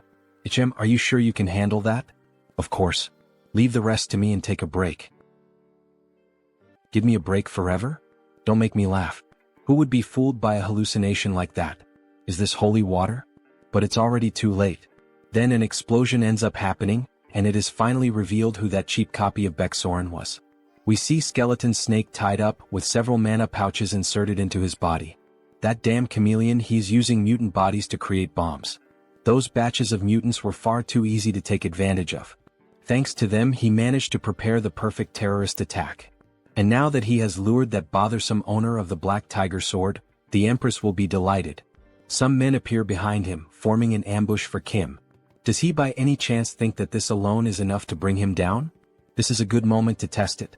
He recently completed the set of Rage, Fighting Spirit, Fierce Assault, Destruction, Peerless, and Massacre. With this set, he now has the combination of the Mars Sword technique in matching against 1,000. With the union of the sword and hammer, he forms a red lightning bolt that leaves everyone in the room frightened, the same as Beksoren did when she finally unlocked the new power. But what the hell is this power of his? They didn't tell us anything about it.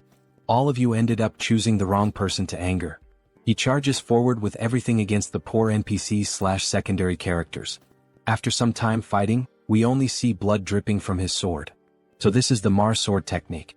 There's almost nothing left of this place, only useless NPCs lying on the ground. Such a fearsome power now in his hands. After finishing the fight, he runs with Skeleton Snake to the mutant city. The bear tries to communicate with him, asking what the hell happened, while the other mutants watch the situation. Skeleton Snake was exposed to mana for too long. This is going to get out of control, son. Please tell the Godmother tree to help now. Okay. Oh Godmother. Please save Skeleton Snake. It's too late.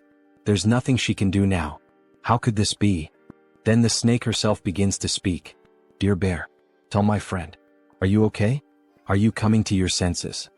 Bear, please finish the job. What the hell is he saying? Is he by any chance asking to have the job finished? That might be the best option. If his mana core gets out of control, the explosion could sweep the entire monster village. He can't do that. Even if he has to die, he can't do that. He thinks he has an idea. Is that true? But the chance of failure is over 90%. And if things go wrong, he could be in danger. However, because he received a prophecy from our Godmother. She said that he was destined to give a part of my body to someone who would return her blood and flesh. That strangely made me think. Since Skeleton Snake helped me so much to get here, it's worth risking his life. He doesn't care as long as this can save Skeleton Snake. Even if it's a 1% chance. Please do something. He understands. Please prepare a bathtub. We'll bring one. And the Hunters Association should be waiting outside the forest right now. Please allow their entry. Under Kim. These are the things you asked for. Do you need anything else? President, no, every reinforced soldier here, he needs you to extract the mana cores and the lubricants from their prosthetic arms. How much do you need? Everything. He needs every last part of it. The only way to save the Skeleton Snake is to obtain a human body. Arg arg. In other words, he has to mutate the mutant. This method only appears after the episode of the nuclear war, but it's worth trying. Godmother. Let him ask for a portion of your blood to save the Skeleton Snake. It is only possible with the sacrifice of someone who has ascended to divinity. The Godmother's blood. Yes, take this. Good. Give a sip of this to Skeleton Snake. And a sip to me. Then he receives new traits. Divine power. Holy light. Radiance. Briefly combine divinity with these 3 traits and enter the space with the Godmother's permission. Kim begins to ascend. This is the Godmother's space. And the 2 beings she invited. 2 gods. His existence is far too insignificant to face the 2 of them, but their items are responding. Blessing of Thor. Blessing of Gaia. Blessing of the Godmother tree. With the help of these 3 deities, he can even pierce through this probability system and ascend to the heavens. In the middle of the forest, something strange is happening in the sky. 3 different forces in the form of lightning went directly to the bathtub with Skeleton Snake. A lightning bolt struck the Skeleton Snake. What is happening right now? Kim is radiating divine power. Until finally a huge explosion happened as if a miracle were occurring right there. Smoke is coming out of the bathtub. Kim speaks in a deeper voice as if it weren't him at the moment. Skeleton Snake. It's time to wake up. Then a human hand begins to emerge from the bathtub, and a little later we see a beautiful girl coming out of it, with very green eyes like a snake's. She finally looks up at the sky, seeing that beautiful view. No words leave her mouth. Kim approaches from behind with a piece of clothing. After all, he is a gentleman. Congratulations on acquiring a new body. Ah, thank you. This honestly feels like a dream, the sensation of the wind enveloping me, the smell of the grass, and even the humidity. It's been so long since she felt any of this that it feels unreal. She really has a body now. However, she begins to feel unwell and cough a lot. Hey Snake, are you okay? Owner of the Black Tiger Sword, did something go wrong? This is very strange. He is sure it was successful. In the end, she ends up vomiting a ring. Wait, that's the treasure you receive after finishing Skeleton Snake's personal quest, the SSR Ring of the Prophet. So that's where it came from. So that was what the Godmother's prophecy was about. The prophecy? What was it again? To someone who would return her blood and flesh, she was destined to give a part of her body. That was very cute. Could it be that the protagonist will finally have a girl? The Prophet's Ring. Just as the name suggests, it is a device that provides all the game's information in advance. For example, it can show the reward inside a treasure chest or reveal the map of a randomly generated dungeon. We see illustrations of what this stolen item would look like. He did not expect this reward at all. What a lucky prize. And take this as well. This is a mana core, isn't it? Even if she is no longer a mutant, she will still need it. No, it's all right. For you to become level 6. The tree seems to be smiling as one of its leaves falls. He needs her mana core. That's what she told me. Is that so? The godmother granted us a level 6 plant. According to what is written here, you will also need mana cores from other mutants. Mana cores? He is the benefactor of our village, so this is nothing. He will give him all the mana cores he has been keeping. Yes, you can take mine as well. You can have the mana cores of our kind. Me too, me too. Take ours too. Everyone wants to help Warrior Kim, the one who from the very beginning tried to be their friend and protect them. All of these must be mementos of their masters, parents, or friends, but even so, they are giving them up so willingly. Everyone, thank you so much. After a few days, we see a huge building, and inside it, all 4 of them making funny poses with sunglasses. It is so bright, so huge. Is this building really yours, master? Yes. He bought it recently. Money is power. Now he obtains income without needing to work. With this, he can cover the necessary expenses for training. Welcome, Superhuman Kim. Oh, Director Choi. It is still early and you are already here? Of course. He is the manager of this building now. He is nothing without responsibility, sir. Of course, that is why he chose him. Now we are business partners, Director Choi. Yes. Once again, it is a pleasure. Now, he thinks he should take him for a tour of this building. Where to first? Jim, she would like to eat something delicious. Me too. All right, we can start things after we eat. Then we can go to the food court. However, Kim interrupts him. Let's go to the training room. Damn protagonist who only thinks about training, no wonder he is so strong. Let's see how strong his disciples have become. Kali Kurat level 3. Jeanette level 4. Beksoren level 5. They begin training in the new training place. Kim is equipped with his training traits. Black Tiger Swordsmanship. Sword Expert. Sword Aura. Sigurd Cultivation Technique. Focus. Training. Warrior Kim level 6. He pauses his personal training a little. Everyone is making steady progress. Now he can focus only on his own training. Thanks to the Prophet's Ring, he managed to obtain the artifact necessary to reach level 6. Moreover, he managed to learn the supreme technique of the Eastern Army, the Black Tiger Swordsmanship. Now that he has obtained so many traits, the high-level trait, Master of Swords, is not very far. However, to use the Master of Swords trait, the mana cultivation technique he is currently using will not be sufficient. He is already having difficulty controlling the Mars sword technique with it. It seems the time has come for him to go to that place. To the place where the god resides. Sweden. Great Palace of Stockholm. He arrives at the entrance and there is an angel waiting for him. Mr. Warrior Kim, unfortunately he will not be able to enter the place. He is an honorary paladin of this place. Even if he is a paladin, he is currently at level 6. It is dangerous. Please visit again when you reach level 7. Yes, he already imagined this would happen. It is understandable, since there is a saying that anyone below level 6 will die instantly upon seeing a god. But, it is not as if there were no way. He gives a rose with white flowers. This is a mythical item from Norse mythology, the regret of Mistiltine. He really managed to bring it here. Gem with this, she understands. Allow her to guide him to God. She will allow you to witness the greatest of lightnings. Good thing he prepared this in advance. Some time ago at the square in Sweden. Before meeting Thor, there is something he needs to prepare. There is a quest that gives the regret of Mistiltine as a reward.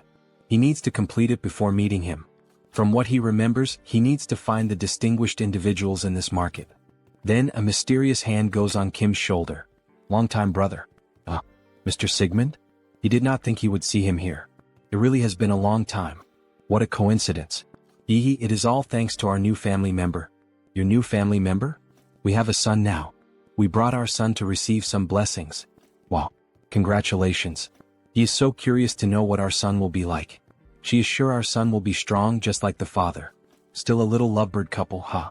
Now that he thinks about it, this was the sacred land of the Nordics. Wait, the god who blesses babies in Norse mythology is... Wait, you two are here to receive the blessing of Frigg? But he heard that she was already dead. That's right. But there was a prophecy. In the castle floating in the sky, and in the lowest place, seek the rune that guards the twilight. Take the rune to the open field, board the skyship, and bring the world to order. Only then will the goddess smile. Interpreting the prophecy, the castle floating in the sky must be the great palace, and the lowest place must be here. We have already found the rune as well. Would you like to see it? This is the rune? Well, runes can also mean secrets or knowledge. Wait, this image? What happened? Is there a problem? This is the birth of the clearest and purest god. The birth story of Mistiltine? Now he understands. the distinguished individuals he had to find were them. He needs to help them receive Frigg's blessing to complete the quest. My brothers, may I join your journey? This is the field mentioned in the prophecy. That's right. In the sky with the flying chariot they see the battle of giants. And this is the skyship from the prophecy. It is a legendary ship built by the ancient dwarven king, Skidbladner. It is a portable fortress that can be put in the pocket when folded. The most coveted item in Arcane Seoul today. 500x reduction. It can be put in your pocket. It is a flying portable aircraft carrier. Isn't it magnificent to see it with your own eyes? He wants it desperately. He could not obtain it in the game. This is the sadness of an F2P player. So, according to the prophecy, take the rune to the open field, board the skyship, and bring the world to order. Only then will the goddess smile. We have to take over Skidbladner and defeat those titans, right? Yes, but many have already died trying to covet that ship. Will not be easy at all. Not easy, he says? Nah, it's hella easy for him. Bro, calm down, there's a pregnant woman in the back seat. As he closed in on Skidbladner, the portable fortress revealed its defenses. Cannons emerged and unleashed fire, turning the approach into an aerial clash. Projectiles tore through the sky, incoming fast, confirming the threat. The moment had come to prove his strength. 6 new traits activated in sequence: driving, boarding, focus, phantom eyes, intuition, and sensitive. With everything set, he pushed forward at full force. With the car at ultra speed, he weaved through cannon fire and slipped past the waves of explosions. The system blared warnings: danger, too many projectiles closing in, evasion nearly impossible. The command was clear: accelerate.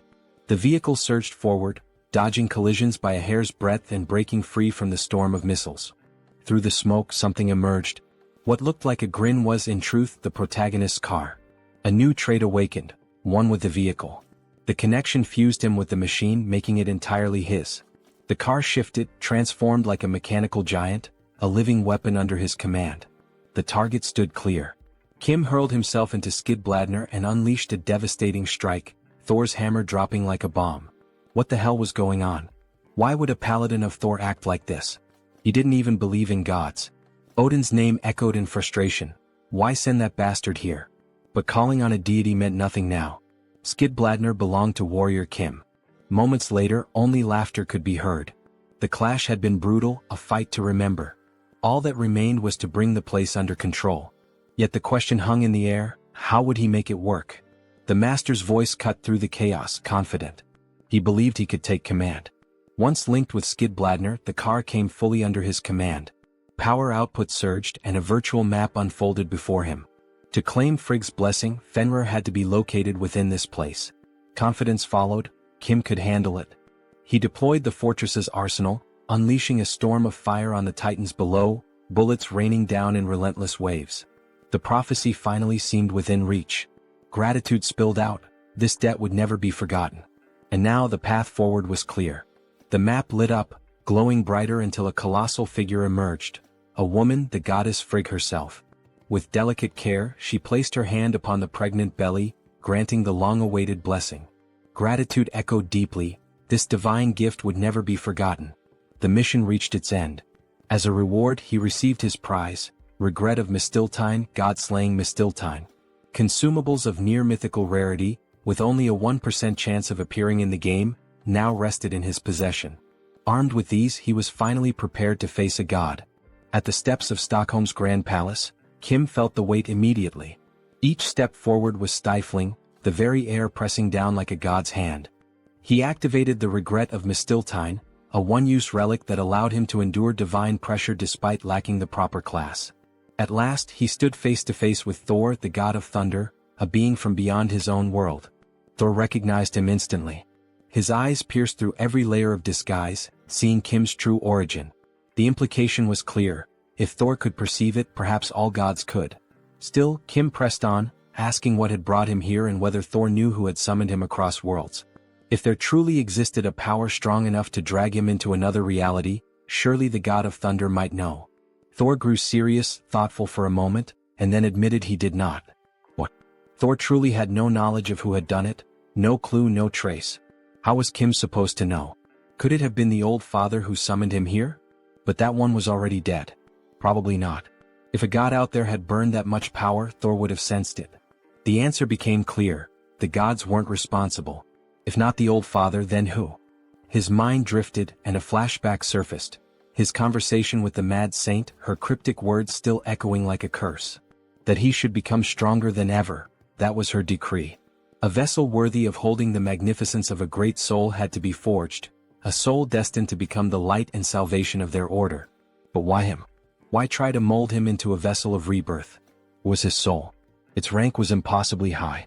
Was it because of his ability to swap traits? The power to learn anything and exchange it at will? Only an omnipotent could wield such a gift. In the East he believed they called it the Celestial Star. This was called the Celestial Star. Celestial Star, he had heard that name before. Had there ever been an omnipotent like him? Yes, one known as the Celestial Demon. The way she spoke made it sound as if he resembled her master, as if he carried eyes capable of glimpsing the future. So that's why the Blood King had said those words. In any case, he had to do his best to escape that filthy order that still followed the old father. If he managed it, he'd be named as the Blood King's Archangel. Archangel? The title hung in the air. He had no intention of dying though. The promise was clear. After death, of course, little one. To be honest, he thought reviving might not be such a bad idea. Was he serious? He had no desire to remain trapped in this ridiculous palace, sipping nectar for eternity. It made sense. Thor himself was also a god of war. He remembered the opening line of Arcane Seoul, God is dead. In the divine annihilation war, when the old father fell, every defeated god perished, while the victors were all imprisoned. After being locked away for so long, Thor had to be itching for action. Yet even so, war still felt like too much. In the end, the divine annihilation treaty had been made for humans. Still, Thor would cheer him on. What he sought was a power strong enough to break free from the old father, and that power Thor would grant. A colossal bolt struck Kim, not just any lightning but the thunder god's own. His entire body convulsed under the shock, pain tearing through him, screams ripping out despite every effort to hold them back. As always, the protagonist took the harshest, most brutal attacks this manhwa had to offer. See you in the next video. Use it well. Then our protagonist gained 2 new traits. Thor cultivation technique. Lightning. And we see Kim warrior in a badass pose, after being burned by the lightning. We're done, baby Mjolnir. Thank you, God of Thunder, you may go now, omnipotent outsider.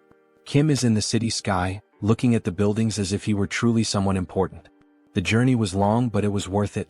He didn't plan this, but he obtained the Godslayer Mistiltine, which removes invincibility traits. He even managed to get the Skidbladner. Maybe he should take a trip with his disciples. Jeanette and Callie will love it, hee hee. Jim, what's that siren sound for? We see a huge building engulfed in flames. But what the protagonist didn't know was that the burning building was the new one he had just acquired. In the next scene we see the entrance of a hospital. Please don't run in the hospital corridor. Director Choi. Sir, you finally arrived. The director growled, which bastard did something like this? We're currently investigating, but it's very likely it was the Terror Federation. The Terror Federation. They've gone too far. Director Choi, he's not just a business partner. He's much more than that. In the cruel and selfish society of Arcane Seoul, he was the first to show kindness. He's his right hand. Damn it. All of this happened because he asked him to manage the building. Superhuman Kim. Director Choi. He woke up. He's fine. But there's something more important here. This is his blood. Please take it. Why are you giving me this? Because he injected nanomachines into his own blood some time ago. And he spread his blood onto those terrorists. With this, he should be able to track them. Thank you for staying alive, Director Choi. We will use every medical technique available to heal you. And this time he will make sure everyone is eradicated. In the next scene we see a city that looks like a slum. Giro Stronghold. Sir, they tracked Director Choi's nanomachines. This is the result. This is where they went to hide. Their traces end right here, you say? Yes. Should we just demolish this place? Demolish, you say? Yes, most of the people who live here are either homeless or criminals. His Iron Fist gang will take care of it. That's the right choice. This time he plans to defeat the leader of the Terror Federation, the Slaughter Empress. At any cost. But the Terror Federation began as the Federation of Rights. It was an organization founded to claim the rights of the marginalized. Until they made contact with the Order of the Old Father. If he decides to destroy this place casually without much thought, that could ultimately strengthen their justice. Violence is not always the answer to everything. It can harm the lives of innocent people. Of course that's true, but do you have another plan in mind? We have to demolish and rebuild. With that, what do you mean? From now on, we will re-urbanize the Guro neighborhood. That's his plan. The re-urbanization of Guro advanced without many problems.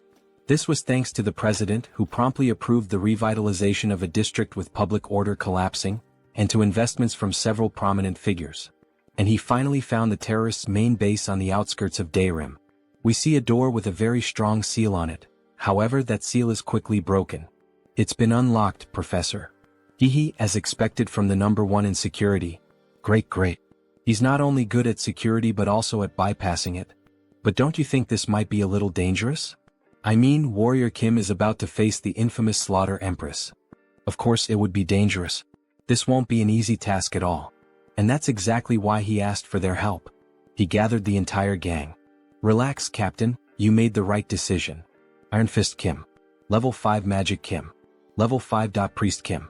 Level 5. Beck Soren. Level 5. Callie. Level 3. Jeanette. Level 4. Let's go, her heart is pounding. They've all grown well, Warrior Kim. Level 6. Seo Woojin. Level 6. As expected from those with extraordinary talents. Their growth speed is much faster than average. Not to mention that Woojin is already at his level. You worked hard, man. You guys should be more than strong enough for this place, except for the Slaughter Empress herself. So there's no need to worry. Leave it to us, Professor. She's not scared at all. Me too. He will also do his best as a level 6 superhuman just like you. Yup, but there's no need to overdo it. So reliable. Now then. Upon opening the gate, a green aura seeps out as if it were something poisonous. Everyone is astonished by this intense air. The subdimension. Professor, are you sure we will be alright? I'm a little scared right now. Me too. Have I ever been wrong before? Let's go in. To finish the Slaughter Empress. Poor things. They walked into their own grave. Now that it has come to this, she should help them find the proper burial site. In the next scene, the entrance to the subdimension is revealed. 3 houses stand in the middle of nowhere, each with a distinct aesthetic. This place is... He thought it would be dark since it's underground. What is it for? The platform they are standing on can be seen, along with paths leading to each of the 3 houses. This place was known among players as the Hell of Minigames. They must complete 3 types of minigames to remove the buff applied to the Slaughter Empress. In truth, it wasn't that difficult back then since it was just a side-scrolling game. But now, it seems extremely hard to get through this place. After all, this is reality, and any mistake leads to a disastrous outcome. However, he brought his disciples in preparation for a situation like this. They will split into 3 groups to cross this area. With Seo Woojin as the leader, Mage Kim, Priest Kim and Iron Fist Kim will form one team. And with Beck Soren as the leader, Jeanette and Callie will form another team. But what about the last group? He will be in a team by himself. Because he is a professional whose name once appeared on the leaderboard. Seo Woojin's team will take on the first minigame.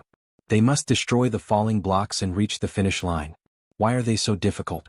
It doesn't seem easy, but since they have Mage Kim who can sense mana, this way, it won't be hard for them to find the block that needs to be destroyed. Great. Let's get out of here quickly. Yes. However, Woojin seems to be bothered by all this. Beck Soren's team will take on the second minigame. They must find a solid cloud platform to cross the sky and reach the finish line. If they follow a specific rule, they can complete it in no time. Callie, how far are we from the finish line? And they have the board game maniac Callie. Only 10 more cloud platforms left. And finally, he'll do just fine on his own, so they don't need to worry. But all of this will be a bit complicated, so it will take him some time to finish everything. If they reach the finish line before him, they must not open the door and should wait for him. Then he wishes good luck to everyone. Finally, the first group reaches the finish line. Priest Kim thinks they were the first to arrive. It was all thanks to that guy. He did a great job finding the right block. He's glad he could help. The priest's dispel was also important. He could rely on you. It was nothing really. However, once again Woojin seems dissatisfied. Shortly after, the other team arrives. We did it. Our Callie is so smart. Both of them were amazing. I'm so proud of you. That was easy. She handled all the traps that flew toward us. While everyone celebrates, Woojin stands alone. He wanted to show his master how much he had grown. What is he doing now? He simply can't keep going like this. He's the only level 6 warrior here. He'll face the Slaughter Empress himself. Surin realizes what he was about to do, prove himself and become today's protagonist. What are you doing? Come back here right now. You can't go in. Warrior Kim hasn't arrived yet. It's fine everyone. He's a level 6 superhuman, so he should be able to face her. Then, before he could do anything, the same mist from before appears, leaving everyone in shock. What is this crushing pressure? He can't move an inch. That's the difference between him and a level 7. You idiot. The master said to wait. What? How are they enduring this curse? He tried to be the protagonist, but in the end he's just a beta. The three of them attacked the Slaughter Empress. They must have a death wish. Very well, as you wish. With a single strike she injures our girls. Damn it. Resisting the curse isn't enough to defeat her. She's not someone we could have faced from the start. Run back, Soren. Goodbye, little girl. Before she could finish the blow, the hero, the true protagonist, the Jigachad, finally arrived in time. Hey, Slaughter Empress. Been a while, huh? It's been a month, he thinks? Teacher? Ah. She never expected you to come here in person. There's no need to waste time. She'll kill all of you. No. Even our teacher can't withstand that attack. But fortunately there's nothing left for the beta. After all, our protagonist stands as her equal. He's on equal footing with the Slaughter Empress? She swears she'll kill him. He was wrong. The protagonist of this battle is... Kim draws the tiger sword. Wrong. The one who will die today is you. The protagonist is Warrior Kim, our master. With all that light around him, he looks almost like a scion warrior. You think you can stop me with something like this? It doesn't matter how many times you fire that. He already knows that. During the Soul Terror incident, he painfully experienced firsthand the power of the Slaughter Empress's broken passive, invincibility. Damn it.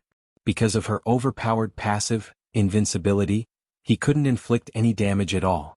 Now during this duel he holds the gift of God. He's grown so much in such a short time. She'll have to be careful, especially when fighting against a sword master who has completed the title swordsmanship.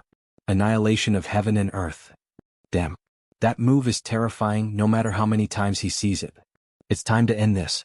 Bearer of the Black Tiger Sword. Her blade pierces through the shield, however before she realizes it, a branch has already pierced her body. God-slaying Mistiltine. Effect. Nullifies the opponent's invincibility effect. Now that this item's in effect, she's done for. She becomes confused about what's happening. But what the hell is that? The God-slaying Mistiltine nullifies invincibility. The reason he had been playing defensively was... And with a quick movement he makes a precise cut like a sushi master, leaving her bewildered by what just happened. Then to finish it off with a badass stance he launches a point-blank attack.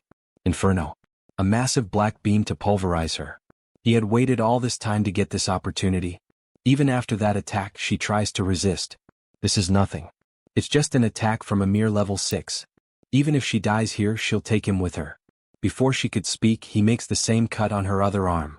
Everyone watching the fight is astonished by what's happening. After all, a level 6 is dominating a battle against a level 7. And in this world it's very clear, the one with the higher level is stronger. Do you feel that? This is a battle that surpasses levels. With several quick slashes, he finishes her off as if slicing meat to be served on a plate. You deserve this. And even after all that, she still remains conscious, with a devilish smile, asking to be finished. The final boss of episode 1. He won't refuse, and with one strike he finishes the job. The Slaughter Empress is completely dead. To think he actually defeated the supreme martial artist. What a great achievement. Incredible. Brother, at this rate he's going down in history. Haha, he's happy to see that all of them are safe. However, there was one who wasn't happy. The professor. He apologizes since because of him he almost ruined the professor's plan. Alright, since we got it, stand straight, man. Masamune, the phantom blade of the Slaughter Empress. It has a good attack attribute. Not only that, it never misses and inflicts a random curse upon hitting. Sounds like an incredible sword, doesn't it? As expected from the blade once wielded by the Empress. Alright then, Beck can have it. What? Why isn't he the one using this sword? He's more suited to straight blade styles than sabers. Take it. He thinks it would be perfect for her. Alright then, thank you very much, Master. The star that slays the heavens with the phantom blade, huh? It's going to be amazing. It'll be fun to watch. In the end, that bastard just wants to see everyone become stronger. Now let's see what the Empress was hiding behind that enormous door. Let's collect the rewards. Then after opening the door only a blinding light appeared. The place was filled with gold coins and all kinds of treasures. The Empress was like a dragon to have hoarded all that. So many coins. And they're shining. There's so much money in this treasure. She must have plundered quite a lot during her terrorist attacks, huh? Brother, what do you plan to do with all these jewels and gold? Well, we'll probably use it for repairing the damage caused by the terror, along with restoring his building. With the exception of that, of course. He picked up an automatic weapon. He found the last one of the Daisen series. Now he has the complete set of Daisen weapons. Days later, the reconstruction of the building began. And we see a new scene. Please, I beg you. Allow me to become your official disciple. Aha. So suddenly. Honestly, he had been very confident during the recent operation because he thought he was a genius. But in reality he couldn't do anything. He couldn't even swing his sword once. So that's why he looked so down back then.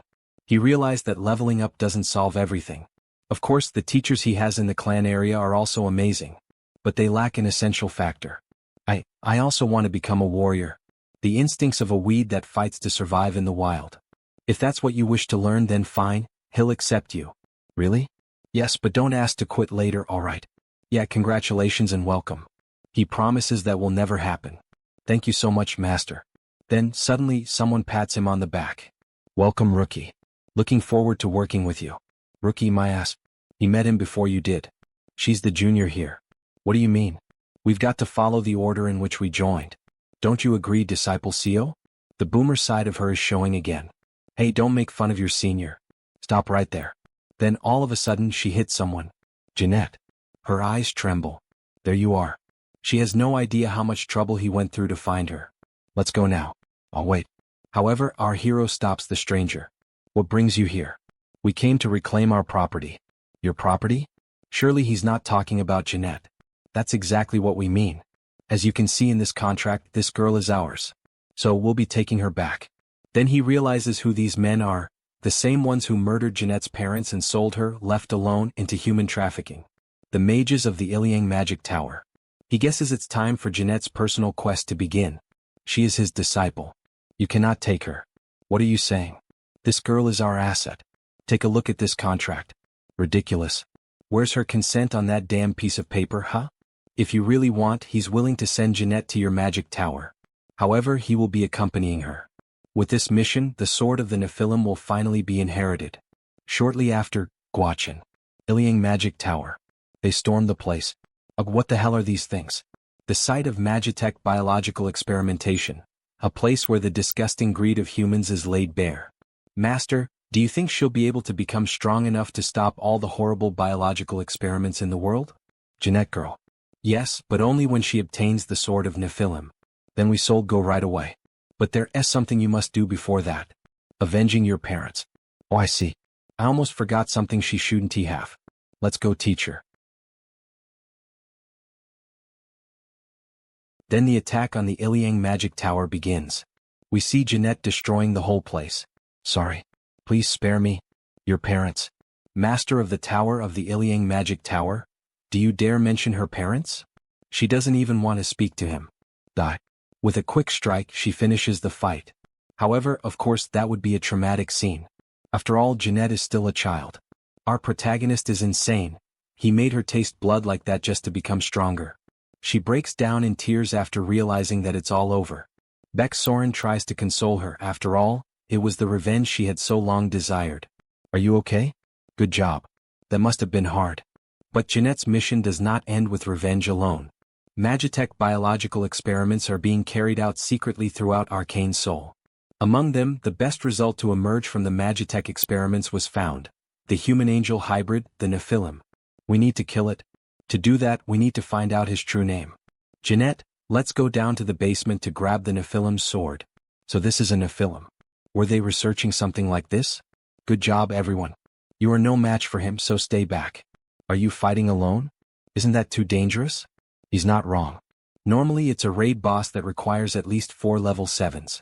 But Nephilims don't have free will. They can't use tricks and strategies like superhumans. So, if we follow his plan, we have a chance. Rise, Anik. Then that demon, who in fact is an angel, is awakened. The ground around begins to collapse and the capsule he was trapped in doesn't hold for long. Upon breaking free, he already starts using his aura to intimidate. A strong pulse that applies the fear status effect and at the same time lowers the attributes. However, Kim quickly uses the trait, Air Raid, and approaches the monster. That movement was already expected. He becomes strong and switches traits. Giant S Strength, Mana Soul, Sword Expert, Mars Sword Technique, Thor Cultivation Technique, Moon Slash. Unleash the strongest blow he can deliver. By striking its leg, he finishes by throwing the hammer with full force, opening a hole. Penetration. The creature screams in pain and tries to counterattack. However, Kim dodges easily. Seriously? He hits the legs on purpose, but they are completely intact. He is simply going to hit him until it works. After all, Kim knows all his patterns. He also poured giant blood over his sword. Giant blood causes damage over time. Against giants. If this damage is applied consistently during its duration, his damage scales infinitely. The creature even kneels. However, the desire to fight remains. But he needs to be careful with the Nephilim's sword. A black cloud comes toward Kim. He tries to dodge all the strikes, although some still hit and injure him, making his students worried. This won't do. Now is not the time to panic. Hold on. Master, we will fight as well. Wait. The highlight begins now. Radiance. Kim becomes completely white. He cannot miss the final strike. The continuous dark attribute damage that blooms into a white flower. He sees it. Its weak point. He mercilessly strikes the creature, causing it to release energy. And finally, the phase of the struggle. A massive amount of sword aura is pouring out. Everything is going according to plan. Now return to death, Anik. The creature is split in half. However, before losing consciousness, it speaks its first words. I have been wronged. Everyone is surprised. The Nephilim's sword. The place that still exudes mana is right here. With a strong strike of the hammer, he breaks the shell of the sword, transforming it into the true Nephilim sword. SSR Pitch Black Sword. He finally obtained the completely black sword. What an amazing battle. We really learned a lot. But what if he had gotten hurt? Jeanette. Try holding this sword. The sword? All right. Only Jeanette, who was used in experiments, can draw out the sword's full potential. It is an essential step to completing this mission. When she holds the sword, the black mana begins to surround her. Master, what is happening? Do not worry, just go along with what it tells you. The sword. Her eyes turn completely black. Right as commanded. She points the sword at herself and completes what was requested. Soren asks Kim to stop Jeanette, however, he tells her to stay calm. Everything will begin soon. The trait, Natural Born Energy, is activated. The pitch black sword reacts with Jeanette's innate energy trait. And finally, a whirlpool of black and white energy begins, symbolizing the start of a new era. One of the strongest in Arcane Seoul. The completely black energy was completed. Sword of Nephilim. In the following days, we see Kim's apartment restored. Now with more improvements inside. All damaged facilities were repaired. And we even got new training installations. This is perfect for training. But teacher. Yes. The sword of Nephilim. She doesn't know how to pass it on to him. Of course she doesn't. Because the sword only reacts to her, the one who possesses the innate energy trait. It only reacts to me? Then what should I do? There's no need to worry. You will simply obtain the same trait. Then you will naturally understand how to pass it on to me. Is he planning to learn that trait by any chance? But how is he going to do that? He will learn cultivated energy. First, he plans to learn Wujin's along with the sword. He has seen it enough times to imitate it easily with his body, copying the traits of others. He has heard of such a feat before but never seen it with his own eyes. He can't wait to see it. Alright, now we must start training in the new shooting room. Jeanette and Wujin start shooting at him and they're really trying to hit him. Teacher, how long do we have to do this? Not for long. Keep going. He's going to die at this rate. The shock bullet hits me and the death attribute cuts me, but even so, he is tracing the raw flow of it. Finally, the energy surrounded me. You have obtained a trait. One with the sword. But this still isn't the end. Now that he has obtained the final piece, finally, the official trait of the best warrior class. Hey, that's an aura blade. Trait, Sword Master. You have obtained a high-level trait. This marks the emergence of the extraordinary level 6 swordsman. Now then, before he starts truly learning it, Jeanette, what do you think key is? Key is? It's the light of your soul. The light of your soul? Yes. Unlike sword aura, it isn't just crystallized mana. It takes mana as the body and the soul as the mind. It's basically another me. In other words, it's your avatar. Avatar, you say? Yes. That's why, even among high-level superhumans, Only the warrior class can wield ki. But that's just what I think.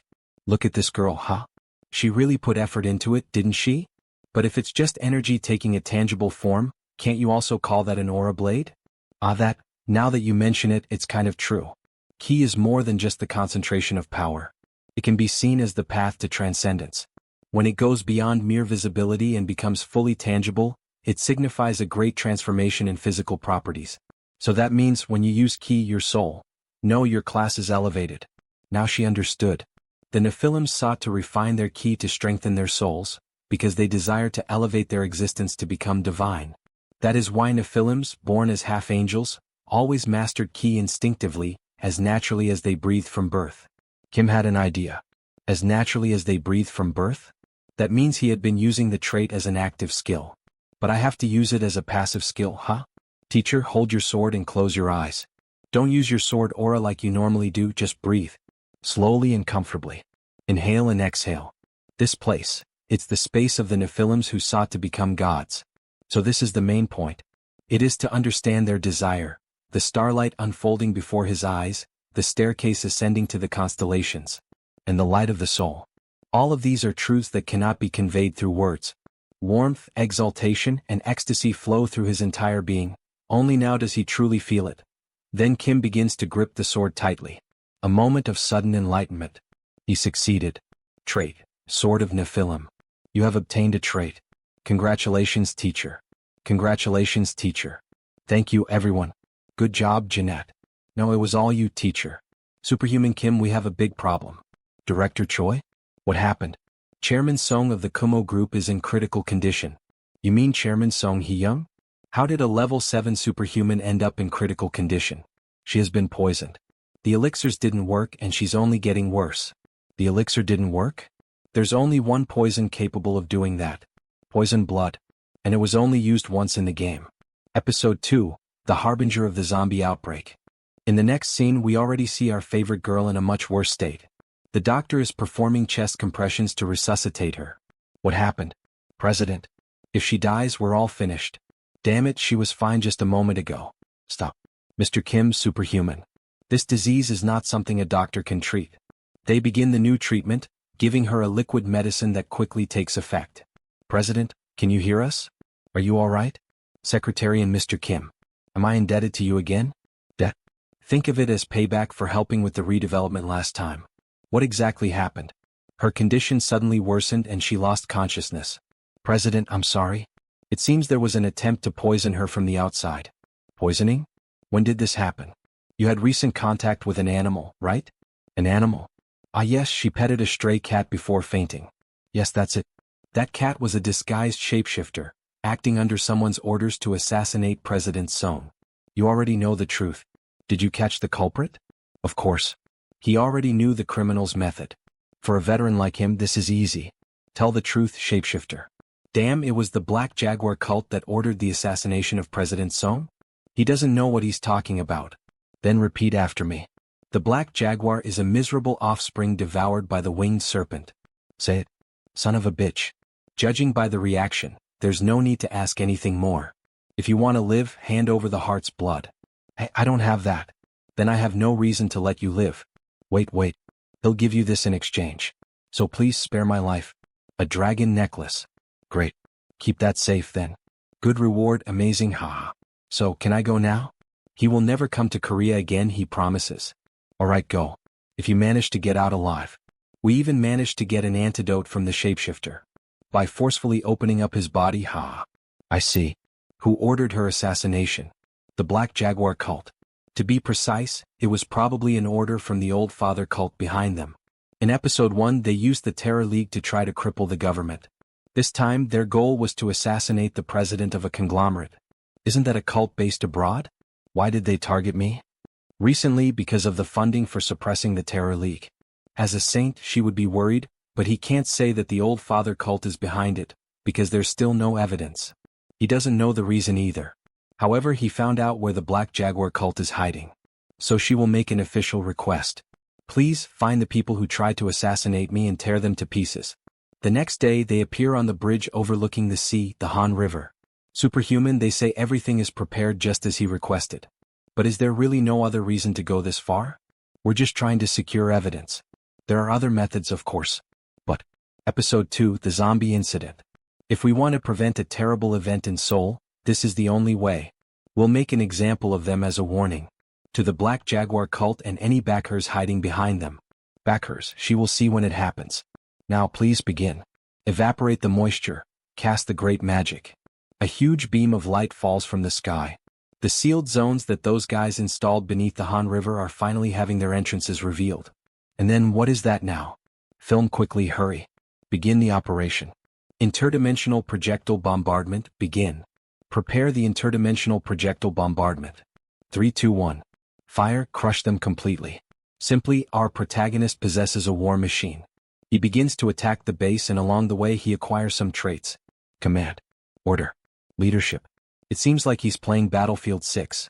Defense barrier detected on the target. Stop the bombardment. Then they finally showed their faces. Black executors. Black blood mages and seers, even priests. Master. What will you do? He was eager to go after them. He equips the war traits and he will deal with them personally. He jumps in, landing while firing a powerful strike against the magic barrier. Jaguars. They begin to fight. How impatient. Superhuman, she will help too. What a beautiful woman in her angelic form. Don't you agree she's the most gorgeous woman in this manhwa so far? Suddenly, a monster attacks her. Although it's a simple strike, she gets nervous. After all, the creature is filled with dark magic. There's no way she can handle that power. And in the blink of an eye, the creature is defeated. She's shocked, unable to understand what just happened, but upon looking more closely, all the monsters are being swiftly taken down. That's an aura blade. And with just one strike, Kim slices the last of them to pieces. And so, he truly became a level 6 sword master. She came down to help, but instead, ended up being the one who needed help. It was nothing. They've been neutralized, so let's head inside now. The enemy's secret base within the sealed zone, we must find it here without fail. Proof of the financiers who backed the Black Jaguar cult. They then finally enter, and it looks like a city inside that dimensional portal. No one is here. Yes. Their real base is in Brazil. We need to find the main culprit who caused the disturbance in Korea. By culprit, he means the mastermind he mentioned. There seems to be evidence behind this. Black flame covering the entire wall. He will take care of this. Then Kim, with his bare hands, tries to force open that wall of pure flames, which no one would even dare to touch. The president is once again surprised to witness something like this, and then an enormous warehouse is revealed to us. A place like this inside the sealed zone. Jewels, magical equipment, diamonds, all kinds of expensive items are inside. It seems this was the payment for the assassination of President Song. Well, she is worth quite a lot. He thinks we found the evidence of the mastermind behind this. Everything is written in an encoded language. It will take time to decode this. We will need specialists. Damn, they really covered their tracks well. Cult of the Old Father. Leave this to our Jumo security team, we will decode it as fast as possible. Yes, please do that. It's unfortunate, but for now we can only settle for gaining the Jumo group as an ally. Thank you again for your help. Sword Saint. Sword Saint. You didn't know? The news about you spread everywhere quickly. Everyone already calls you the Sword Saint. The Dark Tiger Sword Lord, now called Sword Saint. The headlines are really something. 23-year-old Sword Master highlight.gif. This is how you use an aura blade. Easy, right? Kim Warrior rolls out aura blades. And this is a gift. Or golf bag. He always used one, so she got a high-quality one for him. Heavens, she didn't need to. He feels as if he received too much. She is really very generous with rewards. That much is an obvious gift. He saved her life. As expected of the generous President Song. She is on a different level from the others. So, regarding the secret documents of the Black Panther sect and the Moor cult, we will contact you as soon as they are decoded. Where will you go now, Sword Saint? He will do the same as President Song, he will attempt level 7. To stop episode 2 he needs to become stronger. World of the Gods, Thessaly, Greece. Hey, stop pushing. Follow the line. As expected, it is really crowded. Makes sense. The only way to reach Olympus is through the Temple of Gaia. It is also difficult to enter. When the Olympian gods faced their downfall, the final battle happened here. The reason he came here is because one of those gods, the ancestor of gods and giants, the goddess Gaia, called him. But, to physically enter he must complete a task first. After that, when you meet the god, you become a spiritual being, you gain the privilege of immortality. That cloak, he is a holy knight. Why is a holy knight walking around like this? He could just ride a Pegasus and fly away. Pegasus is just appearance without substance. It's not his style. If you're going to have a mount, you need at least a wyvern to look stylish. When he approaches the door, the guards greet them. Nice to meet you, Holy Knight Kim Warrior. We are the guides of this place. You know me? There's no one who doesn't know the guardian of the stigmata. We'll escort you, please come inside. That person is the guardian of the stigmata. Yeah, she saw him in Germany too. My goodness, my goodness. They never thought they'd see him here. It's magnificent and beautiful. It feels completely different from Thor's Grand Palace in Stockholm. He's really enjoying the perks of being an honorary Holy Knight of the Gaia Order. We've been waiting for you, Holy Knight. The parchment he's touching contains his task. A task, the mandatory random quest needed to meet a god. Please let it be an easy quest. Please. He who ascends the heavenly path, go to the Georgia Valley. Above the gold mines from the Golden Dragon, bring back the Golden Fleece. But of course this would be the most difficult mission of all. Oh God, how could you give me the hardest quest of all? The Golden Dragon, of all dragons, he has to deal with that bad-tempered one. Isn't this too much? With the small sound of a step, the dragon was awakened. Kim holds his necklace and starts talking to the dragon. Let's have a talk, you giant lizard. Wait, he just spoke, the dragon says in surprise. Wearing the dragon necklace allows the use of dragon tongue. Good thing he got that loot from the shapeshifter. Strange creature, what do you wish to say? He has beaten the Golden Dragon in the game before. If he wanted to kill him, he could, but if the Golden Fleece gets damaged, he needs to stay calm. He came to give a warning. What, a small creature, a human, thinks he can say something to a dragon? Relax, we can at least have a short conversation, right? He equips his traits for PvP. Right, this human actually has some power.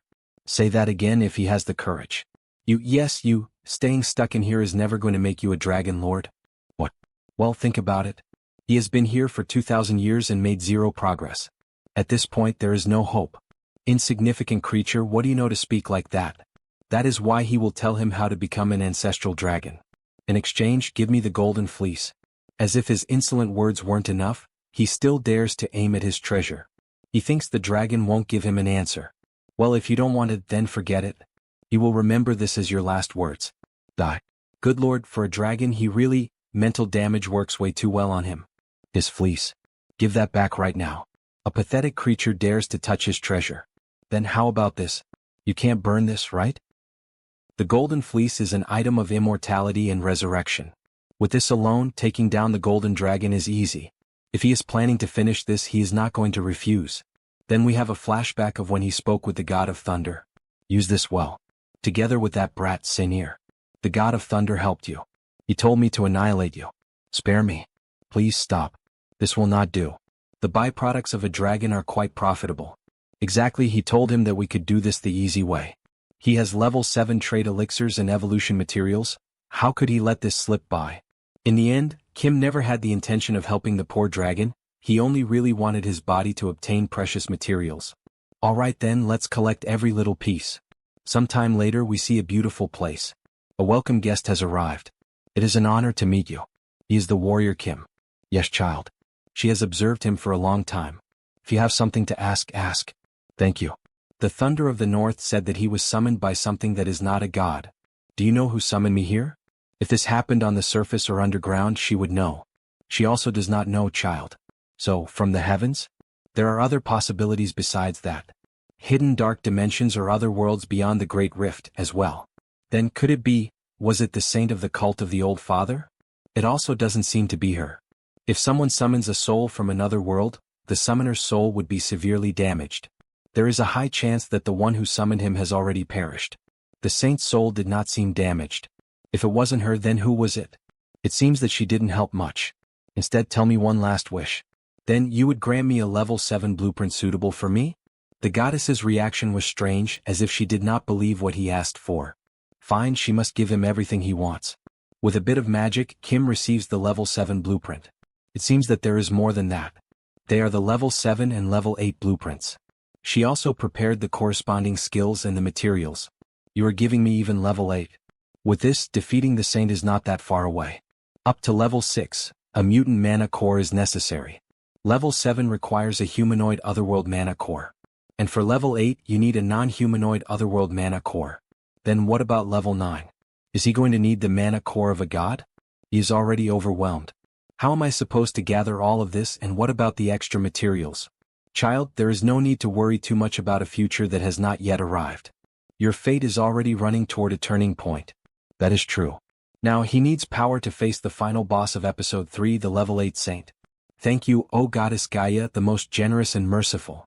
Be careful. The second wave is approaching. The second wave? Yes, withstand the wave and reverse your fate. If you cannot, he will be devoured. It is obvious what the second wave refers to. Episode 2, the zombie crisis, is right in front of us. He already crushed the core of the zombie event, the Black Panther cult. But will they give up? No way they will. At this point, the final boss of episode 2, they are probably creating the corpse dragon. Defeating that thing alone is impossible, but Master, you are here. There is a way to solve this, using Callie's personal mission. Did you meet the god he said you would meet? Yes, and the golden dragon he went away with. We finished dismantling it, Master. We also stored everything safely. Oh good, they turned into butchers. But hey Woojin, yes Master. What did you do to Skid Bladner while he was gone? It looks a little different. He modified it a bit. He is a kind of specialist in these things, that is all right, but why is the dragon's head on display? When you look at it closely, it is not normal. Our youngest really has talent in this area. Like, seriously? He told you not to call me the youngest. This turned out much better. It is like a mobile hotel, he thinks. Thank you, everyone, good work. My boys ended up doing really well. Anyway, all of them became much stronger. Soren reached level 6. As expected, he realized it again. Master, what about me? Jeanette will reach level 6 with just a little more. And Callie, she started with 4 traits and now she also has psychic powers. Now she will reach level 5 just by drinking nectar. Luckily, Callie is ready to begin her personal mission. So, where are we going now? Go to the west. We are going to the Grand Canyon. The Grand Canyon, don't tell me the Great Rift. Callie, today we are going to use the nectar to reach level 5. Then in the Great Rift, we can engrave the Kalarata tree onto you. But, since you have to find your grandmother, this can be emotionally difficult. Can you do this? Yes, from the moment she became his student, she had already prepared herself emotionally. She can do this, please trust her. Callie's personal quest. Kill her grandmother, who became an otherworld species, and obtain the Kalarata tree. That is the only way for someone with the goddess's blood to escape their suffering. While we are there, getting the level 7 elixir materials would also be efficient. So, Callie, let's begin the training. It is hell training until we go to America. Yes, sir. Master. Grand Canyon, the Great Rift. We finally arrived. 6 cents. At the Great Rift branch of the Black Panther cult. The cult sure looks scary from here. All of you follow Callie. You remember where we will meet again, right? Yes, the Conch Tower. And you, Master? He is going to lure the corpse dragon outside, here on the outside. What, isn't that dangerous? Jeanette, at this point, just accept it. It's not like the Master has ever cared about his own body. He has the Kianma body after all. Kianma body. Seeing you all talk so much, he is less worried. Suddenly, something happens to Callie. Her head starts to hurt a lot. Callie, what is wrong? Then finally this reaction began. It must be responding and calling because Callie has arrived. A sound, she hears something. Not the corpse dragon, but the other master of this place. The Star Descendant. Black Panther Fortress, Great Rift Branch. Ugh, time really isn't passing. How much longer do we still have to keep doing this crap? Damn persistence, how many years have already passed now? Around 20 years, he thinks. But finally we are seeing the end. If we can just pour enough mana into the corpse dragon to make it our servant, that day will be the day our cult rises. Jim, what was that? Didn't you hear something just now? And suddenly, his partner was already on the ground. But what the hell happened? And then we see Kim infiltrated, taking down the 2 guards. Using the traits. Suppress. Combat technique. Giant strength. Stealth. You miserable bastards, how do you expect to survive with such lousy surveillance like this? That's negligence of duty, you know that, right? Not that he's complaining. Oh. Looking at the cameras, Kim realizes the difficulty of this mission. He can't face that many people alone. They are level 5 superhumans trained in the Great Rift. After stealing the identification card from one of the guards, the plan is finally revealed. So the method he came up with, Lord Edmund, identity confirmed. The idea behind all of this is to trap all of them inside. Emergency detected. Emergency detected. Lockdown fangs activating. Meanwhile, the mana induction inside the corpse dragon continues. But what the hell is that noise? Look up there. What are the guards doing? Priest, look there. We have an intruder. What? How did he get inside here? Kill him immediately. Alright then, let's see what his new weapon is capable of. We have a flashback of when he invaded the enemy's portal, where they exchanged information, and found these fine weapons inside a box. Take this, the weapon of invincibility. Damn it, why do the bullets keep coming non-stop? Block with your shields, don't let him escape. What, but who is going to guard the corpse dragon's seal? Then suddenly the priest is eaten by the dragon. You run. With a roar, the dragon frightens everyone around. Kim needs to quickly switch traits to withstand the pressure exerted by the dragon. Magic resistance. London. Domain barrier. Mana shield. Mana armor. Mana barrier. As expected from an episode that has a boss, this is no child's play. Eat this. He fires the bullets directly at the dragon's head. The bullets with great difficulty pierce the dragon's thick hide, causing damage and making it even more agitated, leading to a massive explosion. Damn it. It isn't even in a complete form yet and it's already this strong. Traits. Aerial assault. Swift. Acceleration. Crimson jewel just a little more. Almost there, just a little more. Master. Over here. Great. Callie, is this the right place? Yes, she can hear the whispers. They say we are getting closer. Meanwhile, the dragon is approaching them. Damn it, did he arrive too late after all? No, we made it. And suddenly, a white beam falls from the sky, striking the dragon squarely on its back. Who dares to oppress the descendant of the sacred star sovereign? Great Rift Boss Level 7 Child of the Stars. You pile of rotting flesh, it seems it has already lost all sense of fear. Then the two of them begin to fight like a battle of giants. Well, the two of them are fighting. If this keeps up, we might end up getting a free victory. If we leave them alone, they will end up settling things between themselves. That would be great, but the Child of the Stars is not that stupid. His true plan begins after this part. He throws Thor's hammer toward the blue monster. This miserable insect dares. Meanwhile, the dragon takes advantage of the opportunity to attack the enemy directly. At first glance it may look like he is helping the corpse dragon, but all of this is part of a plan to summon her. Very well, today all of you will be offered to the sacred star sovereign. Come, my daughter. She has finally arrived. Callie's grandmother, the tentacle woman. Wait, so this is my grandmother. And with that, all the main actors step onto the stage. Giants clash against each other and swordsmen do as well. A dance and martial art that is beautiful, graceful, and hides deadly fangs. Blood God dance. A technique powerful and troublesome enough. But it is nothing compared to the Mars Gladiator style.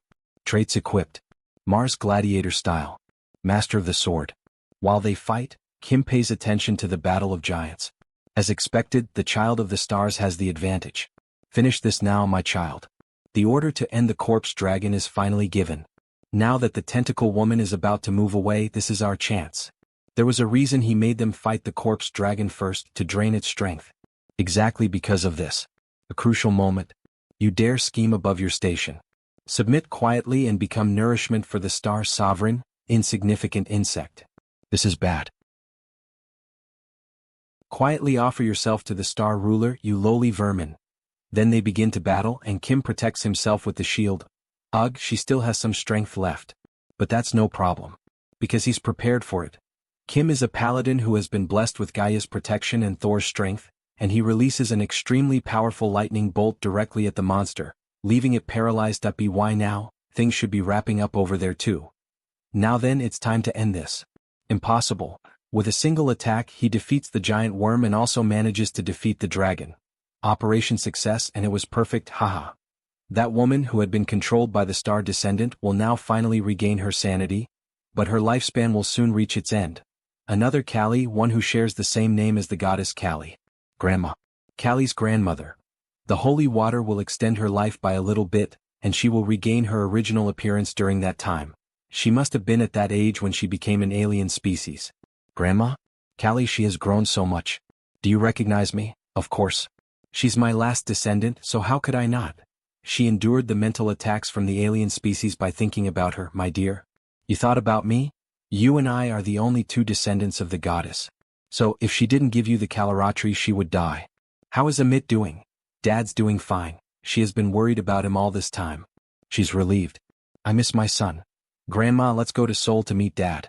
She's sure he's waiting for her too. Thank you, dear. However, she doesn't have much time left here. Grandma. Benefactor, may I make one request? Sure. Please cremate me and scatter the remaining ashes over the floating island of chaos. Once he fulfills her request, he will be able to earn a gift. For allowing me to die as a human. She will now give her the Caloratry. No, Callie, you have to accept it.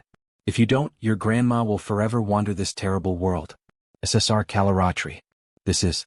When she touches the sword, magical words are engraved all over her body. She can finally rest now. Grandma, no, you can't leave. Thank you for your service. That he will now begin the ritual. Grandma, don't be sad, Callie. Because our family is always connected by heart. Then they go back to the Great Rift, floating island of chaos. Not far away we were able to discover this place connected to Goddess Callie. It is an excellent location for the growth of mana, but there is also a risk of turning into a mutant after being swayed by the whispers of a strange being. She can hear her grandma's voice. It's probably the Goddess Callie, the goddess? Yes, because you and your grandma are servants of the Goddess Callie, and now that you've been blessed with her protection, she can now hear her voice here. She feels like the voice is comforting her. Goddess, please take good care of her grandma. While she was scattering the ashes, a pink circle appeared near them. What is this? And this incredible presence. Teacher, the goddess is asking him to place his hand in the magic circle. The Goddess Callie has descended, his hand on the magic circle. You have obtained the trait Superpower. Superpower? To think that he'd obtain this trait so easily. It's a gift from the goddess. The fact that he obtained this trait means in this place right now. Teacher, can you match her speed? He can receive the Caloratry. Then they begin to fight above the clouds on floating platforms in a duel of speed. Callie is using the traits, Caloratry. Goddess's blood. Blood god dance. Meanwhile, Kim is using the traits, accelerate, lightning, flash, spiritualization, superpower. Mana Soul. As he obtained the superpower trait, many traits within him bloomed, spreading like wildfire. And because this place is specialized for mana growth, he can catch up to Callie. Good, she won't go easy on him. Master of Swords. Dance. Superpower. When the Master of Swords trait and the dance trait meet, they become the sword dance trait. Let's do this. They continue fighting in a very aggressive manner. She's fast. Is this the power of the goddess? Callie, Callie, Callie, Callie. She take into her heart all 108 of Callie's sword strikes. When his phantom eyes and his intuition read all of her trajectories, it instantly forms. Yes, my own sword dance. It is different from the Bloody Shadow or Caloratry, for he has newly reinterpreted and adapted it to his own style, the Blashing Caloratry. He has finally completed it. The top 3 sword techniques of Arcane Seoul. And all he has to do is come up with a build that synergizes with them. Doesn't matter if it's the Heavenly Demon, the Saintess, or even the Father above. He'll cut 'em all down. That was too much, teacher. Oops. You're misunderstanding here. That just now wasn't actually Callie. He almost died too. You all say that too, right? She was hopping everywhere as if she had become someone else. She doesn't want to hear any excuses. What we really want is to spar with you too. All of them are in battle mode, using all 6 traits at maximum. Jeanette. Natural born energy. Mana Soul. Diamond body. Shield expert. Taunt. Sword of Nephilim. Callie, Caloratry. Goddess's blood. Blood god dance. Shadow step. Time manipulation. Clone. Surin. Mars sword technique. Practical combat. Air raid. Giant strength. Diamond body. Immortal. How that you've become stronger. Fine. Warrior Kim. Mars sword technique. Sword of Nephilim. Caloratry. Master of swords. Mana Soul. Diamond body. Come at me all at once. Then they begin to battle. Lightning descends from the sky, but in the end, only Warrior Kim remains standing. Even Wu Jin doesn't know why he got beaten so badly. We almost died there. Are you okay, teacher? Of course he's fine. Teacher, he's bleeding from his mouth. What in the world did you do back there? Don't tell me you used all 3 sword techniques at once. As expected, that takes a lot of mana. Yeah, he did. Teacher, he's so ruthless. She was wondering why it hurt so much. Then you should have gone a bit easier on us. Drink some advanced potions and get back to training, everyone. The monsters in the Great Rift shouldn't be too hard at your level. He has to leave because he has some business to deal with. Make sure you come back as strong as possible. Because something huge is going to happen in Seoul soon. Something huge, you say? Yes, just like the terror attack last time. It will be serious enough to paralyze Seoul. Then after some time we see Kim in the laboratory. Congratulations, Master. You have reached level 7. In Arcane Seoul, he is considered socially privileged if you reach level 5. Then how about level 7, which is considered the limit of superhumans, the ultimate realm? He's considered a walking disaster. To compare it to a modern weapon, he's at the level of an aircraft carrier. With this, he now has the strength to deal with Episode 2. However, it's still not enough, considering that there's still more to come. He needs a stronger alliance. The Tower Master is also a good choice. Yes, Tower Master. Have you been well? Oh, Superhuman Kim. He called him today because he wanted to brag. To brag? Could it be? It's completed. He called him today because he wanted to brag. Wouldn't a warrior's approach be different from that of a mage? Who knows, maybe his ultimate flame might be better. Interesting. Then would he likes to make a bet? The deadline is 2 years from now. Yours or the Magic Towers? Let's see whose ultimate flame is better. Like he promised, the ultimate flame of the Sun Magic Tower. Then Kim runs toward the tower. After all, it was the perfect opportunity. He didn't think we'd achieve the Magic Tower's long-cherished goal this quickly. Congratulations on completing the ultimate flame. A bet is a bet. If he loses here, sound fun. What will we be betting? If he wins, the tower will grant you one thing he wants. But if he wins, Warrior Kill will join our Magic Tower security team. He will be a wage slave for the rest of his life. If he sees it with his own eyes, he will have to admit his defeat. Tower Master, he has to remember that we made a bet to see whose ultimate flame was better. What, then have you also? Yes. Sorry, but... Now let's compare whose ultimate flame is better, shall we? He has come fully prepared too. A mere warrior completed the ultimate flame. He probably brought some dumb magic from somewhere. He doesn't know why the Tower Master is even bothering with him. That man is the one who opened up an entire new perspective on our tower's flame magic techniques. He's not just bluffing. He is different. Is that your ultimate flame? Strictly speaking, it is not. He went in a different direction. It seems so. Such a small ember wouldn't be the ultimate flame. That's right, because this is the supreme flame he created in his own way. Before he came here, Kim combined the 6 hard-earned materials he had gathered. The black flame, which he obtained as he became level 2. The solar flare, which he obtained as a reward for helping Magic Kim. The inferno, which he obtained as a reward for teaching how to get rid of stigmas. The flame of the Dragon King, which he obtained in the battle against the Gold Dragon. The heavenly flame, which the goddess Guy bestowed upon him. And the chaos flame, which he obtained in the battle against the corpse dragon. And so, he has created a flame that can devour even the black gold baptism flame of the Saintess. From what he remembers, your ultimate flame is something that has surpassed even the solar flare, pursuing destructive power and casting speed suited to practical combat, correct? Yes, that's right. However, his supreme flame is different. He gave up on its destructive power and reduced its mana usage to the minimum. So, the power of the supreme flame increases when he invests more mana into it, and if that happens, this little flame can match your ultimate flame. Well, we'll see about that. Take a good look. This is the Sun Magic Tower's ultimate flame. This might be too difficult to endure for a superhuman, so he suggests he give up. Wait, what's that? That's impossible. How can such a thin line of flame do that? Stop, you can stop now. Before he destroyed the machine, he stopped. Then we have the points of each of the flames. The tower made a total of 441 points. Kim made 800 points. Wow. This is his supreme flame. That's impossible, a score of 800. Truly unbelievable, he has created such an amazing flame. How did you even create something like that? He just copied it, huh? He can tell you the method if he'd like. With that, the ultimate flame of the Sun Magic Tower can become more complete. Really, thank you so much, Superhuman Kim. But before that, since he won the bet, the Tower Master will give to grant his request. Fine, go ahead, what is it? His request is, he needs people to fight against the Old Father's order with him. To form a blood alliance with the Sun Magic Tower. While he was returning from the tower, in the middle of a storm, he thinks about the current situation. Good. With this, he now has 2 forces that will fight against the Old Father with him. Everything is going according to his plan. But at the same time, it's going a bit too well. You have received a file from Song Hee-young of the Kumo Group. Would you like to open it? From Chairperson Song. Did she finally find out who's behind the Black Jaguar Order? Top Secret File, Black Jaguar Order. What the hell is this? Dear Corps Commander Kyujigam. The Eastern Army was sponsoring the Black Jaguar Order's black magic research. Why is the name of the Eastern Corps Commander written here? It's probably not the Corps Commander. He's not someone who would stoop that low. Then who dares commit such a brazen affront? Corps Commander, he is an outsider, so he would prefer not to get involved in the internal affairs of the army.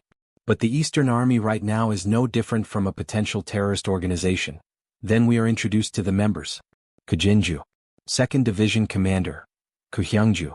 3rd Division Commander, Kujungju. 2nd Division Commander. Division Commanders, did any of you know about this beforehand? Why are you not answering? Or is it one of you? That's not even possible. We wouldn't have done such a thing.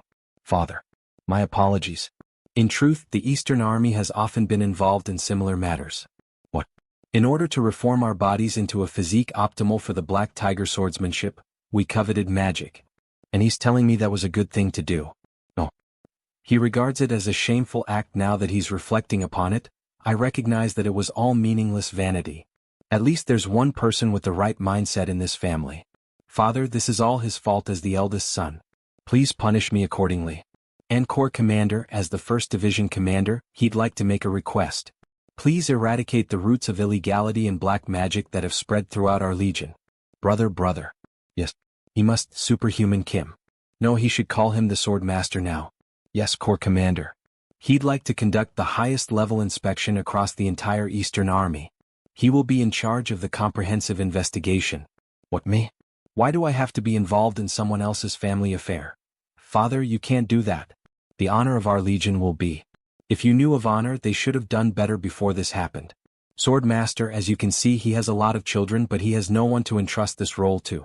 I hereby confer upon you the honorary position of Inspector General and the honorary rank of Major General. How is it? Will you accept our request? Wait, this is an opportunity to make another blood alliance. If you trust me with this position, he will try his best, dear customer. A few days later, Chorwin Inspector General's office. How was the investigation of the underground magic tower in No One? Your speculation was correct. They had illegally obtained monsters of beasts. He was wondering why the Eastern Army's research funding was leaking out, and Gangnam Club. They were managing a secret arena of illegal contaminants. As expected, all the puzzle pieces are coming together. They operated an arena of illegally obtained monsters. Making humans and monsters fight each other for entertainment, such a dangerous idea. How did you even know about this? Warrior-type superhumans using black magic for growth. He can already tell what's going on here. And remembering what happened in the game's storyline, he knows exactly where to go. For several days now, he has been going through all the Eastern Army's confidential documents and budget plans throughout the night, and thanks to his overpowered traits, he was able to narrow it down to a few clues. He has already found all the illegal evidence tied to the budget. What's left is to find out who ordered all of this. The researcher. In other words, the one who approved it all. These people are. And suddenly, a bomb in the shape of a Rubik's Cube is thrown through the window, causing a massive explosion in the building. That it's already the second time they've destroyed his building. Confirm his death first. We have to return before father intervenes. Yes, sis. Where is he? What's wrong? Did you really think he'd die to a single mana bomb? You insolent little brat. He was expecting you actually. He bet you got scared when the Black Jaguar Order's secret base got destroyed. 3rd Division Commander. Attack together and end this quickly. Yes. He should have just stayed quiet. Let me show you that there's a sky above the sky. Sky above the sky, you say? You took that right out of his mouth.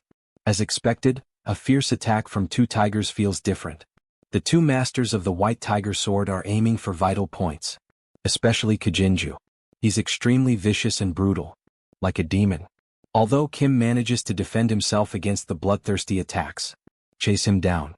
Yes, sis. Vicious tiger charge. 2 white tigers, Did you really think that was enough?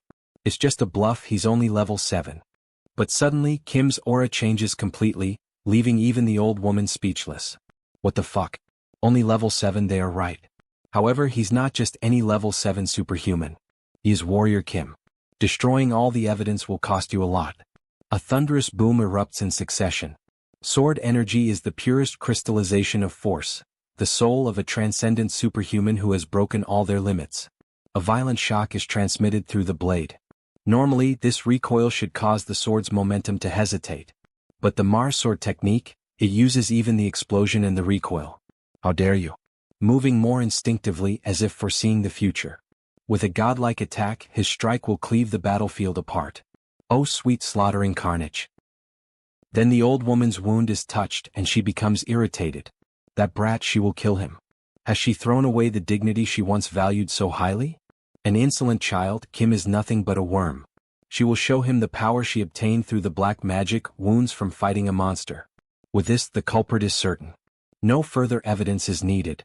This is her black tiger swordsmanship. And the two test their strength. However, the old woman cannot endure the pressure. Impossible? How can someone like Warrior Kim display such perfect black tiger swordsmanship? What he means is, isn't it obvious? Because he is the true master of the black tiger sword. Equipped with the 6 traits of the black tiger sword, he finishes off the old woman without difficulty. He has done a great job. Thanks to him, we were able to restore discipline in the Eastern Army.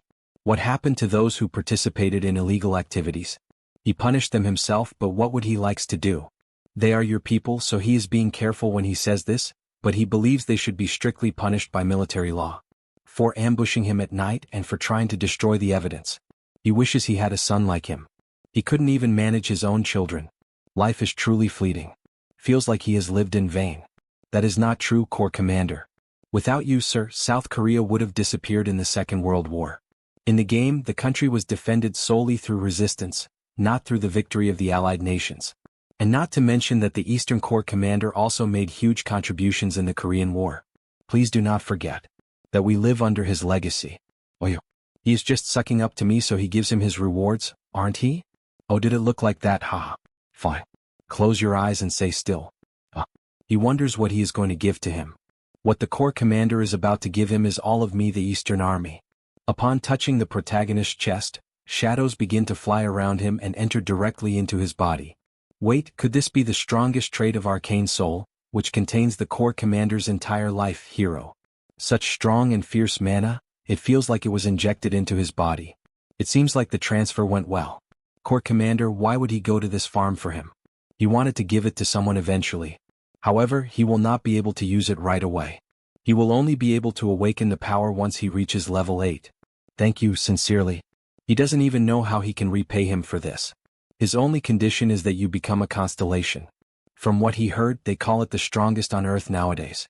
Reach level 9. That will be enough to justify his sacrifice. The Corps Commander was supposed to die within a few years. But because he transferred his mana to him, that timing will be brought forward. Will he be able to reach level 9 within a year? Then the car system alerts him to an incoming call. Yes, Chairperson Song. He was able to deal with the Eastern Army problem thanks to you. Did you see the news, Swordmaster? The news? Breaking news. A zombie outbreak has occurred in many places in Brazil. Hundreds have been reported wounded so far. Meanwhile, the Brazilian government is responding. A zombie outbreak.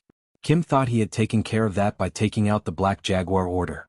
Could it be that they still carried out the plan in Brazil after it failed in Seoul? The corpse dragon is dead, so why? The location discovered while tracking them using evidence obtained matches the location of the current zombie outbreak. And where is that? Sao Paulo. The largest city in Brazil. Does anything come to mind?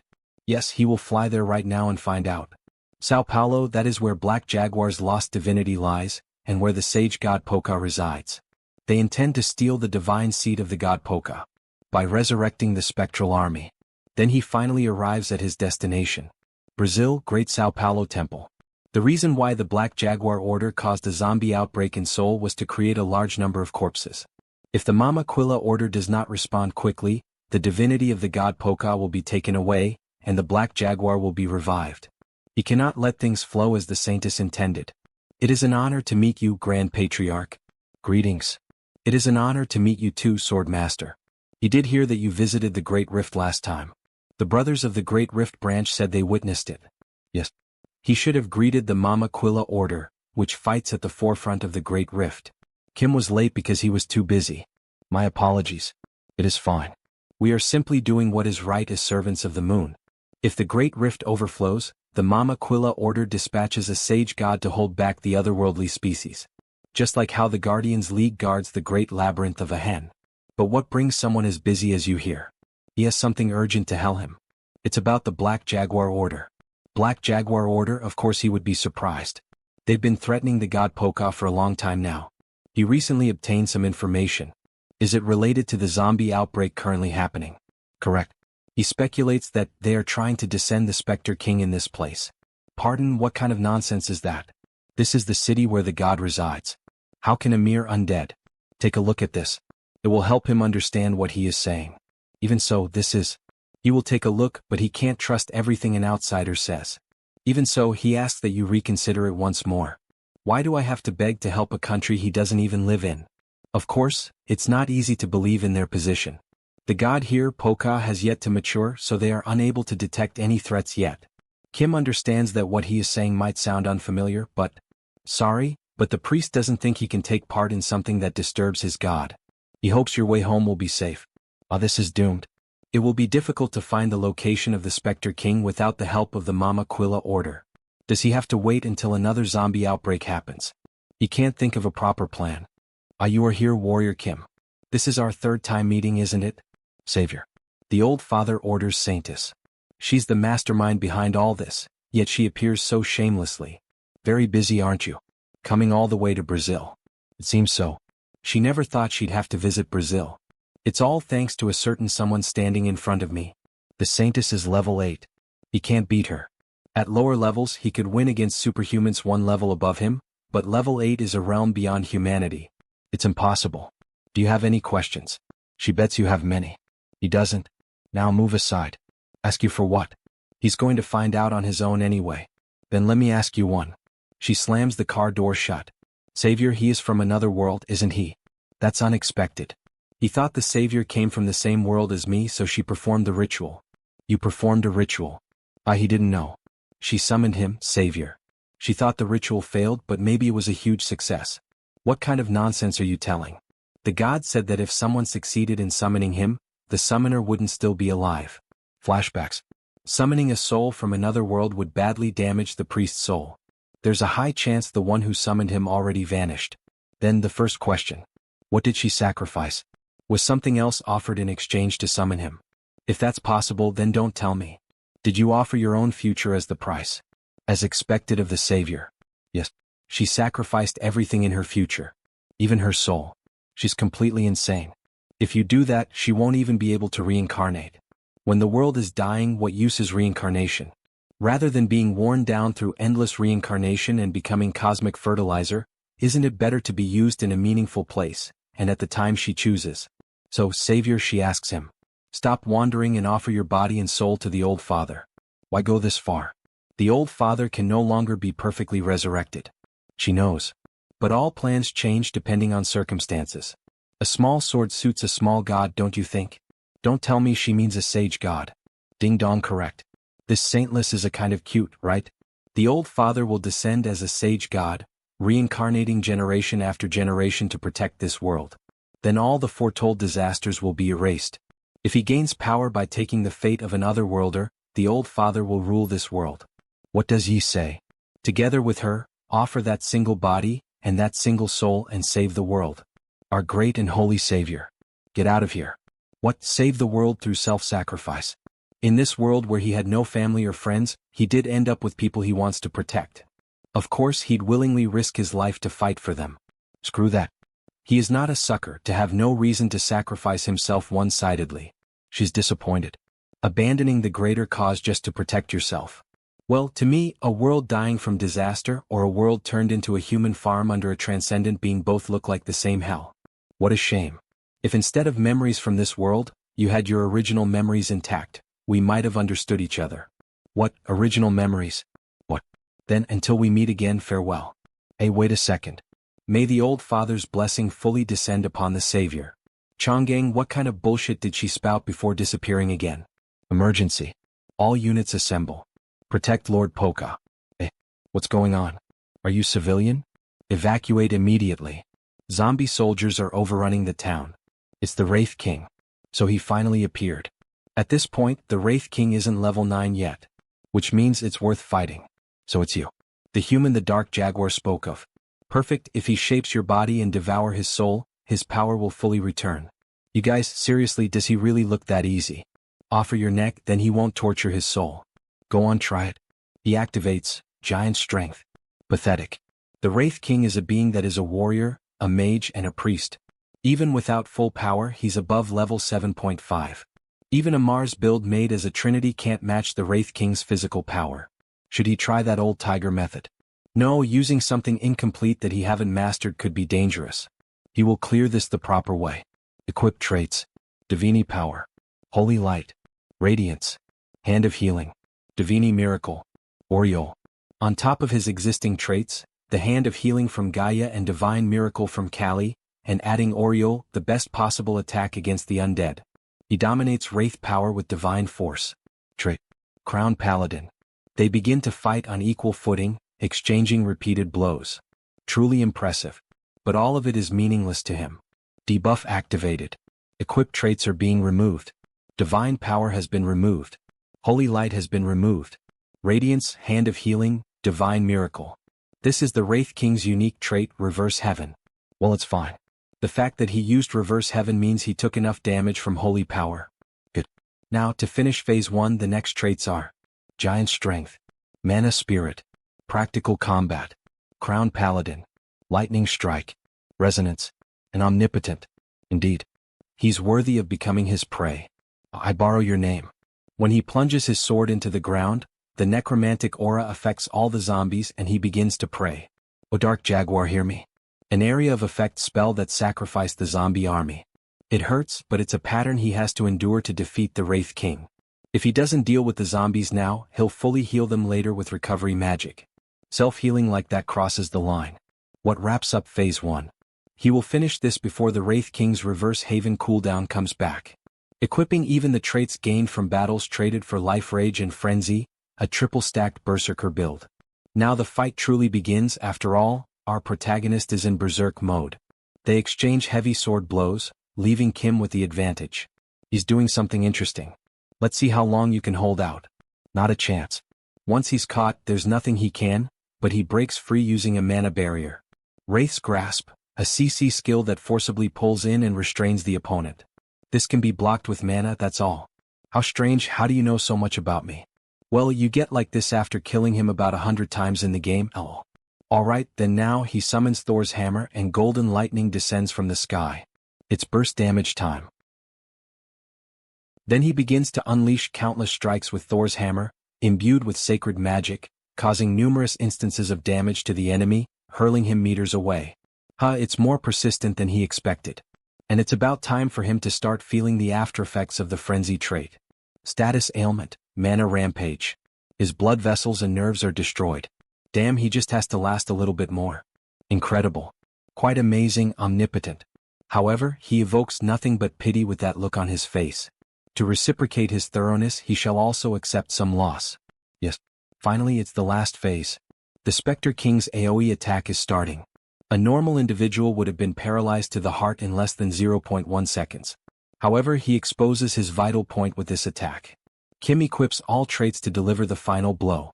He's suffering from the aftereffects of using Frenzy, and with the Spectre King's debuff effects on top of that, there's a limit to how much he can withstand even with his traits. Kim has to end this quickly. Foolish, there is no point in enduring this.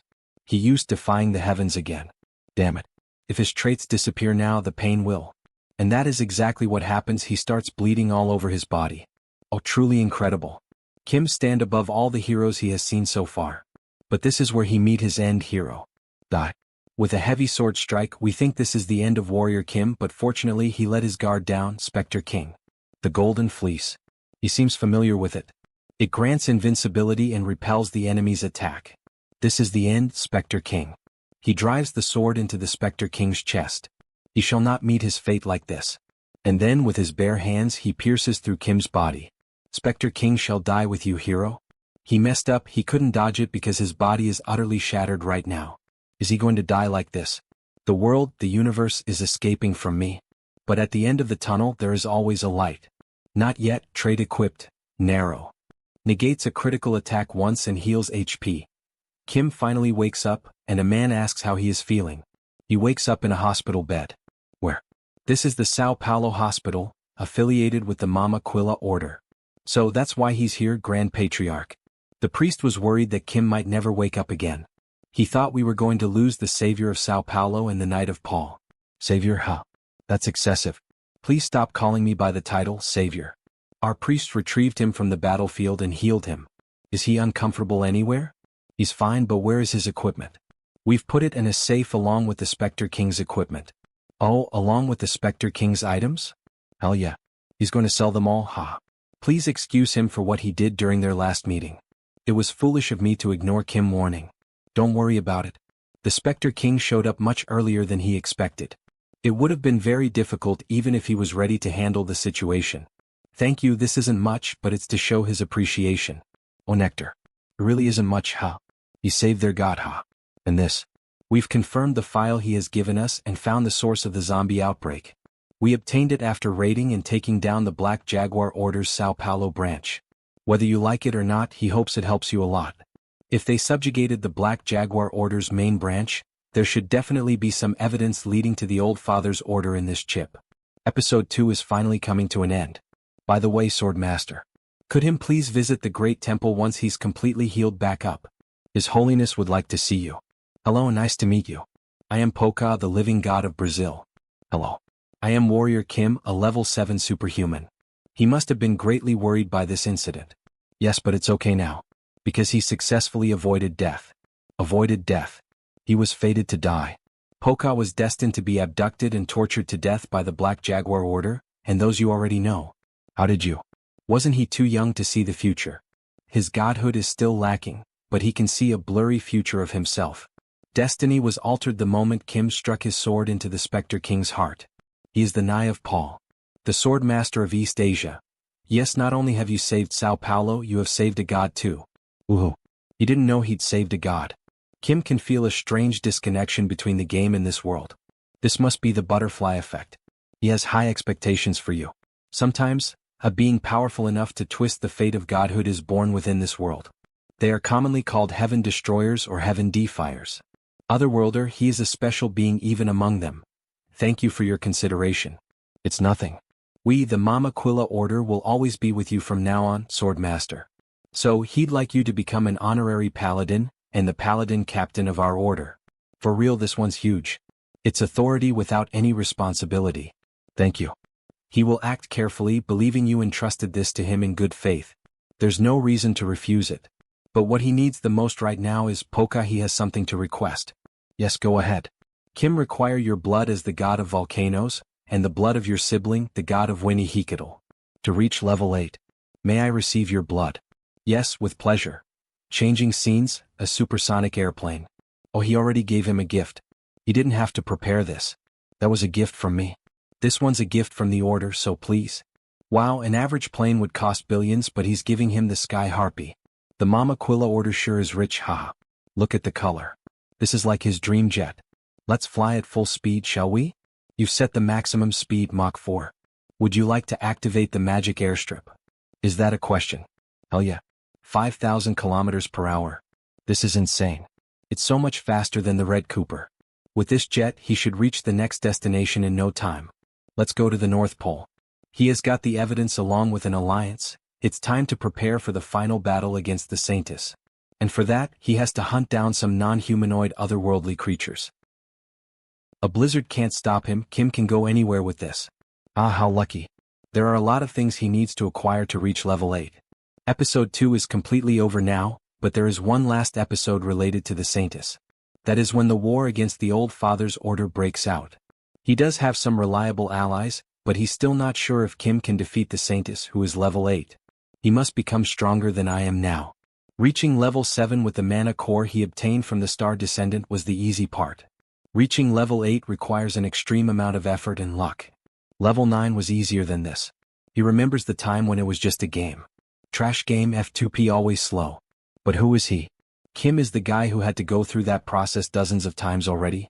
He has already optimized the route for that. And this is the first destination of that route. We see a huge ice castle in the middle of the mountains. Castle of the Unfathomable. When he arrives, some guards stop him. Warrior from afar, what brings him here?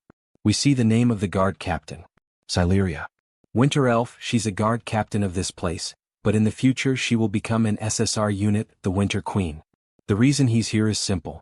Kim is going to hunt, so he needs supplies. But she doesn't think there are any monsters you cannot hunt by himself. There is. The one he's after is the ruler of the North Pole. The great monster, the Arctic Emperor. Do you have any idea what the Arctic Emperor is, kind? Its ferocity froze the entire Dragon Legion. It's not something he can easily hunt down. Of course he knows. It was a level 9 boss in the game. However, the Arctic Emperor is only level 8 right now. Yes, so he'd like to join your fight. But with some help, he has a winning chance. Kim will free the Frozen Dragon Legion. This is an offer she cannot refuse. Because the Knight Captain of the Dragon Legion, which was captured by the Arctic Emperor, is her older brother. Does he really think that's possible? The Arctic Emperor is watching, so how would him? In the game, they'd get freed anyway with the appearance of the evil dragon at a later point. It's a very gluttonous monster. So, he has a method to wake it up earlier. He will use these as bait. Kim will inject a very strong special sedative in these so the Arctic Emperor will fall asleep. How did you even get these dragons? He got the corpse dragon from the Great Rift, and the gold dragon from Greece. The light of life and death and the color of darkness. These should be sufficient to bring out a reaction from the monster. That's right. He will defeat the Arctic Emperor with the Dragon Masters. However, he has to realize that the Dragon Legion was caught by the Arctic Emperor because they lost to it. Even for him, this will be very difficult. That's right. The Arctic Emperor is practically a natural enemy of the dragons. Especially the Arctic Storm, which the Arctic Emperor uses in dangerous situations. Is a very strong skill that heals itself while freezing everything around it. But that can also be an opportunity. Just like what happened during the fight against the Spectre King. Don't worry. When the Arctic Emperor is using the storm, that is when it shows its weakness. So that's the Arctic Emperor. Is it asleep right now? No. It's simply enjoying the sunlight. He will be detected once Kim gets too close. Taking a sunbath, huh? How comfortable. This bird still doesn't know what is going to happen. Alright, let's go. He stealthily approaches the Emperor. He has combined the stealth trait with the effect of the invisible cloak. Not only that, but he has also blocked his mana, so there's no way it'd notice me. Then Kim approaches and places the two dragon heads near him. But at that moment, the Emperor woke up, frightening everyone. Kim uses the trait, feigning death. That surprised him. The feigning death trait deactivates all kinds of aggro. With this, it's no longer after me. As expected of an otherworldly monster, it's very sensitive. Dumb birdhead, you should be questioning why the food suddenly appeared. It's like DoorDash. He guesses it makes sense since it must have been decades since it tasted dragon meat. But while the bird keeps eating, it starts to feel tired until he finally fell asleep. It worked. He just wishes there was a way to kill this thing right now. It's fine now. Please gather up. She sees her brother. Please take a step back for a moment. You will wake them up right away. Supreme Flame. He starts melting the huge block of ice as if it were global warming itself, haha. Until the warrior is finally freed. What is this? Brother. Sileria. What happened? Then they embrace. After all, they are brothers. Finally, the captain of the Dragon Legion is awake. With the dragon that shall oppose the Arctic Emperor. Swordmaster. He heard about the current situation from Sileria. Thank you. Let's leave the greetings for later. The Arctic Emperor is about to wake up. Wait, there's still a dragon that hasn't been awoken yet. Pardon, this isn't all of them. The king of all dragons, the Red Emperor, has yet to awaken. What? Why is there a fire-type dragon in the North Pole? The ice here is much sturdier than the other ones. He thinks he has been affected by the Arctic Emperor's unique power, white ice. Swordmaster, is there a way to wake up him? We have to wake him up at all costs. If there is a way to tame this masterless dragon, he will finally have his own private vehicle, but all he can do here is to wake his power up. The rest is up to him. He uses the power of fire to the maximum, trying to melt it. No, it's not melting at all. This ice contains a tremendous amount of mana.